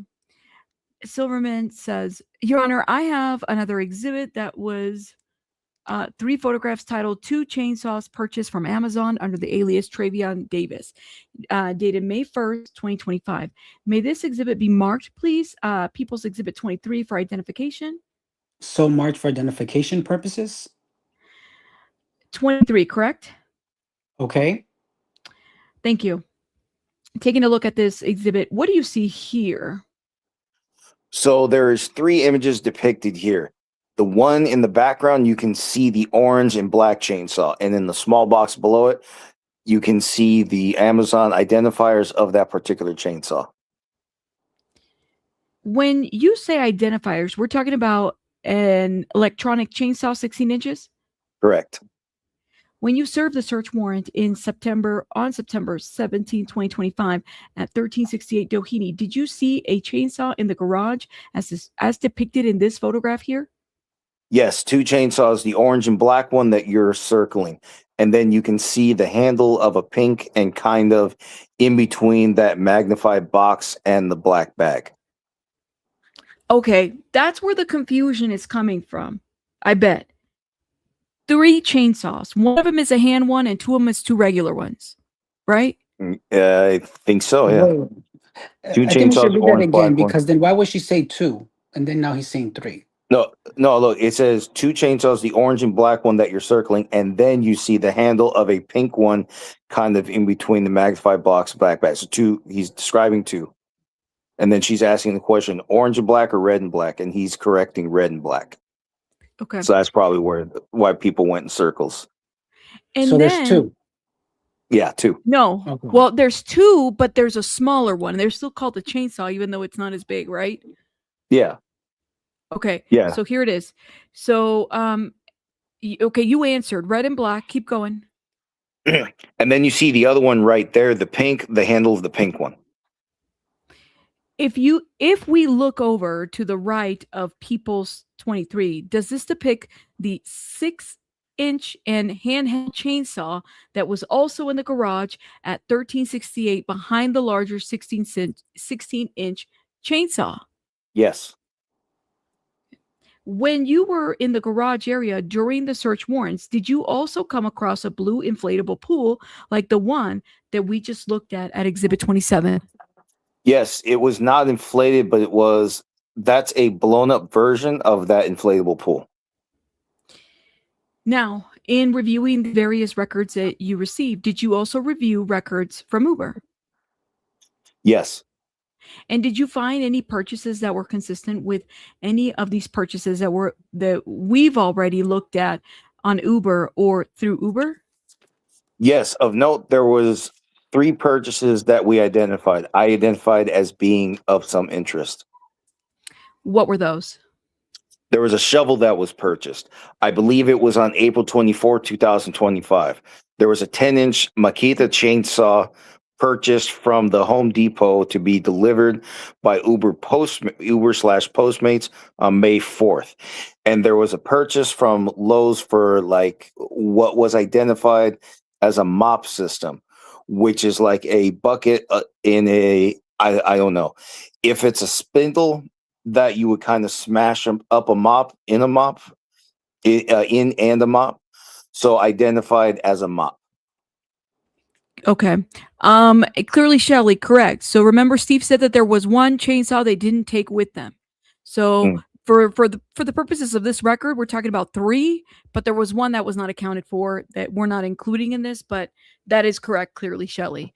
It's just for this one, just to, not cause confusion. And thank you, Jax. I'm going to shout everybody out here in a minute, but we're trying to get through this, okay? All right, so here I go. Okay. Your Honor, I have another exhibit that was 2 photographs on it titled Makita 10-inch chainsaw and spin mop purchased by defendant from Home Depot May 4, 2025. May it be marked, please, as People's 24 for the identification. So mark, go ahead, I'm sorry. For the identification? So marked for identification purposes? You got to scroll down. Yes, I'm coming. Sorry, guys. Oh, okay. You're fine. Thank you. Okay, showing you Exhibit 24, and let's start with the photograph on the left. Is this a photograph of the object that you saw in your review of the records of a purchase from a Home Depot of Makita 10-inch chainsaw? Yes.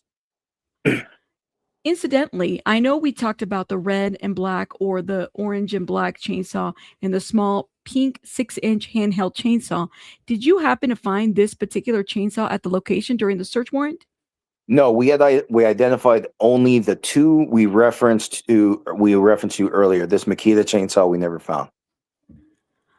Oh, so this was missing. Okay, yeah, see, that's why. So 3 were identified. I still think it's 2 because he's saying black and orange or red and or orange and black. It's like they're confusing the colors. Let's go ahead and go up there and clarify 2, but that. 1 was never recovered. Okay, okay, that makes more sense. Yeah. Okay, you guys got it? Red and this was black missing. or orange and black. It's the same one. Some people see red, some people see orange, is what I'm gathering. Yeah. Gotcha. And then the black chainsaw and the small pink 6-inch. Also listed. All right. Here we go. Correct. Looking at the photograph to the right in Exhibit 24, what do you see here? That is kind of the mop system I refer to. It identifies a Liebman tornado spin mop, which consists of a bucket, kind of other buckets you rinse off in the mop itself. Was And there in a the mop itself. particular was there a particular email address that was associated with the purchase made through the defendant's Amazon account? Yes. And what email account was that? It was Travion. I believe it's Travion D0012. I could double check my notes if that. Do you have those with you? I do. May he, Your Honor? Yes, you may. That's you. Thank you. Sorry. When you're done reviewing your notes, if you can look up and you can indicate what you're looking at to refresh your memory. These are just notes that I had personally taken of search warrants that I had done identifying email addresses associated with the defendant. And it is Travion D, that's TRAYVIOND 0012 @gmail.com. Excuse me, I didn't mean to chew on the microphone. Now, subsequent to the search warrant and additional investigations in April of this year, do you remember? Did you arrest the defendant? Yes. And what was the defendant's name as appearing on the arrest documents? David Anthony Burke. And do you see him here in court today? I do. Can you identify him, please? He's sitting to my right, to the left of the counsel table, wearing an orange jumpsuit. Indicating Mr. Burke for the record. Thank you. And where was he arrested from? He was arrested from 1516 Marmont Avenue in Hollywood Hills, Los Angeles. And was that on April 16th, specifically of 2026? Yes. And did you and your partner have contact with the defendant during the booking process as well? Yes. And did you observe any markings on the defendant at the time of the booking? Yes. Can you describe for us what that was? He had a tattoo of the name Celeste on his left ring finger. And he also had another tattoo. I think it said Shush, also like SHHH on his ring finger. On which hand? I'm sorry? Which hand? Of the right hand, I believe. And also an additional tattoo on his palm, a religious reference. I don't remember exactly what that one said. And I believe that was the right palm also. Your Honor, I have an exhibit that has 3 photographs marked as Exhibit 1 entitled Defendant Booking and Tattoo, April 17, 2026. May it be so marked for identification purposes? Oh. So marked for identification purposes. Oh, sorry. I read your line. No, I think they messed up there. They didn't put the judge. Okay. Exhibit 1. Okay, hold up. So there you go. That's confirmation. He had Celeste's name tattooed on his ring finger. I bet you had her birth date on there somewhere too. That's insane. So I thought she was 18. I thought she was 18. Well, damn. Born 2000 what? Okay. Then why wasn't he like showing her or going out with her in public or being seen with her? Because he knew it. They knew. We're just joking. No, but literally. So this was something, because when he was arrested, he was actually, that was not a booking detail that was put in there. Like typically they put in your tattoos. This was not something that was put in there. Do you notice that? Yep. Yeah. Interesting.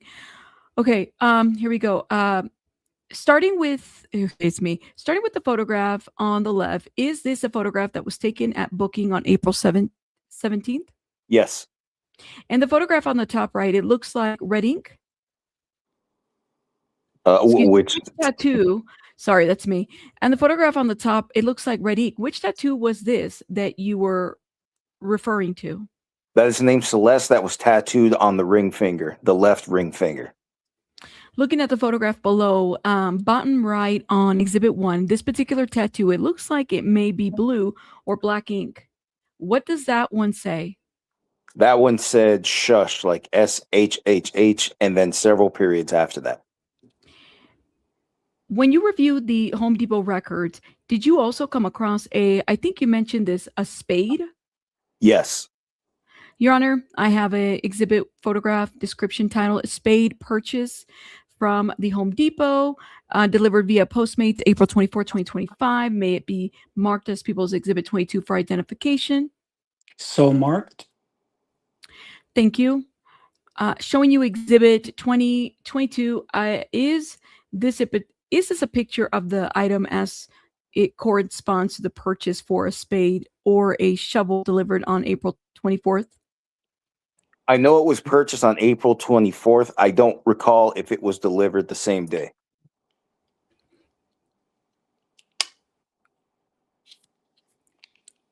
Hold up. Guys, give me 1 second. I have like another tab open here. Did you get another update? No. Give me 1 second. I could hear myself twice. Where am I hearing myself? I hear. Oh, maybe my phone is too loud. Hold on, let me see something. Oh, no. It's me. Sorry. It is Okay. me. It's over here. It was, sorry about that. I need to put my headphones on Bluetooth. That's why. I was like, what's going on? And I could hear my other phone. Okay.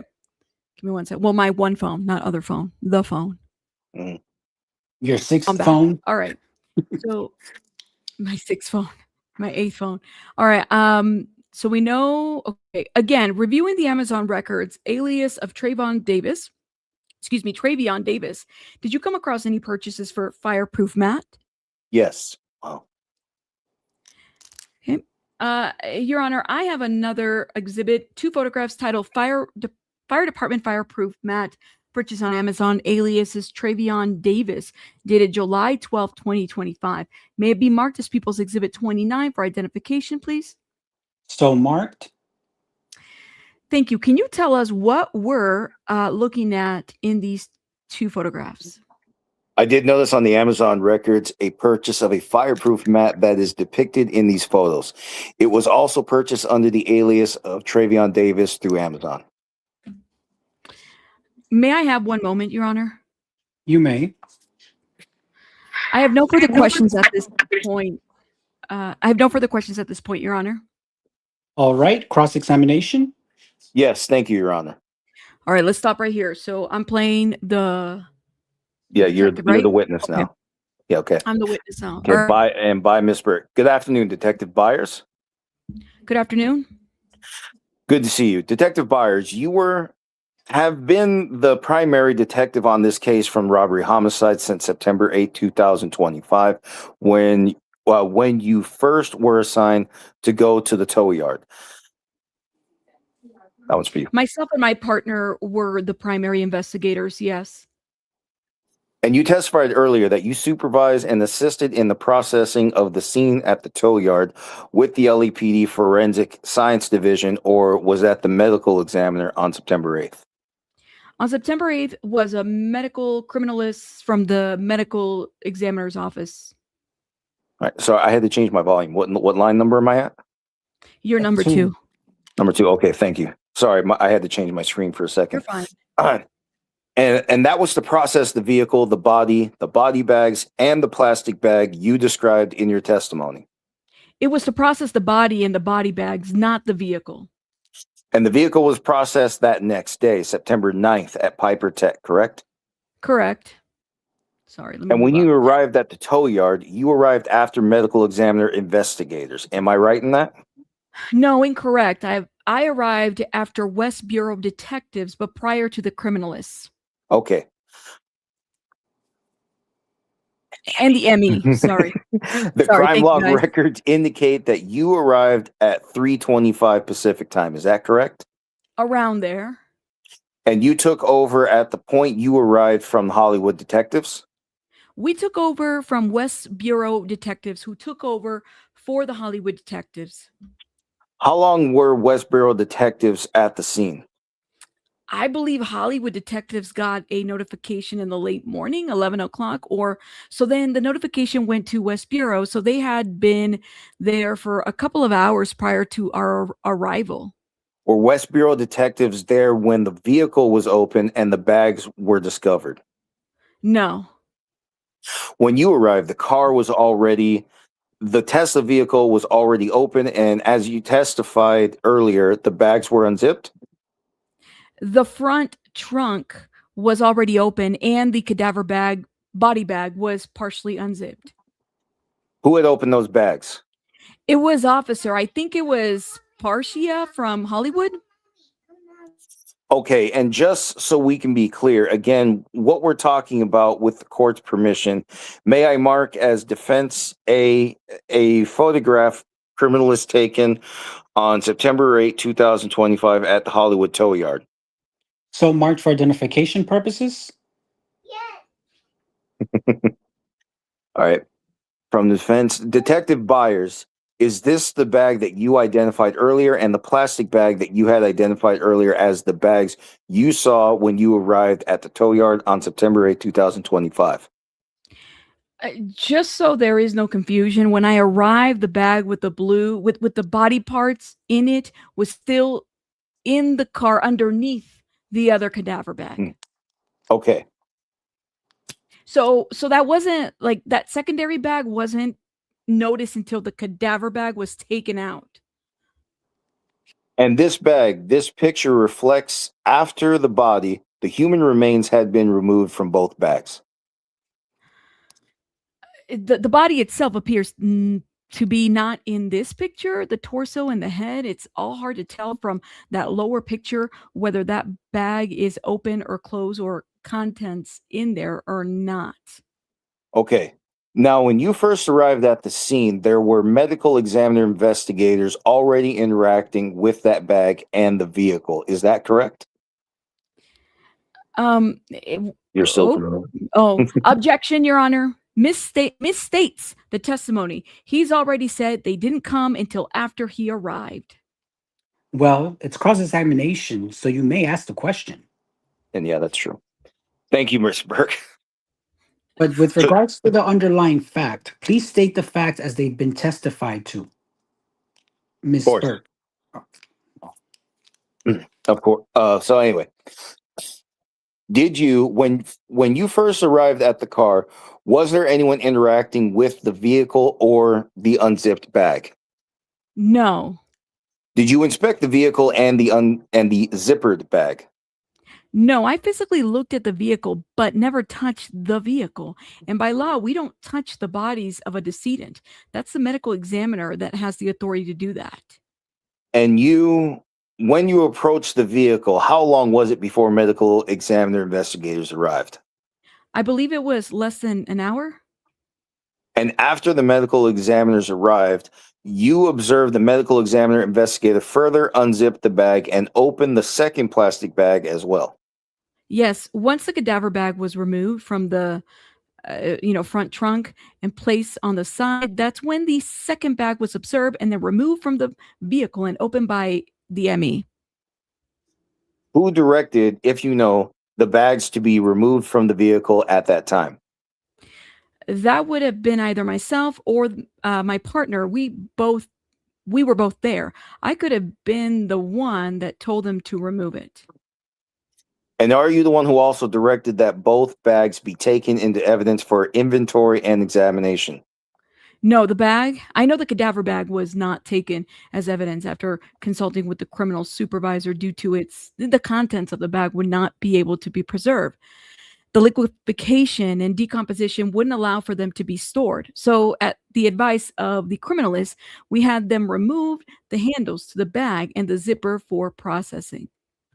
And is it your testimony that once the limbs were removed from the bag and the torso and head were removed, that you did not take either bag into evidence?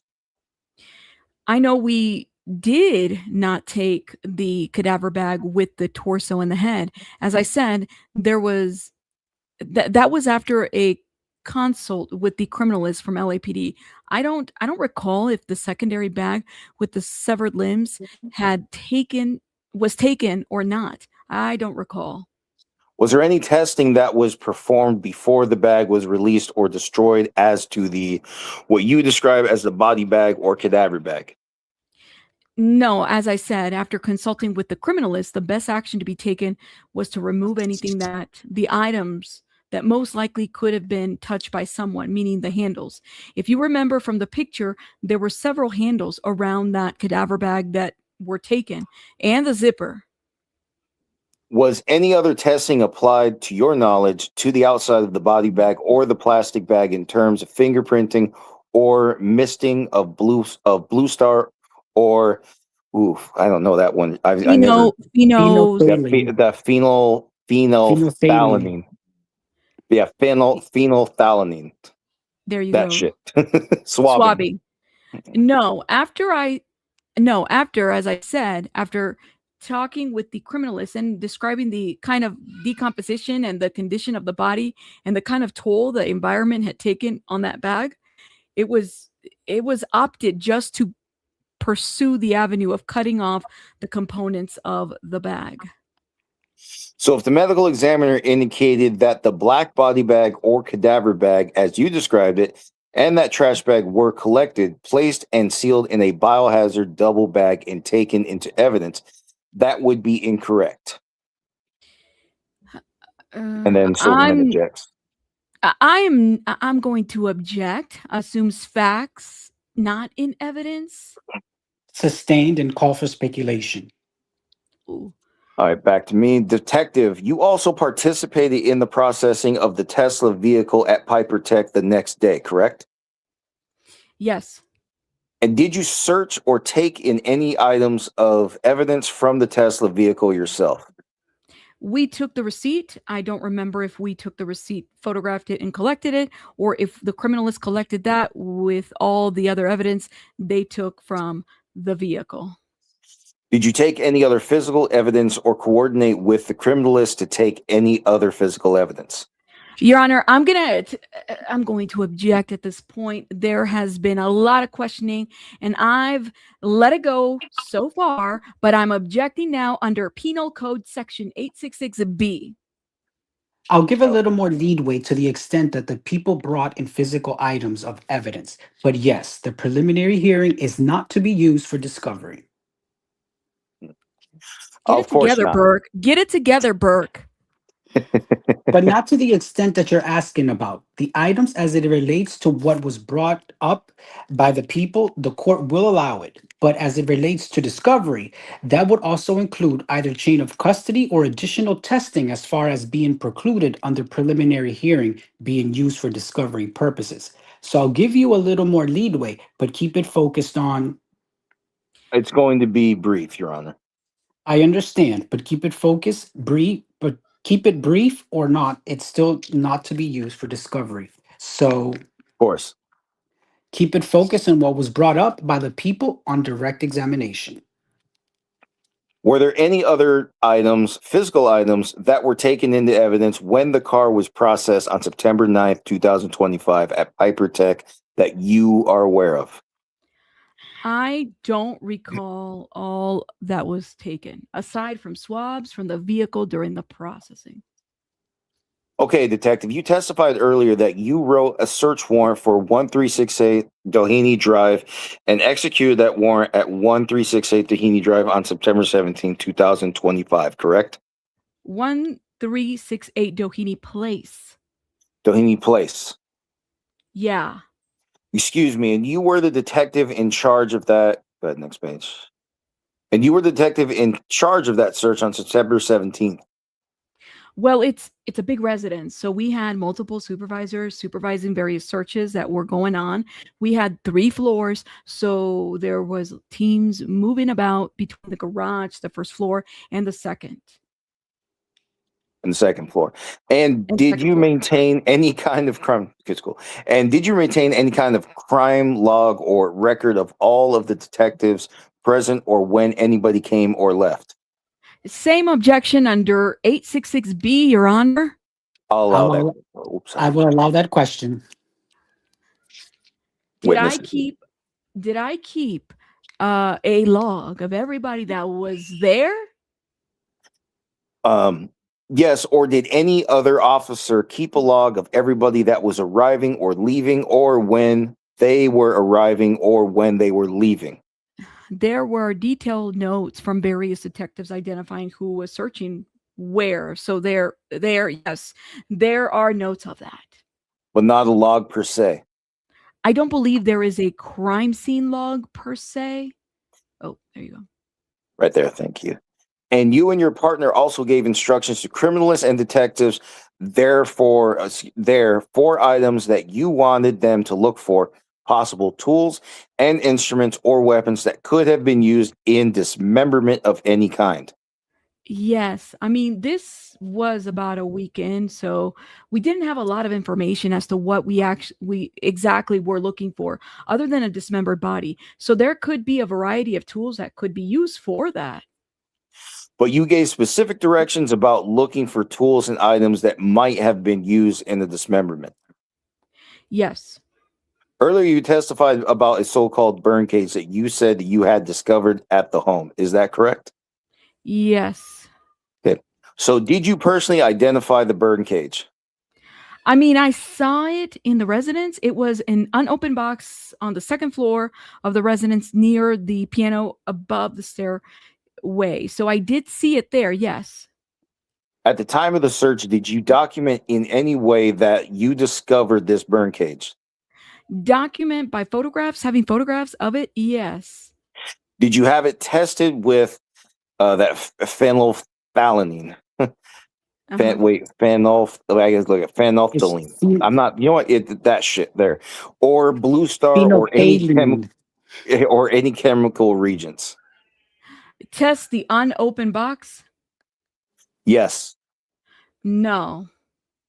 But your testimony is that you knew it was a burn cage on September 17th when you executed the search warrant. Yes. If I may, briefly, if I could impose on the Deputy District Attorney for Exhibit 28. Sure. Showing you, can you scroll down just so line 6 is on Let top? me go up a little bit up on top. Here you go. Okay. Showing you what's been marked as Exhibit 28. Is that your testimony that this photograph was taken by LAPD or LAPD criminalists on September 17th, 2025? Yes, I believe so. And you personally identified it as a burn cage on that day, correct? Yes, I saw it that day. And you did not take it into evidence or collect as evidence in this case? Correct. You testified earlier, Detective, that, so let me be clear. The burn cage you're talking about having discovered on September 17, and you indicated that you had later determined that there was an Amazon order of some kind for a burn cage? Yes. Hold up. Go ahead. That works. That burn cage was ordered all the way in July 2025, correct? Yes. Okay, not before April 23rd, 2025.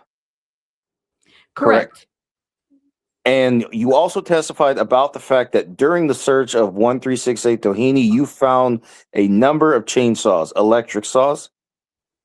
2 chainsaws, and there was another electric saw, like a sawzall. Okay. How do you say that? That has a straight blade that was on the second floor above the garage. Those are the 3 items, 3 saws. Okay, there let's we stop right finally here. have the number 3 saws. Finally, you found 3 saws. Yes. Yes. All right. Go Good. ahead. All right. Give me line 9 on top. Oh yes, hold up. Sorry, because I skipped ahead, son. I'm sorry. You're fine. Okay. And those 3 saws, 2 were found in the garage and 1 was found on the second floor. Yes. And you had those items tested with Blue Star, Regent, and phenolphthalein. I think it's phenolphthalein. It's just phenolphthalein. Phenolphthalein. Yeah, there's Okay, too many phenolphthalein. PH and TH. It's just phenolphthalein. Yeah. Okay, Don't even we look at the word. Just say it. Phenolphthalein. Okay, just like phenolphthalein. Just say that. Yeah, That's you said it. Okay. Perfect. Okay, I'll take your word for it. Okay, correct. Yes. And all 3 of these items tested negative for motherfucker. Chemiluminescent. For chemiluminescence? Yeah, chemiluminescence. I just said I wasn't ready. Okay, sorry. Tested negative for chemiluminescence and being phenol positive, correct? Correct. Okay. And you had those items tested for DNA as well? I don't remember if the criminalist swabbed the handle for DNA. I don't know. But in fact, you never collected those items at all as evidence in this case. That's correct. Once the tests were negative, for blood by the criminalists, they were not collected. And having directed that items that could be possibly connected to dismemberment, you also did not collect those items for any testing as to tool marks or any kind of marks on the on the saw blades that could have been consistent with that dismemberment. When they were tested by the criminalists and determined not to have human blood, and speaking of criminalists, if those chainsaws had been used to dismember a human body, they would not have been able to be clean to a point where there would be no remnants of human blood or tissue. Can you read that one more time? Because I just thought that was interesting. Well, it's almost like he's throwing it in her face, like, bitch, check on the criminalists. That's what she's saying right there. Yeah, speaking of her, if those chainsaws had been used to dismember a human body, they would not have been able to be cleaned to the point where there would be no remnants of human blood or tissue. You see, that's what I was looking for, early on, because if he had used the chainsaw, he probably would have never thought to take off the chain to actually, put it in kerosene or anything. Like, he would have never thought to do anything like that. So this goes to the point that I was trying to make earlier, that people are saying, why didn't they take this? Why did they collect this? Why didn't they take this? Yeah. He's making it clear why. But this is what defense usually does. They try to bring up a point that's like ridiculous. She's saying like, you neglected to do this, and he's like, well, no, bitch, I didn't neglect to do anything. There's no proof that this was even used. So why don't say that to Flojo? Don't say that to Joe, not Flojo. Don't say that to Joe. Don't say Flojo. No. Well, but I understand. I know it seems ridiculous, but remember, the government has to prove the crime. The government has to prove the guilty action. So now people know the chainsaws didn't help prove a guilty action. They weren't used. Exactly. The chainsaws that were there weren't used, and that is a good point, because if the government doesn't know what happened, what are you going to say at the trial? Exactly. They tested it. It was negative. No further action taken. And she's trying to make it seem like they should have taken further action and done something. Like what? No, it's exactly as you said. She's making him state for the record, the chainsaws were useless. The chainsaws were useless in this picture. As much as we wanted to believe the chainsaws were relevant, or at least these chainsaws anyway, they are not. And there's, we don't know what, we don't know how to link a chainsaw to anybody at this point. Well, there is one that's missing. The one that's missing is the one that we suspect was used, but that was never recovered. Sure, but that's the same thing. But how are we linking the dismemberment to, now? Like I said, he probably was the one who had the opportunity to take her life, as far as we know, as far as I can tell anyway. If he was the one who had the opportunity to take her life, he was probably the only one who had the opportunity to cut up the body. But how is the government going to prove that? So we still have questions that aren't answered yet. Harvey Levin wasn't wrong. There is reasonable doubt available right now. Listen, let's I hear y'all. We got to get through this, okay? We almost there. We almost there. Y'all, we're good? Are we ready? Are we starting at line 6 or line 8? Let's go ahead and start at line 6. Okay. So that would be me, right? Yes. A point where there would be no remnants of human blood or tissue. Okay. But there could be DNA, correct? No, maybe a handle, but not on a dismembered blade. Excuse me, not on a dismembered blade or a chainsaw. So no DNA testing was ever performed on any of those saws at the house. I'm going to object. It's been asked and answered twice now. Sustained. Yes, it has. Your Honor, if I may ask for identification as defense B, one paragraph of 1368 Doheny taken on September 17, 2025. So marked for identification. Okay. Can you give me line 24 on the top? Thank you. There we go. Me, detective, the chainsaw. The two chainsaws you described earlier are the chainsaws in the back of the photo with the orange coloring and black base with the cord hanging off it. That's one. Then the pink one next to it, where you can see right there. Maybe that is the one someone pointed out earlier. Okay, so at some point during the course of your investigation, you examined, you examined the make and model of the chainsaw ordered on Amazon that you testified to earlier. Yes. All right, give me one. I got to squint to read that. And No, you're fine. did you match the make and model of a chainsaw with this black and orange chainsaw? Yes. Okay. And So can we agree that it's not red, it's orange? I agree, it's orange. I always said it was orange. I'm colorblind, so I don't even know. You're colorblind. All right, go ahead. And I said yes. Yeah, I'm starting at line 9. And did you do the same for the pink handle?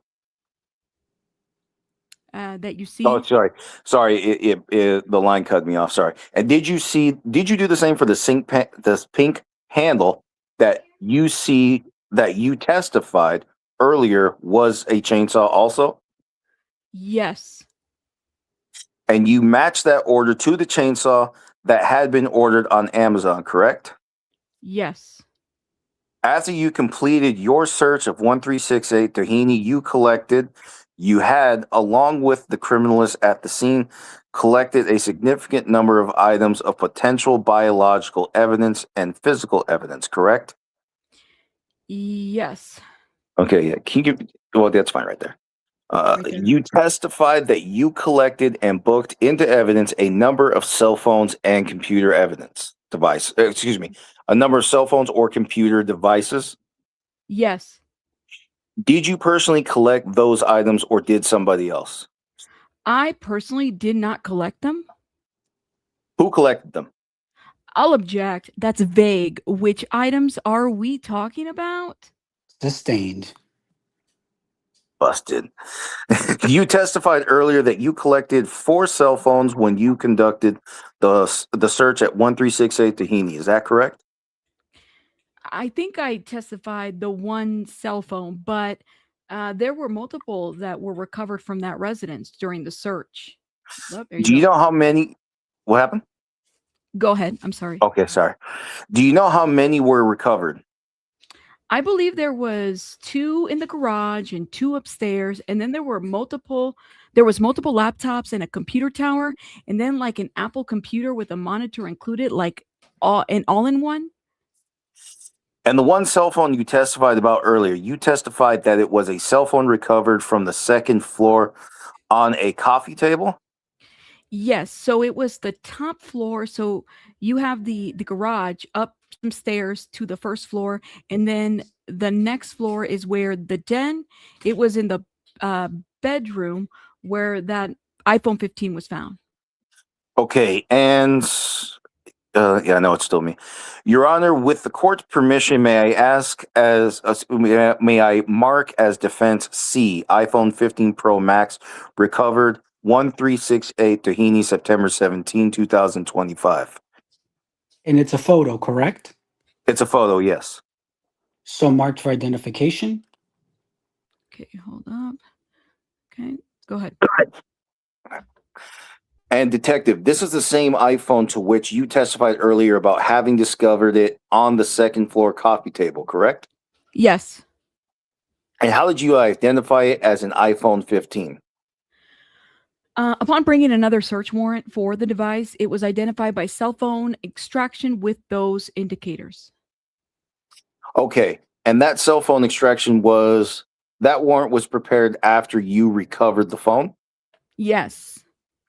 And you had no personal knowledge of the contents of the phone. You didn't open it in any way at the time or identify any material on the phone, correct?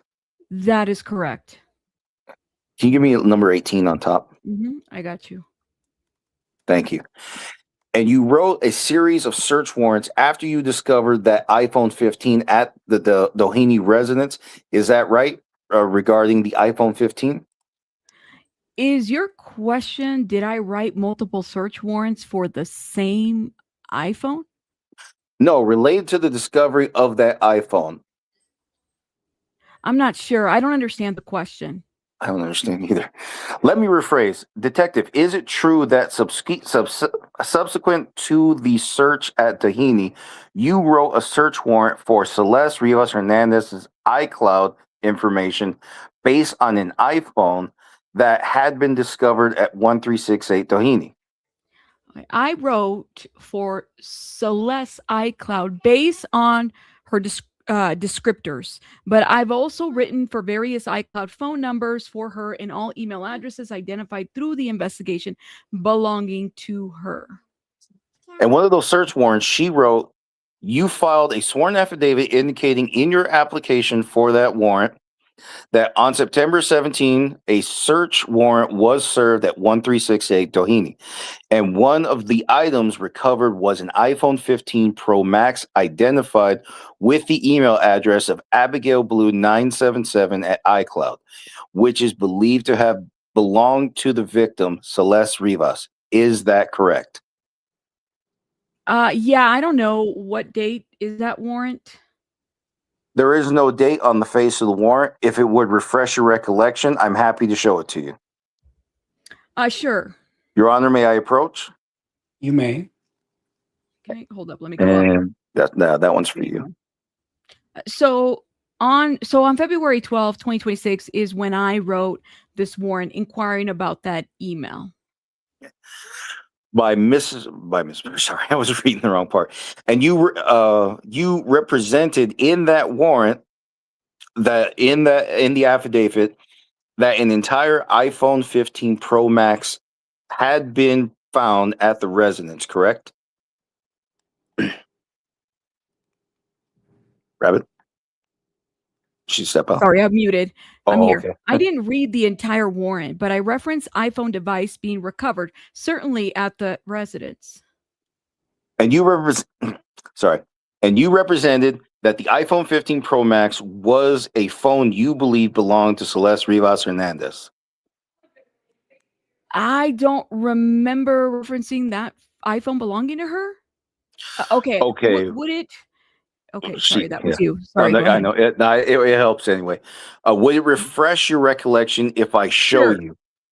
Sure. And then Sure. And then, sorry, interrupted by the reporter. Okay, go ahead. That's you. Yes, it says that the email address belongs to her. It doesn't say the phone. And that's for me. Does that refresh your recollection? Not if the question is, did the phone belong to her? If the question is, did you swear in the search warrant that one item recovered was an iPhone 15 Pro Max and identified the email address of Abigail Blue 977 at iCloud.com, which is believed to have belonged to victim Celeste Rivas? And then Beth objects. Your Honor, I'm going to have to object at this point. It's argumentative and conflating two different items. I think that the detective has answered. Well, on relevance grounds, what's the offer of proof going into this? The phone, we believe the people are going to allege that there was material found on the phone and that the phone the people will allege, we believe, incorrectly belonged to David Burke. All right. And we believe it's directly relevant. All right. At this point, the people haven't brought up that particular phone yet. It may go to count 2. So at this point, as it relates to what the people have brought up on relevance grounds, the court's not going to allow you to question further. If it becomes relevant for count 2 and you want to recall the detective, I will certainly allow you to do that. Thank you, Your Honor. So back to me.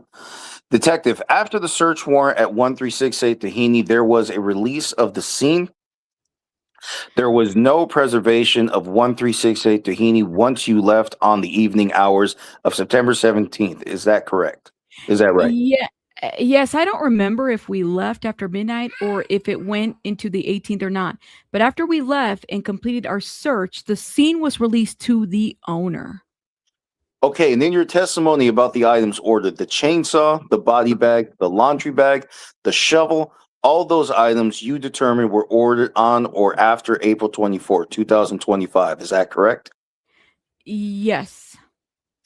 None of the items you testified were ordered prior to that day, correct? Correct. Nothing further.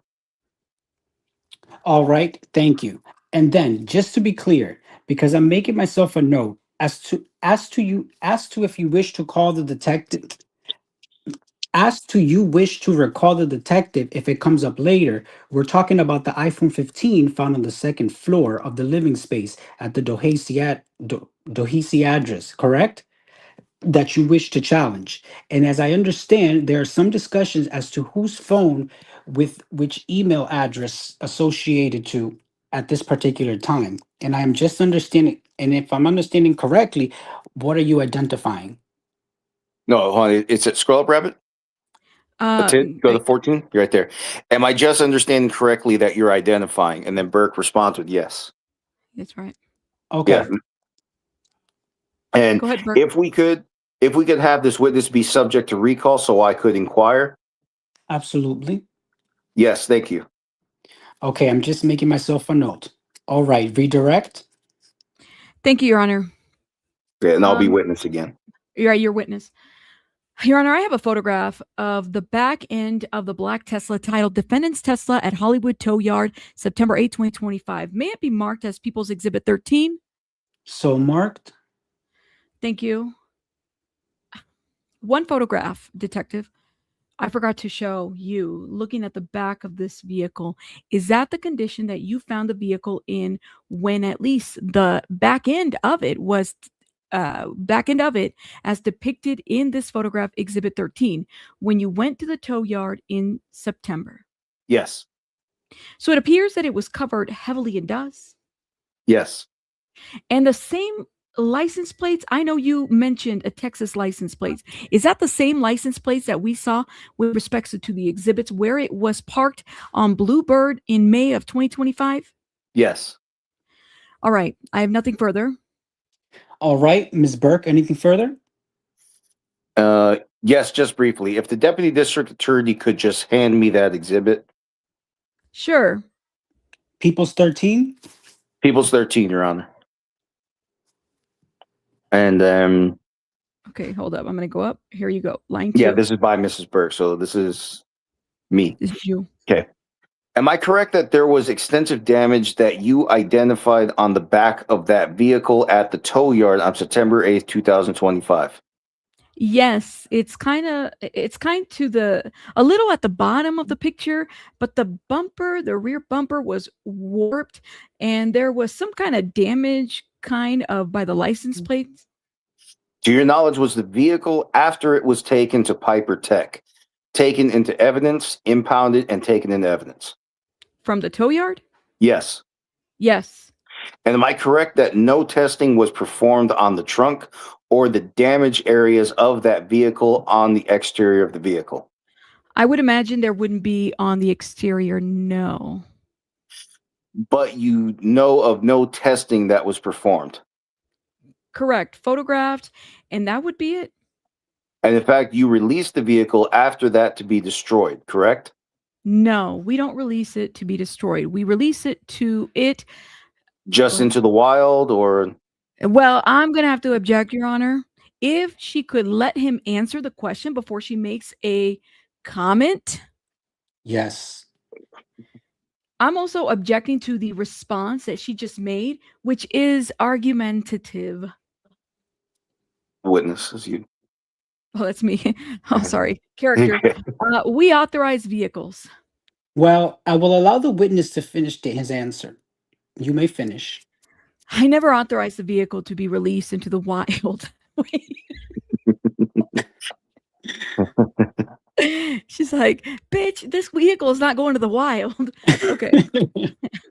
I never authorized the vehicle to be released into the wild, but I have authorized it to be released to a registered owner or a legal owner. Did you ever notify David Burke or the registered owner of the vehicle? As required by law, we mail out the impound notices that they're released to their owner, yes. When did you do that? It would have been the day or the day after it was finished being processed. But it was no longer available after the day you did that for any kind of chain of custody or examination, correct? Well, I'm going to have to object. Those are two different things. And I don't know what chain. I don't understand the question regarding chain of custody after it's been released. Do you understand the question? And that's Not necessarily, because once the vehicle is released, there is no more chain of custody. It's out of your possession. Thank you, Your Honor. Oh, no, wait. Yeah, that was me. Okay, thank you, Your Honor.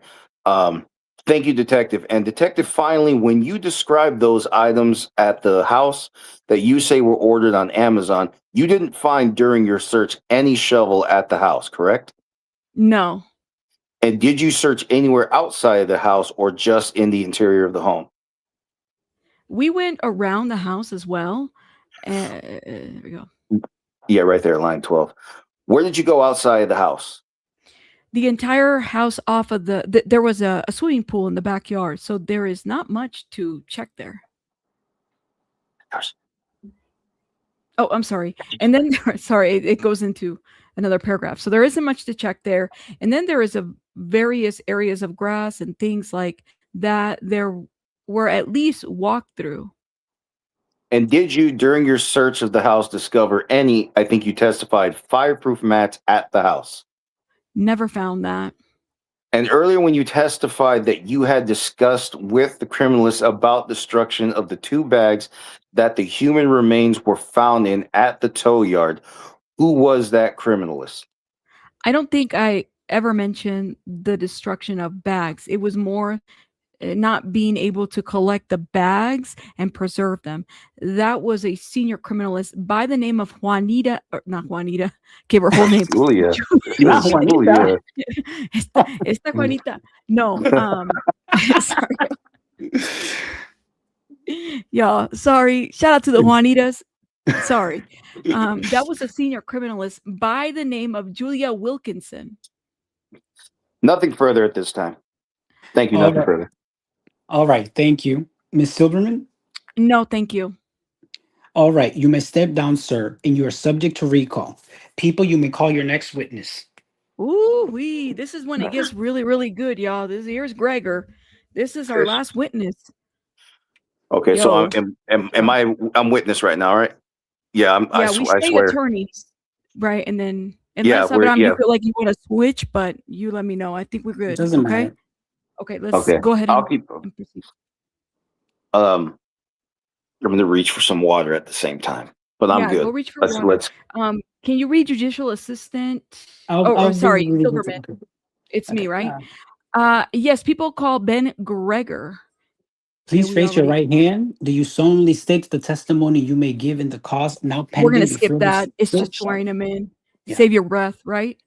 Yep. So okay. Witness has been sworn in.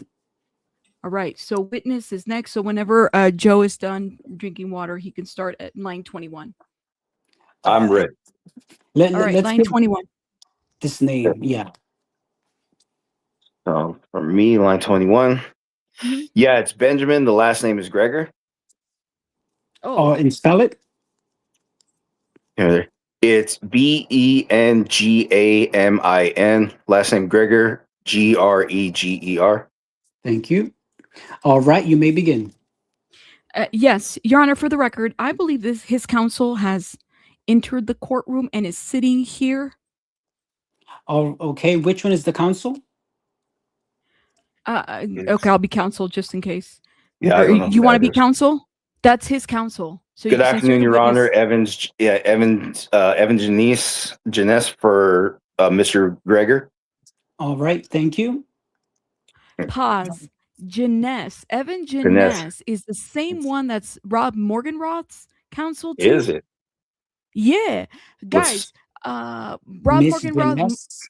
Yeah, that was the lawyer that was at the grand jury that was named Evan Janess. Hold up one second. Let me look it up real quick. Rob Morgenroth. So it must be like a company lawyer. Right? I'm guessing, yeah. Could be provided by them. I'm bad with names. Evan Janess. Okay, here it is. This was December 11, 2025. Evan Janess, who represents both the absent witness and Rob Morgenroth. There you go. So she must be like the company lawyer or something that they have on the Rolodex or something. Okay, let's keep going. So Go Jeanette ahead. spells out the name. All right, thank you. You may begin. So Benjamin Gregor, called on behalf of the people as a witness, was sworn and testified as follows. Good afternoon, Mr. Gregor. Good afternoon. Can you tell us how you're currently employed?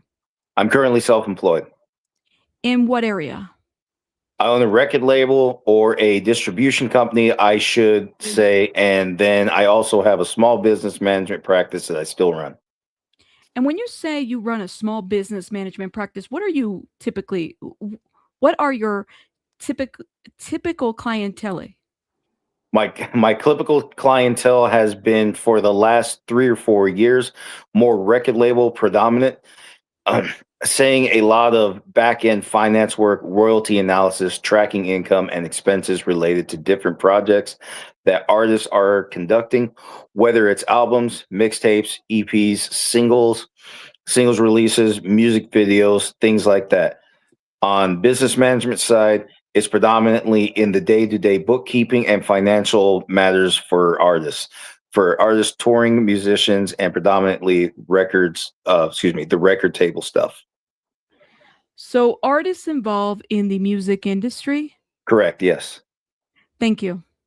And prior to this, were you employed by the company called Mogul Vision? Yes, I was employed by Mogul Vision Partners, yeah. And what kind of company is Mogul Vision? We're management. Oh, I'm sorry. Go drink some water. All right. Yeah, I'm good. I got it with me. I just gotta open the damn thing. Music management. Okay, music or talent management? Answer about it. Wait, So I'm asking, what number? Line 22. Music Okay, or thank talent you. management? Correct. That's what it doesn't says. really answer the question. Yeah, he didn't. Okay, and how many years were you employed by Mogul Vision? About 1.5 years with Mogul Vision Partners. I had worked with Mogul Vision, Mr. Marshall's other company, for several years. Which company was that? Hold up, let me go up a little bit. Mogul Vision. I thought you said with his other company. Yeah, so he had Mogul Vision LLC, and then he had Mogul Vision Partners, which is where he did the full music management company that he built. Okay. Reporter requests clarification. And the witness? Thank you. Line 10. We're line 10 with Mogul. What years were you employed by Josh Marshall with Mogul Vision? I met Josh in late mid 2017, and I had started working with him and his partners at the point in time while I was working at a company called I think that's Citron Cooperman, which was an accounting firm, and I was employed at that point. Keep going. Sorry. And then it wasn't until 2020 where Josh and I started working together as I went out, self-employed. And was that with Mogul Vision LLC or Mogul Vision Partners? That was with Mogul Vision LLC. And when did you begin working with him, the company Mogul Vision Partners? I think we formed Mogul Vision Partners in 2024. And you said you were there for about 1.5 years to 2 years? Correct. So that would have been 2024 through 2025 or into this year as well? It would extend into the top portion of this year. Give me one. Sure, no problem. How you doing, Abe? Good. I'm trying to read ahead to see if we can skip some of this. Yes. So, actually, I think we're doing pretty good. I think we could finish 175. I mean, we're 127. I think we got it, man. I think we could really get down. Let's talk it out. Yeah, let's do it. Okay, sorry. You answered already. All right, here we go. When did you stop working for Vision Mogul Partners this year? March. And why was that? Josh moved on to other endeavors, and he wasn't conducting any business under Mogul Vision Partners anymore. And what was your title at Mogul Vision Partners? Sorry, let me go up. There you go. I was Senior Finance Manager. I forgot the specific title. Director or of Finance, perhaps? Director of Finance, yes, that is correct. Was there anybody else in the finance area within the company? No, there was not. How many people worked at this company? It was myself, Nathan Evans. Josh had an assistant. Her name's Karen Marshall and Rob Morganroth. Okay, look at these names. All right. Oh, And so Karen Rob is Morganroth was an assistant. there you go. That's Andale. funny. But this is for Gregor. We still don't even know where David's personal assistant comes from yet. Well, he said right here, Josh. This is Josh Marshall, right? Mhm. Her name is Karen Marshall and Rob Morganroth. Yeah. So, I mean, I don't know. Maybe it's just a interchangeable label or something. And Karen is his sister. I believe so. I think it's his half sister. Okay. Anybody else work at that company? From the core people that were on payroll, that was it. Okay. How many clients are the director of finance? Okay. How many clients as the director of finance did you handle? I worked with David. I worked with Ruby Benton, also known as Ruby Rose, and that was it. Well, she was there, huh? Okay, yeah. Give me just a second. I just gotta squint through the watermark. Sorry. It says right Ruby- here. Yeah, Do you I want me see to read it for Ruby you? Rose, and that was it. Ruby ended up going in different directions. The company was really just managing David at that point. There, got it. Perfect. Do you recall testifying at the grand jury in February of this year? I do recall. Okay. And do you recall testifying that you were hired through Mogul Vision to be sort of the financial advisor to all things David? And I ask you, so you only work with David, and you said only David, correct? Jesus. Yeah, I had only worked with David. Yes. And so this Ruby was like a come and go artist. I didn't really do much of anything with her at that point in time. So you really only one client at Mogul Vision? Excuse me. There you go. Yeah, I know that's what it says. That's correct. And that would be the defendant. That's correct. Do you see him here in the court today? Yes, I do. Can you identify him, please, in some manner? He is sitting here wearing an orange jumpsuit with glasses. Indicating Mr. Burke for the record. Thank you. Who was Mogul Vision or Mogul Vision Partners owned by? Joshua Marshall. Would you say that he was a friend of yours or still a friend of yours? I'd say that we are all colleagues of each other. I wouldn't say we're deep friends or friends. Did you describe him as a friend when you testified? Yeah. At the grand jury? Yes, I did. At the beginning, we had a long-standing relationship with each other. We were friendly with each other. Yes, I did consider him a friend. Still today? I would consider him more of a colleague today than anything else. Jeez. Okay, when was the last time you spoke with him? Sometime at the end of May, beginning of June. Of this year? That's correct. And what did the two of you discuss? Just catching up. We didn't really get a chance to find the time to discuss much of anything in detail. Was this a get together by phone? No, just by phone. By phone. How long did the two of you catch up for? 2 or 3 minutes. And what was the nature of your conversation? That's actually, my objection. Your Honor, relevance. Sustained. This is a probable cause hearing. No, you're on line 12.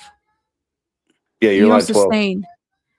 Oh, you say, okay. I'll give a little leeway. See, you're reading ahead. Stay. Yeah, you're way too far. Yeah, No, wrong but page. I'm highlighting. Where is it? Page 130, line 12. Okay. Oh, okay. I'll give a little leadway. Okay. Did you talk about this case? No, we did not. Not at all? I have not talked to Josh about this case. Since when? Since March, April of this year. Josh refused to really have any kind of conversation about this case. How often do you speak with him? That was the last time I spoke to him.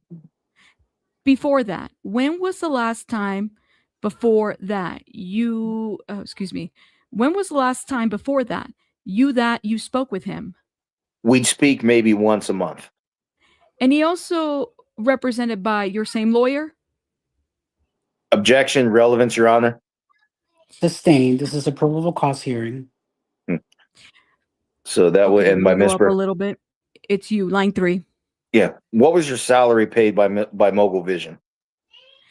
And 100,000. I'm wait, sorry. hold on. I Go got ahead. confused. Wait, hold on. Is there a page missing? Why is she You're questioning? Miss Burke. Yeah, Oh, but see, that's a no, typo. I was the witness just a second ago. That's right. That's a typo. So that must be me. Well, there's It's many me. typos here. There is many So, typos.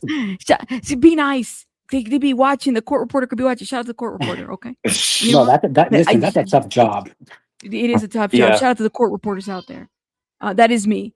Okay, What that's was your fine. salary paid by Mogul Vision?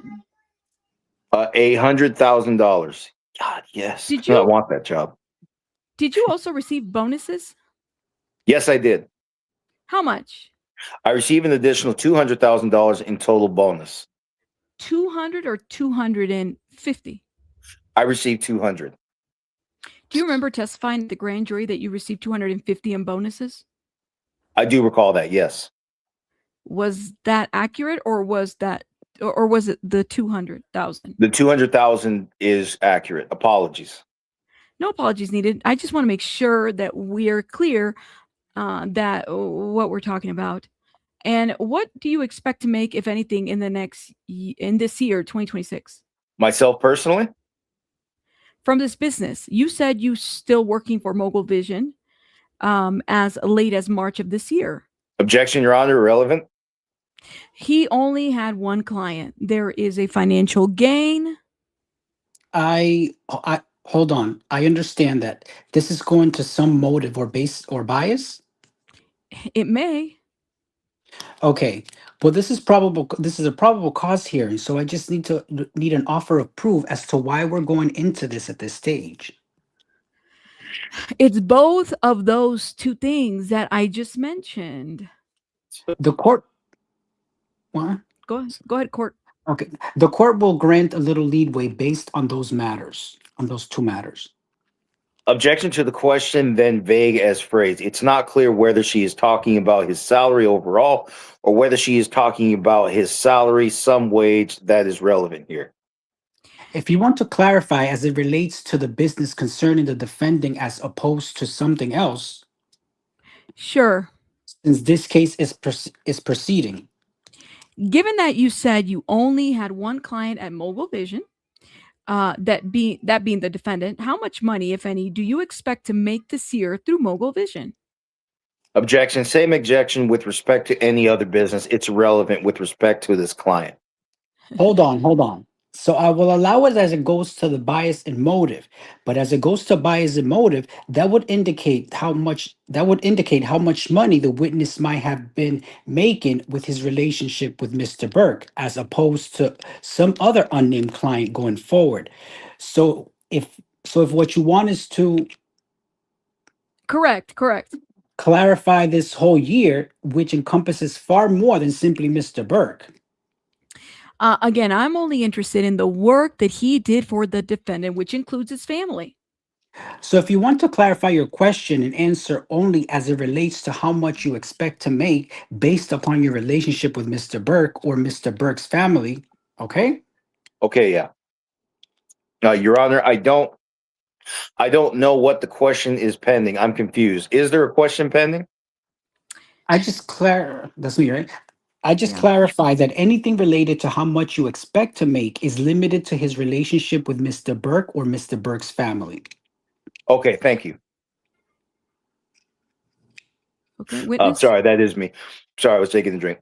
I'm sorry, can you repeat the question for me, please? Sure. Thanks. How much, if any, money do you expect to make this year regarding your work through Mogul Vision for the defendant or any of his family members relating to his business? I'm not making additional income from Mogul Vision.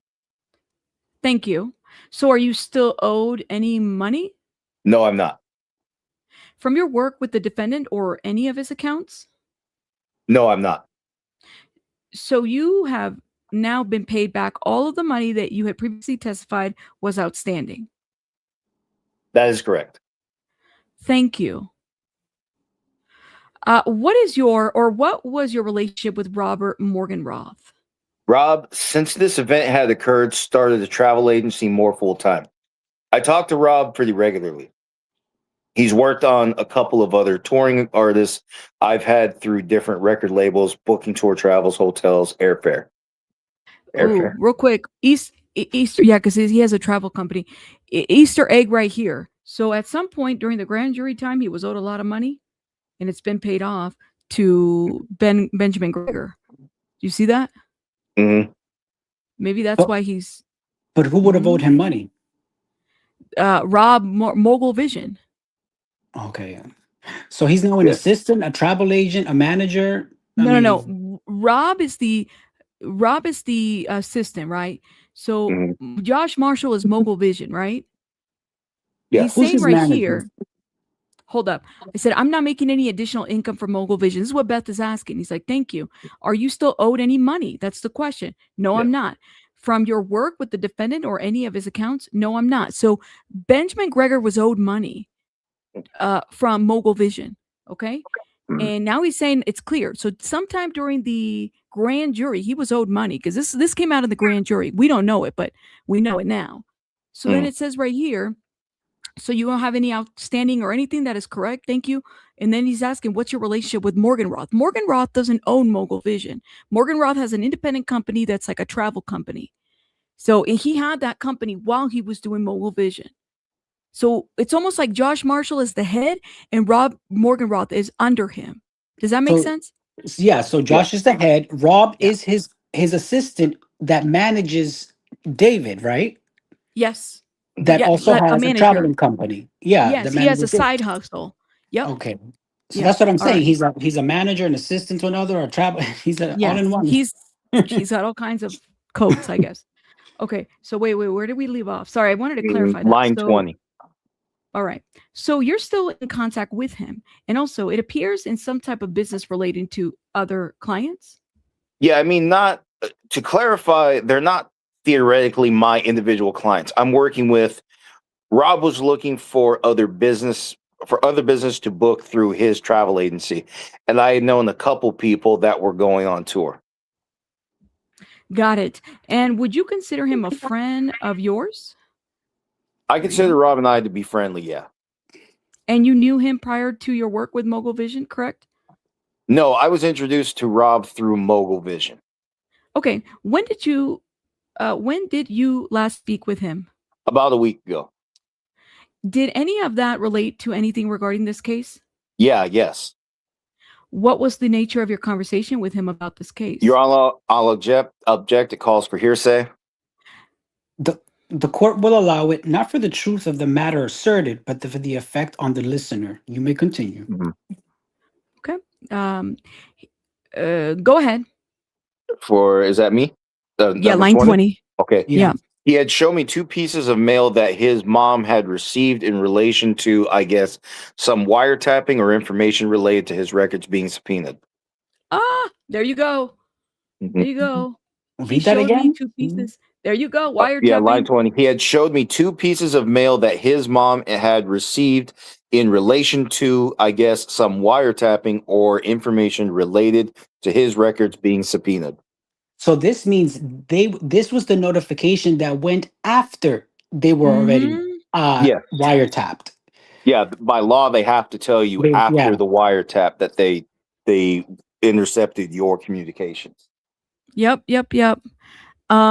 Okay. That way, just so you can get a lawyer in case you're in trouble. Yeah, pretty much.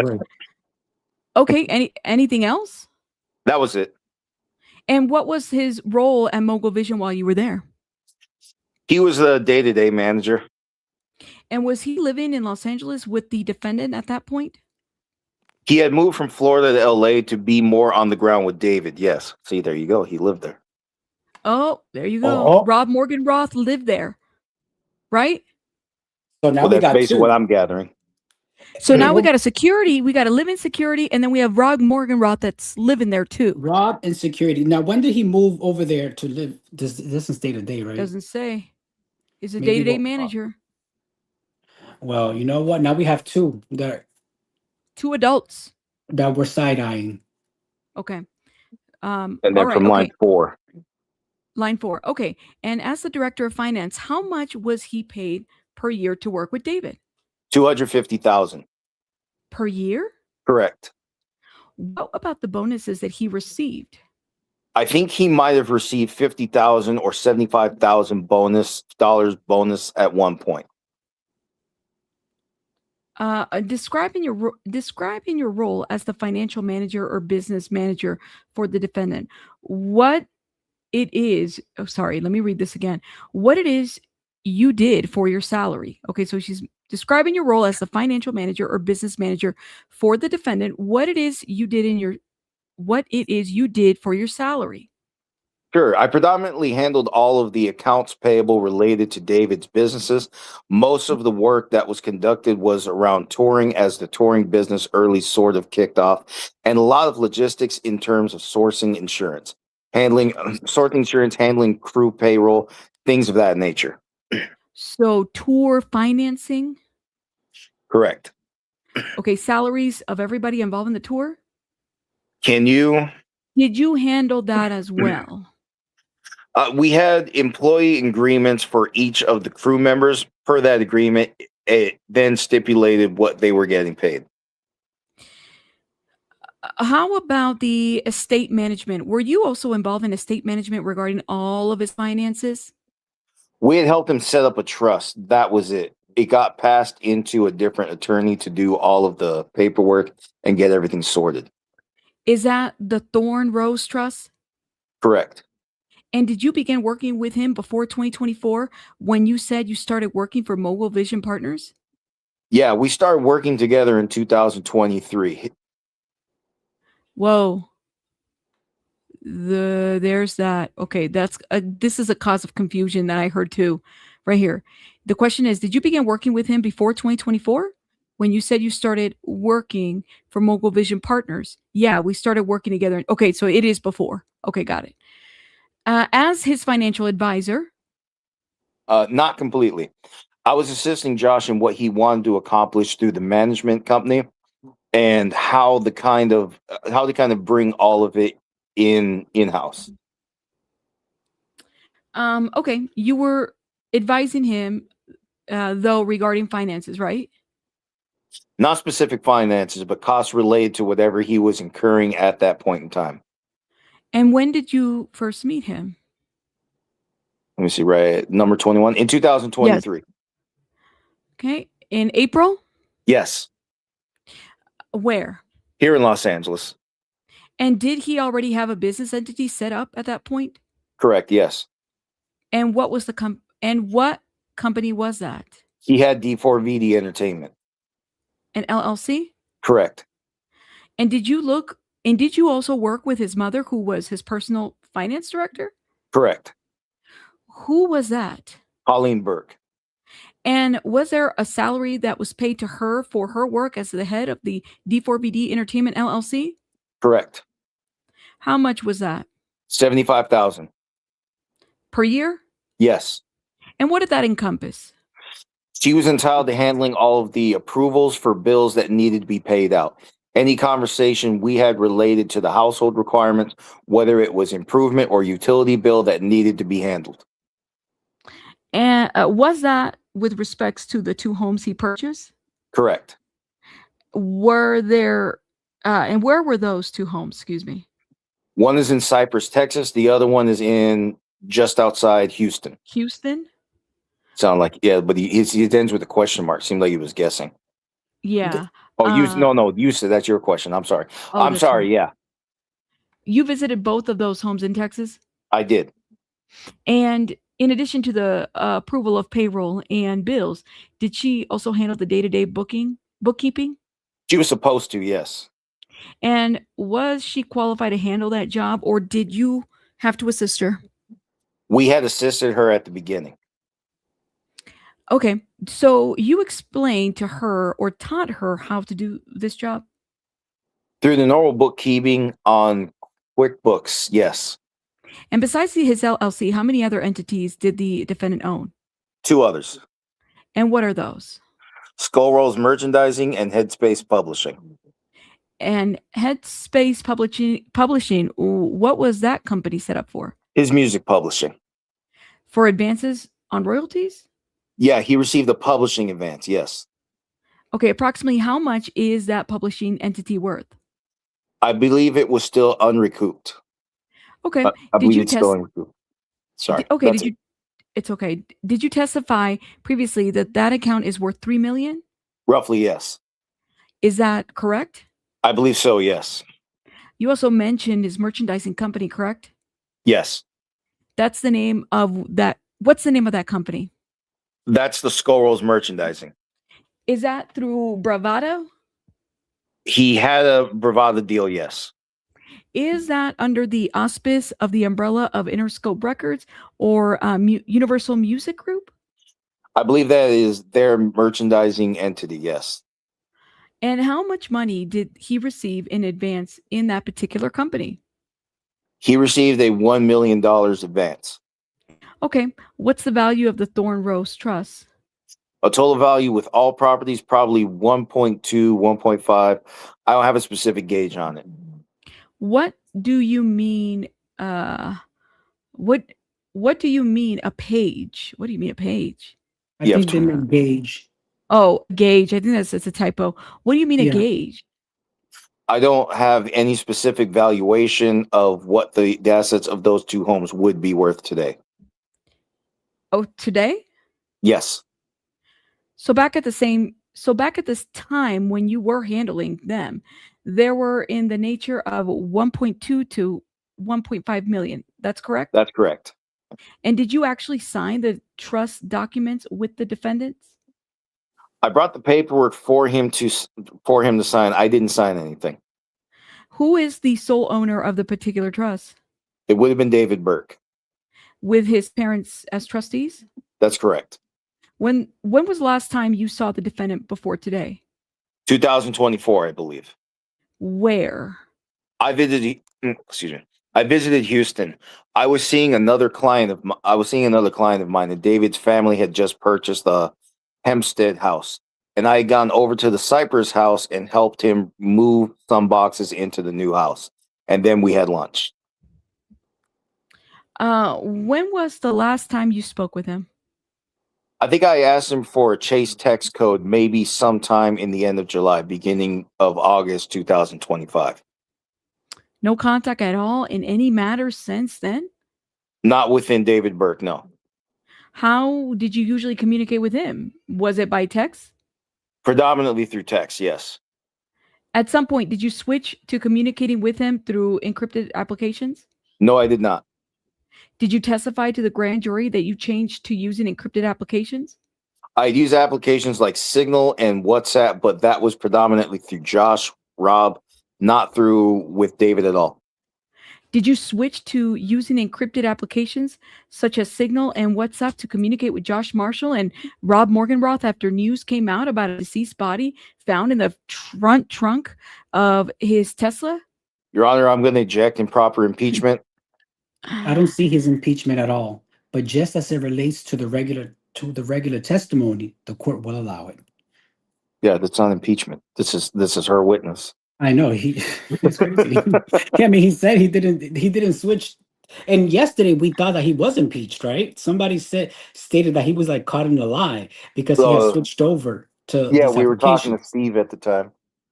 But he it's didn't switch interesting. over. Yeah, he didn't switch over to this application. He clearly states it there.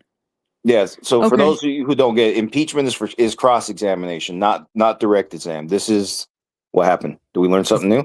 Well, No, he's being caught in a lie. No, So- Traditionally said something. I don't know. Yeah, if it's an attorney or Mark the Shark just said something. Okay, that's great. Is Mark the Shark giving an update right now? Because we can stop for a couple minutes. We've gone through a lot actually. So y'all let me know. Is Mark the Shark giving an update of inside the court? Let me know. You can't. Look, Chloe's impeach laughing a at the witness. defense too. Wait. So she objected. Your Honor, I'm gonna have to object. Here it is. Where's I agree with Chloe. Chloe said it. Yeah, it is more argumentative than impeachment. Oh, see, just getting back where Mark updates the review already regarding the blood found on items throughout the garage. Okay, hold up, y'all. Let me see what is going on. So there was blood found, items found throughout the garage. Hold up, y'all. Hold up. The items throughout the garage. I expected it to be on the chainsaw. Hold up. Yeah. Oh, who is this? Okay. Give me 1 second.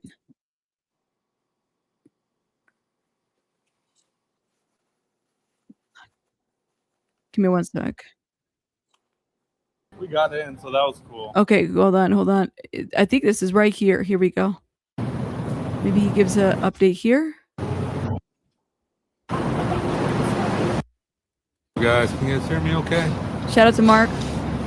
Hold up, y'all. Can you guys hear me all right?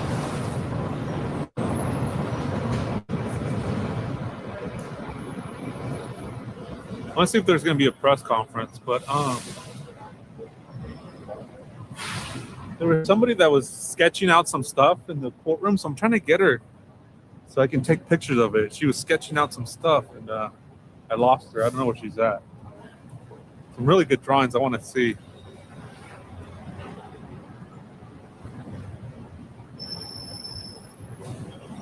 Let me see if I can catch her coming out. See if we can get some sketches.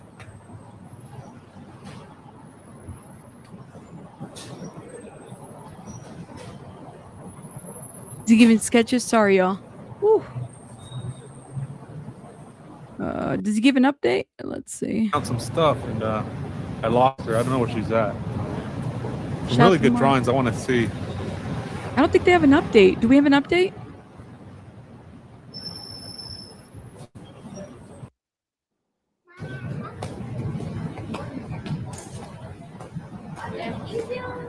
All right, give me 1 minute, guys. I guess hopefully we'll have an update here, maybe.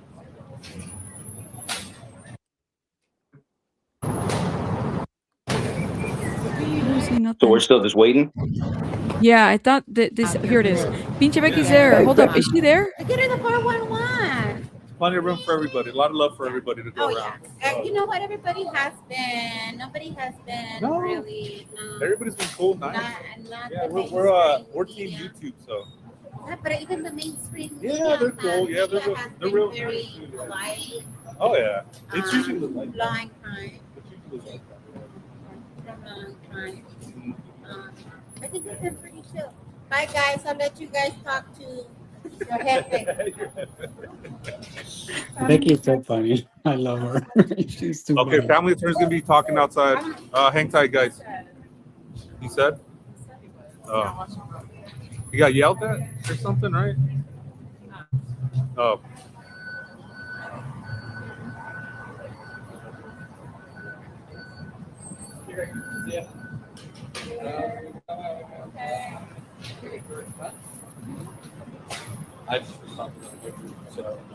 Oh, there's the criminalist right there.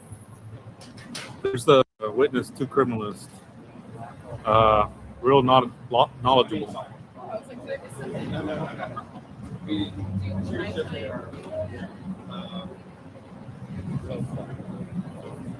That's actually the one that that is the one that processed David's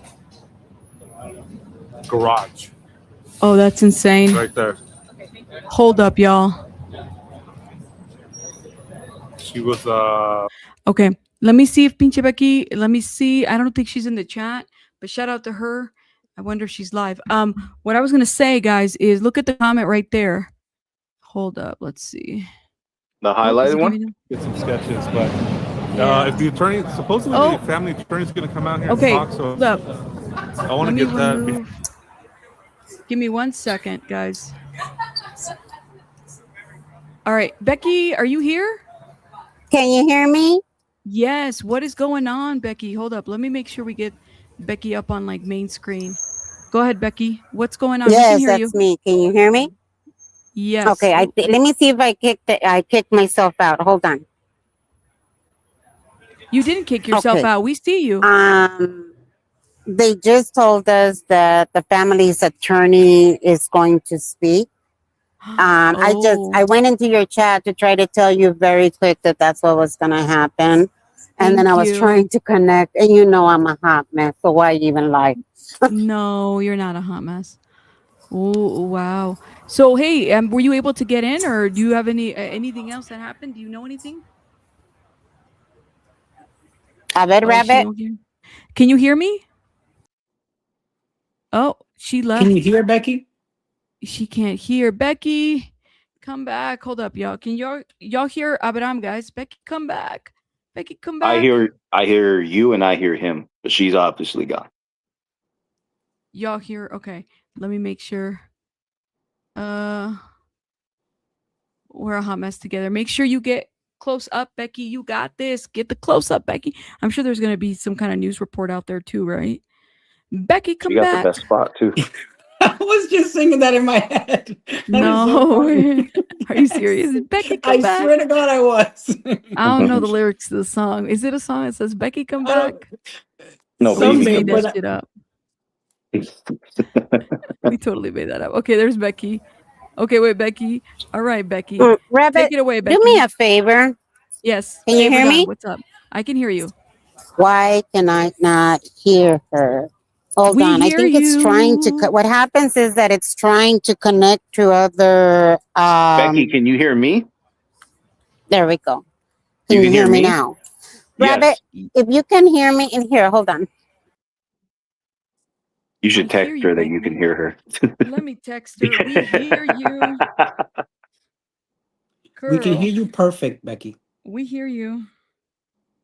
We hear you, girl. I just texted her. Let's see. I know, right? Let's see if she comes back. Hopefully she comes back. See, Flojo is the main screen. I'm trying to figure out if I can I switch? Okay, not Flojo. Oh my God. Y'all know how tired I am. You could tell I'm tired when I'm calling you Flojo. I'm trying to see, Abraham, if I could put you, I could switch. Okay, cool. Sorry, I'm learning StreamYard while I'm up here. So like there's Abe right here. And then we might want Joe Joe, we got to get you a picture for your channel. The J is cute, but not really. But there's I'm like, y'all see, he's got big old fat J there. Ooh, please don't go out, Wi-Fi. I just saw the light go out for a minute. Okay, here's Becky. All right. Oh shit. Get close, Becky.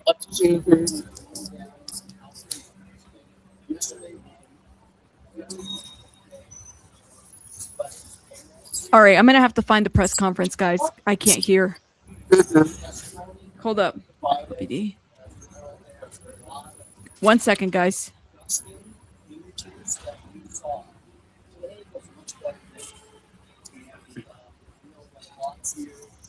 Hold up. Here it is. Becky. I'm gonna have to remove you, okay? Give me 1 second. Because I can't hear you.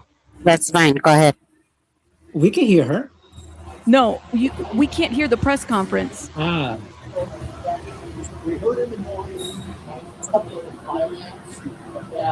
I can't even hear him. Let me see if I can get somewhere else. Try KTLA. No, Associated Press. Okay.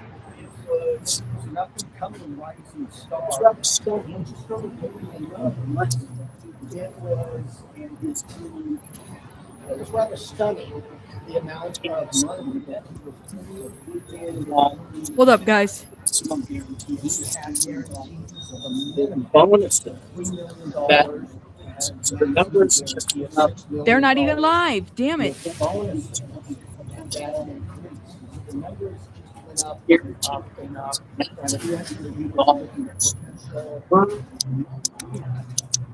up.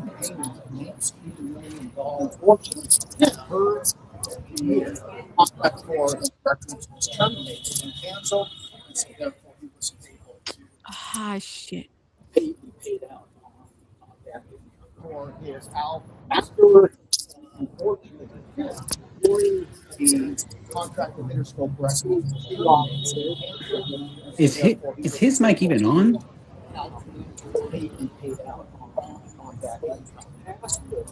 After morning appearance, we heard from a CHP officer who was the one that responded to a call from a Caltrans worker who found Celeste's passport on Highway 152 in Santa Barbara. And the CHP officer had photographs of Celeste's passport. This sounds like what we read today. Exact location that the passport was located at. The defense attorney cross-examined the CHP officer, but the cross-examination was wholly ineffective. Then a criminologist took the stand and testified that blood stains were found on the lower compartment trunk of David's Tesla, and that they tested positive for Celeste's DNA. They also said that there were cuts on the floor mat in the garage, and that there were red stains on the floor mat and under the floor mat, as well as on a rowing machine, on the Tesla charging cable, on a trash bag, on a green tarp, and on the blue inflatable pool that we've all heard about. And there were cuts on the pool that appeared to be made by a sharp object. Tomorrow, the medical examiner will stand. Thank you. Man, like the sound is so shitty. It was, you know, it's very disheartening for the family. They are very private individuals, and they're doing the best to show their support and love for Celeste by appearing at these proceedings, and they'll continue to appear at these proceedings as they go on. But they did tell me that they are really pleased with the job that Beth Silverman is doing. His attorneys really haven't been able to uphold any prosecution's evidence that they put into place. So they're doing the best they can, but it's hard. Is that why the family left for the rest of the day, sir? Yes, it is. They are driving in from Lake Elsinore, and they had problems getting to court on time today, so they just wanted to go home. They didn't sleep well last night, and so they wanted to beat the traffic, get home early, so they can be here tomorrow morning. But then skip the first part of tomorrow's hearing, which starts at 9:15, and they'll be here at 10:30. Mr. Seinfeld, we saw the photo of Celeste when she was 11 years old in her passport photo ID. Can you talk about Celeste, from the parents' perspective, what she was like and why they're here together? Celeste was a beautiful 14-year-old girl. She was full of life. Can you hear us? And she brought a lot of love and joy into the family. And they have a hole in their heart that will never be replaced, because Celeste's life was ripped away by David Anthony Burke. The family knows that that's forever changed. Correct. So, and I just wanted to say, despite the language barrier, we appreciate you taking your time to put them into but to take care of them and make sure that everything is well and that Celeste gets justice. Well, thank you. I appreciate that. Despite the language barrier, just like anyone else, justice for. How do you think the LAPD handled this case? What could they have done better? I mean, I saw yesterday when LAPD went in looking for a 13-year-old, and David is like, I thought she was 18, and they didn't even bother to question anymore else. It was like, oh, well, she's not here, bye. At least that's how I saw it. I don't know. Maybe I'm wrong. The family thinks that LAPD is doing a remarkable job. Okay. They're really pleased with the job that they have done. The police department, LAPD, police department, has always been responsive to the family and very helpful and transparent in their investigation and sharing things with the family. So Rivas Hernandez family has no complaints. They're proud of the job that they're doing. That's good to hear, because some of us that are Latinos, we feel that sometimes we get forgotten, you know. So I'm glad to hear that they feel that. Right, I understand it's an underrepresented community, but the DA's office has been saying that we've been extremely transparent with the family. They've kept the family in the loop. They always provide interpreters. So the Rivas Hernandez family understands exactly what's going on. Did they have any reaction to the $19 million potential contract? Yes, that was a bit of a jaw drop for the family. They told me outside the courtroom that they were shocked how much money that young man was, and his potential to earn millions. It's been hard to hear, you know, that these musicians make a lot of money, but he was just kind of getting his career started. So it was shocking to how much money he was making and the potential that he had to make. So, Yeah. Thank you, guys. Well, thank you so much for taking the time. Take care. And justice for Celeste. Ooh, nice job. Sorry, we were, Nice job. Right? I always wonder where you were at. I didn't know if it would be like worth Yes, it is. It has been a little on the cray side. I've been here for the past 2 days, so let me try to get up now, guys. Sorry, I was kneeling down. All for the love of you guys. Yes. I got it. Thank you. Becky. Oh, girl. What's up, MH? What's going on? Hey, well, what do you thought of the whole case? It's crazy. I just showed up though, just like I parked illegally right there. Is that Jessica Palmadez? Thank you guys. Sorry, this was just like I was trying to do soft spoken. Hold on, let's see if we can get more 411. Get it, Becky, get it. Get the 411.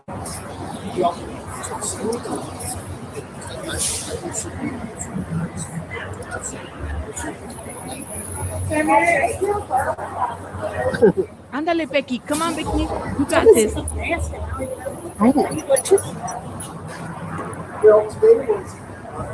He was talking about the financial stuff today. Nice job, Becky. Financial, all the money.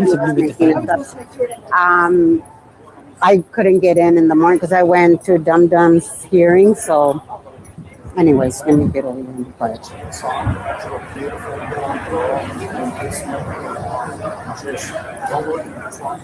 Fucking phenomenal. Good job, Becky. Today was better, and I'm hoping that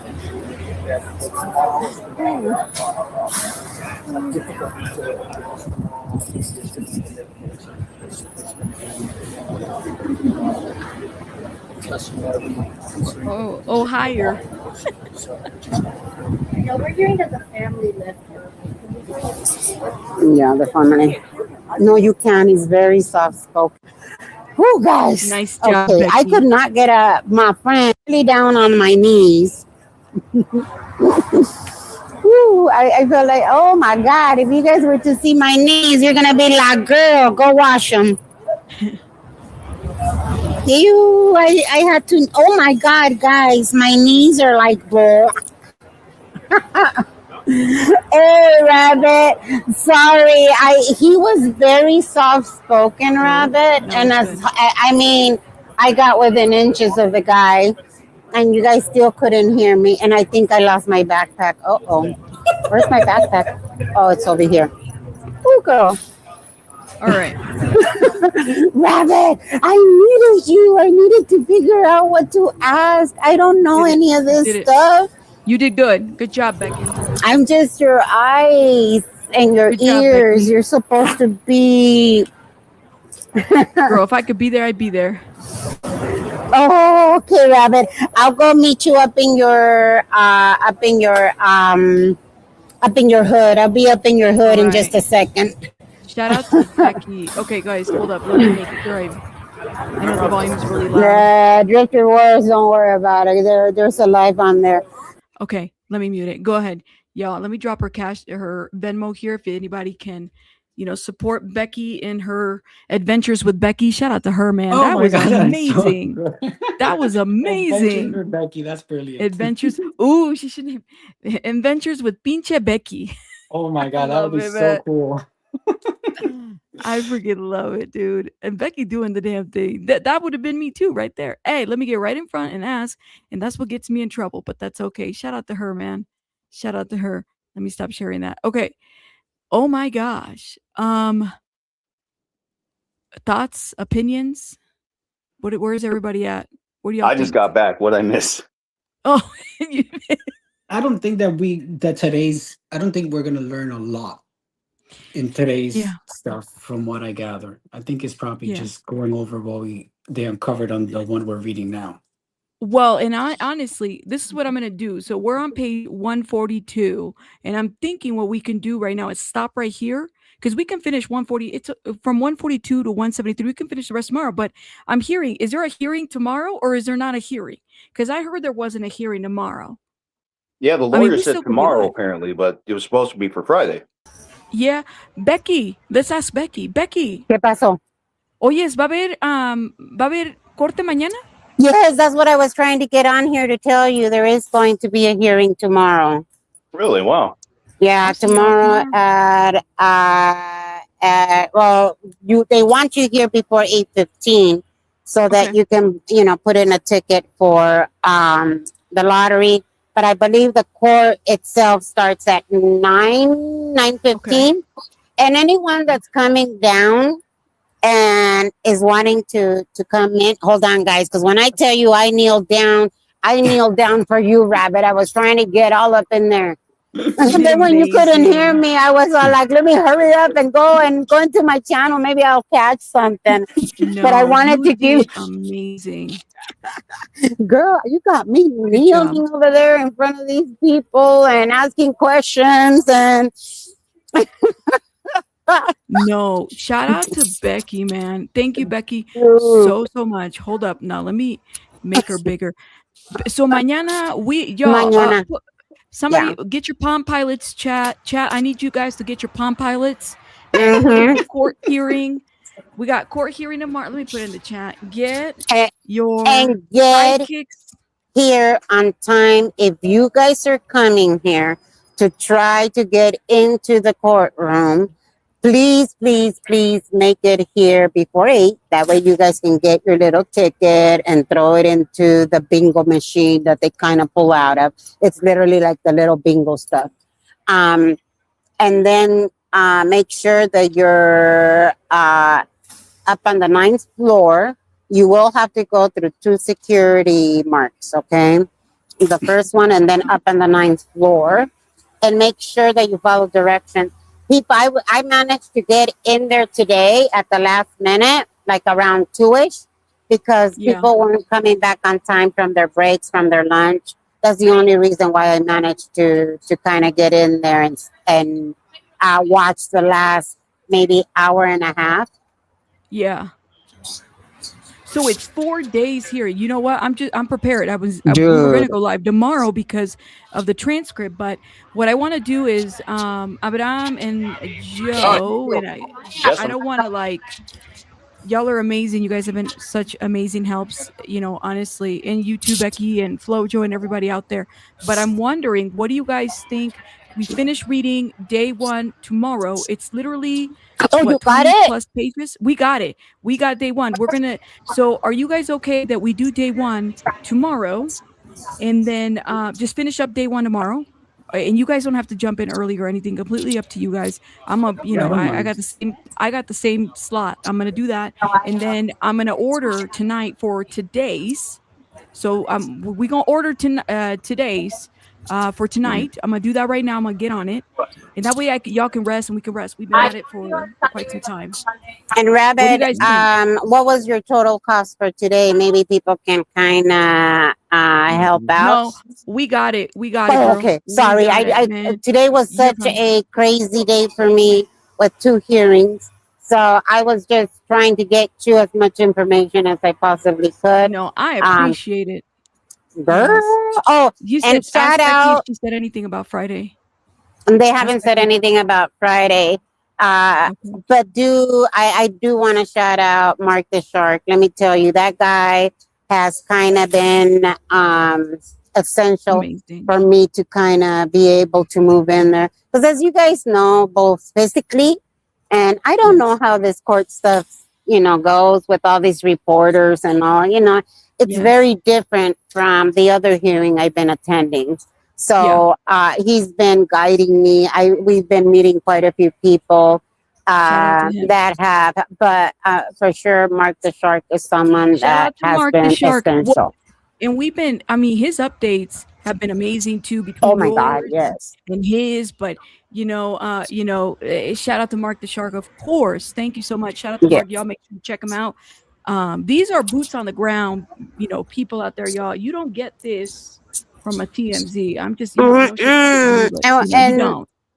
And I like to do it on your show because I don't know how to do this stuff, Rabbit. You know what questions to ask, and you kind of guide me. Listen, it's we gonna get there. I mean, y'all just wait until I can get Baby Bunny in daycare. Next year it's gonna be a little bit different. She'll be 5, and we really this will be one of many, unfortunately, cases that we'll cover, but we're gonna be boots on the ground too. And I think we're gonna do any. I'll tell you what, Rabbit. You have my number. If there's, how about if there's any court hearings that you want that are here in LA, obviously. And I can come to, I'll be your ears and your eyes, give you all the credit. And I'll be like, yeah, go check out Rabbit. I work for Rabbit. I'm going to be wearing your press pass and everything because we're going to blow you up, girlfriend. How close are you to 100,000? We're almost there. But the people won't let me be great. I'm just joking. Yeah. I'm going to make some down the get rabbit there, hole man. process. There you go. No, but in serio, like what I'm saying is that I really like, side note, right? We'll get into that kind of conversation some other day, but side note, like it's amazing to have, first of all, the plethora of knowledge that we have of First Liberties, as well as Abraham up here, as well as, you got Kadisha, and look, we got our girl right here, BJ, her. We have, Flo, like the thing about, it's just being able to use what we have. These are resources, Baby Bunny's playing. These are resources that are available to all of us as long as we connect. If I tell you, listen, we got the scripts, and the picture is bigger than us, right? Because if it's justice for Celeste, bringing awareness to something going on here, this is bigger. Exactly. This is bigger than a lot of us. I think it's important to bring awareness to this case as much as we can.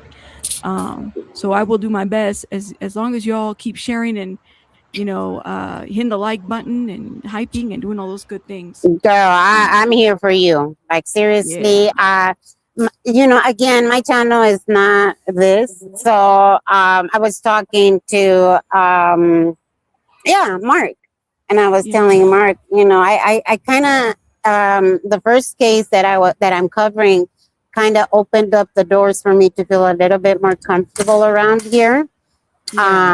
So I'm here for you, Rabbit. Like seriously, I'm here for you. And we got guys, are you guys all subscribed to Rabbit? All right, girl. Thank you. Well, let's do this. Becky, first of all, thank you. I got your Venmo, y'all. We did drop her. I actually paste it. Let me paste it right here. Make sure you guys support our, wonderful, beautiful Pinche Becky. We're boots on the ground for you, girl. We gave you a Adventures new name. with Pinche Becky. Yeah, Adventures with Pinche Becky. That's your new channel name. We said that's gonna be her name. Oh, you know what? That wouldn't be so bad, huh? That's cute. It's giving. It's very cute. I like it. You know what? Nice. That might be. I might start the second channel with that, and then dedicate that channel to all of this. And then my channel is still gonna be about justice for the other case. You know what I mean? Yes. For the meantime, until we can get. Got mad at over you, Rabbit. Got mad at me? Why? Shout out to Mr. Eyes. Why? Oh no, he's just joking. Shout out to Mr. Eyes. Shout out to his research. He got a phenomenal research team over there too. Shout out to him. I'm jelly of the research team. I'll tell you that right now. Oh my God!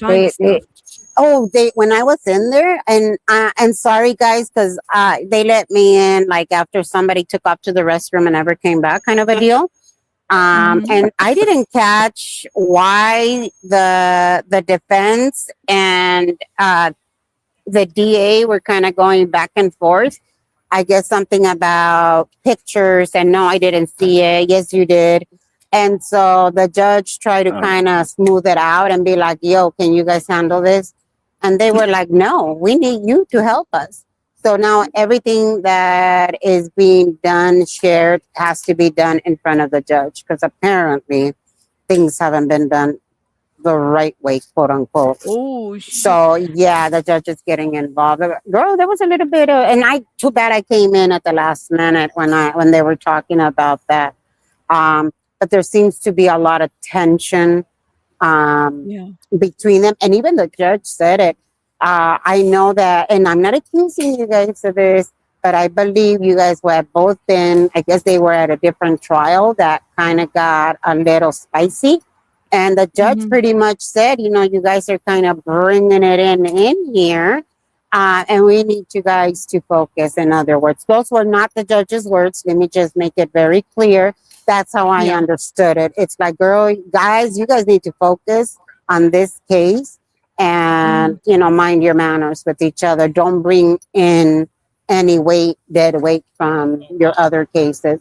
That's kind of how I took it. And a lot of people did too. Oh, wow. Yeah. And then something else that they say, the financial stuff. They're trying to make, this is from what Mark said, that they were trying to kind of separate David from all his finances, and that he didn't know what was going on, that mom and the so-and-so were taking care of his finances. Yeah. But then another reporter, and unfortunately I didn't get her name because, girl, I was out there and I was asking questions. I bet. She had been in there earlier, and what she mentioned was, I guess there's some type of trust fund that is given to the people, you know, the youngins, when they're Yeah, we were talking about that today. I already forgot what it's called. That's true. Yeah, it was like it's a requirement for California. Yo, guys, that's something we got to pay attention. Lala, thank you so much for sending me the email. So we're talking about this, young performers. And BJ, if you're in the chat, look, I don't know if you know about this. Maybe she does, because she did a lot of deep diving in the Britney Spears financial stuff and all that other stuff. So guys, California has this thing where it's like mandatory that you have to The put away Krugen account. the Krugen account. Yeah. 15% of a minor's, if they're a performer, but like sometimes these people don't even know that they have these accounts. Like if you have somebody that dies, you know, a child or whatever. I mean, I don't know, man. It feels like these kids feel like puppets in this industry when you're doing things like that. But what she said was that, yeah, it's a Krugen account, but the parents don't have access to it. Right. They don't have access to it. And then who is... You're fine, love. The trust and all that other stuff is like a thing, right? Jackie Coogan. It was named after that person. Yeah, that was the name. Yeah. So I'm curious about that. Oh, that's like every day in Cali, right? No. Well, that side. Yeah. And let me just say this. Go ahead. I'm sorry. No, but she did mention that he knew about the account, and they were kind of, saying it without saying it, that's where they're speculating that he paid for her tickets to Texas and to London, because it was him, is what they're saying. At least that's what this young lady was telling me, which she found very interesting in that he had access to that account. His parents didn't have access to it. The manager didn't have access to it, but he did, including a credit card that was linked to that account. Yeah. And that was Gregor, right? That was who? The last name of that witness was Gregor? Yeah, Benjamin Gregor. Probably. Yeah, okay. It was Benjamin then. Yeah. Yeah, he was the one that was last on the stand yesterday. Yeah. We were reading this on the transcript. Let me ask the piano real quick. So, Joa, Abraham, are you guys okay if we finish reading the rest mañana from 1:42? Sure. Are you okay with that? With it. Are you guys available tomorrow? I don't know if you guys are or not. Let me know. I am. Okay. I got fired last year. That's why I'm available now. You keep saying that. Wait, is that Ojitos Abraham? Is that who you're talking to? Yes. Who? Oh, little eyes. I call them ojitos. I don't know who that is. ¿Quién da? That's Abraham. He has the most beautiful That's eyes. Brian. Is that Brian yeah. Enton right there? Oh, that is Brian Enton. Hey, say hi, Becky, to Brian Enton. Go over there and say hi. Hi, Brian. I don't know who you guys. Who's Brian? He's the guy with the gray hair. He's sitting Are down you on that Brian? bench. Oh, okay. You go Rabbit over is there and telling say me to say, oh, hold on. Let me go over there. I don't know people, guys. I'm sorry. Ándale, Okay, viéntate, there you viéntate. go. There you go. They're saying hi, Brian. Hey. Shout out to Good, we were just talking Rabbit. about you. We saw your gray hair, Brian. That's where They saw your gray hair. It's very great. Go ahead and subscribe to Down the Rabbit Hole News. That's who. Look, she's right here. She's saying hello right there. Hey, y'all say Here, hi. let me Hello. hold on, guys. Let me pull out. Say you guys can't hear me. There you go. Okay. Wait, are we on this side now? No, I'm switching out to you. There, hold on. Oh my there God. you go. How's Look at that, guys? Brian.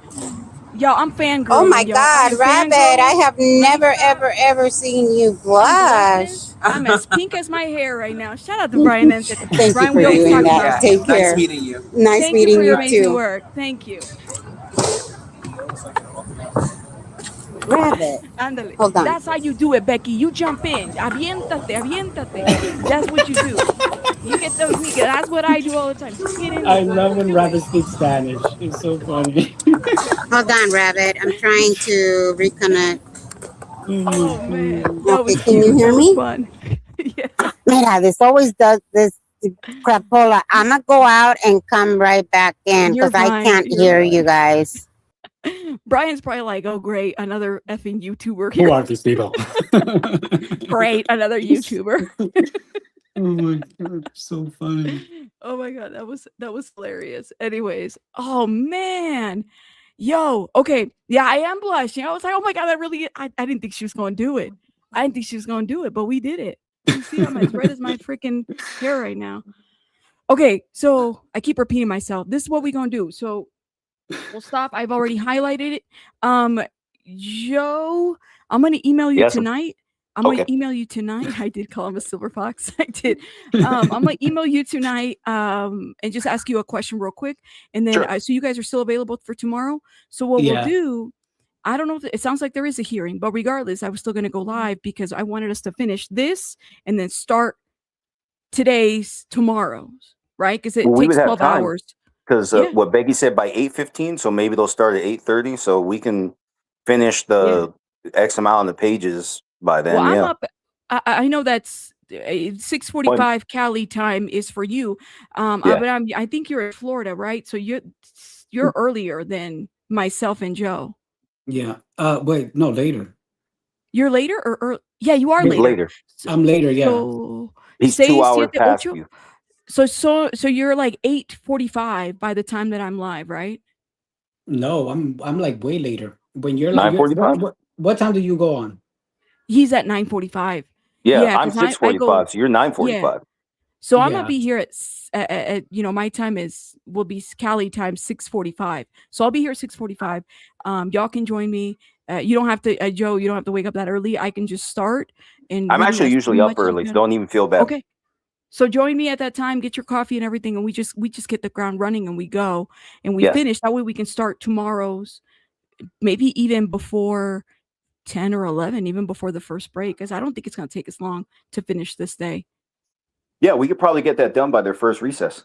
Yeah, because we're already 10 hours, y'all. Like, I got to get a little break and I got to go get me a chimichanga. That's what I got to do. I don't know about you guys. Go eat. I just got my first meal of the day. You've never seen me blush. I've never seen me blush either. Anyways, you went fangirl. I was. I'm like, oh my God, look at my fangirl. Y'all notice that I'm not like it's. Well, anyways, let me stop. You almost fell out. No, that was great. I know.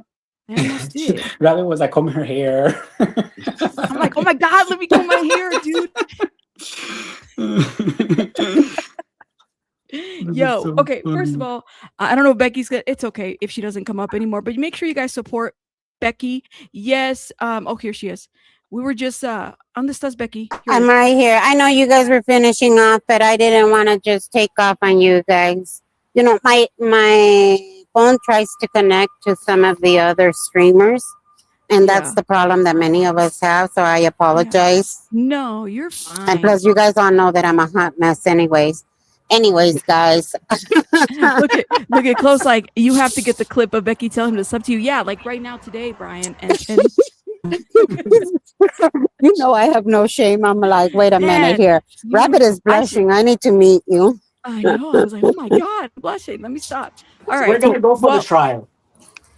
I know, right? It's gonna be an embarrassing moment. Yo, don't be. Can the 700 people here please don't tell people what happened. Don't tell people the embarrassing. Wow, what did I do something bad? Wait, did I? You're fine. I know. That's hilarious. Yes, can you repost the bet? Yes, I'm gonna repost. Wait, Al Pacino. I've met Al Pacino. I just saw chat. I finally am able to see chat. I met Al Pacino once before.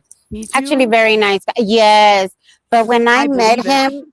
It was when he wasn't doing too well. When I tell you he looked like a homeless person, I didn't even recognize him. Someone told me that was him. And so I started talking to him like nothing. So if you guys need his number, I'll go look it up for you all. There you go. Well, I like the younger version of Al Pacino. It's very different. No, let me tell you guys something. I know somebody came in here. I don't know who it was, but they said that Strategic was mad at them. Listen, I don't. That's not. I don't be going back and forth. Like, it's okay. Like, when a content creator is working their ass off to do content and another content creator is live, be mindful of coming in here and recommending.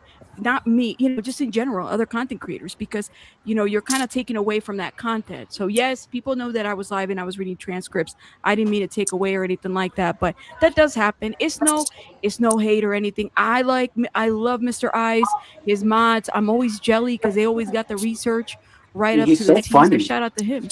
Yeah, I like him. He is funny. I like him. He puts a little bit of comedy into it. Well, and you got a detective, like law enforcement. To me, these are like people that have worked in the field, so we got to treasure them a little bit different, So Law and Crime was trying to interview me because I was talking to another. No, because they wanted my full name, and I was like, no, girlfriend, I got a crazy cray out there.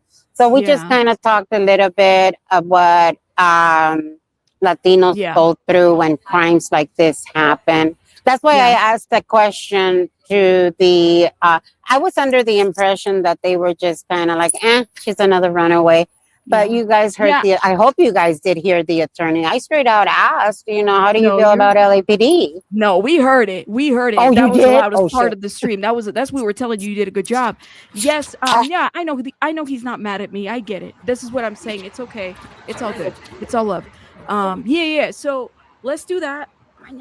My brain is fried. I don't know if you. So am I. I still have to go and run an errand and then catch an Uber to go home. I have to go drop off some supplies to somewhere. So I will see you guys tomorrow.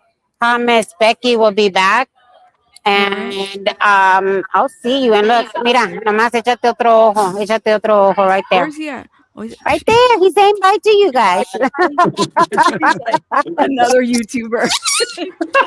Wait, so guys, who is he? Because you guys are all going gaga. Who is he? Pinche Becky. What? Yesterday you hit my panel when SF was up here, and you didn't even know who he was. Oh my God. No, and then I got up and I'm like, wait a minute. Oh, wait, shit. That's the investigator. Oh, damn. I'm gonna need you guys to help Becky out here. Y'all tell Becky who these people are, because I'm gonna tell you. For all she knows, she wouldn't even know. Brian is from News Nation. He's like the head. Oh, okay. Well, I talk to everybody the way I talk to him, the way I talk to Flojo, the way I talk to Mark the Shark. This is just me. I'm a mess all the way around, guys. That's why I say those that love me, and they know exactly what and who I am.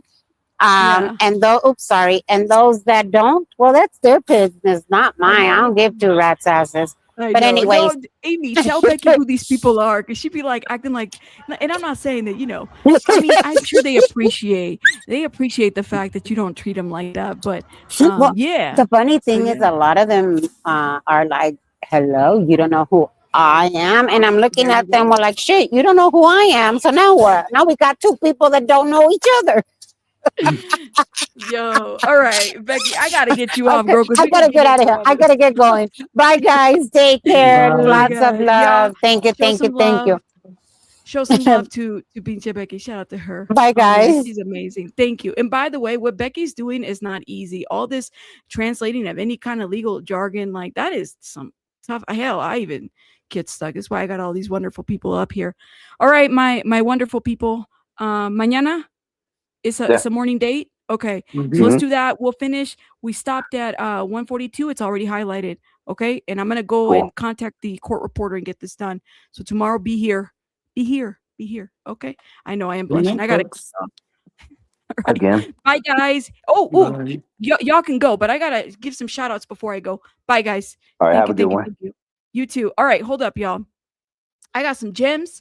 First of all, my girl Tiff, thank you for the gems. My girl Tiff again. And Briner, thank you so much for the gold coins. Luna, thank you. Carenza, thank you so much. PI Mama, thank you. Guardian Angels, thank you. Amy, stay hydrated. Y'all, I'm behind 2 water bottles, so I got to go drink 2 full water bottles. That's my goal before the end of the night. Amy, thank you. Maurice, thank you so much for the coins. No Britain, thank you so much for the gems. Lord have mercy. Tanya, thank you. Zoe, thank you. Witchy Warrior, thank you for becoming a member. Shout out to you. Tar Minks, this is the best coverage on the internet right now. LOL. They be getting into character. We really do be getting into character. Tomorrow we'll be really into character. Mel, thank you so much for the gems. Ju, thank you so much for the gems. Thank you. Facts. Thank you so much for these wonderful gems. The GOAT trophy. Thank you. Just the T, please, my OG member and wonderful supporter. Thank you, love. Danny Dorito, my favorite name. Thank you. Zoe, thank you for these gems. Lorraine, thank you so much for your 6-month membership. Shout out to you, love. Pink, thank you so much for becoming a new member. Tina, thank you for these gems. Viking, thank you so much for these gems. Nikki, thank you so much for these gems. Shaza, thank you so much. Just Amy, thank you. Just Amy again, thank you. Ranch and Toast, thank you so much for the $4.99. I'm sorry, I'm not trying to be rude or anything. I truly think Rob is no worries, love. Don't worry about it, girl. That's your opinion. You're fine, okay? Don't worry about it. Hair by Mary, thank you for the gems. Nene, thank you so much. Nene, thank you so much for the gems. Greek lady, thank you for these gems. Jacques, thank you so much for these gems. Again, Jacques, thank you for these gems. Greek lady, thank you. Cuff you, thank you so much for becoming a member. Shout out to you. Sassy Crass, thank you for renewing your membership, love. Shout out to you. Panda, thank you for this. My wonderful, beautiful Lala, thank you, love. I saw your email. I might have to take a break from the computer because my eyes are killing me, but thank you so much for these gems. LMMM says, thank you so much for the 5. D4vd knew he was inevitably caught, so to create reasonable doubt, confusion, he had multiple chainsaws, house, and even Celeste. Oh, older decoys, Celeste Herrera. That's crazy work. And thank you so much, love, for this super chat. Morris, thank you for the gems. Tina, thank you so much for this gems, for the high five. Tina, thank you again for the gems. Joey, thank you for the gems. Shout out to you. I hope you had a good vacation, by the way, Joey. Thank you. I think you're back. Shout out to you, love. Barbara Bish, thank you so much. And thank you so much earlier for Barbara for that. It really does help. Thank you. Barbara Bish, thank you so much. Danny Dorito, thank you. Last Ronin, my wonderful, beautiful mod. We all here. Bunny Army, the Fluffle Army. Thank you. Mara, thank you. Hey, I also want to shout out before I go to shout out to my wonderful mods that stopped in at any time. Pika was like a trooper. Shout out to Pika. Pika. Shout out to Pika, man. Thank you, Pika. I appreciate you so much. Joey, thank you so much for your 5-month membership. Thank you. That's all, folks. Thank you for the gems. Mags, thank you so much for these gems. Joey, thank you for the $4.99. I'm so late. Just got home from vacay. Ooh, girl, don't even apologize. But y'all were so amazing today. As usual, much love, Rabbit. Thank you so much, Joey. You're amazing. Over it for real. Thank you. I can't get Becky Venmo to leak to work. I'm so dumb. No, you're not. Venmo doesn't work for every country, just so people are aware. Just people know it doesn't work for every country. So she had to buy me a coffee and she got rid of it. So I'll text her and ask her, hey, you got to have something else. I don't know if she does Cash App. I don't think she does, but I'll ask her. Alyssa, thank you so much for the gems. Not for nothing. Thank you, thank you, thank you. My goodness. Miss Amber, first of all, shout out to the queen. Thank you so much, Miss Lady. Thank you, thank you, thank you. Hard work. No, I'm ready for bed. Yo, I'm ready for bed. Thank you so much for this very generous $100 super chat. Thank you, thank you. All am for the stars. I'm all for the stars. Thank you so much for the $9.99.99. Thank you. Hard work to you, your team. You need to actually make this a thing. Good for you. No, that was amazing. Hey, and again, shout out to my wonderful Abraham and First Liberties podcast. Y'all, they're going to be linked to this video. I'm going to post them in the community wall so you guys can check them out. Guys, go check them out. First Liberties Joe, I have to tell you, man, that man is fucking smart. Like, plethora of knowledge, whether you agree with them or not. Y'all go check him out. Shout out to him. So thank you for this. All right, y'all, I gotta go because I gotta go get some rest, but I'm also gonna be working because I gotta get a hold of this lady before it becomes night time. All right, thank you guys. Night time. I'm sounding like Baby Bunny. Thank you guys. You guys have a great night. Bye guys.